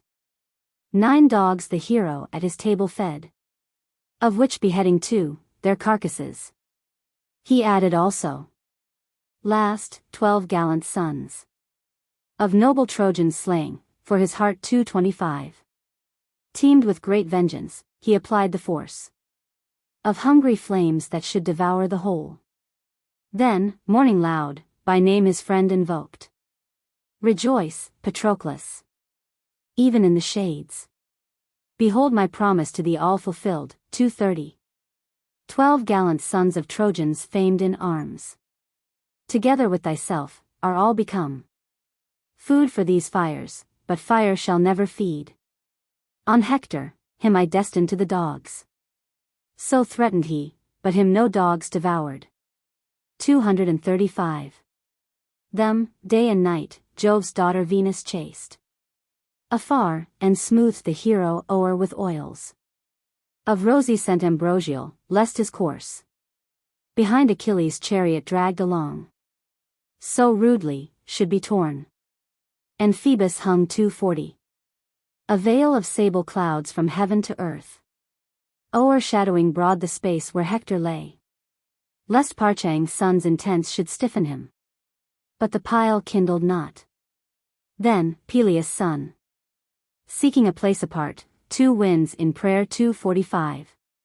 Boreas invoked and Zephyrus, to each vowing large sacrifice. With earnest suit, libation pouring from a golden cup. Their coming he implored, that so the flames kindling, incontinent might burn the dead. 250. Iris, his supplications hearing, swift conveyed them to the winds. They, in the hall banqueting of the heavy blowing west, sat frequent. Iris, sudden at the gate, appeared, they, at the sight upstarting all. 255. Invited each the goddess to himself. But she refused a seat, and thus she spake. I sit not here. Borne over ocean's stream. Again, to Ethiopia's land I go, where hecatombs are offered to the gods. 260. Which, with the rest, I also wish to share. But Peleus' son, earnest, the aid implores. Of Boreas and of Zephyrus the loud, vowing large sacrifice if you will fan briskly the pile on which Patroclus lies. 265. By all Achaea's warriors deep deplored. She said, and went.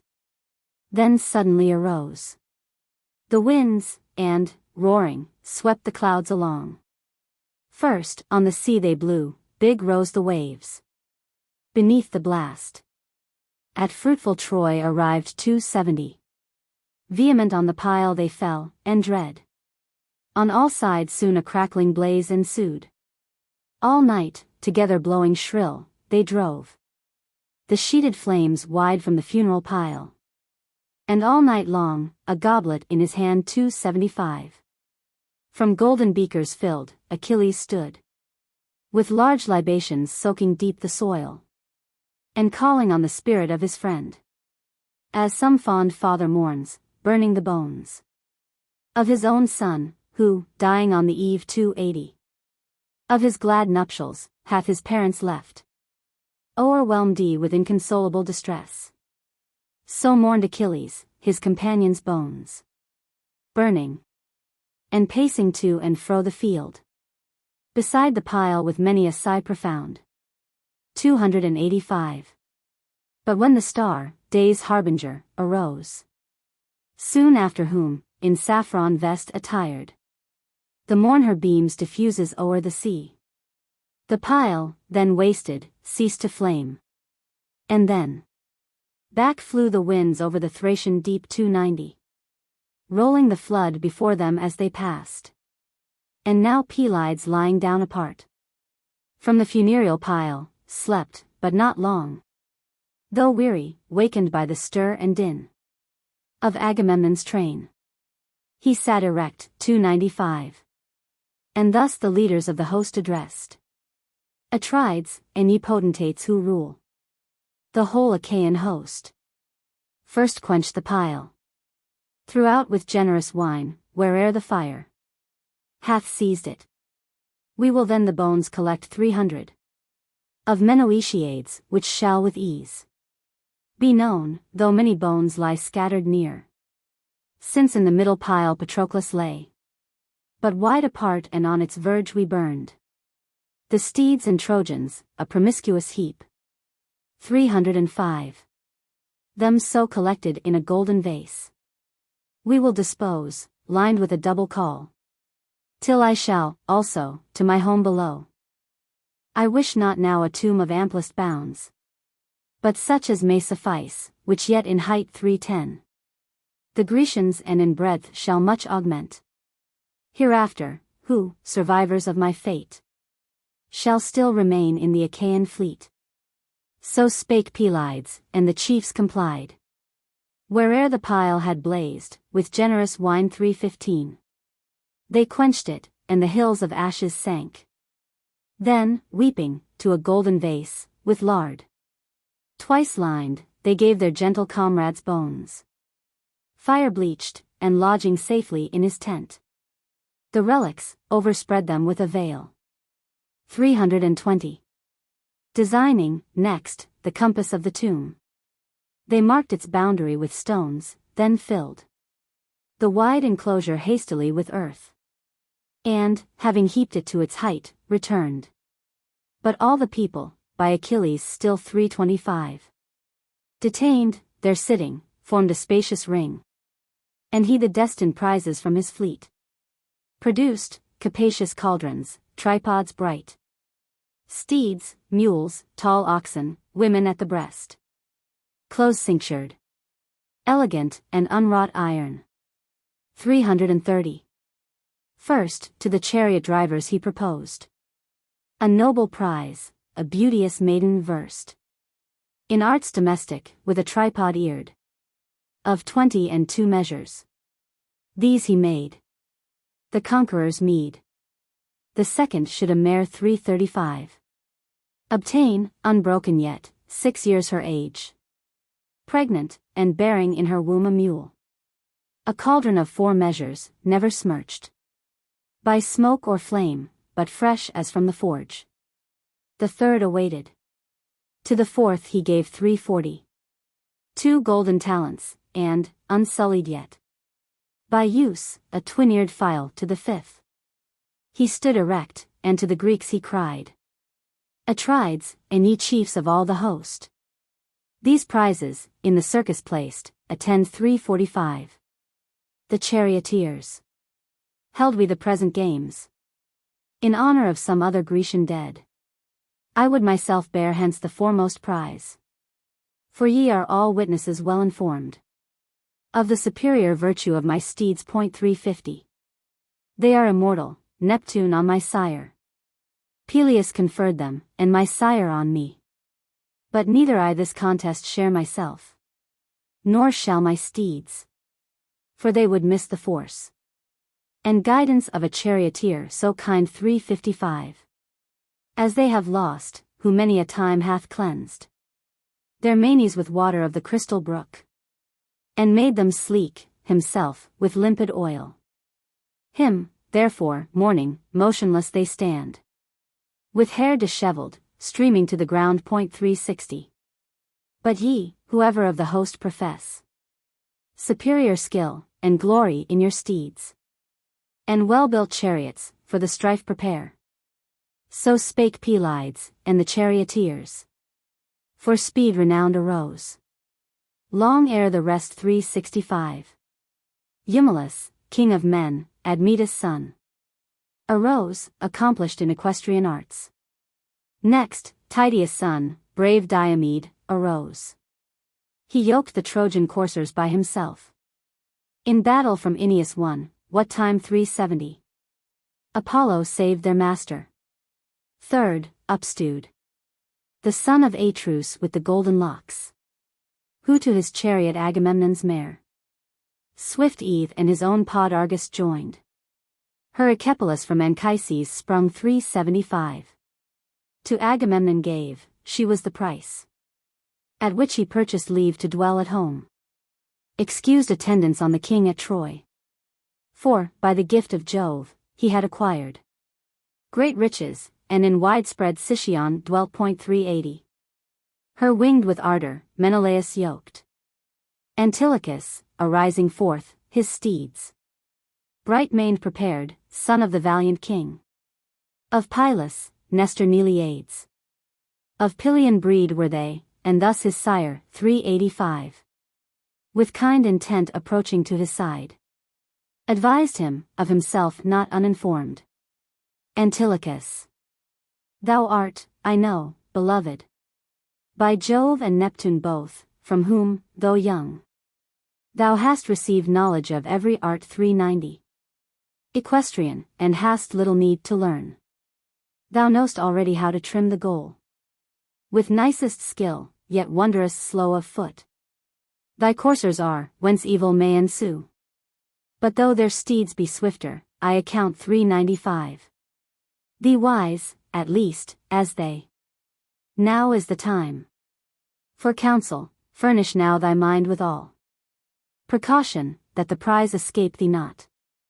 The feller of huge trees by skill prevails, more than by strength. By skill the pilot guides 400. His flying bark rocked by tempestuous winds. And more by skill than speed the race is won. But he who in his chariot and his steeds trusts only, wanders here and wanders there. Unsteady, while his coursers loosely rein. D405. Roam wide the field, not so the charioteer. Of sound intelligence. He though he drive inferior steeds, looks ever to the goal, which close he clips, not ignorant to check his coursers at the first but with tight rein. 410. Ruling his own, and watching those before. Now mark. I will describe so plain the goal, that thou shalt know it surely. A dry stump, extant above the ground an ell in height, stands yonder, either oak it is, or pine. 415. More likely, which the weather least impairs. 2 stones, both white, flank it on either hand. The way is narrow there, but smooth the course on both sides. It is either, as I think, a monument of one long since deceased. 420. Or was, perchance, in ancient days designed, as now by Peleus' mighty son, a goal that mark in view, thy steeds and chariot push near to it as thou mayst. Then, in thy seat, inclining gently to the left, prick smart. 425. Thy right-hand horse challenging him aloud, and give him rein, but let thy left-hand horse bear on the goals so closely, that the knave and felly of thy will may seem to meet. Yet fear to strike the stone, lest foul disgrace. 430. Of broken chariot and of crippled steeds ensue, and thou become the public jest. My boy beloved, use caution. For if once thou turn the goal at speed, no man thenceforth shall reach, or if he reach, shall pass thee by. 435. Although Arion in thy rear he drove, Adrastus rapid horse of race divine, or those, Troy's boast, bred by Laomedon. So Nestor spake, inculcating with care on his son's mind these lessons in the art. 440. And to his place retiring, sat again. Merion's his coursers glossy maned, made ready last. Then to his chariot seat each mounted, and the lots were thrown. Himself. Achilles shook them. First, forth leaped the lot 445. Of Nestor's son Antilochus, after whom the king Eumelus took his destined place. The third was Menelaus spear-renowned. Merion's the fourth. And last of all, bravest of all, heroic Diomed 450. The son of Tydeus took his lot to drive. So ranged they stood. Achilles showed the goal. Far on the champion, nigh to which he placed the godlike phoenix servant of his sire, to mark the race and make a true report. 455. All raised the lash at once, and with the reins. At once all smote their steeds, urging them on. Vociferous, they, sudden, left the fleet. Far, far behind them, scouring swift the plain. Dark, like a stormy cloud, uprose the dust 460. Their chests beneath, and scattered in the wind. Their manes all floated, now the chariot swept the low declivity unseen, and now emerging started into view, erect. The drivers stood. Emulous, every heart 465. Beat double, each encouraged loud his steeds. They, flying, filled with dust the darkened air. But when returning to the hoary deep, they ran their last career, then each displayed brightest his charioteership, and the race 470 lay stretched, at once, into its utmost speed. Then, soon the maras of Pherecyades passed all, but Diomed behind him came, borne by his unemasculated steeds. Of Trojan pedigree, they not remote 475. But close pursued him, and at every pace seemed entering both the chariot at their head, for blowing warm into Eumelus' neck. Behind, and on his shoulders broad, they went, and their chins rested on him as they flew. 480. Then had Tydides passed him, or had made decision dubious, but Apollo struck, resentful, from his hand the glittering scourge. Fast rolled the tears indignant down his cheeks, for he beheld the maras with double speed 485. Flying, and of the spur deprived, his own retarded steeds continual thrown behind. But not unnoticed by Minerva passed, the art by Phoebus practiced to impede the son of Tydeus, whom with winged haste 490 following, she gave to him his scourge again, and with new force his lagging steeds inspired. Eumelus, next, the angry goddess, swift pursuing, snapped his yoke, wide flew the maras asunder, and the pole fell to the ground. 495. Himself, rolled from his seat, fast by the wheel, with lacerated elbows, nostrils, mouth, and battered brows lay prone, sorrow his eyes deluged, and disappointment chalked his voice. Then, far outstripping all, Tydides pushed D500. His steeds beyond, which Pallas filled with power, that she might make the glorious prize his own. Him followed Menelaus amber-haired, the son of Atreus, and his father's steeds. Encouraging, thus spake Antilochus. 505. Away, now stretch ye forward to the goal. I bid you not to an unequal strife with those of Diomed, for Pallas them quickens that he may conquer, and the chief so far advanced makes competition vain. 510. But reach the son of Atreus, fly to reach his steeds, incontinent. Ah, be not shamed.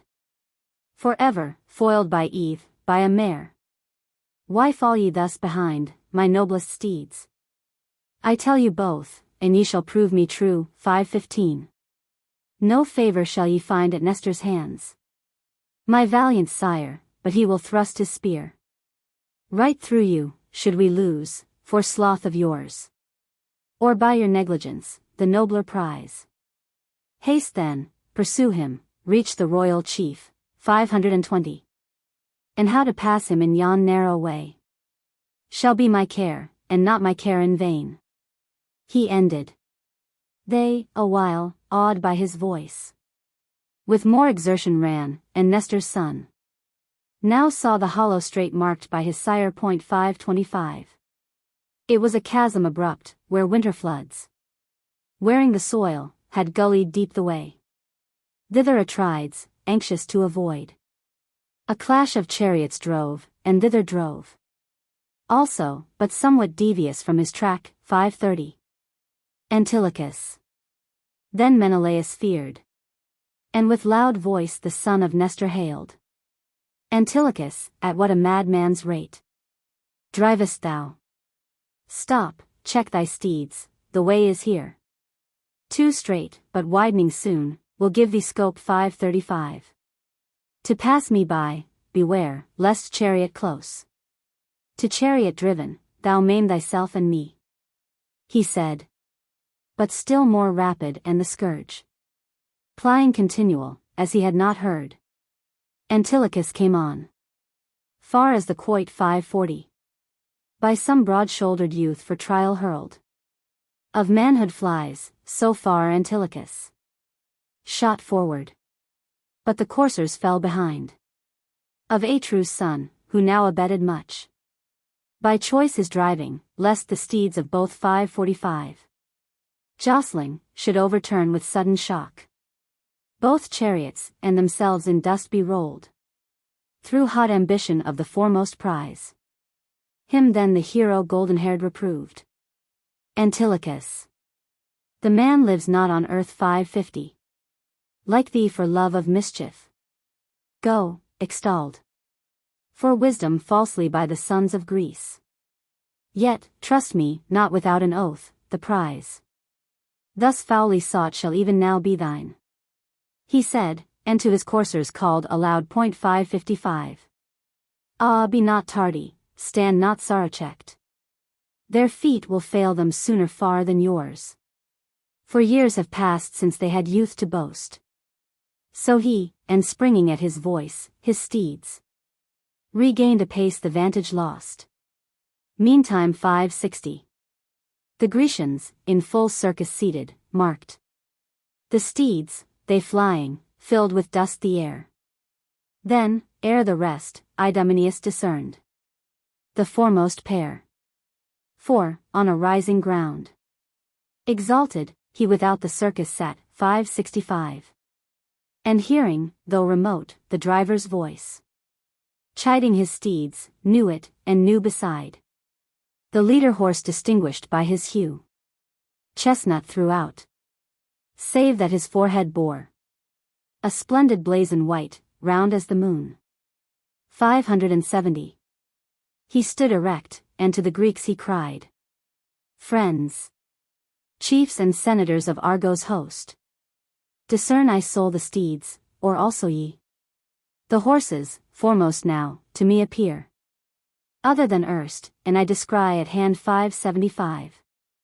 A different charioteer, the Maras of late, victorious, somewhere distant in the race, are hurt. I plainly saw them at the first turning the goal, but see them now no more. And yet with eyes inquisitive I range. 580. From side to side the whole broad plain of Troy, either the charioteer hath slipped the reins, or rounded not successfully the goal, through want of guidance. Thrown, as it should seem, forth from his seat, he hath his chariot maimed. 585. And his ungoverned steeds have roamed away. Arise and look ye forth yourselves, for I with doubtful ken behold him. Yet the man seems, in my view, Aetolian by descent, a chief of prime renown in Argos' host. 590. The hero Tydeus' son, brave Diomed, but Ajax Oileades the swift, him sharp reproved. Why art thou always given to prate, Idomeneus? Thou sayest the Maras remote indeed, but posting to the goal. 595. Thou art not youngest of the Argives here. So much, nor from beneath thy brows look forth quick-sighted more than ours, thine eyes abroad. Yet still thou pratest, although silence more should suit thee, among wiser far than thou. 600. The maras which lead still, and he who drives. Eumelus is the same who drove before. To whom the Cretan chief, angry, replied. Ajax, whom none in wrangling can excel, or rudeness, though in all beside thou fall. 605. Below the Argives, being boorish rough. Come now, a tripod let us wager each, or cauldron, and let Agamemnon judge. Whose horses lead, that, losing, thou mayst learn. He said, then sudden from his seat up sprang. 610. Swift Ajax Oileades, prepared for harsh retort, nor had the contest ceased between them, but had grown from ill to worse. Had not himself, Achilles, interposed. Ajax, Idomeneus, abstain ye both. 615. From bitter speech offensive, and such terms as ill become you. Ye would feel, yourselves, resentment, should another act as ye. Survey the course, peaceable, from your seats. The charioteers, by competition winged. 620. Will soon themselves arrive, then shall ye know distinctly, both who follows and who leads. He scarce had said, when nigh at hand appeared Tydides, lashing, as he came, his steeds. Continual. They with hoofs uplifted high. 625. Their yet remaining ground shortened apace, sprinkling with dusty drops at every stroke. Their charioteer, while close upon their heels, radiant with tin and gold the chariot ran, scarce tracking light the dust. So swift they flew. 630.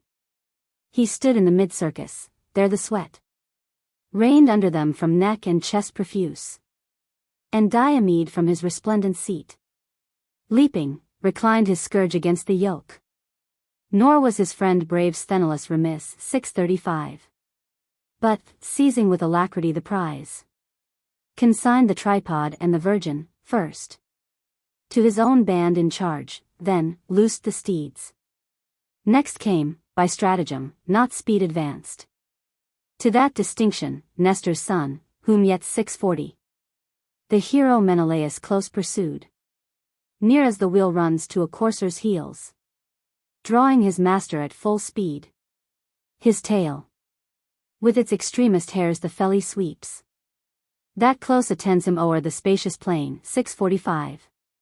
So near had Menelaus now approached Antilochus. For though at first he fell a full quoits cast behind, he soon retrieved that loss, with such increasing speed the mare, bright-maned of Agamemnon, Eve, ran. 650. She, had the course few paces more to both afforded, should have clearly shot beyond Antilochus, nor dubious left the prize. But noble Menelaus threw behind Merion's, companion in the field. 655. Of King Idomeneus, a lance's flight. For slowest were his steeds, and he, to rule the chariot in the race, least skilled of all. Last came Eumelus drawing to the goal, himself, his splendid chariot, and his maras. 660. Driving before him, Peleus' rapid son beheld him with compassion, and, amid the Argives, in winged accents thus he spake. Here comes the most expert, driving his steeds before him. Just it were that he received. 665. The second prize, Tydides claims the first, he said, and all applauded the award. Then had Achilles to Eumelus given the mare, for such the pleasure seemed of all. Had not the son of mighty Nestor risen. 670. Antilochus, who pleaded thus his right. Achilles, acting as thou hast proposed, thou shalt offend me much, for thou shalt take the prize from me, because the gods, his steeds, and chariot yoke disabling, rendered vain. 675. His efforts, and no failure of his own. It was his duty to have sought the gods in prayer, then had he not, following on foot his coursers, hindmost of us all arrived. But if thou pity him, and deem it good, 680. Thou hast much gold, much brass, and many sheep. In thy pavilion. Thou hast maidens fair. And coursers also. Of thy proper stores. Hereafter give to him a richer prize than this, or give it now, so shall the Greeks 685. Applaud thee, but this mare yield I to none. Stand forth the Grecian who desires to win that recompense, and let him fight with me. He ended, and Achilles, godlike chief, smiled on him, gratulating his success, 690. Whom much he loved, then, ardent, thus replied. Antilochus, if thou wouldst wish me give Eumelus of my own, even so I will. I will present to him my corslet bright, one from Asteropaeus, edged around 695. With glittering tin, a precious gift, and rare.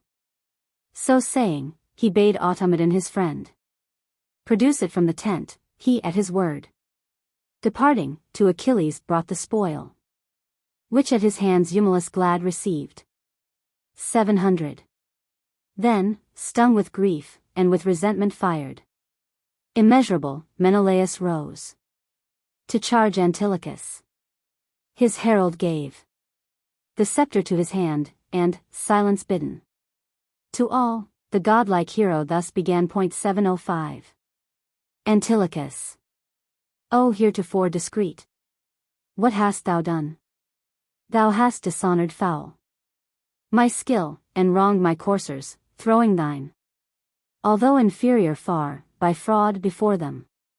Ye chiefs and senators of Argos' host. 710. Impartial judge between us, lest, of these, some say hereafter, Menelaus bore Antilochus by falsehood down, and led the mare away, because, although his steeds were worse, his arm was mightier, and prevailed. 715. Yet hold, myself will judge, and will to all contentment give, for I will judge aright. Hither, Antilochus, illustrious youth, and, as the law prescribes, standing before thy steeds and chariot, holding to the scourge 720, with which thou drovest, lay hand on both thy steeds, and swear by Neptune, circler of the earth, that neither wilfully, nor yet by fraud, thou didst impede my chariot in its course. Then prudent, thus Antilochus replied. 725. O royal Menelaus, patient bear the fault of one thy junior far, in years, alike unequal and in worth to thee. Thou know'st how rash is youth, and how propense to pass the bounds by decency prescribed. 730. Quick, but not wise.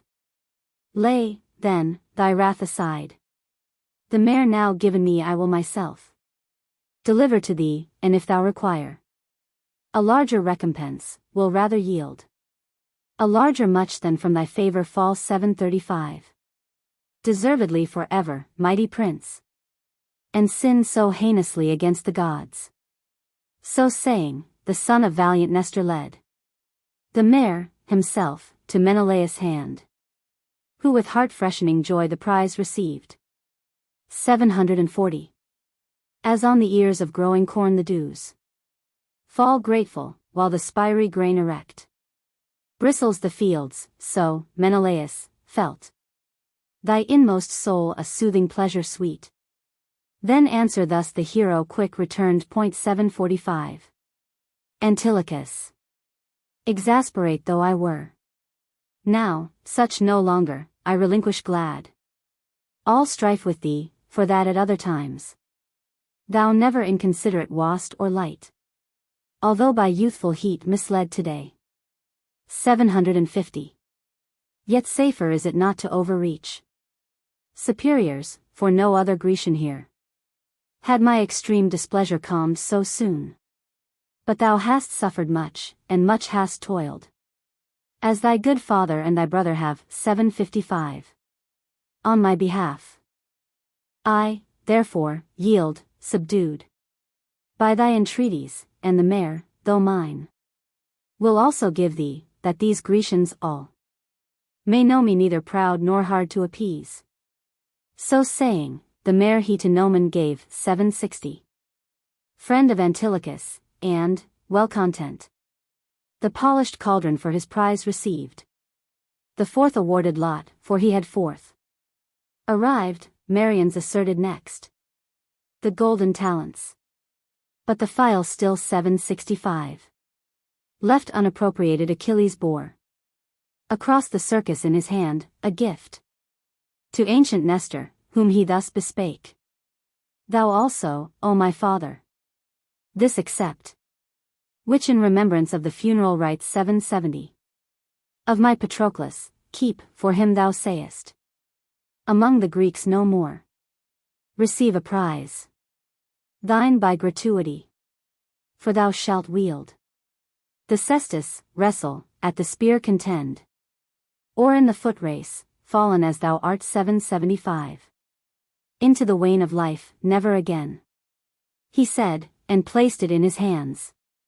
He, glad, receiving it, in accents winged replied, True, O my son, is all which thou hast spoken.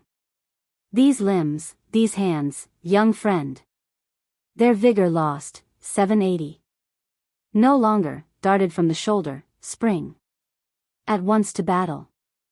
Ah, that I could grow young yet again, could feel again such force.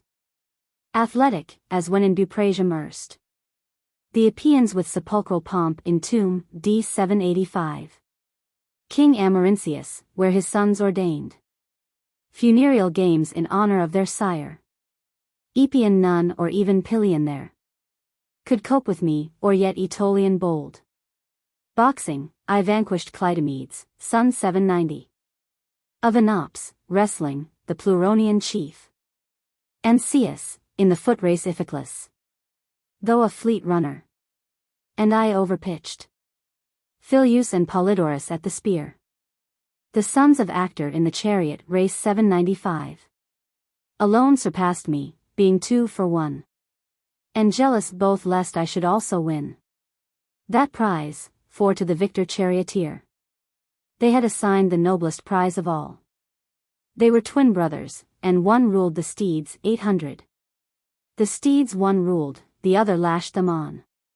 Such once was I, but now, these sports I leave.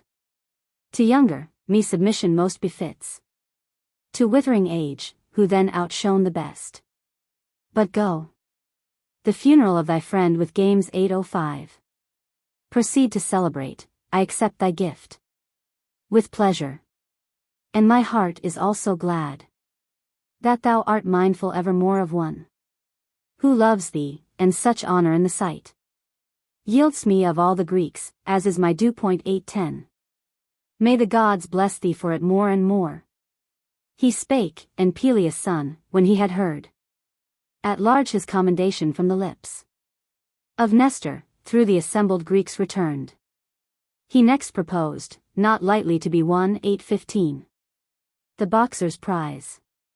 He tethered down a mule, untamed and hard to tame, but strong to toil, and in her prime of vigor, in the midst, a goblet to the vanquished he assigned. Then stood erect and to the Greeks exclaimed. 820. Atridae. And ye Argives brazen grieved, I call for 2 bold combatants expert to wage fierce strife for these, with lifted fists, smiting each other.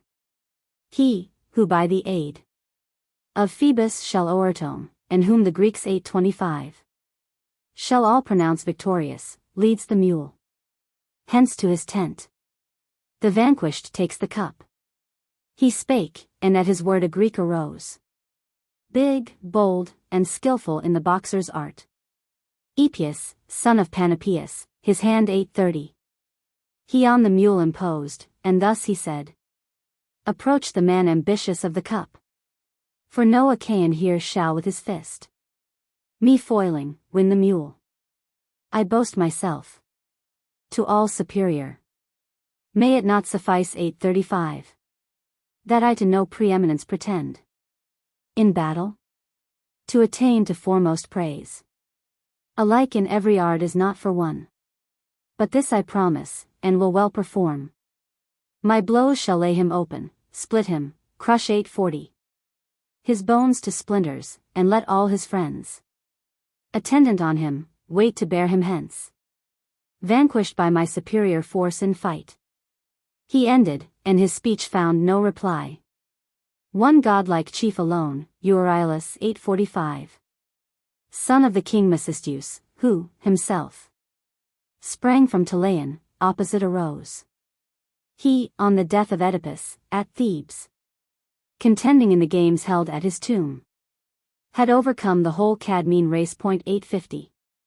Him Diomede's spear famed for fight prepared, giving him all encouragement, for much he wished him victory. First then he threw his cincture to him, next, he gave him thongs cut from the hide of a wild buffalo. 855. Both girt around, into the midst they moved. Then, lifting high their brawny arms, and fists, mingling with fists, to furious fight they fell. Dire was the crash of jaws, and the sweat streamed from every limb. Epeus fierce advanced. 860. And while Euryalus with cautious eye watched his advantage, pashed him on the cheek, he stood no longer, but, his shapely limbs unequal to his weight, sinking, he fell, as by the rising north wind driven ashore. 865. A huge fish flounces on the weedy beach, which soon the sable flood covers again. So, beaten down, he bounded. But Epeus, heroic chief, appraised him by his hand, and his own comrades from the circus forth. 870. Led him, step dragging after step, the blood ejecting grimace, and at every pace rolling his head languid from side to side. They placed him all unconscious on his seat. In his own band, then fetched his prize, the cup. 875. Still other prizes, then, Achilles placed in view of all, the sturdy wrestler's meed. A large hearth tripod, valued by the Greeks at twice 6 beeves, should pay the victor's toil. But for the vanquished, in the midst he set 880. A damsel in variety expert, of arts domestic, valued at 4 beeves. He rose erect, and to the Greeks he cried, Arise ye, now, who shall this prize dispute? So spake the son of Peleus, then arose. 885. Huge Telamonian Ajax, and upstewed Ulysses also, in all wiles adept. Both girt around, into the midst they moved. With vigorous gripe each locked the other fast. Like rafters, standing, of some mansion built. 890. By a prime artist proof against all winds. Their backs, tugged vehemently, creaked, the sweat trickled, and on their flanks and shoulders, red the whelks arose, they bearing still in mind the tripod, ceased not struggling for the prize. 895. Nor could Ulysses from his station move, and cast down Ajax, nor could Ajax him unsettle, fixed so firm Ulysses stood. But when, long time expectant, all the Greeks grew weary, then, huge Ajax him bespake. 900. Laertes' noble son, for wiles renowned. Lift, or be lifted, and let Jove decide. He said, and heaved Ulysses. Then, his wiles forgat not he, but on the ham behind chopped him, the limbs of Ajax at the stroke. 905. Disabled sank. He fell supine, and bore Ulysses close adhering to his chest. Down with him. Wonder riveted all eyes. Then brave Ulysses from the ground awhile him lifted in his turn, but ere he stood. 910. Inserting his own knee the knees between of Ajax, threw him to the earth. They fell both, and with dust defiled lay side by side. And now, arising to a third essay, they should have wrestled yet again, had not. 915. Achilles, interfering, them restrained. Strive not together more, cease to exhaust each other's force. Ye both have earned the prize. Depart alike requited, and give place to other Grecians who shall next contend. 920. He spake, they glad complied, and wiping off the dust, put on their tunics. Then again Achilles other prizes yet proposed. The rapid runner's meed. First, he produced a silver goblet of 6 measures, earth 925. Owned not its like for elegance of form. Skilful Sidonian artists had around embellished it, and o'er the sable deep Phoenician merchants into Lemnos port had borne it, and the boon to Thoas given. 930. But Jason's son, Euneus, in exchange for Priam's son Lycaon, to the hand had passed it of Patroclus famed in arms. Achilles this, in honor of his friend, set forth the swiftest runner's recompense. 935. The second should a fatted ox receive, of largest size, and he assigned of gold a just half talent to the worst and last. He stood erect, and to the Greeks he cried, Now stand ye forth who shall this prize dispute. 940. He said, and at his word instant arose swift Ajax Oileades, up sprang the shrewd Ulysses next, and after him brave Nestor's son Antilochus, with whom none vied in speed of all the youths of Greece. 945. They stood prepared. Achilles showed the goal. At once all started. Oileades led swift the course, and closely at his heels Ulysses ran. Near as some cinctured maid industrious holds the distaff to her breast. 950. While to and fro with practiced finger neat she tends the flax, drawing it to a thread.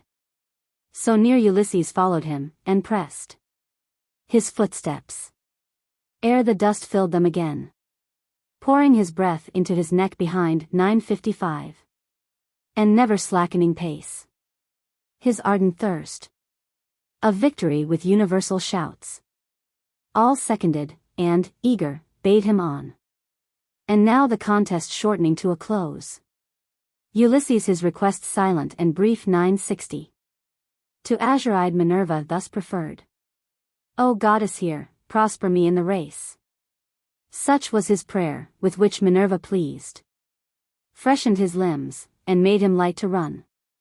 And now, when in one moment they should both 965 have darted on the prize, then Ajax, foot sliding, he fell, for where the dung of beeves slain by Achilles for his friend, had spread the soil, their Pallas tripped him.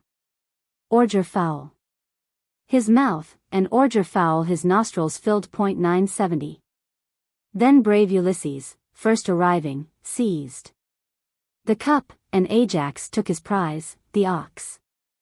He grasped his horn, and sputtering as he stood the ordure forth, the Argives thus bespake.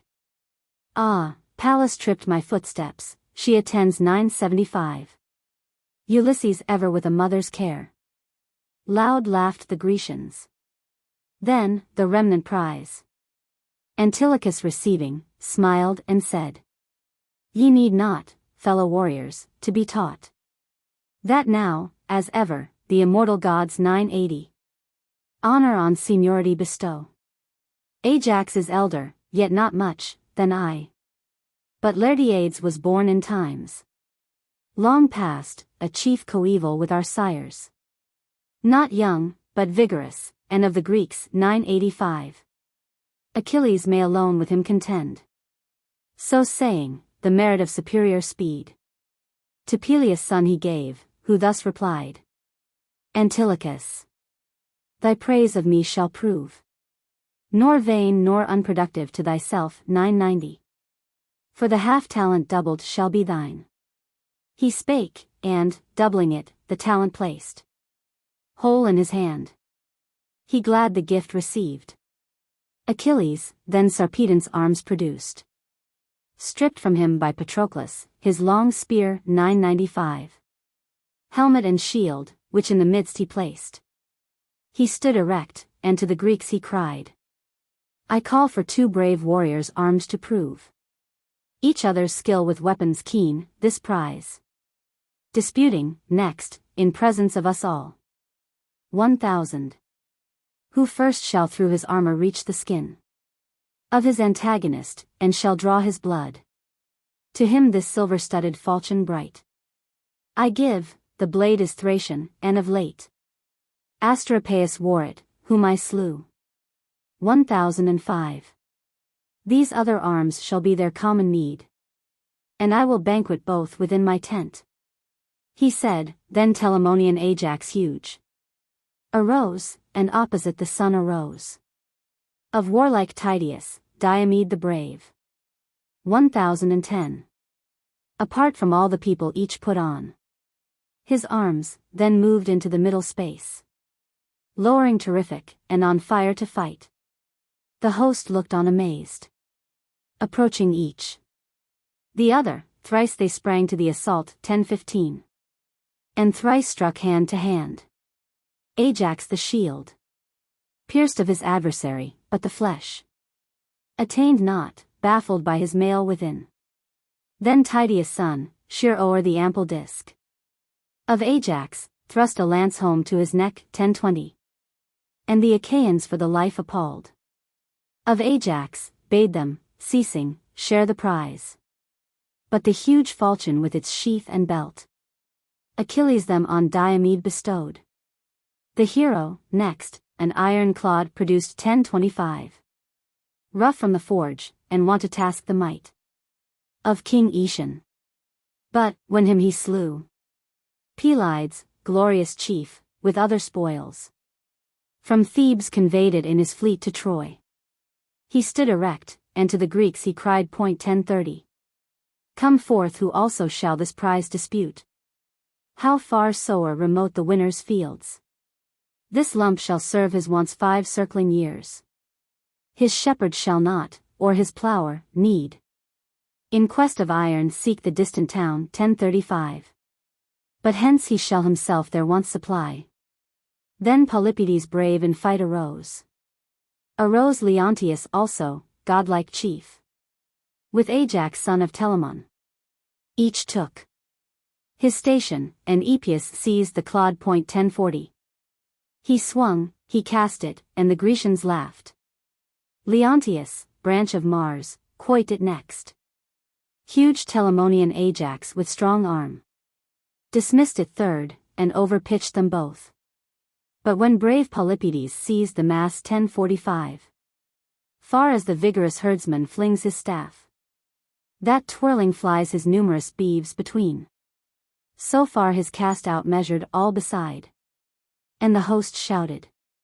Then the friends arose of Polypides' valiant chief, and bore 10-50.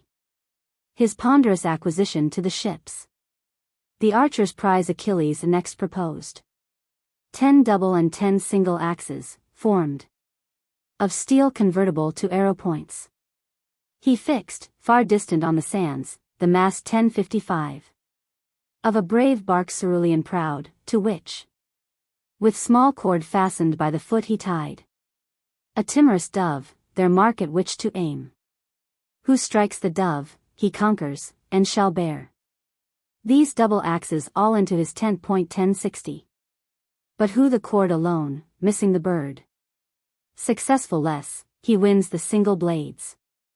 The might of royal Teucer then arose, and, fellow warrior of the king of Crete, valiant Marians, a brazen casque, 10-65.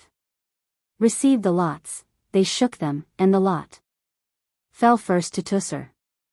He, at once, a shaft sent smartly forth, but vowed not to the king a hecatomb, all firstlings of the flock. He therefore, for Apollo greater praise, 10-70. Denied him, missed the dove, but struck the cord that tied her, at small distance from the knot, and with his arrow severed it. Up sprang the bird into the air, and to the ground depending fell the cord. Shouts rent the skies. 1075. Then, all in haste, Marians the bow caught from his hand holding a shaft the while. Already aimed, and to Apollo vowed a hecatomb, all firstlings of the flock. He eyed the dove aloft, under a cloud, 1080. And, while she wheeled around, struck her beneath the pinion, through her and beyond her past. The arrow, and, returning, pierced the soil. Fast by the foot of brave Merians. She, perching on the mast again, her head 1085. Reclined, and hung her wide unfolded wing. But, soon expiring, dropped and fell remote. Amazement seized the people.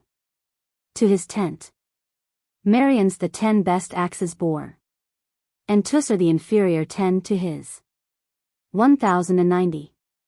Then, last, Achilles in the circus placed a ponderous spear and cauldron yet unfired, embossed with flowers around, its worth an ox.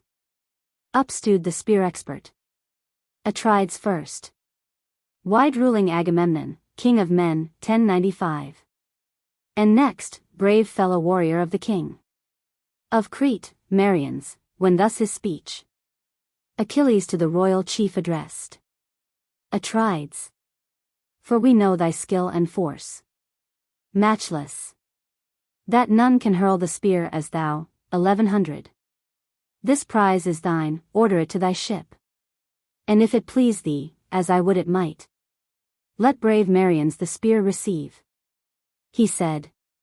Nor Agamemnon not complied, but to Merians the brazen spear presenting, to Talthybius gave in charge the cauldron, next, his own illustrious prize. Book 24. Argument of the 24th book. Priam, by command of Jupiter, and under conduct of Mercury, seeks Achilles in his tent, who admonished previously by Thetis, consents to accept ransom for the body of Hector. Hector is mourned, and the manner of his funeral, circumstantially described, concludes the poem. Book 24. The games all closed, the people went dispersed. Each to his ship, they, mindful of repast, and to enjoy repose. But other thoughts Achilles' mind employed, he still deplored with tears his loved Patroclus, nor the force 5 felt of all-conquering sleep, but turned and turned, restless from side to side, mourning the loss of such a friend, so manly and so brave. Their fellowship in toil, their hardships oft sustained in fight laborious, or o'ercome 10 with difficulty on the perilous deep. Remembrance busily retracing themes like these, drew down his cheeks continual tears. Now on his side he lay, now lay supine, now prone, then starting from his couch he roamed D15.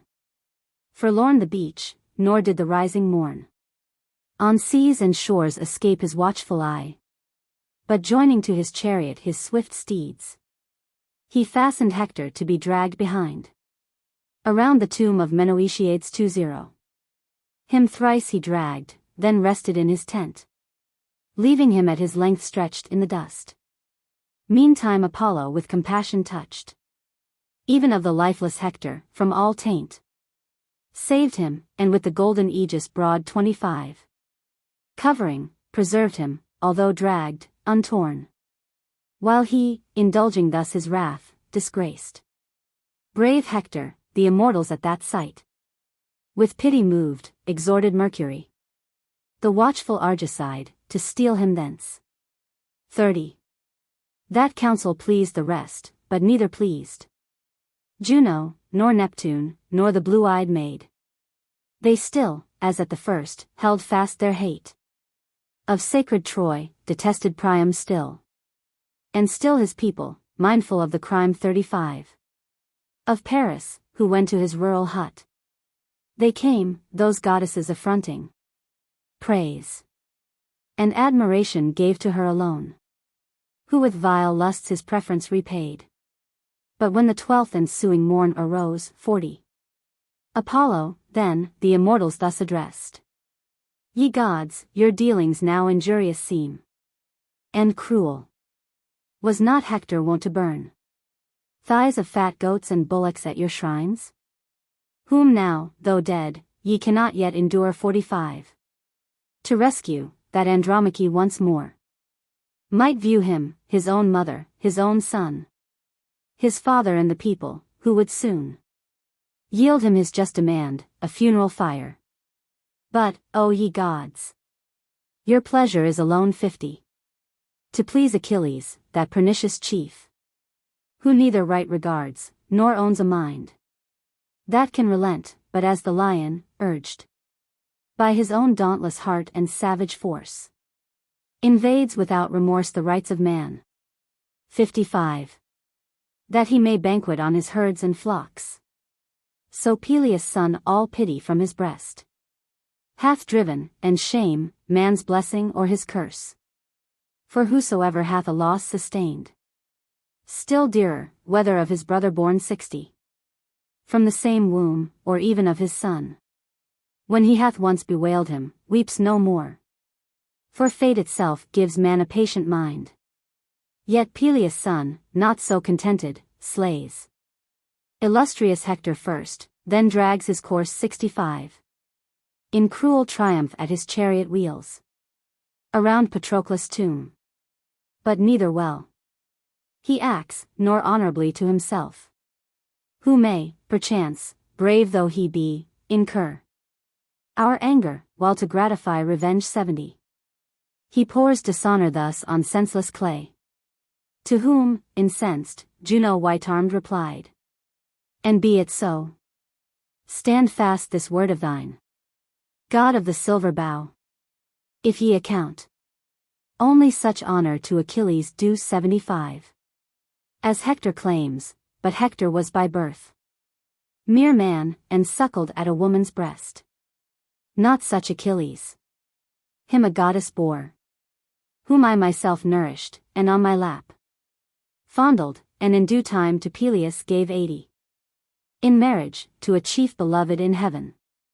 Peculiarly, ye were yourselves, ye gods, partakers of the nuptial feast, and thou wast present also with thine harp in hand. Thou comrade of the viol, thou faithless ever. 85. Then answer thus cloud-gatherer Jove returned. Juno, forbear. Indulge not always wrath against the gods. They shall not share alike, and in the same proportion our regards. Yet even Hector was the man in Troy. 90. Most favored by the gods, and him no less I also loved, for punctual were his gifts to us.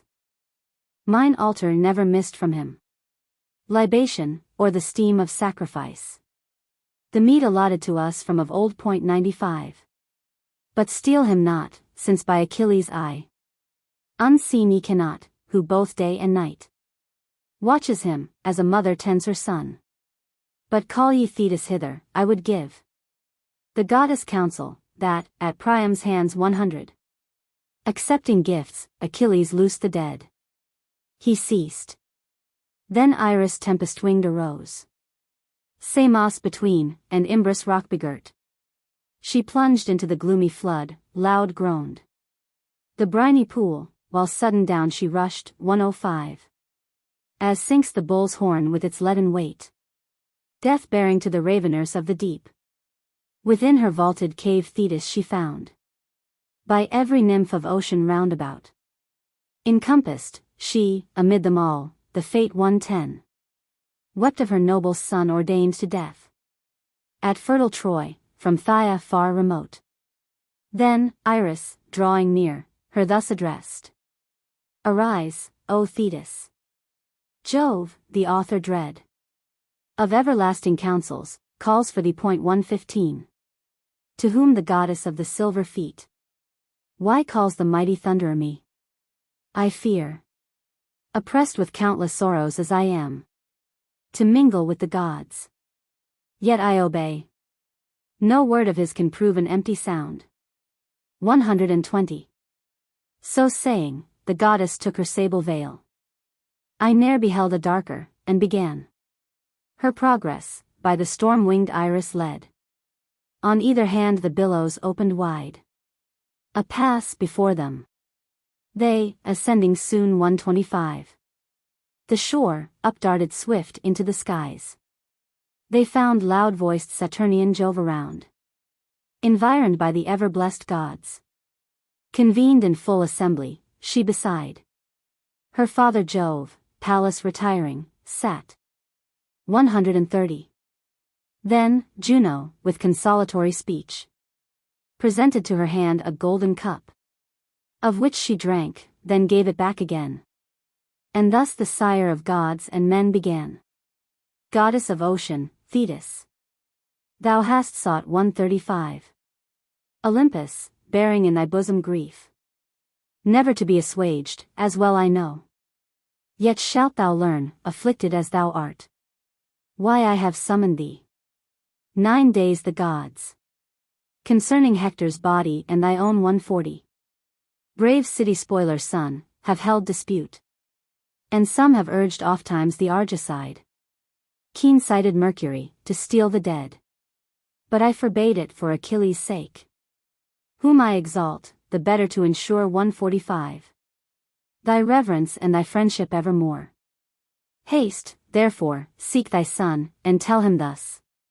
The gods resent it, say, but most of all, myself am angry, that he still detains amid his fleet, through fury of revenge, 150. Unransomed Hector. So shall he, at length, through fear of me, perchance, release the slain. Myself to generous Priam will, the while, send Iris, who shall bid him to the fleet of Greece, such ransom bearing as may soothe 155. Achilles, for redemption of his son. So spake the god, nor Thetis not complied. Descending swift from the Olympian heights, she reached Achilles' tent. Him there she found, groaning disconsolate, while others ran 160. To and fro, occupied around a sheep, new slaughtered, large and of exuberant fleece. She, sitting close beside him, softly stroked his cheek, and thus, affectionate, began. How long, my son, sorrowing and mourning here, 165. Wilt thou consume thy soul, nor give one thought, either to food or love? Yet love is good, and woman grief's best cure. For length of days is not thy doom, but, even now, thy death and ruthless destiny are on the wing. 170. Mark me, I come a lieger sent from Jove. The gods, he saith, resent it, but himself more deeply than the rest, that thou detainst amid thy fleet, through fury of revenge. Unransomed Hector. Be advised, accept 175.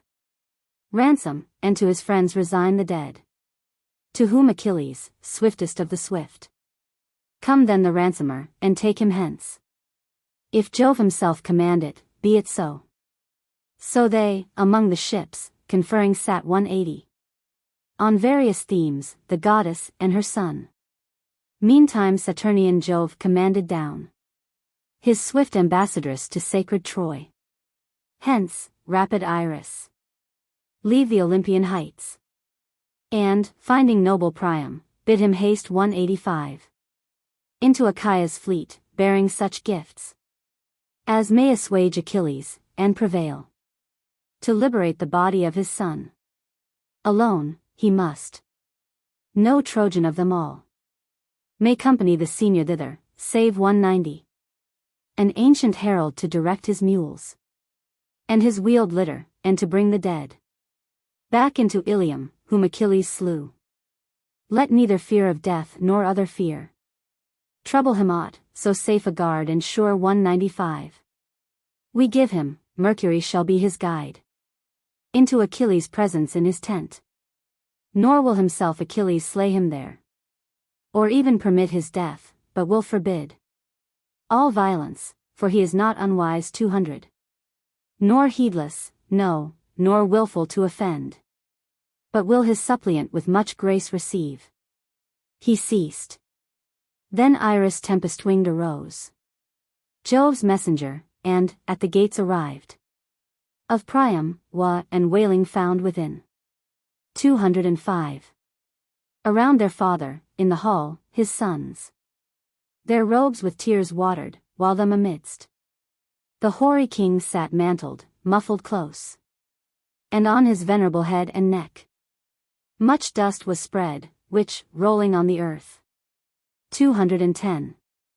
He had showered on them with unsparing hands.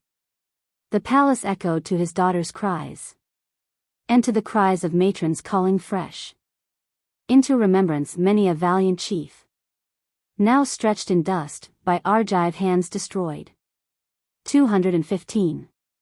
The messenger of Jove at Priam's side, standing, with whispered accents low his ear, saluted, but he trembled at the sound. Courage, Dardanian Priam. Fear thou not. To thee no prophetess of ill, I come. 220. But with kind purpose, Jove's ambassadress am I, who though remote, yet entertains much pity, and much tender care for thee. Olympian Jove commands thee to redeem the noble Hector, with an offering large 225 of gifts that may Achilles' wrath appease. Alone, thou must. No Trojan of them all hath leave to attend thy journey thither, save an ancient herald to direct thy mules and thy wheeled litter, and to bring the dead 230 back into Ilium, whom Achilles slew. Let neither fear of death nor other fear trouble thee aught, so safe a guard and sure he gives thee. Mercury shall be thy guide, even to Achilles' presence in his tent. 235. Nor will himself Achilles slay thee there, or even permit thy death, but will forbid all violence, for he is not unwise, nor heedless, no, nor wilful to offend, but will his suppliant with much grace receive. 240.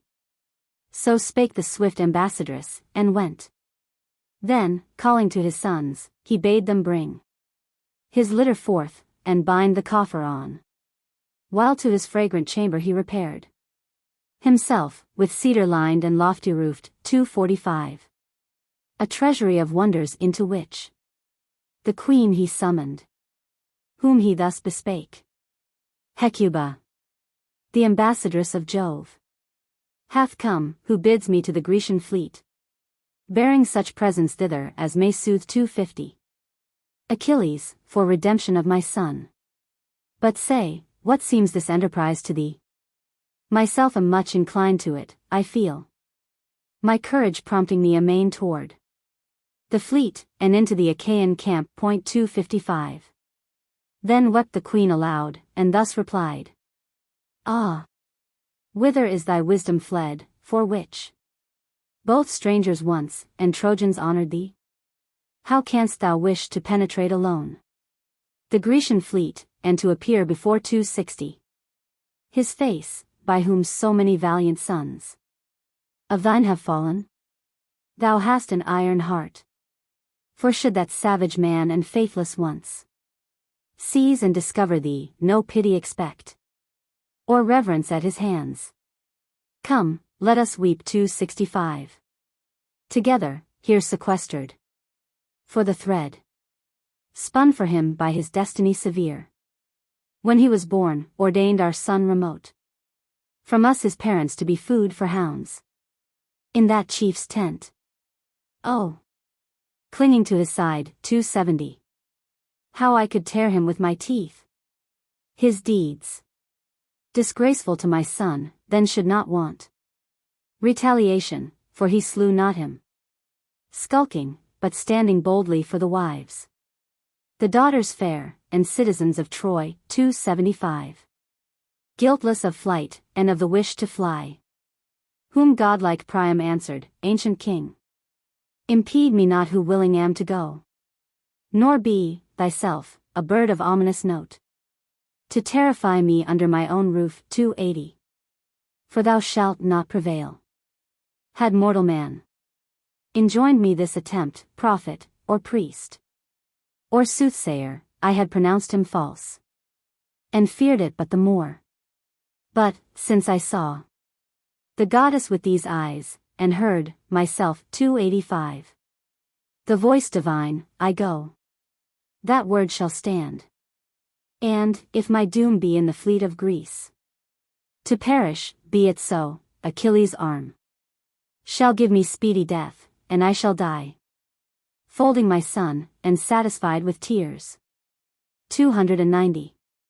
So saying, he opened wide the elegant lids of numerous chests, whence mantles 12 he took, of texture beautiful, 12 single cloaks, as many carpets, with as many robes, to which he added vests, an equal store. 295. He also took 10 talents forth of gold, all weight, 2 splendid tripods, cauldrons 4. And after these a cup of matchless worth, given to him when ambassador in Thrace. A noble gift, which yet the hoary king 300 spared not, such fervor of desire he felt to lose his son. Then from his portico, with angry taunts he drove the gathered crowds. Away! Away! Ye dregs of earth, away! Ye shame of humankind! Have ye no griefs? 305. At home, that ye come hither troubling me? Deem ye it little that Saturnian Jove afflicts me thus, and of my very best boy deprives me? Ah! Ye shall be taught yourselves that loss, far easier to be slain 310 by the Achaeans now, since he is dead. But I, ere yet the city I behold taken and pillaged, with these aged eyes, shall find safe hiding in the shades below. He said, and chased them with his staff. They left 315. In haste the doors, by the old king expelled. Then, chiding them aloud, his sons he called: Helenus, Paris, noble Agathon, Pammon, Antiphanus, and bold in fight, Polites, Dios of illustrious fame, 320. Hippothus and Deiphobus, all 9. He called, thus issuing, angry, his commands. Quick! Quick! Ye slothful in your father's cause! Ye worthless brood!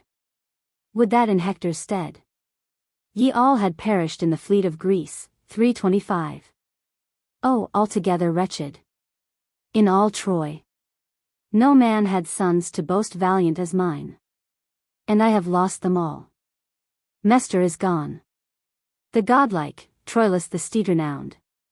And Hector, who with other men compared 330, seemed a divinity, whom none had deemed from mortal man derived, but from a god. These Mars hath taken, and hath left me none but scandals of my house, void of all truth. Dancers, exact step-measurers, a band 335. Of public robbers, thieves of kids and lambs. Will ye not bring my litter to the gate this moment, and with all this package quick? Charge it, that we may hence without delay? He said, and by his chiding awed, his sons 340 drew forth the royal litter, neat, new-built, and following swift the draught, on which they bound the coffer. Next, they lowered from the wall the sculptured boxen yoke with its 2 rings, and with the yoke its furniture, in length 345.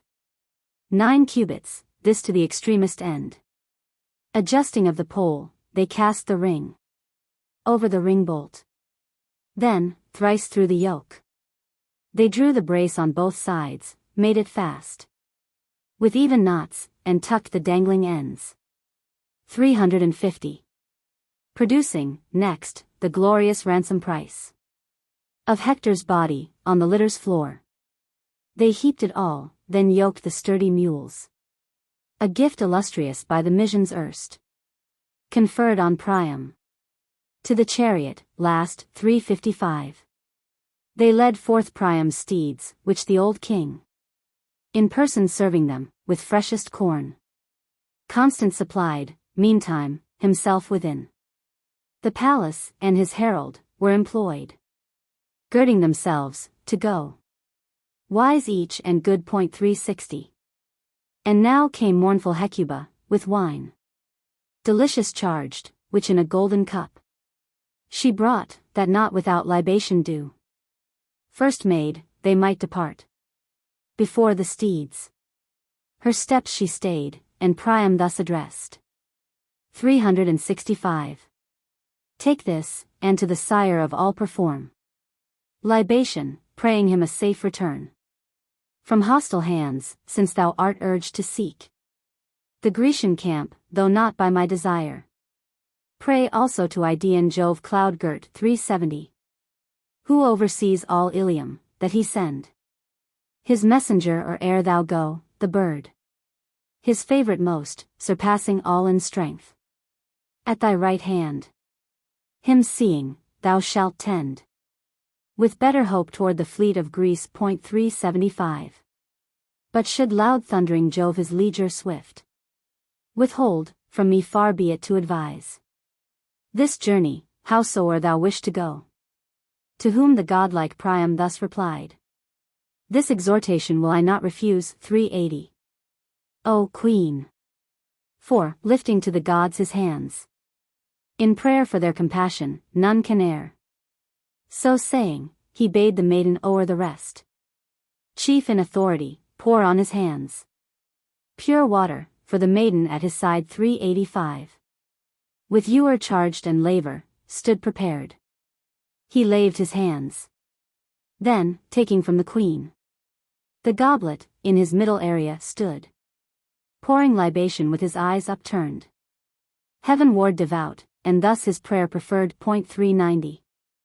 Jove, great and glorious above all, who rulest on Ida's summit seated, all below, grant me arrived within Achilles' tent kindness to meet and pity, and O send thy messenger or ere I go, the bird. 395. Thy favorite most, surpassing all in strength, at my right hand, which seeing I shall tend with better hope toward the fleet of Greece. He ended, at whose prayer, incontinent, Jove sent his eagle, surest of all signs. 400. The black-plumed bird voracious, Morphnos named, and Perchnos, wide as the well-guarded door of some rich potentate his vans he spread on either side. They saw him on the right, skimming the towers of Troy, glad they beheld. 405. That omen, and all felt their hearts consoled. Delayed not then the hoary king, but quick, ascending to his seat, his coursers urged through vestibule and sounding porch abroad. The four-wheeled litter led, drawn by the mules. 410.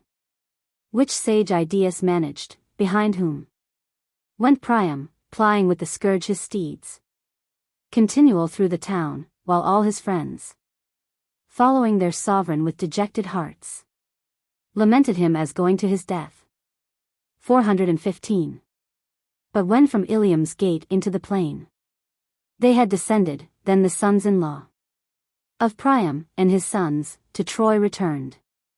Nor they, now traversing the plain, the note escaped of Jove the Thunderer.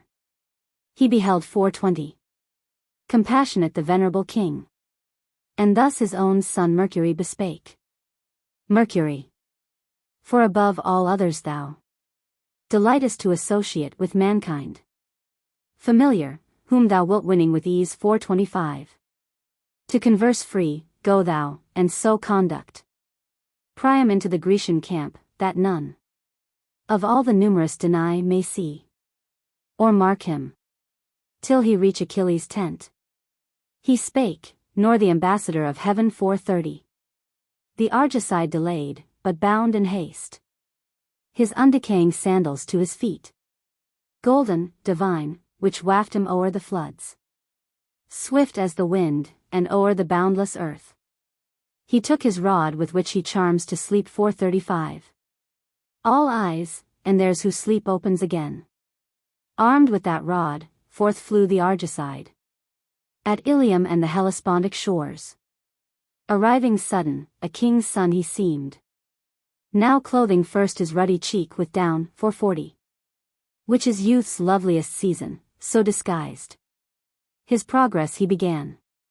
They now, the tomb magnificent of Elos passed, beside The river stayed the mules and steeds to drink. For twilight dimmed the fields. Idaeus verse 445. Perceived him near, and Priam thus bespake. Think, son of Dardanus. For we have need of our best thought. I see a warrior. Now we shall die, I know it. Turn we quick our steeds to flight, or let us clasp his knees 450. And his compassion suppliant essay. Terror and consternation at that sound. The mind of Priam felt, erect the hair. Bristled his limbs, and with amaze he stood. Motionless. But the god, meantime, approached, 455. And, seizing ancient Priam's hand, inquired. Whither, my father? In the dewy night. Drivest thou thy mules and steeds, while others sleep? And fear'st thou not the fiery host of Greece? Thy foes implacable, so nigh at hand? 460. Of whom should any, through the shadow dun of flitting night, discern thee bearing forth so rich a charge? Then what wouldst thou expect? Thou art not young thyself, nor with the aid of this thine ancient servant, strong enough 465. Force to repulse, should any threaten force. But injury fear none or harm from me. I rather much from harm by other hands. Would save thee, thou resemblest so my sire.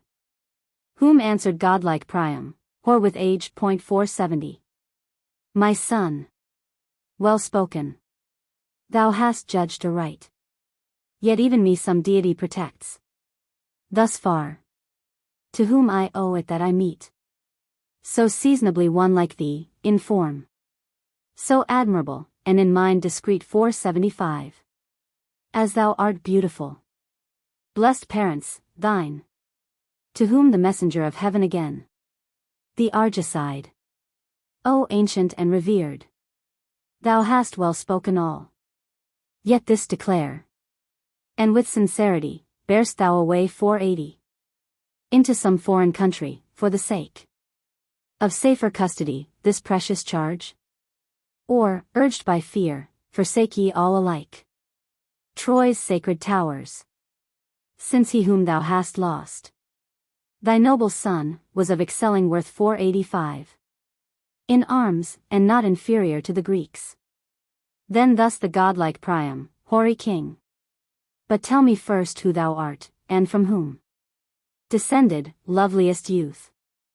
Who hast the fate so well of my unhappy son rehearsed? 490. To whom the herald Mercury replied. Thy questions, venerable sire, proposed concerning noble Hector, are designed to prove me him, not seldom, with these eyes. In man-ennobling fight I have beheld 495. Most active, saw him when he thinned the Greeks with his sharp spear, and drove them to the ships. Amazed we stood to notice him. For us, incensed against the ruler of our host, Achilles suffered not to share the fight. 500. I serve Achilles, the same gallant bark brought us, and of the Myrmidons am I. Son of Polyctor, wealthy is my sire, and such in years as thou. 6 sons he hath, beside myself the 7th, and, the lots cast 505. Among us all, mine sent me to the wars. That I have left the ships, seeking the plain. The cause is this. The Greeks, at break of day, will compass, armed, the city, for they loathe to sit inactive, neither can the chiefs 510 restrain the hot impatience of the host. Then godlike Priam answer thus returned. If of the band thou be of Peleus' son, Achilles, tell me undisguised the truth. My son, subsists he still, or hath thy chief 515 limb after limb given him to his dogs? Him answered then the herald of the skies.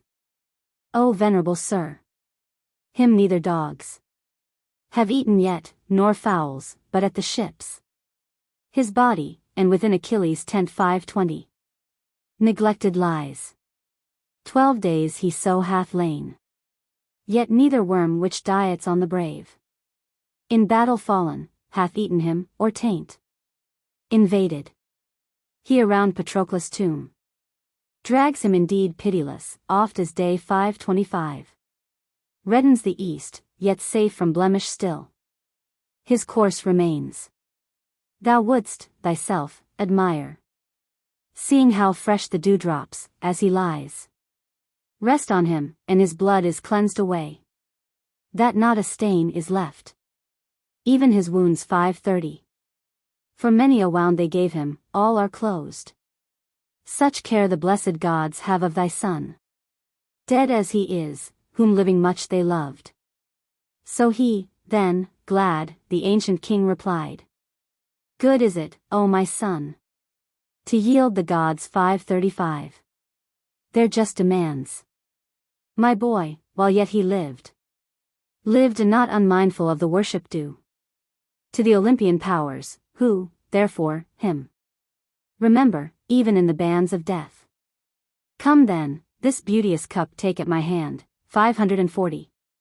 Be thou my guard, and, if the gods permit, my guide, till to Achilles' tent I come.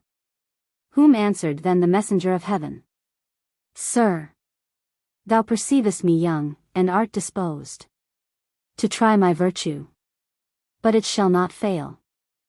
545. Thou bidst me at thine hand a gift accept, whereof Achilles knows not, but I fear Achilles, and on no account should dare defraud him, lest some evil find me next. But thee I would with pleasure hence conduct 550. Even to glorious Argos, over sea, or over land, nor any, through contempt of such a guard, should dare to do thee wrong. So Mercury, and to the chariot seat upspringing, seized at once the lash and reins, 555. And with fresh vigor mules and steeds inspired, arriving at the fosse and towers, they found the guard preparing now their evening cheer. All whom the Argicide with sudden sleep oppressed, then oped the gates, thrust back the bars, 560. And introduced, with all his litter load of costly gifts, the venerable king. But when they reached the tent for Peleus' son, raised by the Myrmidons, with trunks of pine, they built it, lopping smooth the boughs away, 555. Then spread with shaggy mowings of the mead its lofty roof, and with a spacious court surrounded it, all fenced with driven stakes. One bar alone of pine secured the door, which asked 3 Grecians with united force 570 to thrust it to its place, and 3 again to thrust it back, although Achilles oft would heave it to the door himself alone winky face. Then Hermes, benefactor of mankind, that bar displacing for the king of Troy 575, gave entrance to himself and to his gifts. For Peleus' son designed, and from the seat alighting, thus his speech to Priam turned. O ancient Priam, an immortal god, attends thee, I am Hermes, by command 580.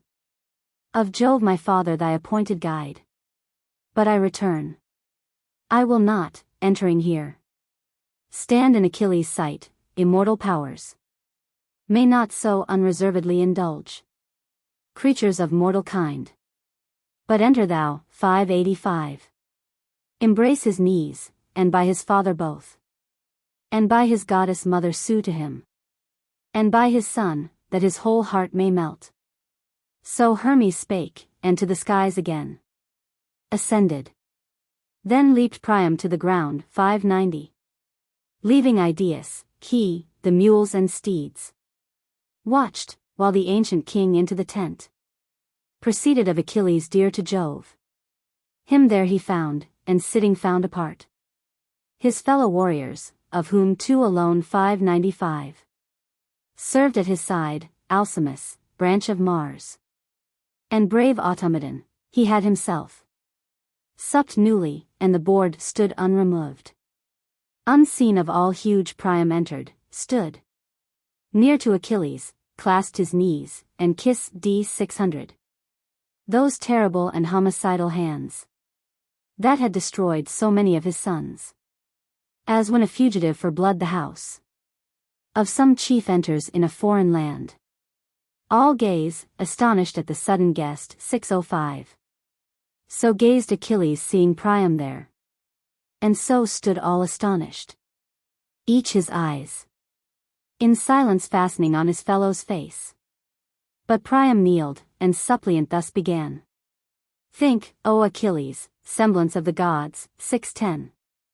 On thy own father full of days like me. And trembling on the gloomy verge of life. Some neighbor chief, it may be, even now, oppresses him, and there is none at hand. No friend to succor him in his distress. 615. Yet, doubtless, hearing that Achilles lives, he still rejoices, hoping, day by day, that one day he shall see the face again of his own son from distant Troy returned. But me no comfort cheers, whose bravest sons. 620. So late the flower of Ilium, all are slain. When Greece came hither, I had 50 sons. 19 were children of one bed, the rest born of my concubines. A numerous house. But fiery Mars hath thinned it. One I had. 625. One, more than all my sons, the strength of Troy, whom standing for his country thou hast slain. Hector, his body to redeem I come into Achaea's fleet, bringing, myself, ransom inestimable to thy tent. 630. Reverence the gods, Achilles. Recollect thy father, for his sake compassion show. To me more pitiable still, who draw home to my lips, humiliation yet unseen on earth, his hand who slew my son. 635. So saying, he wakened in his soul regret of his own sire. Softly he placed his hand on Priam's hand, and pushed him gently away. Remembrance melted both, rolling before Achilles' feet. Priam his son deplored. 640. Wide slaughtering Hector, and Achilles wept. By turns his father, and by turns his friend Patroclus. Sounds of sorrow filled the tent. But when, at length satiate, Achilles felt his heart from grief, and all his frame relieved. 645. Upstarting from his seat, with pity moved of Priam's silver locks and silver beard, he raised the ancient father by his hand, whom in winged accents kind he thus bespake. Wretched indeed! Ah, what must thou have felt. 650. How hast thou dared to seek alone the fleet of the Achaeans, and his face by whom so many of thy valiant sons have fallen? Thou hast a heart of iron, terror-proof. Come, sit beside me, let us, if we may. 665. Great mourners both, bid sorrow sleep awhile. There is no profit of our sighs and tears. For thus, exempt from care themselves, the gods ordain man's miserable race to mourn. Fast by the threshold of Jove's courts are placed. 660. 2 casks, one stored with evil, one with good, from which the god dispenses as he wills. For whom the glorious thunderer mingles both. He leads a life checkered with good and ill, alternate. But to whom he gives unmixed. 665. The bitter cup, he makes that man a curse. His name becomes a byword of reproach. His strength is hunger-bitten, and he walks the blessed earth, unblessed, go where he may. So was my father Peleus at his birth. 670. Nobly endowed with plenty and with wealth, distinguished by the gods past all mankind, lord of the Myrmidons, and, though a man, yet matched from heaven with an immortal bride. But even him the gods afflict, a son. 675. Refusing him, who might possess his throne hereafter. For myself, his only heir, pass as a dream, and while I live, instead of solacing his age, here sit, before your distant walls, the scourge of thee and thine. 680. Thee also, ancient Priam, we have heard reported, once possessor of such wealth as neither Lesbos, seat of Maker, owns, nor eastern Phrygia, nor yet all the ports of Hellespont, but thou didst pass them all 685. In riches and in number of thy sons. But since the powers of heaven brought on thy land this fatal war, battle and deeds of death, always surround the city where thou reignst. Cease, therefore, from unprofitable tears. 690. Which, ere they raise thy son to life again, shall, doubtless, find fresh cause for which to flow. To whom the ancient king godlike replied, Hero, forbear. No seed is here for me, while Hector lies unburied in your camp. 695. Loose him, and loose him now, that with these eyes I may behold my son. Accept a price magnificent, which mayst thou long enjoy. And, since my life was precious in thy sight, mayst thou revisit safe thy native shore. 700. To whom Achilles, lowering, and in wrath, urge me no longer, at a time like this. With that harsh note, I am already inclined to loose him. Thetis, my own mother came herself on that same errand, sent from Jove. 705. Priam, I understand thee well. I know that, by some god conducted, thou hast reached Achaea's fleet, for, without aid divine, no mortal even in his prime of youth had dared the attempt. Guards vigilant as ours. 710. He should not easily elude such gates. So massy, should not easily unbar. Thou, therefore, vex me not in my distress, lest I abhor to see thee in my tent. And, borne beyond all limits, set at naught. 715. Thee, and thy prayer, and the command of Jove. He said, the old king trembled, and obeyed. Then sprang Pelides like a lion forth. Not sole, but with his two attendant friends, Alcimus and Automedon the brave. 720. For them, Patroclus slain, he honored most of all the Myrmidons. They from the yoke released both steeds and mules, then introduced and placed the herald of the hoary king. They lightened next the litter of its charge. 725. Inestimable, leaving yet behind 2 mantles and a vest, that, not unveiled, the body might be borne back into Troy. Then, calling forth his women, them he bade lave and anoint the body, but apart. 730. Lest haply Priam, noticing his son, through stress of grief should give resentment scope, and irritate by some affront himself, to slay him, in despite of Jove's commands. They, therefore, laving and anointing first. 735. The body, covered it with cloak and vest. Then, Peleus' son disposed it on the bier, lifting it from the ground, and his 2 friends together heaved it to the royal wain. Achilles, last, groaning, his friend invoked. 740. Patroclus, should the tidings reach thine ear, although in aids, that I have released the noble Hector at his father's suit, resent it not. No sordid gifts have paid his ransom price, which thou shalt also share. 745. So saying, Achilles to his tent returned, and on the splendid couch whence he had risen, again reclined, opposite to the seat of Priam, whom the hero thus bespake. Priam, at thy request thy son is loosed. 750. And lying on his bier, at dawn of day, thou shalt both see him and convey him hence, thyself to Troy. But take we now repast, for even bright-haired Niobe her food. Forget not, though of children 12 bereft. 755.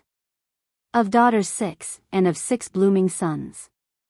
Apollo these struck from his silver bow, and those shaft-armed Diana, both incensed, that oft Latona's children and her own numbering, she scorned the goddess who had borne 760.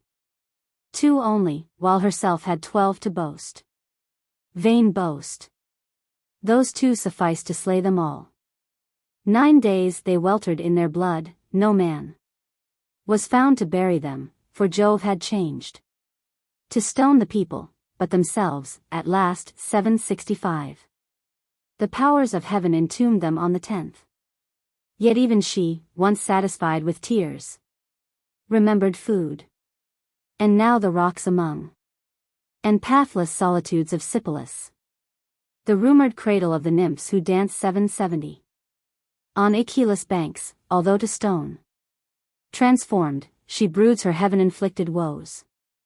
Come, then, my venerable guest. Take we refreshment also, once arrived in Troy. With thy dear son, thou shalt have time to weep. 775.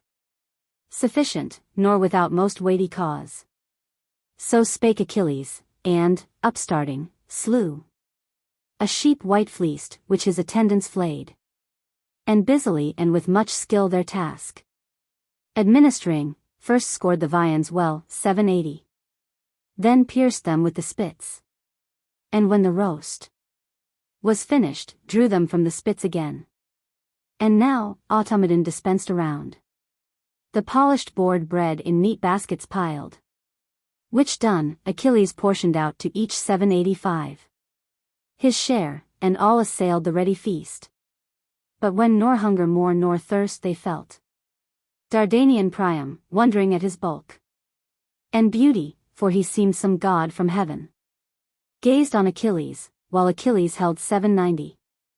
Not less in admiration of his looks benign, and of his gentle converse wise, gazed on Dardanian Priam, and, at length, the eyes of each gratified to the full, the ancient king thus to Achilles spake.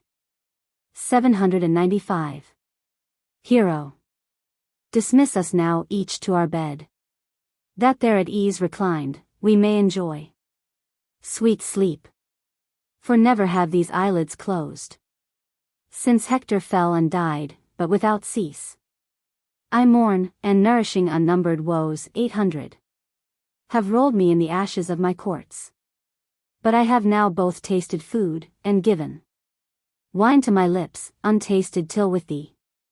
So he, and at his word Achilles bade his train beneath his portico prepare. 805.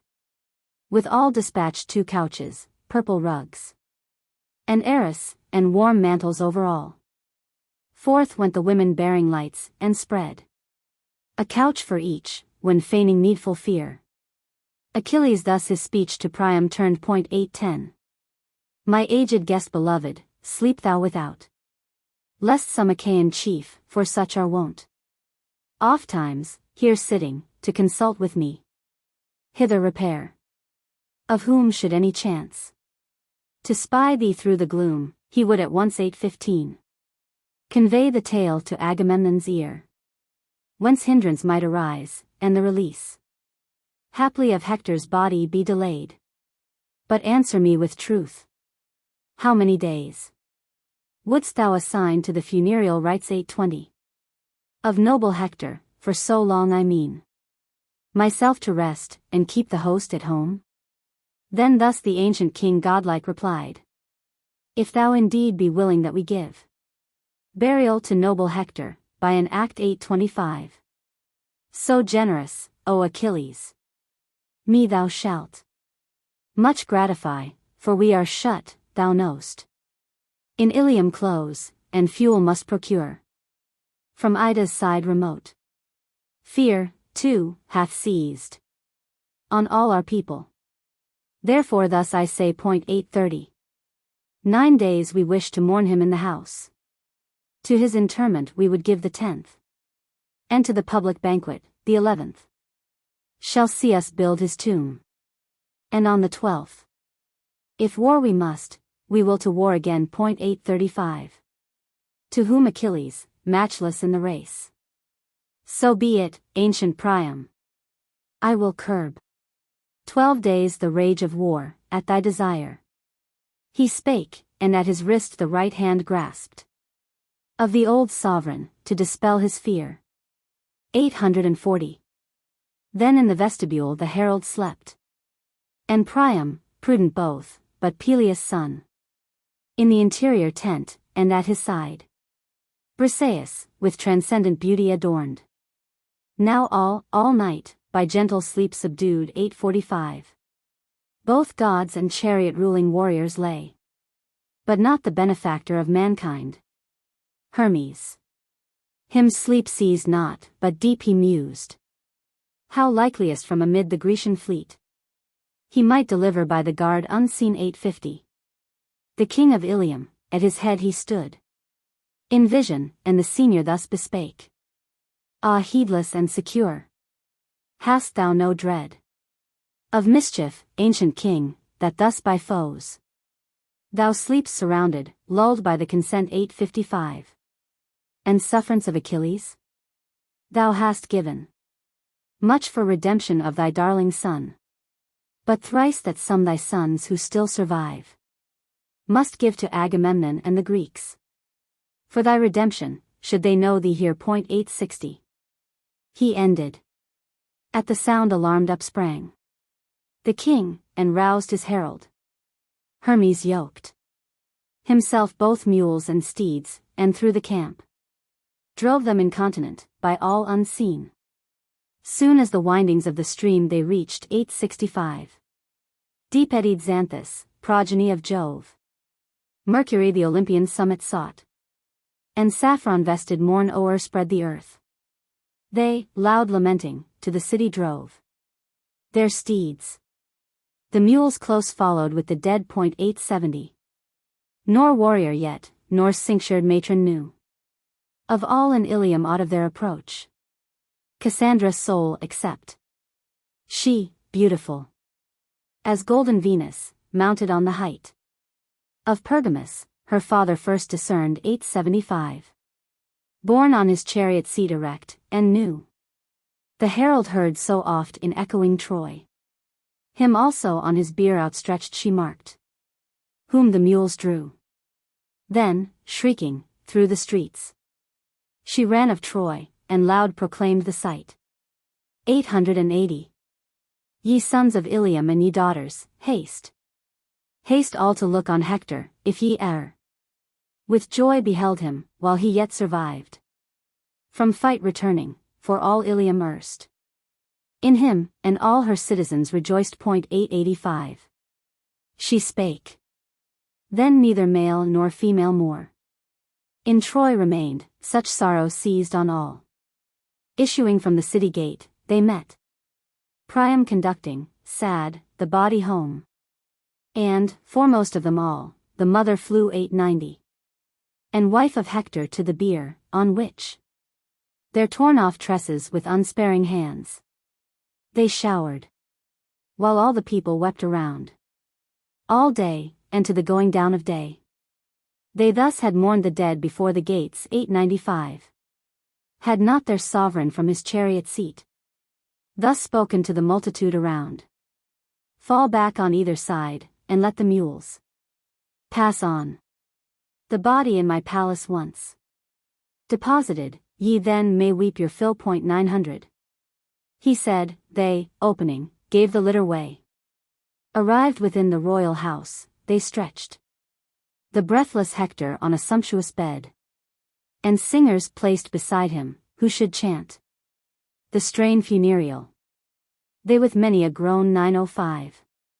The dirge began, and still, at every close, the female train with many a groan replied. Then, in the midst, Andromache white-armed, between her palms the dreadful Hector's head pressing, her lamentation thus began. 910. My hero, thou hast fallen in prime of life, me leaving here desolate, and the fruit of our ill-fated loves, a helpless child, whom grown to manhood I despair to see. For ere that day arrive, down from her height 915, precipitated shall this city fall, since thou hast perished once her sure defense, faithful protector of her spotless wives, and all their little ones. Those wives shall soon in Grecian barks capacious hence be borne. 920. and I among the rest. But thee, my child, either thy fate shall with thy mother send captive into a land where thou shalt serve in sordid drudgery some cruel lord, or haply some Achaean here, thy hand 925 seizing, shall hurl thee from a turret top to a sad death, avenging brother, son, or father by the hands of Hector slain. For he made many a Grecian bite the ground. Thy father, boy, born never into fight 930. A milky mind, and for that self-same cause, is now bewailed in every house of Troy. Sorrow unutterable thou hast caused thy parents, Hector, but to me hast left largest bequest of misery, to whom, 935. Dying, thou neither didst thy arms extend forth from thy bed, nor gavest me precious word to be remembered day and night with tears. So spake she weeping, whom her maidens all with sighs accompanied, and her complaint 940. Mingled with sobs Hecuba next began. Ah, Hector, dearest to thy mother's heart, of all her sons, much must the gods have loved thee living, whom, though dead, they thus preserve. What son soever of our house beside 945 Achilles took, over the barren deep, to Samos, Imbrus, or to Lemnos girt with rocks inhospitable, him he sold. But thee, by his dread spear of life deprived, he dragged and dragged around Patroclus' tomb 950, as if to raise again his friend to life, whom thou hadst vanquished, yet he raised him not. But as for thee, thou liest here with dew besprinkled, fresh as a young plant, and more resemblest some fair youth by gentle shafts 955 of Phoebus pierced, than one in battle slain. So spake the queen, exciting in all hearts sorrow immeasurable, after whom thus Helen, third, her lamentation poured. Ah, dearer far than all my brothers else 960 of Priam's house, for being Paris' spouse, who brought me, would I had first died, to Troy. I call thy brothers mine, since forth I came from Sparta. It is now the 20th year. Yet never heard I once hard speech from thee 965, or taunt morose, but if it ever chanced that of thy father's house female or male blamed me, and even if herself the queen. For in the king, whatever befell, I found always a father. Thou hast interposed 970 thy gentle temper and thy gentle speech to soothe them. Therefore, with the same sad drops, thy fate, O Hector, and my own I weep. For other friend within the ample bounds of Ilium have I none, nor hope to hear 975 kind word again, with horror viewed by all. So Helen spake weeping, to whom with groans the countless multitude replied, and thus their ancient sovereign next his people charged. Ye Trojans, now bring fuel home, nor fear 980 close ambush of the Greeks. Achilles' self gave me, at my dismission from his fleet, assurance, that from hostile force secure we shall remain, till the 12th dawn arise.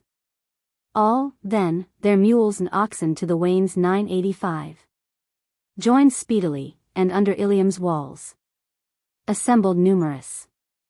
9 whole days they toiled, bringing much fuel home, and when the 10th bright morn, with light for humankind, arose, then bearing noble Hector forth, with tears 990 shed copious, on the summit of the pile they placed him, and the fuel fired beneath. But when Aurora, daughter of the dawn, reddened the east, then, thronging forth, all Troy encompassed noble Hector's pile around. 995. The whole vast multitude convened, with wine. They quenched the pile throughout, leaving no part unvisited, on which the fire had seized. His brothers, next, collected, and his friends. His white bones, mourning, and with tears profuse 1,000. watering their cheeks. Then in a golden urn they placed them, which with mantles soft they veiled. Meonian hued, and, delving, buried it. And overspread with stones the spot of dust. Lastly, short time allowing to the task, 1005. They heaped his tomb, while, posted on all sides, suspicious of assault, spies watched the Greeks. The tomb once heaped, assembling all again. Within the palace, they a banquet shared. Magnificent, by godlike Priam given. 1010. Such burial the illustrious Hector found. I cannot take my leave of this noble poem, without expressing how much I am struck with this plain conclusion of it. It is like the exit of a great man out of company whom he has entertained magnificently, neither pompous nor familiar. Not contemptuous, yet without much ceremony. I recollect nothing, among the works of mere man, that exemplifies so strongly the true style of great antiquity. Tr. Footnotes. Footnotes for Book I. Latona's son and Jove's, was Apollo, the tutelary deity of the Dorians.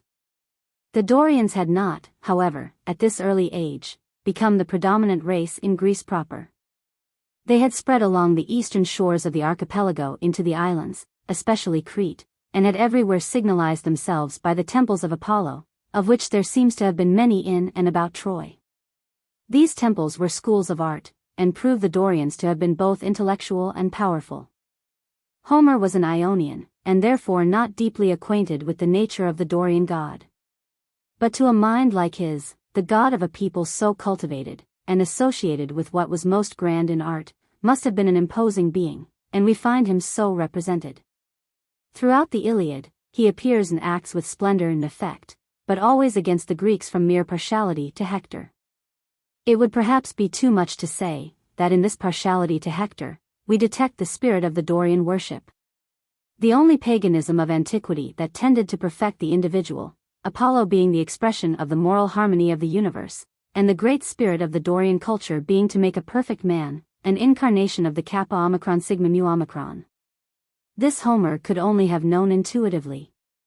In making Apollo author of the plague, he was confounded with Helios, which was frequent afterwards, but is not seen elsewhere in Homer. The arrows of Apollo were silent as light, and their emblem the sun's rays. The analogies are multitudinous between the natural and intellectual sun, but Helios and Apollo were two. Epp. There is something exceedingly venerable in this appearance of the priest. He comes with the ensigns of the gods to whom he belongs, with the laurel wreath, to show that he was a suppliant, and a golden scepter, which the ancients gave in particular to Apollo, as they did one of silver to Diana. The art of this speech is remarkable. Chryses considers the army of Greeks, as made up of troops, partly from the kingdoms and partly from democracies, and therefore begins with a distinction that includes all. Then, as priest of Apollo, he prays that they may obtain the two blessings they most desire, the conquest of Troy and a safe return.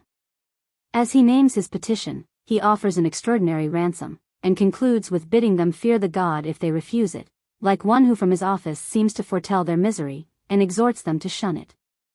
Thus he endeavors to work by the art of a general application, by religion, by interest, and the insinuation of danger. Homer is frequently eloquent in his silence. Chryses says not a word in answer to the insults of Agamemnon, but walks pensively along the shore. The melancholy flowing of the verse admirably expresses the condition of the mournful and deserted father. So called on account of his having saved the people of Troas from a plague of mice, Sminthos in their language meaning a mouse. Tr. Apollo had temples at Chrysa, Tenedos, and Scylla, all of which lay round the bay of Troas. Muller remarks that the temple actually stood in the situation referred to, and that the appellation of Smintheus was still preserved in the district. Thus far actual circumstances are embodied in the mythos. On the other hand, the action of the deity as such, is purely ideal, and can have no other foundation than the belief that Apollo sternly resents ill usage of his priests, and that too in the way here represented, viz., by sending plagues. This belief is in perfect harmony with the idea generally entertained of the power and agency of Apollo, and it is manifest that the idea placed in combination with certain events, gave birth to the story so far as relates to the god. We have not yet the means of ascertaining whether it is to be regarded as a historical tradition, or an invention, and must therefore leave that question for the present undecided. The poet is careful to leave no prayer unanswered that has justice on its side. He who prays either kills his enemy, or has signs given him that he has been heard. For this singular line the translator begs to apologize, by pleading the strong desire he felt to produce an English line, if possible, somewhat resembling in its effect the famous original one. Delta epsilon iota nu eta delta epsilon kappa lambda alpha gamma gamma eta gamma epsilon nu epsilon tau alpha rho gamma upsilon rho epsilon omicron beta iota omicron dat, tr. The plague in the Grecian camp was occasioned perhaps by immoderate heats and gross exhalations. Homer takes occasion from it, to open the scene with a beautiful allegory. He supposes that such afflictions are sent from heaven for the punishment of evil actions, and because the sun was the principal agent, he says it was sent to punish Agamemnon for despising that god, and injuring his priest. Hippocrates observes two things of plagues, that their cause is in the air, and that different animals are differently affected by them, according to their nature and nourishment. This philosophy is referred to the plagues here mentioned. First, the cause is in the air by means of the darts or beams of Apollo. Second, the mules and dogs are said to die sooner than the men, partly from their natural quickness of smell, and partly from their feeding so near the earth whence the exhalations arise. Juno, queen of Olympus, sides with the Grecians. Mr. Coleridge, in his disquisition upon the Prometheus of Aeschylus, published in his Remains, shows very clearly by historical criticism, that Juno, in the Grecian religion, expressed the spirit of conservatism.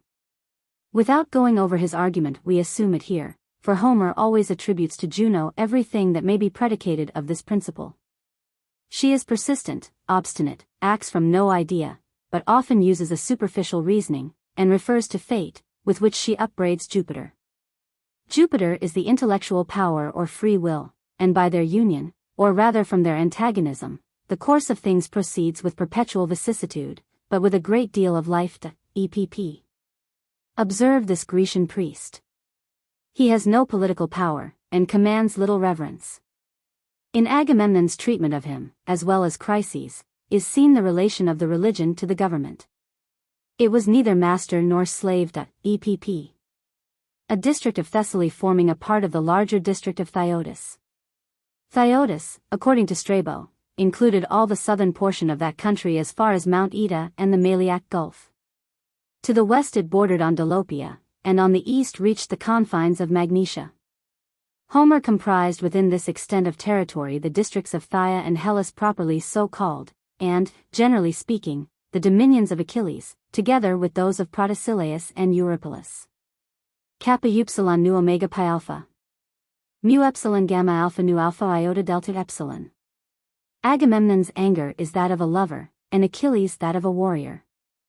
Agamemnon speaks of Chryseis as a beauty whom he values too much to resign. Achilles treats Briseis as a slave, whom he is anxious to preserve in point of honor, and as a testimony of his glory. Hence he mentions her only as his spoil, the reward of war, etc. Accordingly he relinquishes her not in grief for a favorite whom he loses, but in sullenness for the injury done him. Dacier. Jupiter, in the disguise of an ant, deceived Eurymedusa, the daughter of Cleitos. Her son was for this reason called Myrmidon, from mu upsilon rho mu eta xi, an ant, and was regarded as the ancestor of the Myrmidons in Thessaly. Smith. According to the belief of the ancients, the gods were supposed to have a peculiar light in their eyes. That Homer was not ignorant of this opinion appears from his use of it in other places. Minerva is the goddess of the art of war rather than of war itself. And this fable of her descent is an allegory of Achilles restraining his wrath through his consideration of martial law and order. This law in that age prescribed that a subordinate should not draw his sword upon the commander of all, but allowed a liberty of speech which appears to us moderns rather out of order. Epp. The shield of Jupiter, made by Vulcan, and so called from its covering, which was the skin of the goat that suckled him. Tr. Homer magnifies the ambush as the boldest enterprise of war. They went upon those parties with a few only, and generally the most daring of the army, and on occasions of the greatest hazard, when the exposure was greater than in a regular battle. Idomeneus, in the 13th book, tells Marians that the greatest courage appears in this way of service, each man being in a manner singled out to the proof of it. In the earlier ages of the world, the scepter of a king was nothing more than his walking staff, and thence had the name of scepter. Ovid, in speaking of Jupiter, describes him as resting on his scepter. Spence. From the description here given, it would appear to have been a young tree cut from the root and stripped of its branches. It was the custom of kings to swear by their scepters. For an account of the contest between the centaurs and Lapiths here referred to, see Grecian and Roman mythology. In antiquity, a sacrifice of 100 oxen, or beasts of the same kind.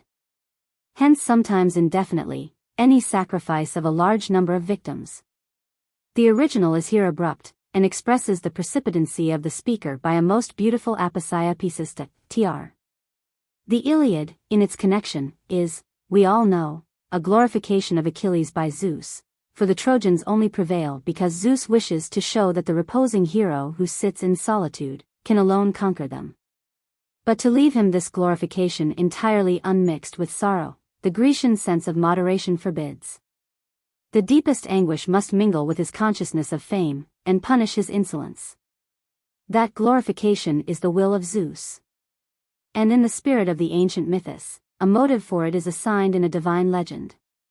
The sea goddess Thetis, who was, according to the Thyodic mythos, wedded to the mortal Peleus, saved Zeus, by calling up the giant Briareus or Aegean to his rescue.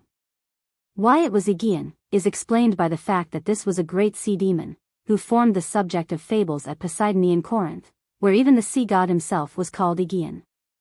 Who, moreover, was worshipped at several places in Euboea, the seat of Poseidon Aegeus, and whom the Theogony calls the son-in-law of Poseidon, and most of the genealogists, especially Eumelus in the Titanomachy, brought into relation with the sea.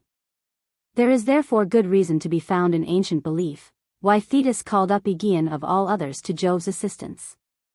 The whole of the story, however, is not detailed, it is not much more than indicated, and therefore it would be difficult even now to interpret it in a perfectly satisfactory manner.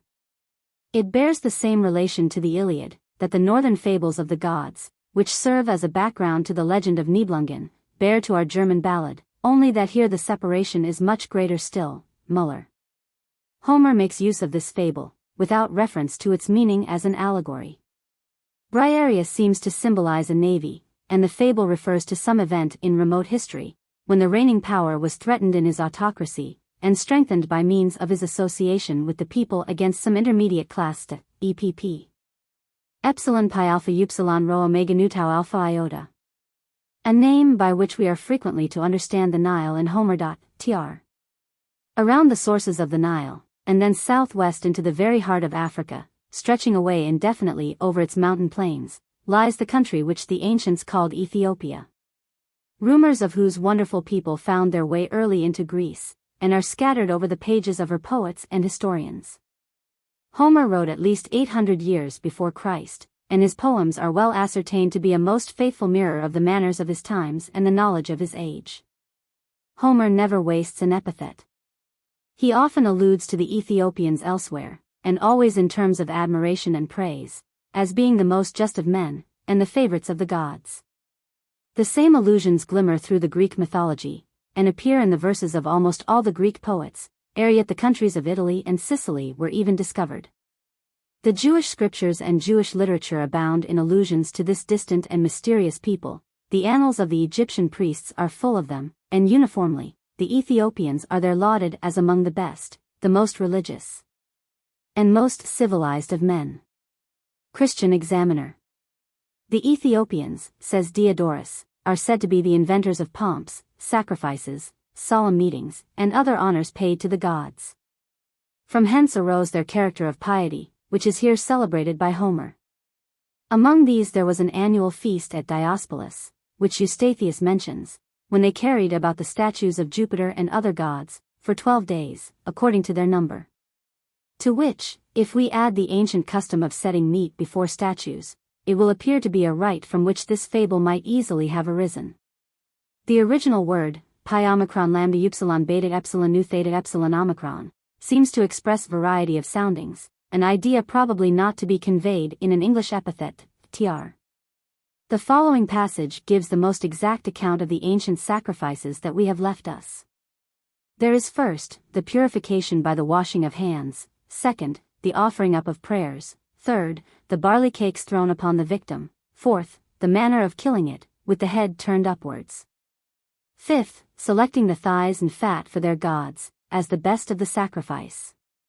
And disposing about them pieces cut from every part for a representation of the whole, hence the thighs are frequently spoken of in Homer and the Greek poets as the whole victim. Sixth, the libation of wine. Seventh, consuming the thighs in the fire of the altar. Eighth, the sacrificers dressing and feasting on the rest, with joy and hymns to the gods. The paean, originally sung in honor of Apollo, was a hymn to propitiate the god, and also a song of thanksgiving, when freed from danger. It was always of a joyous nature. Both tune and sound expressed hope and confidence. It was sung by several persons, one of whom probably led the others, and the singers either marched onward, or sat together at table. It was the custom to draw the ships entirely upon the shore, and to secure them by long props. Felton. Suppliants threw themselves at the feet of the person to whom the supplication was addressed, and embraced his knees. Felton. Ambrosia, the food of the gods, conferred upon them eternal youth and immortality, and was brought to Jupiter by pigeons. It was also used by the gods for anointing the body and hair. Hence the expression, ambrosial locks. The original says, the ox-eyed goddess, which furnishes Coleridge with one of the hints on which he proceeds in historically identifying the Argive Juno with Io and Isis, and there is real wit in Homer's making her say to Jupiter, I never search thy thoughts, and the principle of conservatism asks nothing of the intellectual power, but blindly contends, reposing upon the instinct of a common sense, which leads her always to surmise that something is intended by the intellectual power that she shall not like. EPP. This refers to an old fable of Jupiter's hanging up Juno and whipping her. Homer introduces it without reference to its meaning, which was undoubtedly some physical truth connected with the ether and the atmosphere. EPP. The reader, in order that he may partake with the gods in the drollery of this scene, should observe that the crippled and distorted Vulcan had thrust himself into an office at all other times administered either by Hebe or Ganymede. Tr. As Minerva or Wisdom was among the company, the poets making Vulcan act the part of peacemaker, would appear to have been from choice, knowing that a mirthful person may often stop a quarrel, by making himself the subject of merriment. Footnotes for Book 2. The poem now becomes more exciting, the language more animated, the descriptions more lively and figurative. Homer seems to kindle with his subject, and to press all the phenomena of nature into his service for the purpose of illustration and adornment. Jupiter prepares to keep his promise of avenging Achilles, by drawing Agamemnon into a deceitful expectation of taking the city. The forces are arranged for battle, which gives occasion for the celebrated catalogue. Felton. The whole action of the dream is natural. It takes the figure of one much beloved by Agamemnon, as the object that is most in our thoughts when awake, is the one that oftenest appears to us in our dreams, and just at the instant of its vanishing, leaves so strong an impression that the voice seems still sounding in his ear. The dream also repeats the words of Jupiter without variation, which is considered as a great propriety in delivering a message from the father of gods and men. King of Pylos, an ancient city of Elis.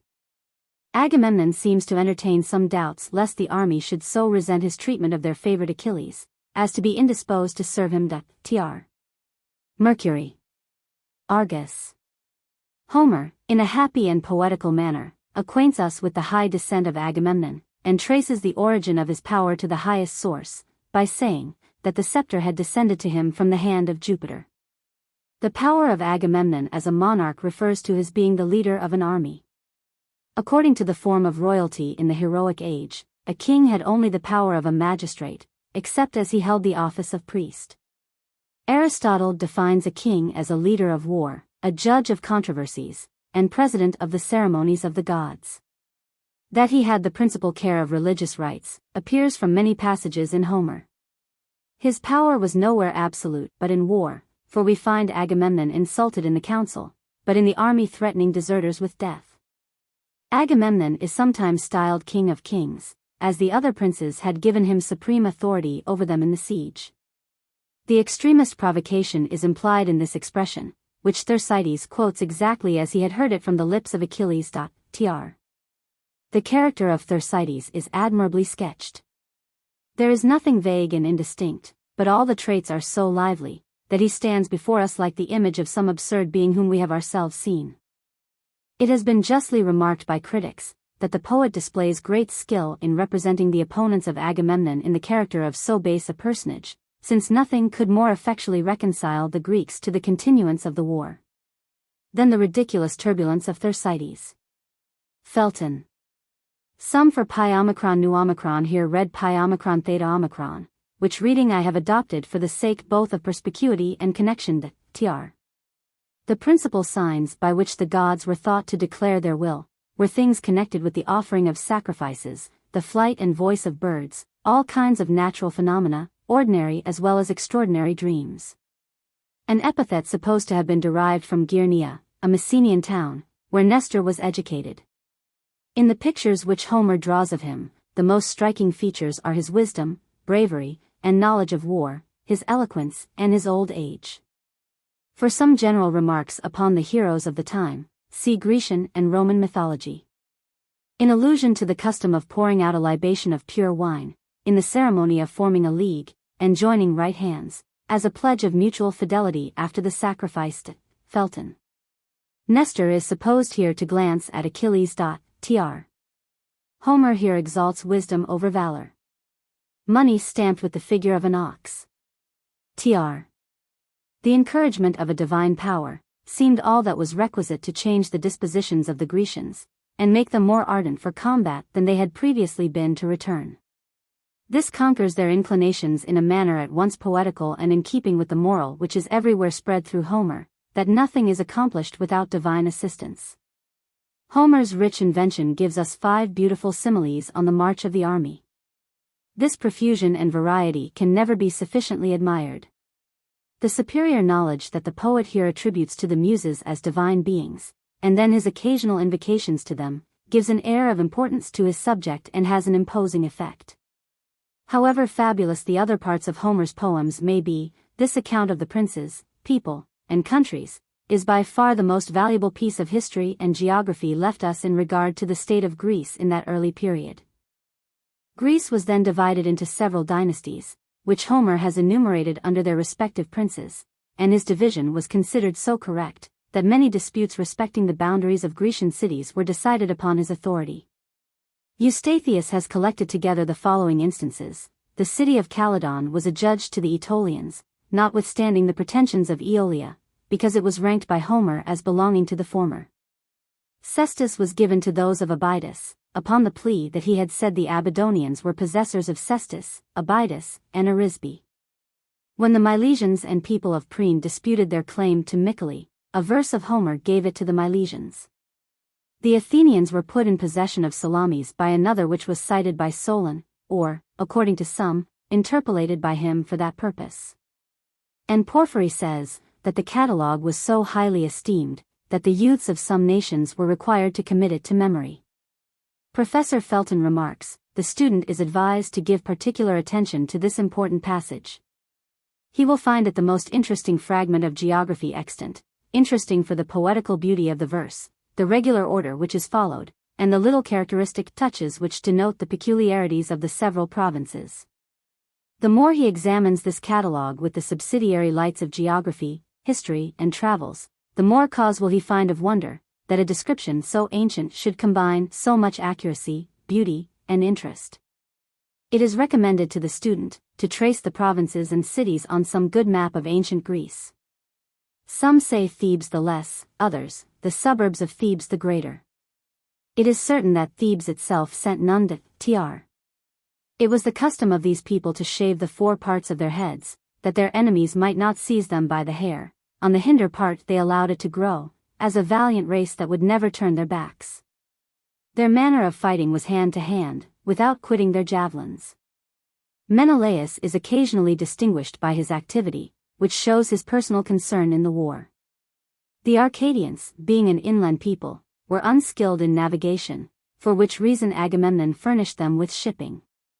Nereus is nowhere mentioned as a leader but in these lines. As rank and beauty were his only qualifications, he is allowed to sink into oblivion. The mud of the Peneus is of a light color, for which reason Homer gives it the epithet of silvery. The Titaresius, and other small streams which are rolled from Olympus and Ossa, are so extremely clear, that their waters are distinguished from those of the Peneus for a considerable distance from the point of their confluence. Dodwell. Dar. Clark, in his travels, describes this tomb as a conical mound, and says that it is the spot of all others for viewing the plain of Troy, as it is visible in all parts of Troas. From its top may be traced the course of the Scamander, the whole chain of Ida, stretching towards Lectum, the snowy heights of Gargarus, and all the shores of Hellespont, near the mouth of the river Sigeum and the other tumuli upon the coast. A patronymic given to Achilles as descendant of Aeacus, father of Peleus. A river of Troas in Asia Minor, the same as the Scamander. This expression is construed by critics as denoting an unpolished dialect, but not a foreign. Footnotes for Book 3. The scenes described in this book are exceedingly lifesome. The figures are animating and beautiful, and the mind of the reader is borne along with breathless interest over the sonorous verse. Felton. This is a striking simile, from its exactness in 2 points, the noise and the order. It has been supposed that the embattling of an army was first learned by observing the close order of the flight of these birds. The noise of the Trojans contrasts strongly with the silence of the Greeks. Plutarch remarks upon this distinction as a credit to the military discipline of the latter, and Homer would seem to have attached some importance to it, as he again alludes to the same thing. Book 4. 510. Paris, frequently named Alexander in the original tr. Not from cowardice, but from a sense of guilt towards Menelaus. At the head of an army he challenges the boldest of the enemy.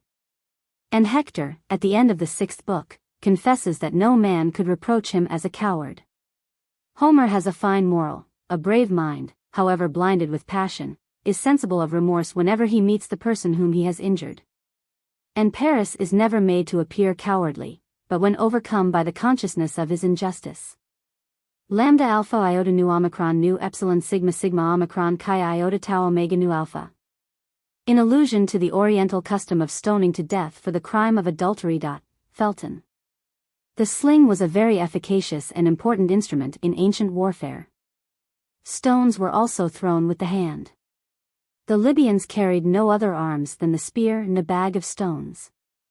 The Trojans were required to sacrifice 2 lambs. One male of a white color to the sun, as the father of light, and one female and black to the earth, the mother and nurse of men. That these were the powers to which they sacrificed appears from their being attested by name in the oath. 3:330. Helen's weaving the events of the Trojan War in a veil is an agreeable fiction, and one might suppose that it was inherited by Homer, and explained in his Iliad. Dacier. Not the grasshopper, but an insect well known in hot countries, and which in Italy is called cicala. The grasshopper rests on the ground, but the favorite abode of the cicala is in the trees and hedges. Tr. This episode is remarkable for its beauty. The effect of Helen's appearance upon the aged counselors is striking and poetical. It must be borne in mind that Helen was of divine parentage and unfading beauty, and this will explain the enthusiasm which her sight called forth from the old men. The poet's skill in taking this method of describing the Grecian chieftains is obvious, and the sketches themselves are living and characteristic to a high degree. The reminiscences of the aged Priam, as their names are announced, and the penitential sorrow of the erring Helen, which the sight of her countrymen, and the recollection of her home, her child, her companions, excite in her bosom, are among the most skillful touches of natural feeling. Felton. The character of a benevolent old man is well preserved in Priam's behavior to Helen. Upon observing her confusion, he attributes the misfortunes of the war to the gods alone. This sentiment is also natural to old age.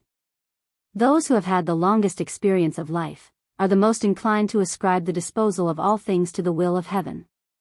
This view of the Grecian leaders from the walls of Troy is admired as an episode of great beauty, and considered a masterly manner of acquainting the reader with the figure and qualifications of each hero. Helen sees nowhere in the plain her two brothers Castor and Pollux.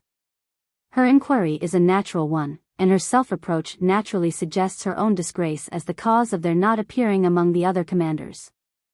The two lines in which the poet mentions their death are simple and touching. Felton.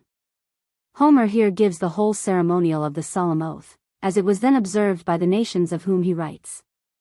It must be borne in mind that sacrificing was the most solemn act of religion, and that kings were also chief priests. The armor of both Greeks and Trojans consisted of 6 portions, and was always put on in the order here given. The greaves were for the defense of the legs. They were made of some kind of metal, and probably lined with cloth or felt. The cuirass or corselet for the body was made of horn cut in thin pieces and fastened upon linen cloth, one piece overlapping another.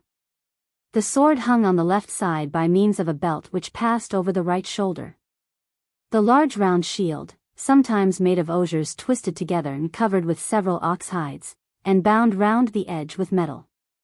In the Homeric times it was supported by a belt. Subsequently a band was placed across the inner side, in which the left arm was inserted, and a strong leather strap fastened near the edge at certain distances, which was grasped by the hand. The helmet, made of metal and lined with felt. Lastly the spear, and in many cases too. The heavy-armed soldiery were distinguished from the light.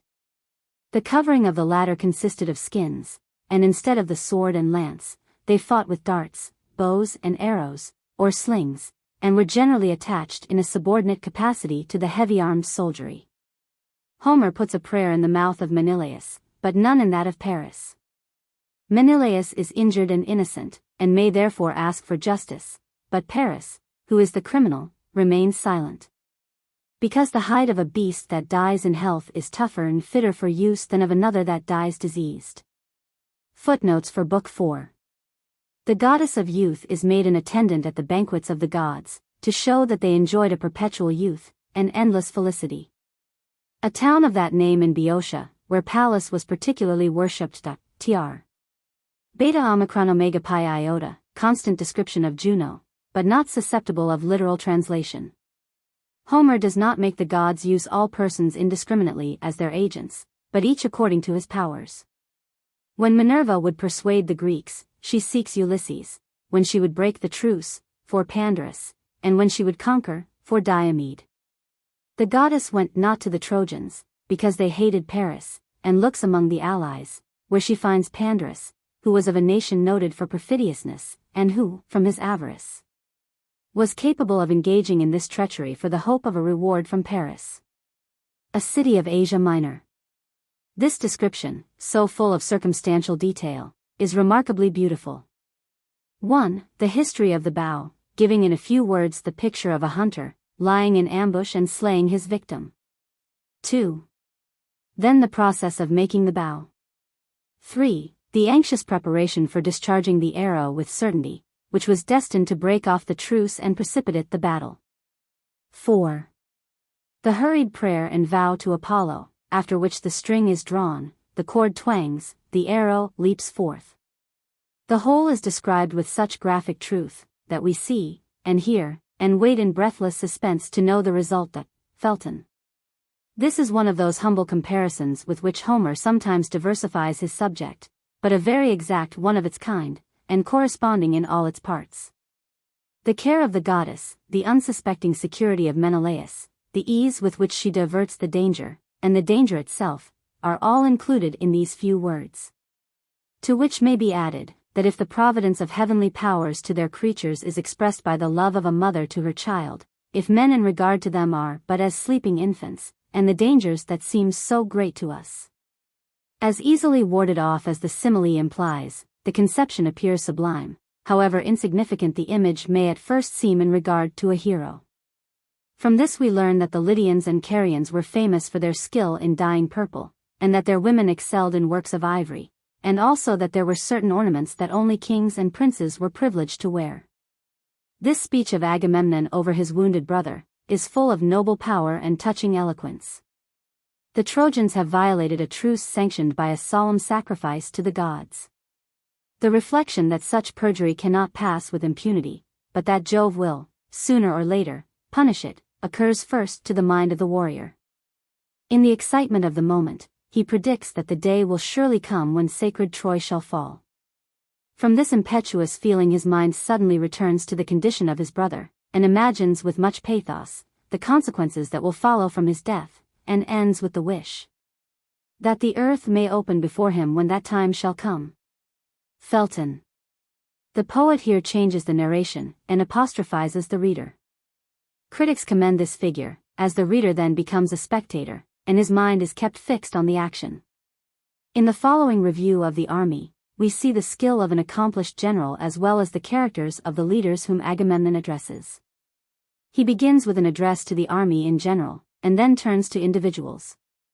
To the brave he urges their secure hopes of conquest, since the gods must punish perjury; to the timid, their inevitable destruction if the enemy should burn their ships. After this he flies from rank to rank, skillfully addressing each ally, and presents a lively picture of a great mind in the highest emotion. The ancients usually in their feasts divided to the guests in equal portions, except they took particular occasion to show distinction. It was then considered the highest mark of honor to be allotted the best portion of meat and wine, and to be allowed an exemption from the laws of the feast in drinking wine unmingled and without measure. This custom was much more ancient than the time of the Trojan War, and we find it practiced in the banquet given by Joseph to his brethren. Diverse interpretations are given of this passage. I have adopted that which to me appeared most plausible. It seems to be a caution against the mischiefs that might ensue, should the horses be put under the management of a driver with whom they were unacquainted. The Scholium by Valoisen much countenances this solution. Tr. Here Nestor only mentions the name of Ereuthalion, knowing the present to be an improper time for storytelling. In the 7th book he relates his fight and victory at length. This passage may serve to confute those who charge Nestor with indiscriminate loquacity. Tr. The First Theban War, previously alluded to, took place 27 years before the War of Troy. Sthenelus here speaks of the second, which happened 10 years after the first. For an account of these wars see Grecian and Roman mythology. This is a most animated description. The onset, the clashing of spears, the shield pressed to shield, the tumult of the battle, the shouts and groans of the slayer and the dying, all are described in words, the very sound of which conveys the terrible meaning. Then come the exploits performed by individual heroes. The student must bear in mind that the battles of the heroic age depended in a great measure upon the prowess of single chieftains. Hence the appropriateness of the following enumeration. Felton. So called from the river Simois, near which he was born. It was an Eastern custom to name children from the most remarkable accident of their birth. The scriptures furnish many examples. In the Old Testament princes were also compared to trees, and Simoisius is here resembled to a poplar. Homer occasionally puts his readers in mind of Achilles, and finds occasion to celebrate his valor with the highest praise. Apollo here tells the Trojans they have nothing to fear, since Achilles fights not. Alpha Kappa Rho Omicron Kappa Omicron Mu Omicron Iota. They wore only a lock of hair on the crown of the head. Footnotes for Book V. In each battle there is one prominent person who may be called the hero of the day. This arrangement preserves unity, and helps to fix the attention of the reader. The gods sometimes favor one hero, and sometimes another. In this book we have the exploits of Diomed. Assisted by Minerva, he is eminent both for prudence and valor. Sirius. This comparison, among many others, shows how constantly the poet's attention was directed to the phenomena of nature. Felton.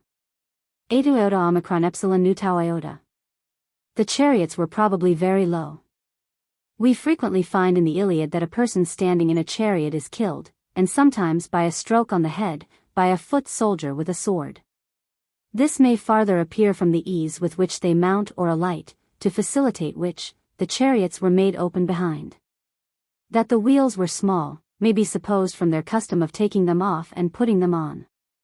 Hebe puts on the wheels of Juno's chariot, when he called for it in battle.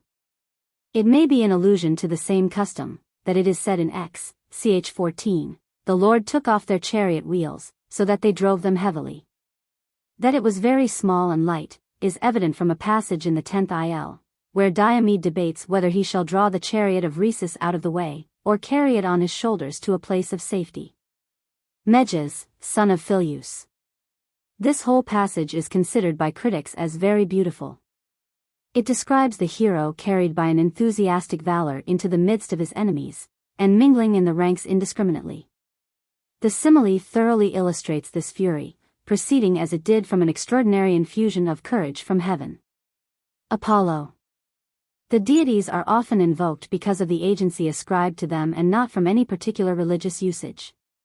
And just as often the heroes are protected by the gods who are worshipped by their own tribes and families. Muller. This fiction of Homer, says Dacier, is founded upon an important truth of religion, not unknown to the pagans, viz. that God only can open the eyes of men, and enable them to see what they cannot otherwise discover. The Old Testament furnishes examples. God opens the eyes of Hagar, that she may see the fountain.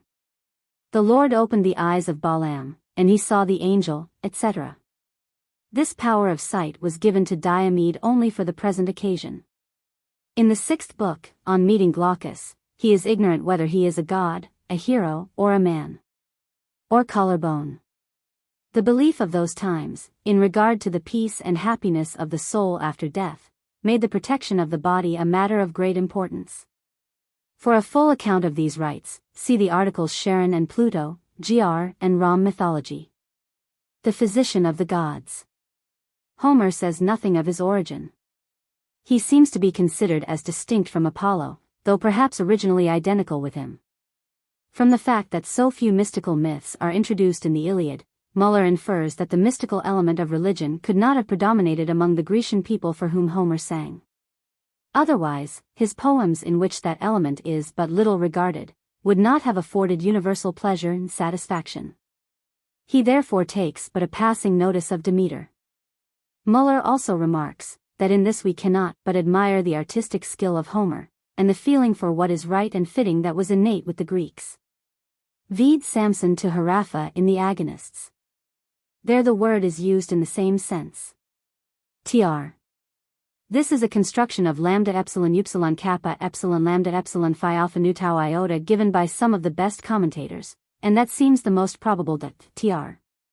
This slow and orderly retreat of the Greeks, with their front constantly turned to the enemy, is a fine encomium on their courage and discipline. This manner of retreating was customary among the Lacedaemonians, as were many other martial customs described by Homer. The practice arose from the apprehension of being killed by a wound in the back, which was not only punished with infamy, but a person bearing the mark was denied the rites of burial. This, according to Porphyrius as quoted by Clarke, is the true meaning of alpha iota omicron lambda omicron mu iota tau rho eta tr. The chariots of the gods were formed of various metals, and drawn through the air, or upon the surface of the sea, by horses of celestial breed. These chariots were used by the deities only on occasion of a long journey, or when they wished to appear with state and magnificence. Ordinarily they were transported from place to place by the aid of their golden sandals, with the exception of the silver-footed Thetis, to whom they seem to have been superfluous. When at home, the gods were barefoot, according to the custom of the age, as we see from various representations of antique art. These which I have called crescents, were a kind of hook of a semicircular form, to which the reins were occasionally fastened up, tr. The Greeks borrowed the vest and shield of Minerva from the Libyans, only with this difference: the Libyan shield was fringed with thongs of leather, and the Grecian with serpents. Herodotus. This expression, the gates of heaven, is in the Eastern manner, and common in the scriptures. Alpha rho epsilon alpha tau omicron nu delta epsilon. Everything that enters the dark empire of Hades disappears, and is seen no more, hence the figurative expression, to put on Pluto's helmet. That is to become invisible. Footnotes for Book 6. The Simois and Xanthus were two rivers of the Troad, which form a junction before they reached the Hellespont. The Simois rose in Ida, and the Xanthus had its origin near Troy. Felton. Ajax commences his exploits immediately on the departure of the gods from the battle. It is observed of this hero, that he is never assisted by the deities. Axylus was distinguished for his hospitality. This trait was characteristic of the Oriental nations, and is often alluded to by ancient writers. The rite of hospitality often united families belonging to different and hostile nations, and was even transmitted from father to son. This description is a fine tribute to the generosity of Axylus. Felton. Euryalus. Agamemnon's taking the life of the Trojan whom Menelaus had pardoned, was according to the custom of the times. The historical books of the Old Testament abound in instances of the like cruelty to conquered enemies. This important maxim of war is very naturally introduced, upon Menelaus being ready to spare an enemy for the sake of a ransom. According to Dacier, it was for such lessons as these that Alexander so much esteemed Homer and studied his poem. The custom of making donations to the gods is found among the ancients, from the earliest times of which we have any record down to the introduction of Christianity. And even after that period it was observed by the Christians during the Middle Ages. Its origin seems to have been the same as that of sacrifices, viz. the belief that the gods were susceptible of influence in their conduct towards men. These gifts were sometimes very costly, but often nothing more than locks of hair cut from the head of the votary. Diomed had knowingly wounded and insulted the deities. He therefore met Glaucus with a superstitious fear that he might be some deity in human shape. This feeling brought to his mind the story of Lycurgus. It is said that Lycurgus caused most of the vines of his country to be rooted up, so that his subjects were obliged to mix their wine with water, as it became less plentiful. Hence the fable that Thetis received Bacchus into her bosom. This style of language was according to the manners of the times. Thus Goliath to David, approach, and I will give thy flesh to the fowls of the air and the beasts of the field. The Orientals still speak in the same manner. Though this comparison may be justly admired for its beauty in the obvious application to the mortality and succession of human life, it seems designed by the poet, in this place, as a proper emblem of the transitory state of families which, by their misfortune or folly, have fallen and decayed, and again appear, in a happier season, to revive and flourish in the fame and virtues of their posterity. In this sense it is a direct answer to the question of Diomed, as well as a proper preface to what Gladicus relates of his own family, which, having become extinct in Corinth, recovers new life in Lycia. The same as Corinth. Some suppose that alphabetical writing was unknown in the Homeric age, and consequently that these signs must have been hieroglyphical marks. The question is a difficult one, and the most distinguished scholars are divided in opinion. We can hardly imagine that a poem of the length and general excellence of the Iliad could be composed without the aid of writing. And yet, we are told, there are well-authenticated examples of such works being preserved and handed down by traditional memory. However this may be, we know that the Oriental nations were in possession of the art of alphabetical writing at a very early period, and before the Trojan War. It cannot, then, seem very improbable, that the authors of the Iliad should also have been acquainted with it. Felton. The Solymi were an ancient nation inhabiting the mountainous parts of Asia Minor, between Lycia and Pisidia. Pliny mentions them as having become extinct in his time. It was the custom in ancient times, upon the performance of any signal service by kings or great men, for the public to grant them a tract of land as a reward. When Sarpedon, in the 12th book, exhorts Glaucus to behave valiantly, he reminds him of these possessions granted by his countrymen. The laws of hospitality were considered so sacred, that a friendship contracted under their observance was preferred to the ties of consanguinity and alliance, and regarded as obligatory even to the third and fourth generation. Diomed and Glaucus here became friends, on the ground of their grandfathers having been mutual guests. The presents made on these occasions were preserved by families, as it was considered obligatory to transmit them as memorials to their children. Xi epsilon iota nu omicron iota pi alpha tau rho omega iota omicron iota. The Scaean gate opened to the field of battle, and was the one through which the Trojans made their excursions. Close to this stood the beech tree sacred to Jupiter, and often mentioned in connection with it. There is a mournfulness in the interview between the hero and his mother which is deeply interesting. Her urging him to take wine and his refusal were natural and simple incidents, which heighten the effect of the scene. Felton. The custom that prohibits persons polluted with blood from performing any offices of divine worship before purification, is so ancient and universal, that it may be considered a precept of natural religion, tending to inspire a horror of bloodshed. In Euripides, Iphigenia argues the impossibility of human sacrifices being acceptable to the gods, since they do not permit anyone defiled with blood, or even polluted with the touch of a dead body, to come near their altars. Paris surprised the king of Phoenicia by night, and carried off many of his treasures and captives, among whom probably were these Sidonian women. Tyre and Sidon were famous for works in gold, embroidery, etc. and for whatever pertained to magnificence and luxury. This gesture is the only one described by Homer as being used by the ancients in their invocations of the gods. Delta iota alpha theta epsilon alpha omega nu. The employment in which Hector finds Paris engaged is extremely characteristic. Felton. This address of Helen is in fine keeping with her character. Felton. The bulk of his heroes is a circumstance of which Homer frequently reminds us by the use of the word mu epsilon gamma alpha, and which ought, therefore, by no means to be suppressed. Tr. Love of his country is a prominent characteristic of Hector, and is here beautifully displayed in his discharging the duties that the public welfare required, before seeking his wife and child.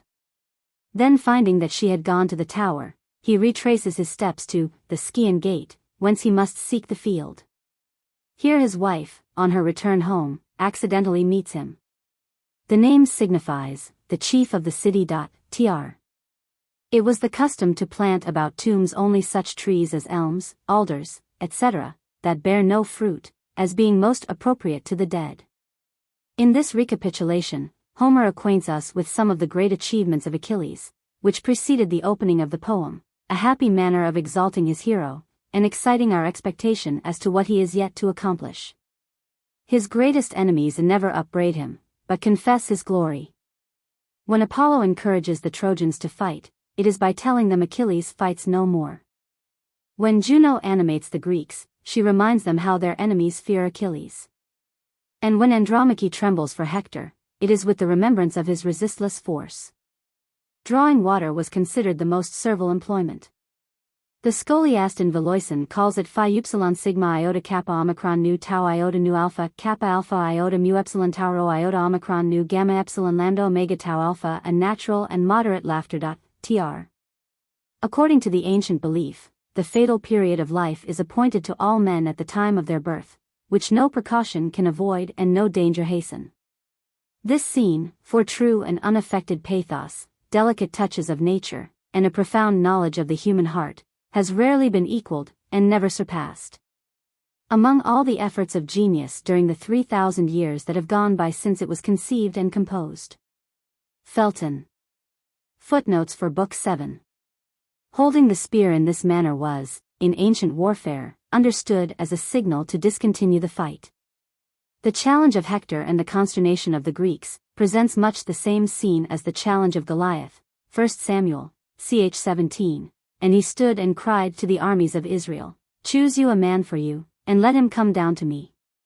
If he be able to fight with me, and to kill me, then will we be your servants."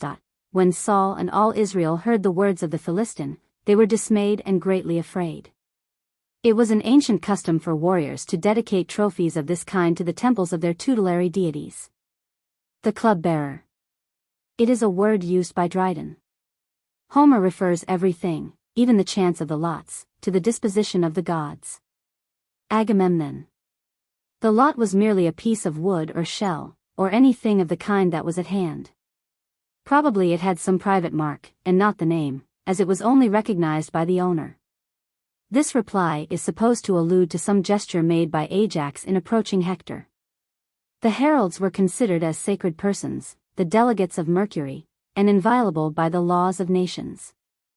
Ancient history furnishes examples of the severity exercised upon those who were guilty of any outrage upon them. Their office was, to assist in the sacrifices and councils, to proclaim war or peace, to command silence at ceremonies or single combats, to part the combatants and declare the conqueror. This word I have taken leave to coin. The Latins have both substantive and adjective. Purpura, purpureus. We make purple serve both uses, but it seems a poverty to which we have no need to submit, at least in poetry. Tr. A particular mark of honor and respect, as this part of the victim belongs to the king. In the simplicity of the times, the reward offered a victorious warrior of the best portion of the sacrifice at supper, a more capacious bowl, or an upper seat at table, was a recompense for the greatest actions. It is worthy of observation that beef, mutton, or kid, was the food of the heroes of Homer and the patriarchs and warriors of the Old Testament. Fishing and fowling were then the arts of more luxurious nations. The word is here used in the Latin sense of it. Virgil, describing the entertainment given by Evander to the Trojans, says that he regaled them. Perpetui tergo bovis eti lustralibus extus. Ain, 8. It means, the whole tr. Footnotes for Book 8. An epithet of aurora, supposed to designate an early hour. Many have explained this as an allegorical expression for one of the great laws of nature, gravity or the attraction of the sun. There is not the slightest probability that any such meaning is intended. Felton. A part of Ilíada. This place was celebrated, in subsequent times, for the worship of Jupiter. Several years ago, Dr. E.D. Clark deposited, in the vestibule of the Public Library in Cambridge, England, a marble bust of Juno, taken from the ruins of this temple of Jupiter, at the base of Ilíada. Felton. In the repetition of this expression, the translator follows the original. Sacred, because that part of the day was appropriate to sacrifice and religious worship. This figure is first used in the scriptures. Job prays to be weighed in an even balance, that God may know his integrity.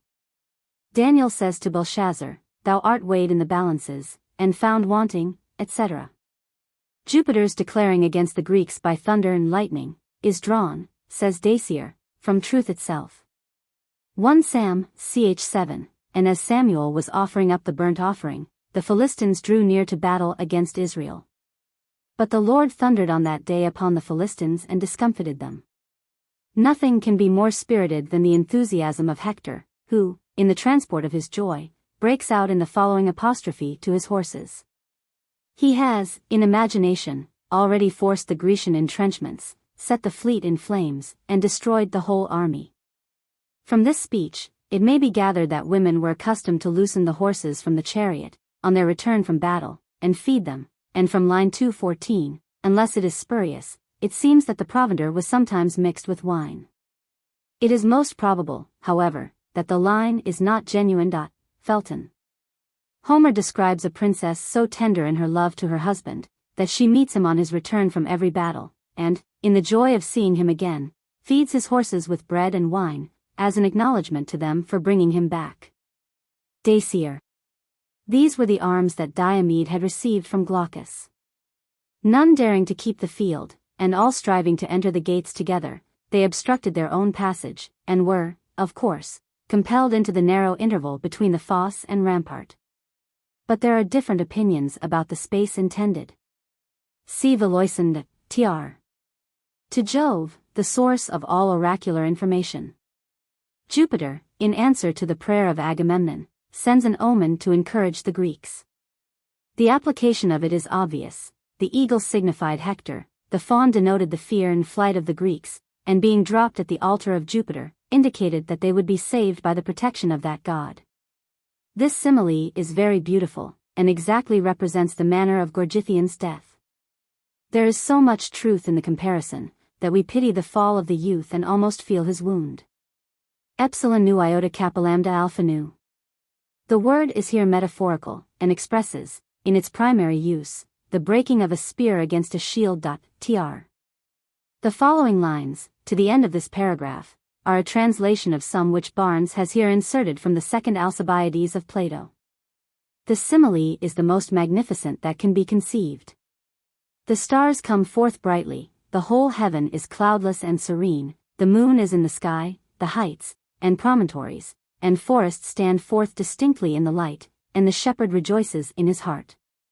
This last simple and natural circumstance is inexpressibly beautiful, and heightens the effect of the visible scene, by associating it, in the most direct and poetical manner, with the inward emotion that such a scene must produce. Felton. Footnotes for Book 9.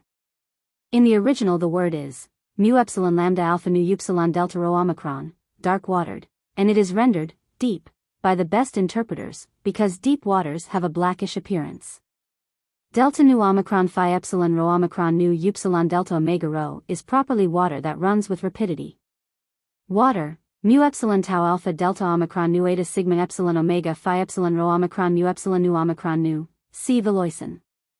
Tr. This is the language of a brave man, boldly to affirm that courage is above crowns and scepters. In former times they were not hereditary, but the recompense of valor.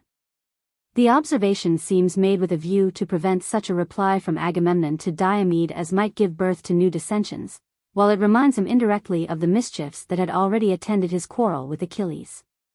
Tr. This speech of Nestor is happily conceived. It belonged to him as the aged counselor to begin the debate, by laying the subject before the assembly, especially as it was necessary to impale the blame of the present unfortunate condition of the army to Agamemnon. It would have been presumptuous in any other, and it was a matter of difficulty and delicacy even for Nestor. Felton. In the heroic age, the bridegroom, before marriage, was obliged to make 2 presents, one to his betrothed wife, and one to his father-in-law. This was also an ancient custom of the Hebrews. Abraham's servant gave presents to Rebekah, Gen 24. 22. Shechem promised a dowry and gift to Jacob for his daughter, Gen 24. 12, and in after times, Saul said he desired no dowry for Michal, 1 Sam 18. 25. One of the religious ceremonies previous to any important enterprise. Then followed the order for silence and reverent attention, then the libation, and Felton. Achilles, having retired from action in displeasure to Agamemnon, quieted himself by singing to his lyre the achievements of demigods and heroes. Nothing was better suited to the martial disposition of this hero than these heroic songs. Celebrating the actions of the valiant prepared him for his own great exploits. Such was the music of the ancients, and to such purposes was it applied. When the lyre of Paris was offered to Alexander, he replied that he had little value for it, but much desired that of Achilles, on which he sung the actions of heroes in former times. Plutarch. The manners of the Iliad are the manners of the patriarchal and early ages of the East. The chief differences arise from a different religion and a more maritime situation. Very far removed from the savage state on the one hand, and equally distant from the artificial state of an extended commerce and a manufacturing population on the other, the spirit and habitudes of the 2 modes of society are almost identical. The hero and the patriarch are substantially coeval, but the first wanders in twilight, the last stands in the eye of heaven. When 3 men appeared to Abraham in the plains of Mamre, he ran to meet them from the tent door, brought them in, directed Sarah to make bread, fetched from the herd himself a calf tender and good, dressed it and set it before them. When Ajax, Ulysses, and Phoenix stand before Achilles, he rushes forth to greet them, brings them into the tent, directs Patroclus to mix the wine, cuts up the meat, dresses it, and sets it before the ambassadors. Instances of this sort might be multiplied to any extent, but the student will find it a pleasing and useful task to discover them for himself. And these will amply suffice to demonstrate the existence of that correspondence of spirit and manners between the Homeric and the early ages of the Bible history, to which I have adverted. It is real and important. It affords a standard of the feelings with which we ought to read the Iliad, if we mean to read it as it deserves. And it explains and sets in the true point of view numberless passages, which the ignorance or frivolity of aftertimes has charged with obscurity, meanness, or error. The Old Testament and the Iliad reflect light mutually on each other. And both in respect of poetry and morals, for the whole of Homer's poetry is a praise of virtue, and everything in him tends to this point, except that which is merely superfluous and for ornament, it may with great truth be said that he who has the longest studied, and the most deeply imbibed, the spirit of the Hebrew Bible, will the best understand and the most lastingly appreciate the tale of Troy divine. H. N. Coleridge. I have given this sense to the word zeta omega rho omicron tau epsilon rho omicron nu, on the authority of the Venetian scholium, though some contend that it should be translated, quickly. Achilles, who had reproached Agamemnon with intemperate drinking, was, himself, more addicted to music than to wine. Tr. It is not without authority that I have thus rendered kappa rho epsilon iota omicron nu mu epsilon gamma alpha. Homer's banquets are never stewed or boiled. It cannot therefore signify a kettle. It was probably a kitchen table, dresser, or tray, on which the meat was prepared for the spit. Accordingly we find that this very meat was spitted afterward. See Schoefel-Bergerus. Tr. There are no speeches in the Iliad better placed, better timed, or that give a greater idea of Homer's genius than these of the ambassadors to Achilles. They are not only demanded by the occasion, but skillfully arranged, and in a manner that gives pleasure to the reader. Dacier observes that he pluralizes the one wife of Menelaus, through the impetuosity of his spirit. Tr. According to some ancient writers, Achilles was but 12 years of age when he went to the wars of Troy. And from what is here related of his education under Phoenix, it may be inferred that the fable of his having been taught by Chiron is an invention of a later age and unknown to Homer. The ancients gave the name of Jupiter not only to the god of heaven, but also to the god of hell, as is seen here, and to the god of the sea, as appears from Aeschylus. They meant thereby to show that one sole deity governed the world. To teach this truth, statues were made of Jupiter which had 3 eyes. Priam had one in the court of his palace, which, in sharing the booty of the war of Troy, fell to the lot of Sthenelus, who carried it to Greece. Dacier. So called because Jove protects those who implore his aid. Wrinkled, because the countenance of a man driven to prayer by a consciousness of guilt is sorrowful and dejected. Lame, because it is a remedy to which men recur late, and with reluctance. And slant-eyed, either because, in that state of humiliation they fear to lift their eyes to heaven, or are employed in taking a retrospect of their past misconduct. The whole allegory, considering when and where it was composed, forms a very striking passage. Tr. She had 5 brothers, Iphiclus, Polyphontes, Phans, Eurypylus, Plexippus. Tr. It was the custom for the murderer to go into banishment for 1 year. But if the relations of the murdered person were willing, the criminal, by paying a certain fine, might buy off the exile and remain at home. Ajax sums up this argument with great strength. We see, says he, a brother forgive the murder of his brother, a father that of his son, but Achilles will not forgive the injury offered him by taking away one captive woman. The character of Achilles is well sustained in all his speeches. To Ulysses he returns a flat denial, and threatens to leave the Trojan shore in the morning. To Phoenix his answer is more gentle. After Ajax has spoken, he seems determined not to depart, but yet refuses to bear arms, except in defense of his own squadron. Footnotes for Book X. With slight alteration, Homer here repeats the verses that open the 2D book, and ascribes to Agamemnon the same watchfulness over men that Jupiter had over the gods. Menelaus starts a design, which is afterwards proposed by Nestor in council. The poet knew that the project would come with greater weight from the age of the one than from the youth of the other, and that the valiant would be ready to engage in the enterprise suggested by so venerable a counselor. Agamemnon is uniformly represented as an example of brotherly affection, and at all times defends Menelaus. Sigma Alpha Upsilon Rho Omega Tau Eta Rho seems to have been a hollow iron with a point, fitted to the obtuse end of the spear, for the purpose of planting that end of it in the ground. It might probably be taken off at pleasure. Tr.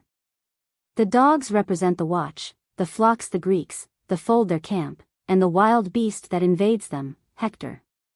The place, position, and circumstances are represented with the utmost life and nature. Sable, because the expedition was made by night, and each with a lamb, as typical of the fruit of their labors. Tr. It required some address in Diomed to make a choice without offending the Grecian princes, each one of whom might consider it an indignity to be refused such a place of honor. Diomed, therefore, chose Ulysses, not for his valor, but for his wisdom. On this point, the other leaders all yielded to him. The heroes are well armed for their design. Ulysses has a bow and arrows, that he may be able to wound the enemy at a distance, and Diomed a two-edged sword. They both have leathern helmets, as the glittering of the metal might betray them to the enemy. Autolycus was grandfather of Ulysses by the mother's side. Tr. Making these military presents to brave adventurers was an ancient custom. Jonathan stripped himself of the robe that was upon him, and gave it to David. And his garments, even to his sword, and his bow, and his girdle. 1 Sam 18. v. These lines show how careful the poet always was to be true to nature. The little circumstance that they could not see the heron, but only heard him, stamps the description with an air of verisimilitude which is at once recognized. Felton. This passage sufficiently justifies Diomede for his choice of Ulysses. Diomede, who was most renowned for valor, might have given a wrong interpretation to this omen, and have been discouraged from proceeding in the attempt. For though it really signified that, as the bird was not seen, but only heard, so they should not be discovered by the Trojans, but perform actions of which all Troy should hear with sorrow. Yet, on the other hand, it might imply that, as they discovered the bird by the noise of its wings, so the noise they should make would betray them to the Trojans. Pallas does not send the bird sacred to herself, but the heron, because that is a bird of prey, and denoted that they should spoil the Trojans. Dolon seems to have been eminent for wealth, and Hector summons him to the assembly as one of the chiefs of Troy.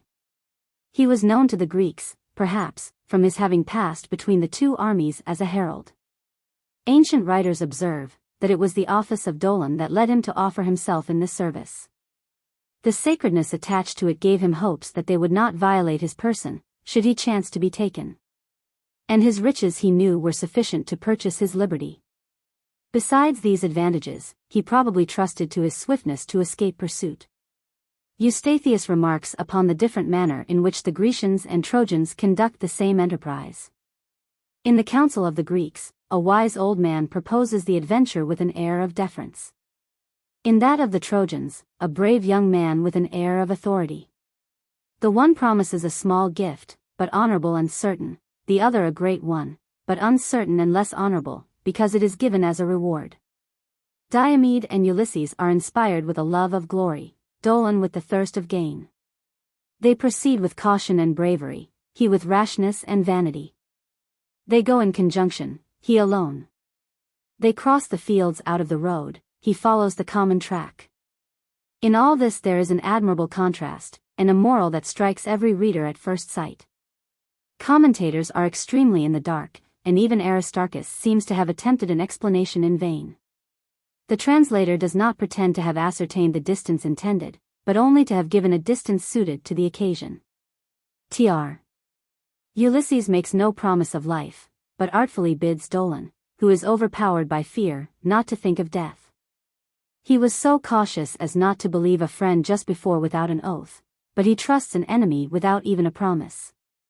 Omicron sigma sigma alpha iota gamma alpha rho tau rho omega omega nu pi upsilon rho omicron epsilon sigma chi alpha rho alpha iota, as many as are owners of hearths, that is to say, all who are householders here, or natives of the city. Tr. It seems barbarous in Diomede thus to have killed Dolon, but Eustathius observes that it was necessary to their success, as his cries might have put the Trojans on their guard. An allegorical manner of saying that they were awakened by the morning light.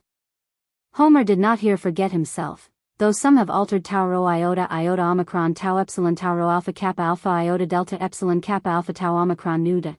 Rhesus for distinction's sake is not numbered with his people. See Veloison in loco. Tr. Footnotes for Book 11. Cinyras was king of Cyprus, and this probably alludes to some historical fact. Cyprus was famous for its minerals. Tau rho epsilon iota epsilon kappa alpha tau epsilon rho theta, 3 on a side, this is evidently the proper punctuation, though it differs from that of all the editions that I have seen. I find it nowhere but in the Venetian scholium. Tr. It is finely remarked by Trollope, that, of all the points of resemblance which may be discovered between the sentiments, associations and expressions of Homer, and those of the sacred writings, this similitude is perhaps the most striking.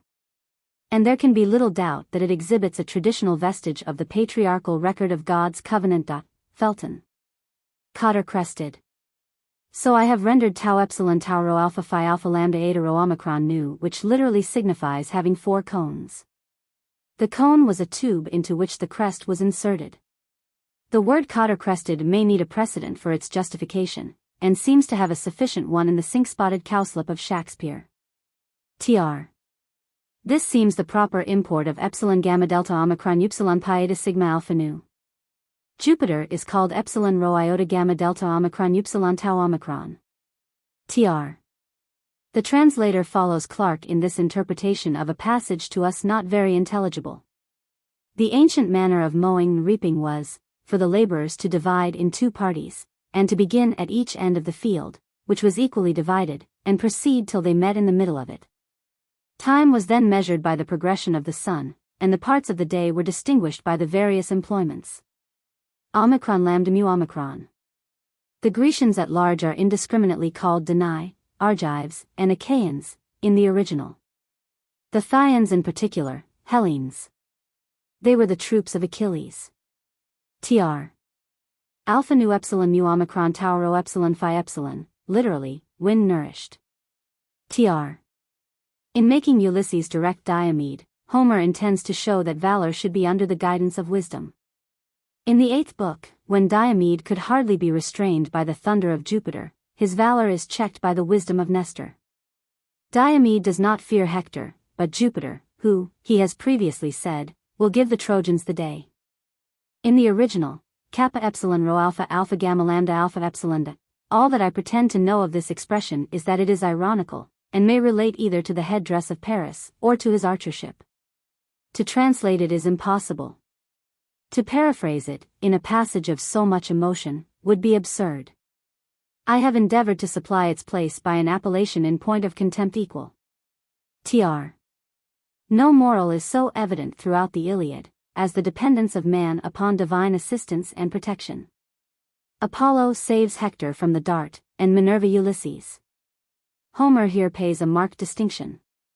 The army had seen several of their bravest heroes wounded, yet without expressing as much concern as at the danger of Machaon, their physician and surgeon.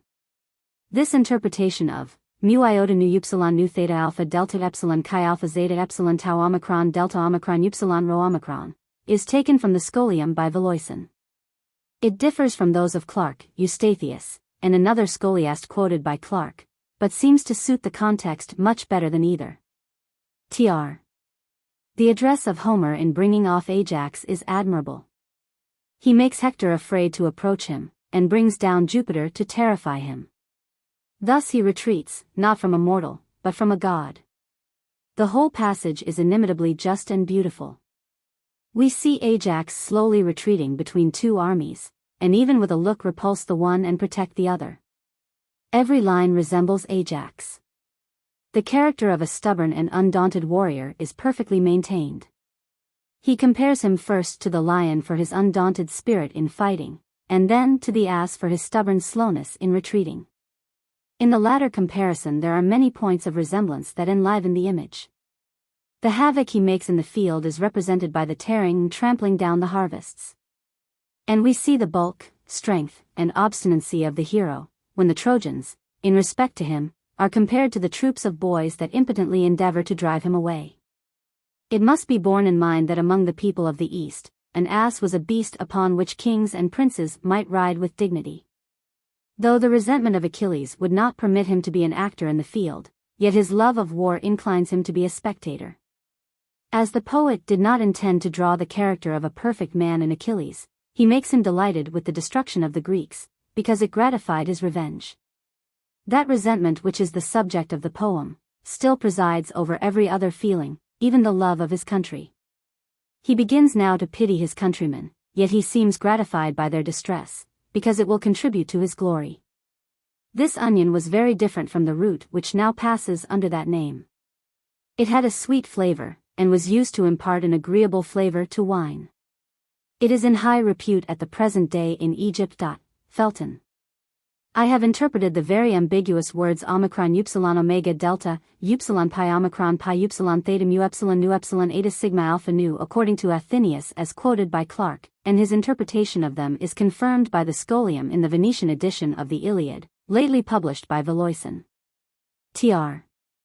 Homer here reminds the reader that Nestor belonged to a former generation of men, who were stronger than the heroes of the war. It would have suited the dignity of Agamemnon's rank to have mentioned his wound first. But Nestor, making this recital to the friend of Achilles, names him slightly, and without any addition. Tr. It is said that the Thebans, having war with the people of Orchomenos, the Pylians assisted the latter, for which cause Hercules destroyed their city. See Scholium per Veloison. Tr. Footnotes for Book 12. The word is of scripture use. See Gen CHXXX, where it describes the cattle of Jacob. Tr. Alluding to the message delivered to him from Jupiter by Iris. Tr. The morality of the Iliad deserves particular attention. It is not perfect, upon Christian principles. How should it be under the circumstances of the composition of the poem? Yet, compared with that of all the rest of the classical poetry, it is of a transcendently noble and generous character. The answer of Hector to Polydamas, who would have dissuaded a further prosecution of the Trojan success, has been repeated by many of the most devoted patriots the world ever saw.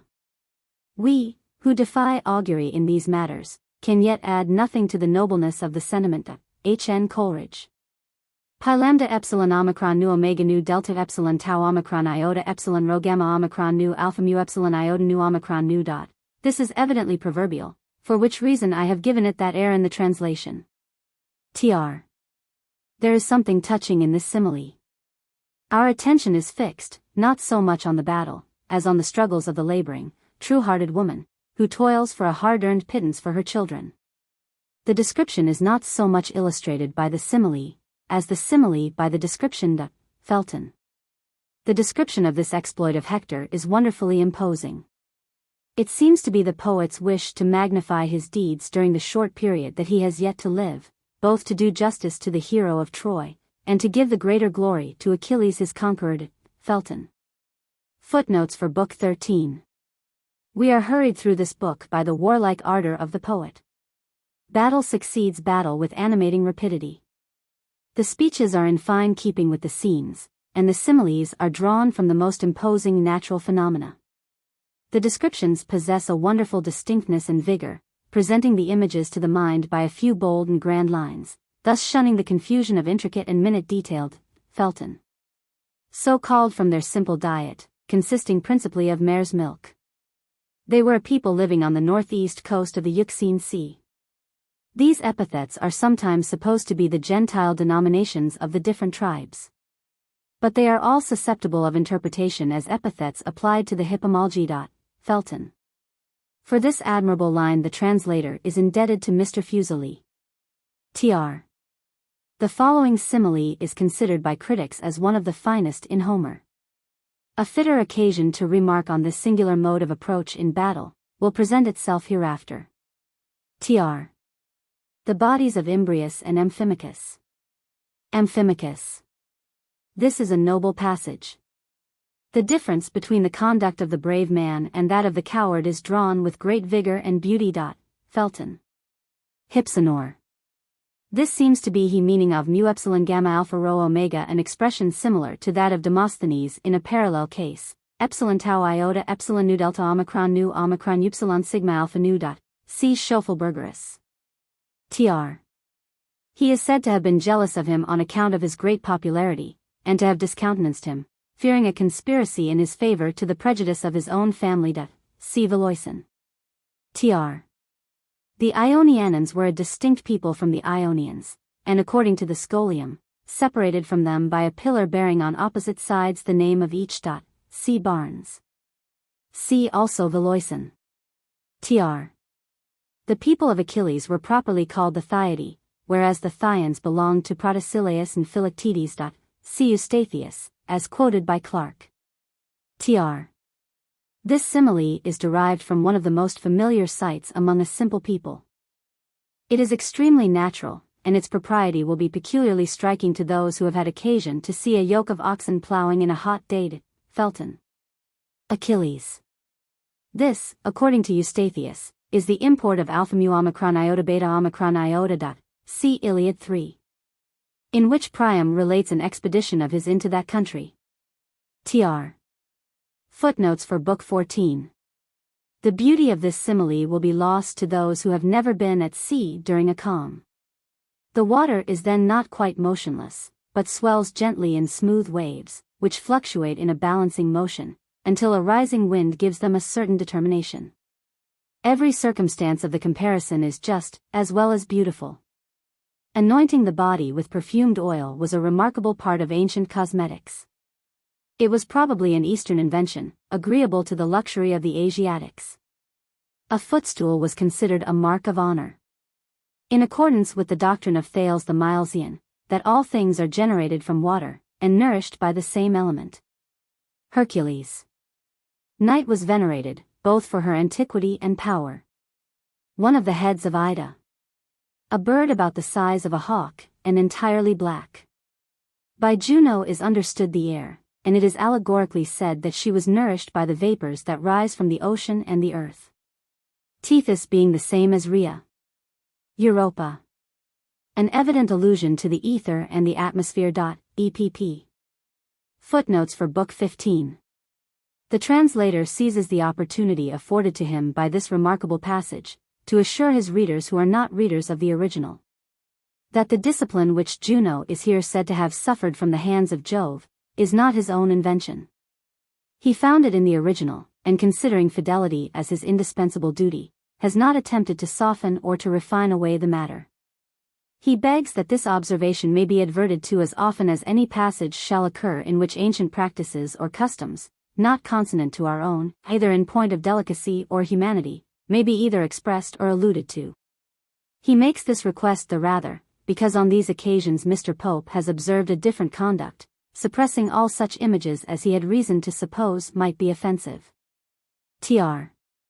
The earliest form of an oath seems to have been by the elements of nature, or rather the deities who preside over them. Trollope. In the following speech, Jupiter discloses the future events of the war. The illustration in the following lines is one of the most beautiful in Homer. The rapid passage of Juno is compared to the speed of thought, by which a traveler revisits in imagination the scenes over which he has passed.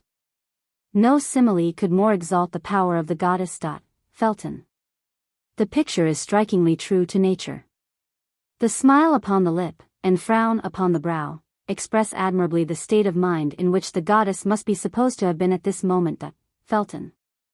To tempest, kappa upsilon delta omicron iota mu eta sigma omega nu, Milton uses tempest as a verb.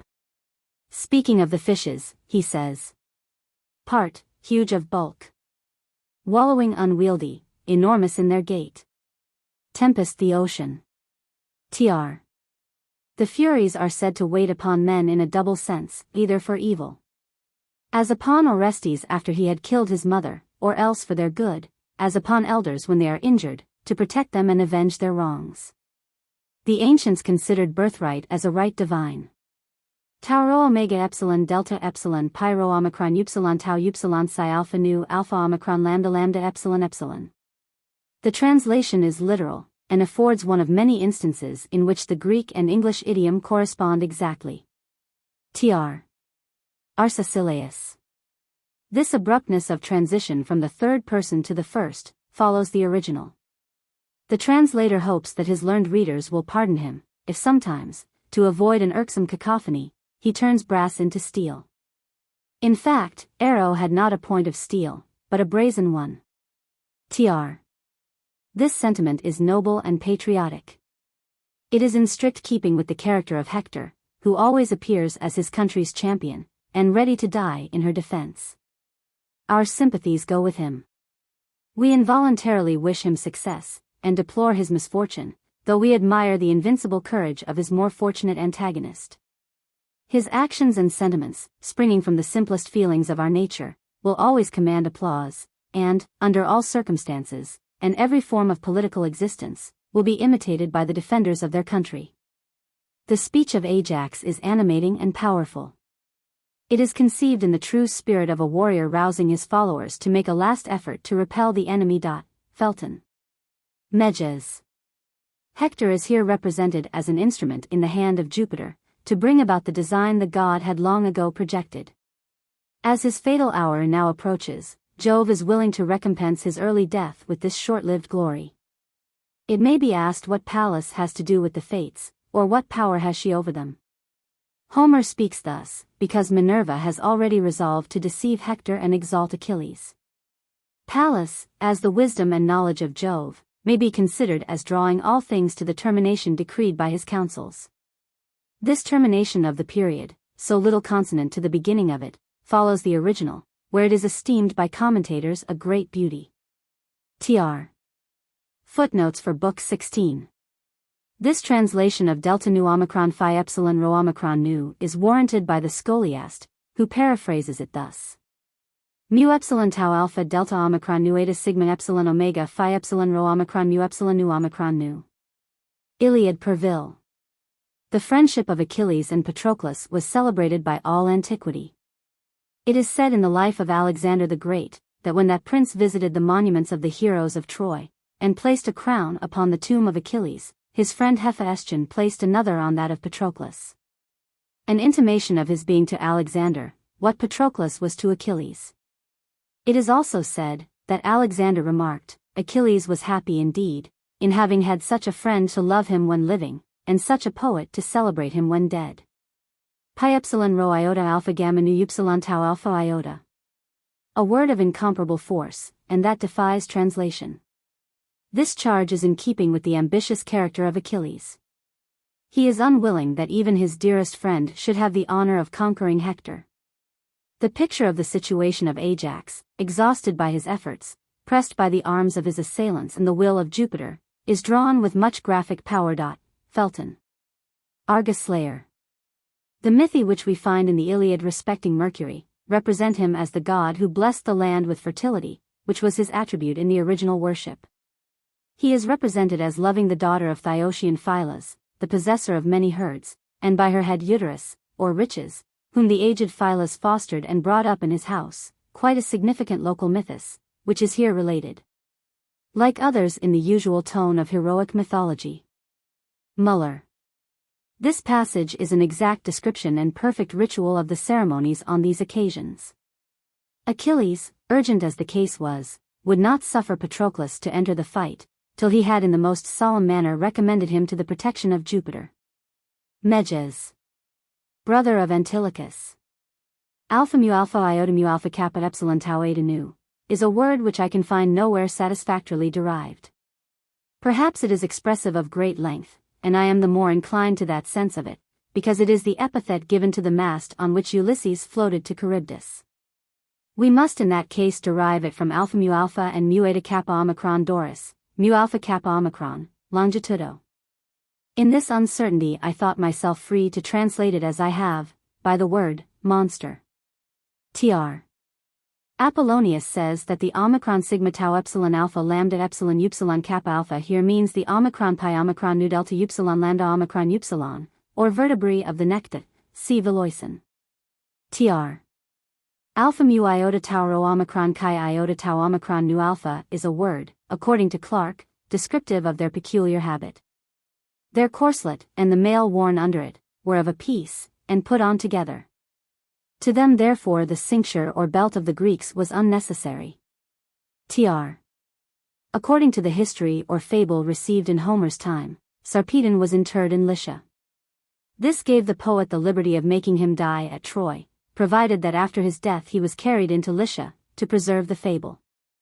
In those times, as at this day, princes and persons of rank who died abroad, were carried to their own country to be laid in the tomb of their fathers.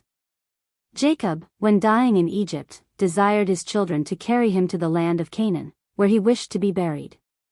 Sarpedon certainly was not slain in the fleet, neither can the Greek expression nu epsilon nu alpha gamma omega nu iota be with propriety interpreted, in certamine de navibus, as Clark and Madame Dacier are inclined to render it.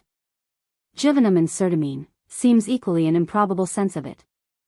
Eustathius, indeed, and Terracin, supposing Sarpedon to assert that he dies in the middle of the fleet, which was false in fact, are kind enough to vindicate Homer by pleading in his favor, that Sarpedon, being in the article of death, was delirious, and knew not, in reality, where he died. But Homer, however he may have been charged with now and then a nap, a crime of which I am persuaded he is never guilty, certainly does not slumber here, nor needs to be so defended. Alpha gamma omega nu in the 23d Iliad, means the whole extensive area in which the games were exhibited, and may therefore here, without any strain of the expression, be understood to signify the whole range of shore on which the ships were stationed. In which case Sarpedon represents the matter as it was, saying that he dies, nu epsilon nu alpha gamma omega nu iota, that is, in the neighborhood of the ships, and in full prospect of them. The translator assumes not to himself the honor of this judicious remark. It belongs to Mr. Fuseli. Tr. Lambda alpha sigma iota nu kappa eta rho. The clouds of thick dust that rise from beneath the feet of the combatants, which hinder them from knowing one another. Upsilon pi alpha sigma pi iota delta iota alpha pi rho omicron beta omega nu tau omicron. A similar expression occurs in Book 13, 158. There we read upsilon pi alpha sigma pi iota alpha pi rho omicron delta iota zeta omega nu, which is explained by the scholiast in Veloisen to signify advancing with quick, short steps, and at the same time covering the feet with a shield. A practice which, unless they bore the alpha mu phi iota beta rho omicron tau eta nu alpha sigma pi iota delta alpha, must necessarily leave the upper parts exposed.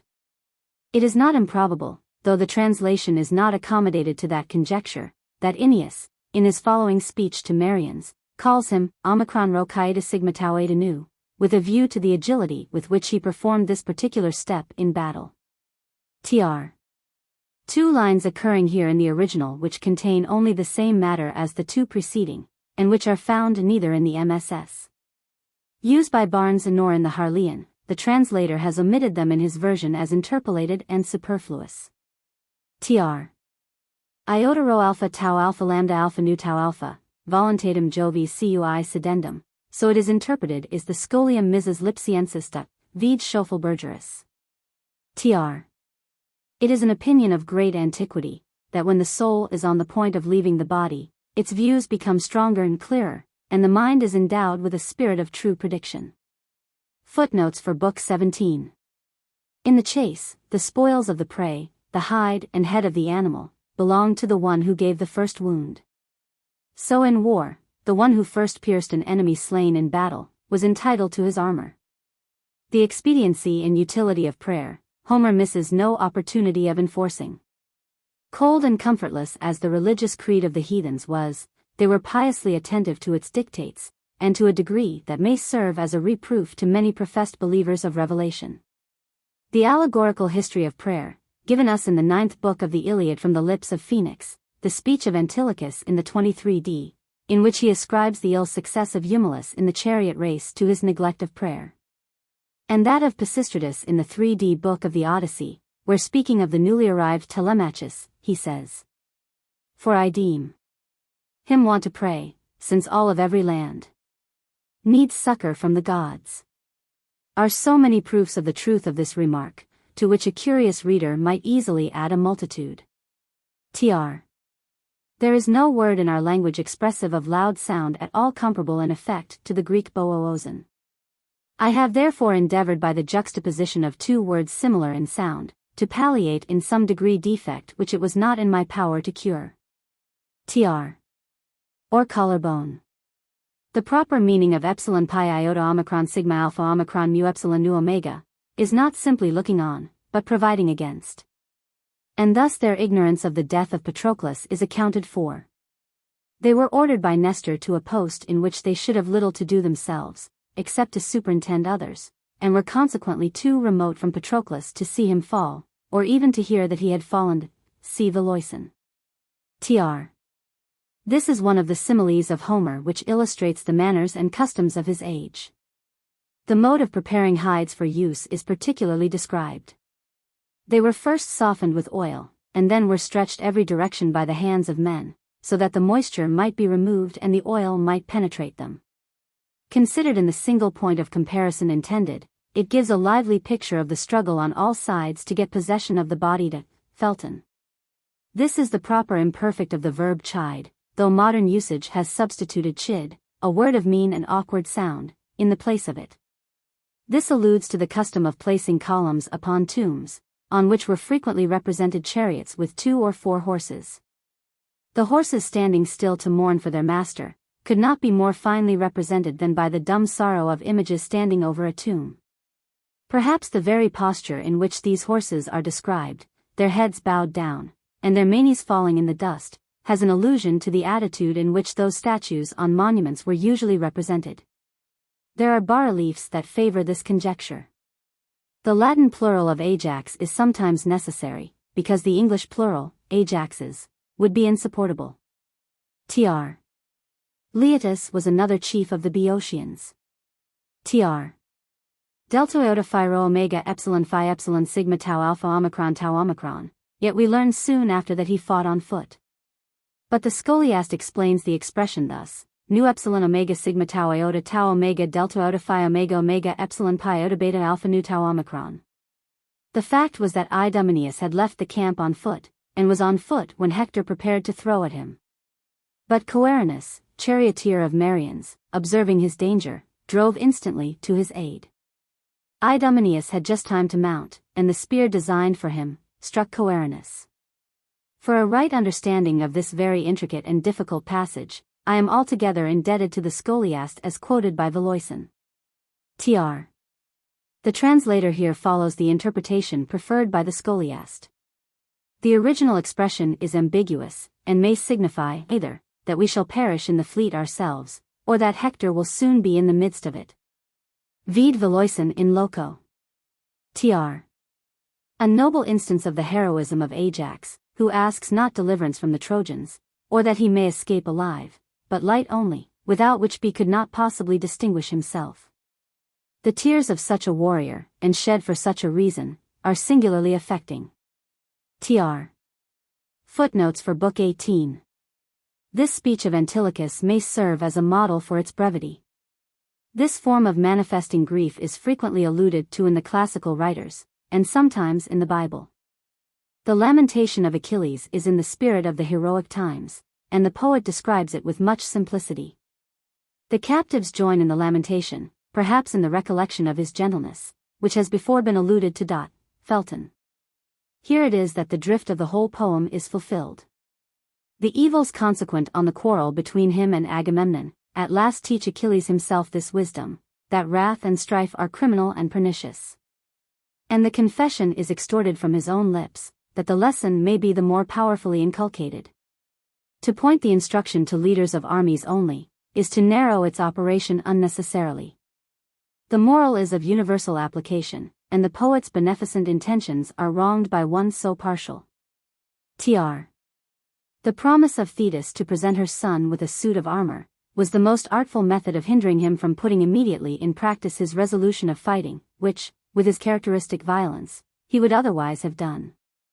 The sun is said to set with reluctance, because his setting time was not yet come.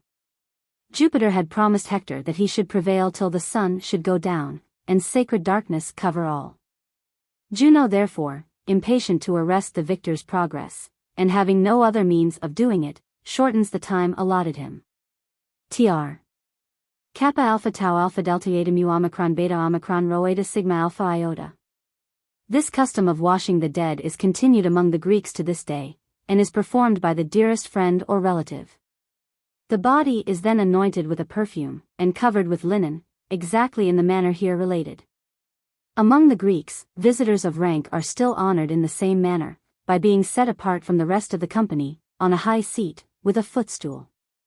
Alpha nu epsilon delta rho alpha mu epsilon. The description of the shield of Achilles is one of the noblest passages in the Iliad. It is elaborated to the highest finish of poetry.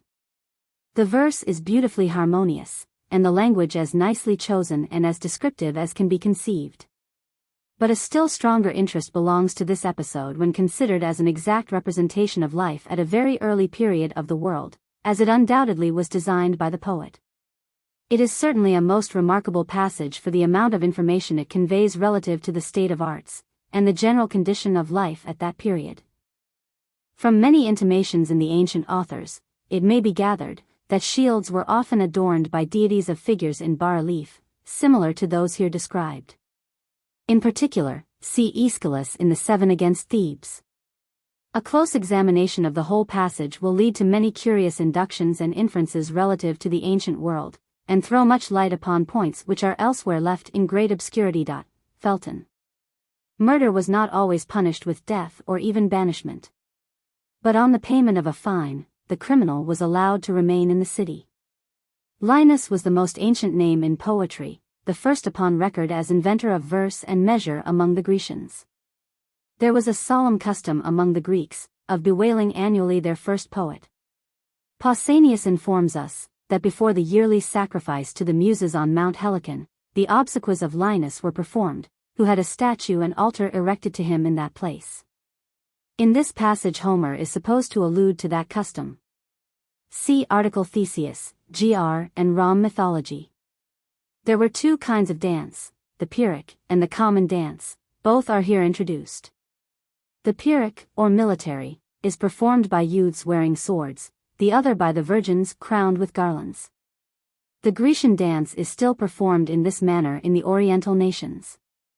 The youths and maidens dance in a ring, beginning slowly, by degrees the music plays in quicker time, till at last they dance with the utmost swiftness. And towards the conclusion, they sing in a general chorus. The point of comparison is this. When the potter first tries the wheel to see if it will run, he moves it much faster than when at work. Thus it illustrates the rapidity of the dance. Felton. Footnotes for Book 19.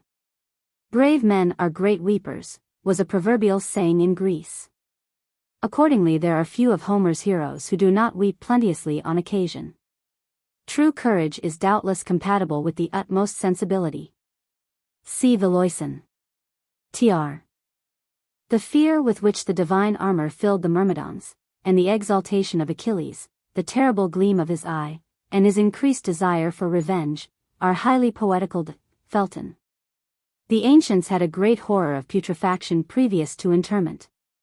Achilles in the first book also summons a council himself, and not as was customary, by a herald. It seems a stroke of character, and intended by the poet to express the impetuosity of his spirit, too ardent for the observance of common forms, and that could trust no one for the dispatch he wanted. Tr. Alpha sigma pi alpha sigma iota omega gamma omicron nu upsilon kappa alpha mu psi epsilon iota nu. Shall be glad to bend their knee, i.e. to sit and repose themselves. Tr. Tau omicron upsilon tau omicron nu mu upsilon theta omicron nu dot.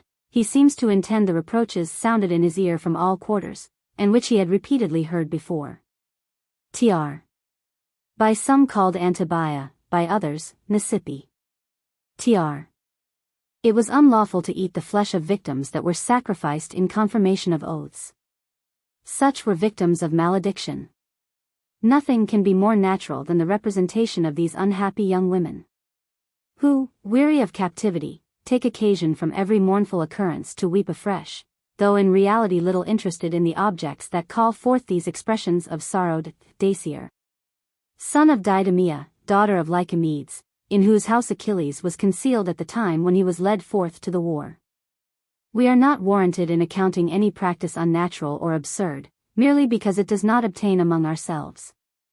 I know not that any historian has recorded this custom of the Grecians, but that it was a custom among them occasionally to harangue their horses, we may assure ourselves on the authority of Homer, who would not have introduced such speeches if they could have appeared as strange to his countrymen as they do to us.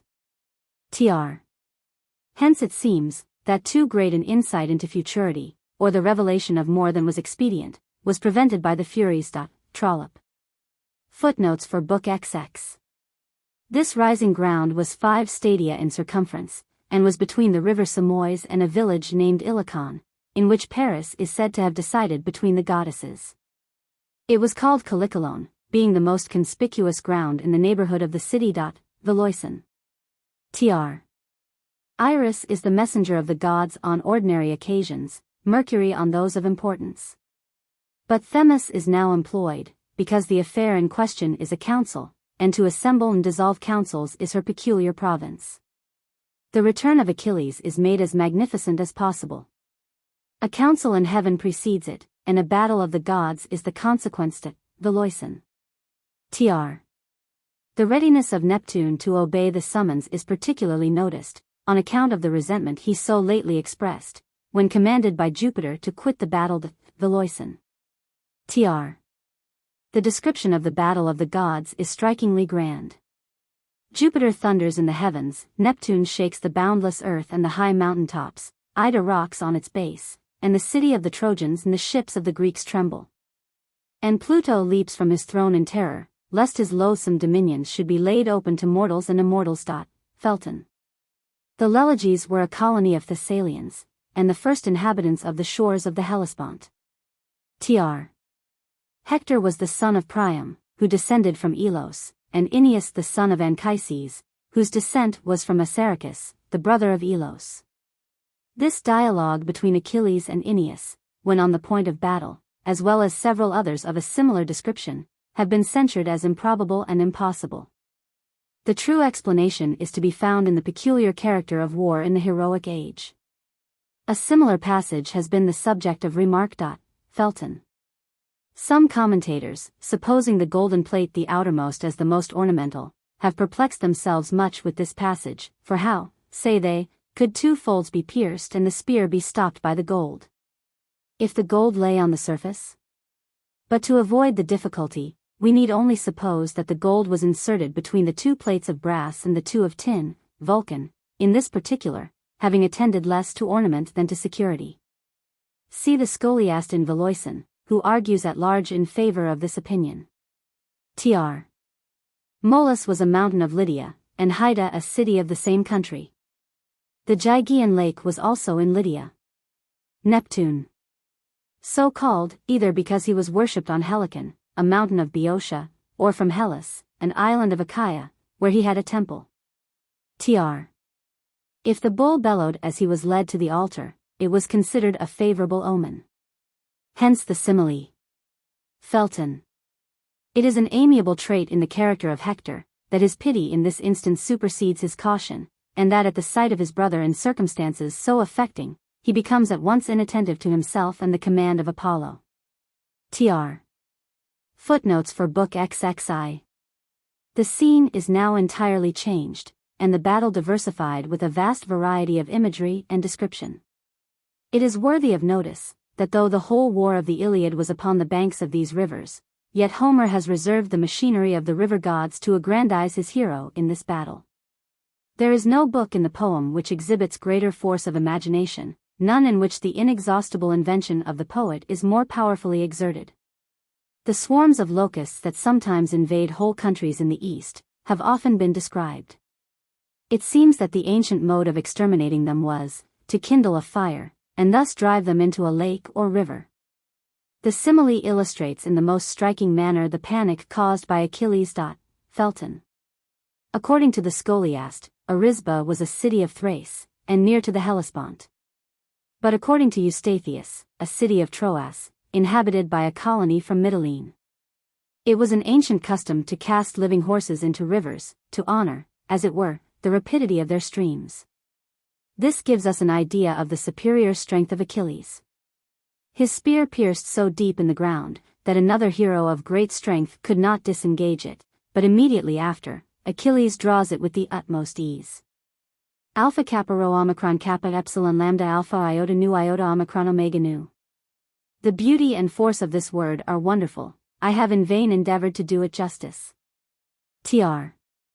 The reason given in the scholium is, that the surface being hardened by the wind, the moisture remains unexhaled from beneath, and has time to saturate the roots. See Valoisen. Tr. Alpha mu beta omicron lambda alpha delta eta nu.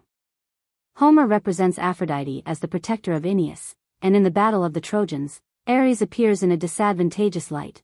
The weakness of the goddess, and the brutal confidence of the god are described with evident irony. In like manner Diana and the river god Scamander sometimes play a very undignified part. Apollo alone uniformly maintains his dignity. Muller. This is a very beautiful soliloquy of Agenor, such as would naturally arise in the soul of a brave man going upon a desperate enterprise. From the conclusion it is evident, that the story of Achilles being invulnerable except in the heel, is an invention of a later age. Footnotes for Book XXI. This simile is very striking. It not only describes the appearance of Achilles, but is peculiarly appropriate because the star was supposed to be of evil omen, and to bring with it disease and destruction. So Priam beholds Achilles, splendid with the divine armor, and the destined slayer of his son. Felton. The usual cruelties practiced in the sacking of towns. Isaiah foretells to Babylon, that her children shall be dashed in pieces by the Medes. David says to the same city, Happy shall he be that taketh and dasheth thy little ones against the stones. P.S. C. 22:7. 9. It was supposed that venomous serpents were accustomed to eat poisonous roots and plants before attacking their victims. Felton. This speech of Hector shows the fluctuation of his mind, with much discernment on the part of the poet. He breaks out, after having apparently meditated a return to the city. But the imagined reproaches of Polydamas, and the anticipated scorn of the Trojans forbid it. He soliloquizes upon the possibility of coming to terms with Achilles, and offering him large concessions. But the character of Achilles precludes all hope of reconciliation. It is a fearful crisis with him, and his mind wavers, as if presentient of his approaching doom. Felton. The repetition follows the original, and the scholiast is of opinion that Homer uses it here that he may express more emphatically the length to which such conferences are apt to proceed. Delta iota alpha tau eta nu pi omicron lambda upsilon lambda omicron gamma iota alpha nu tau eta alpha nu alpha lambda eta psi epsilon epsilon chi eta sigma alpha tau omicron. Tr. It grew near to the tomb of Elos. The scamander ran down the eastern side of Ida, and at the distance of 3 stadia from Troy, making a subterraneous dip. It passed under the walls and rose again in the form of the 2 fountains here described, from which fountains these rivulets are said to have proceeded. It was the custom of that age to have cisterns by the side of rivers and fountains, to which the women, including the wives and daughters of kings and princes, resorted to wash their garments. Sacrifices were offered to the gods upon the hills and mountains, or, in the language of Scripture, upon the high places, for the people believed that the gods inhabited such eminences. The numbers in the original are so constructed as to express the painful struggle that characterizes such a dream. Tr. Pyro omicron kappa upsilon lambda iota nu delta omicron mu epsilon nu omicron. The whole circumference of ancient Troy is said to have measured 60 stadia. A stadium measured 125 paces.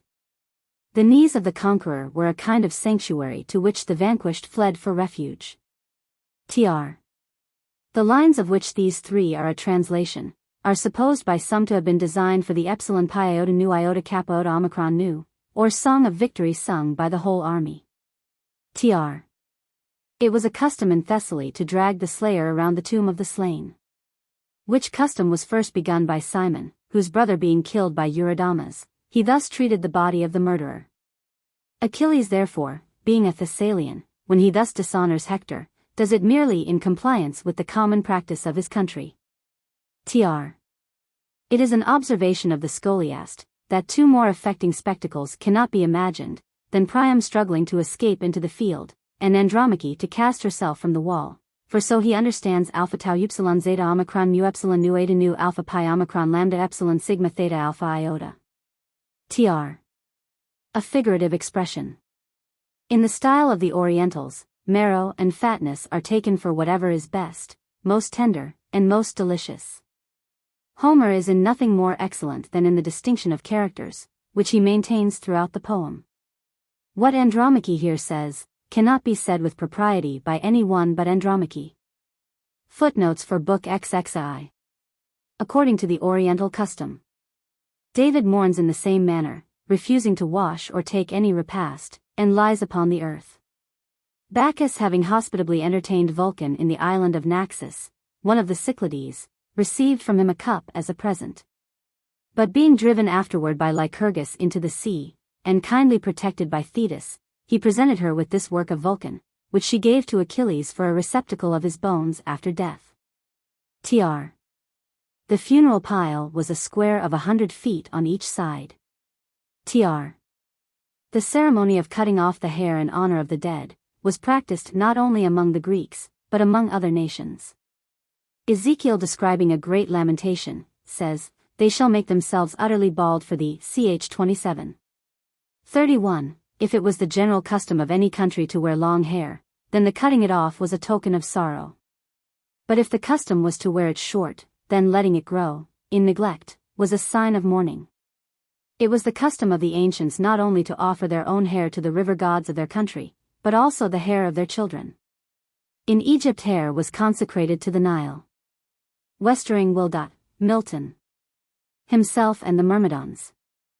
that the body might be the more speedily consumed. The same end was promoted by the flagons of oil and honey. Tr. Homer here introduces the gods of the winds in person, and as Iris, or the rainbow, is a sign of winds, they are made to come at her bidding. Such it appears to have been in the sequel. Tr. Phi iota alpha lambda eta, a vessel, as Athenaeus describes it, made for the purpose of warming water. It was formed of brass, and expanded somewhat in the shape of a broad leaf. Tr. The poet omits no opportunity of paying honor to Nestor. His age has disabled him from taking an active part in the games, yet, Antilochus wins, not by the speed of his horses, but by the wisdom of Nestor. This could not happen unless the felly of the wheel were nearly horizontal to the eye of the spectator, in which case the chariot must be infallibly overturned. There is an obscurity in the passage which none of the commentators explain. The scholiast, as quoted by Clarke, attempts an explanation, but, I think, not successfully. Tr. Eumelus. Resentful of the attack made on him by Diomed in the 5th book. The twin monster or double man called the Molians. They were sons of Actor and Molion, and are said to have had 2 heads with 4 hands and 4 feet, and being so formed were invincible both in battle and in athletic exercises. Even Hercules could only slay them by stratagem, which he did when he desolated Elis. See Veloison. Tr. The repetition follows the original. Tr. Pi alpha rho alpha kappa alpha beta beta alpha lambda epsilon. With which they bound on the cestus. Tr. Tau epsilon tau rho iota gamma epsilon iota. It is a circumstance on which the scholiast observes that it denotes in a wrestler the greatest possible bodily strength and firmness of position. See Veloison. Tr. I have given what seems to me the most probable interpretation, and such a one as to any person who has ever witnessed a wrestling match, will, I presume, appear intelligible. Tr. The Sidonians were celebrated not only as the most ingenious artists but as great adepts in science, especially in astronomy and arithmetical calculation. Tr. King of Lemnos. That is to say, Ulysses. Who, from the first intending it, had run close behind him. Tr. The prodigious weight and size of the quoit is described with the simplicity of the Orientals, and in the manner of the heroic ages. The poet does not specify the quantity of this enormous piece of iron, but the use it will be to the winner. We see from hence that the ancients in the prizes they proposed, had in view not only the honorable but the useful. A captive for work, a bull for tillage, a quoit for the provision of iron, which in those days was scarce. The use of this staff was to separate the cattle. It had a string attached to the lower part of it, which the herdsman wound about his hand, and by the help of it whirled the staff to a prodigious distance. Veloison. Tr. The transition from narrative to dramatic follows the original. Tr. Apollo, frequently by Homer called the king without any addition. Tr. Teucer is eminent for his archery, yet he is excelled by Marians, who had not neglected to invoke Apollo the god of archery. Footnotes for Book Ziv. This is the first allusion in the Iliad to the judgment of Paris, which gave mortal offense to Minerva and Juno. On this account it has been supposed by some that these lines are spurious, on the ground that Homer could not have known the fable, or he would have mentioned it earlier in the poem. Felton. His blessing, if he is properly influenced by it. His curse and its consequences if he is deaf to its dictates. Tr. This is the sense preferred by the scholiast, for it is not true that Thetis was always present with Achilles, as is proved by the passage immediately ensuing. Tr. The angler's custom was, in those days, to guard his line above the hook from the fish's bite, by passing it through a pipe of horn. Tr.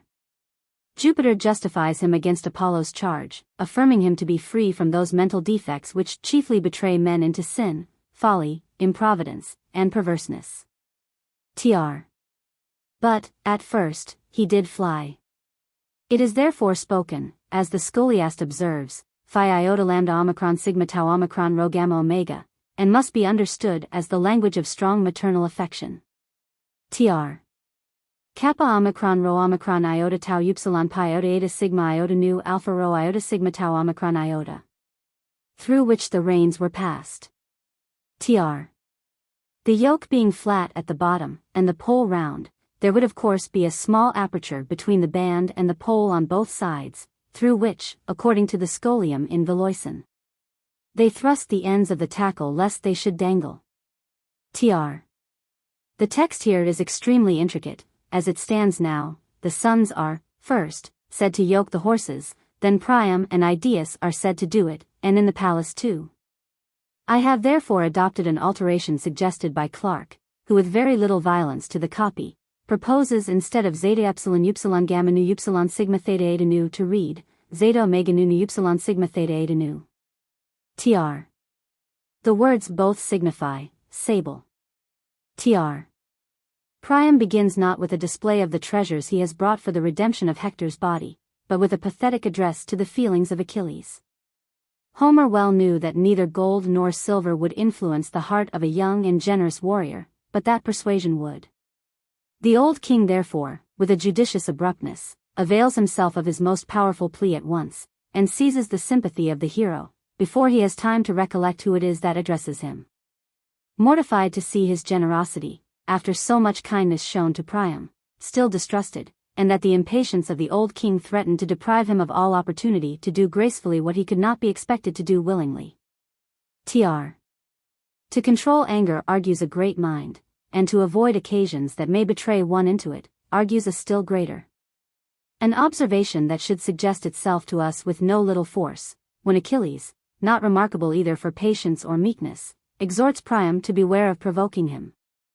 And when having cleansed the body of Hector and covered it, he places it himself in the litter, lest his father, seeing how indecently he had treated it, should be exasperated at the sight, and by some passionate reproach exasperate himself also.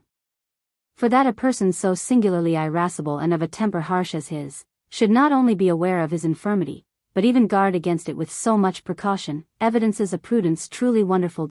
Plutarch. Tr. Epsilon pi iota kappa epsilon rho tau omicron mu epsilon omega nu.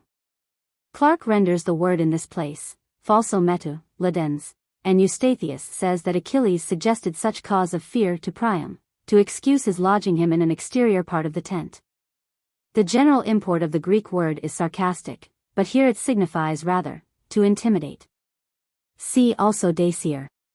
Tr. The poet here shows the importance of Achilles in the army. Agamemnon is the general, yet all the chief commanders appeal to him for advice, and on his own authority he promises Priam a cessation of arms. Giving his hand to confirm the promise, agrees with the custom of the present day. This lament of Andromache may be compared to her pathetic address to Hector in the scene at the Scaean gate. It forms indeed, a most beautiful and eloquent pendant to that. Felton. This, according to the scholiast, is a probable sense of pi rho omicron sigma phi alpha tau omicron. He derives at alpha pi omicron tau omega nu epsilon omega sigma tau iota pi epsilon phi alpha sigma mu epsilon nu omega nu epsilon kappa gamma eta phi upsilon tau omega nu. See Veloisen. Tr.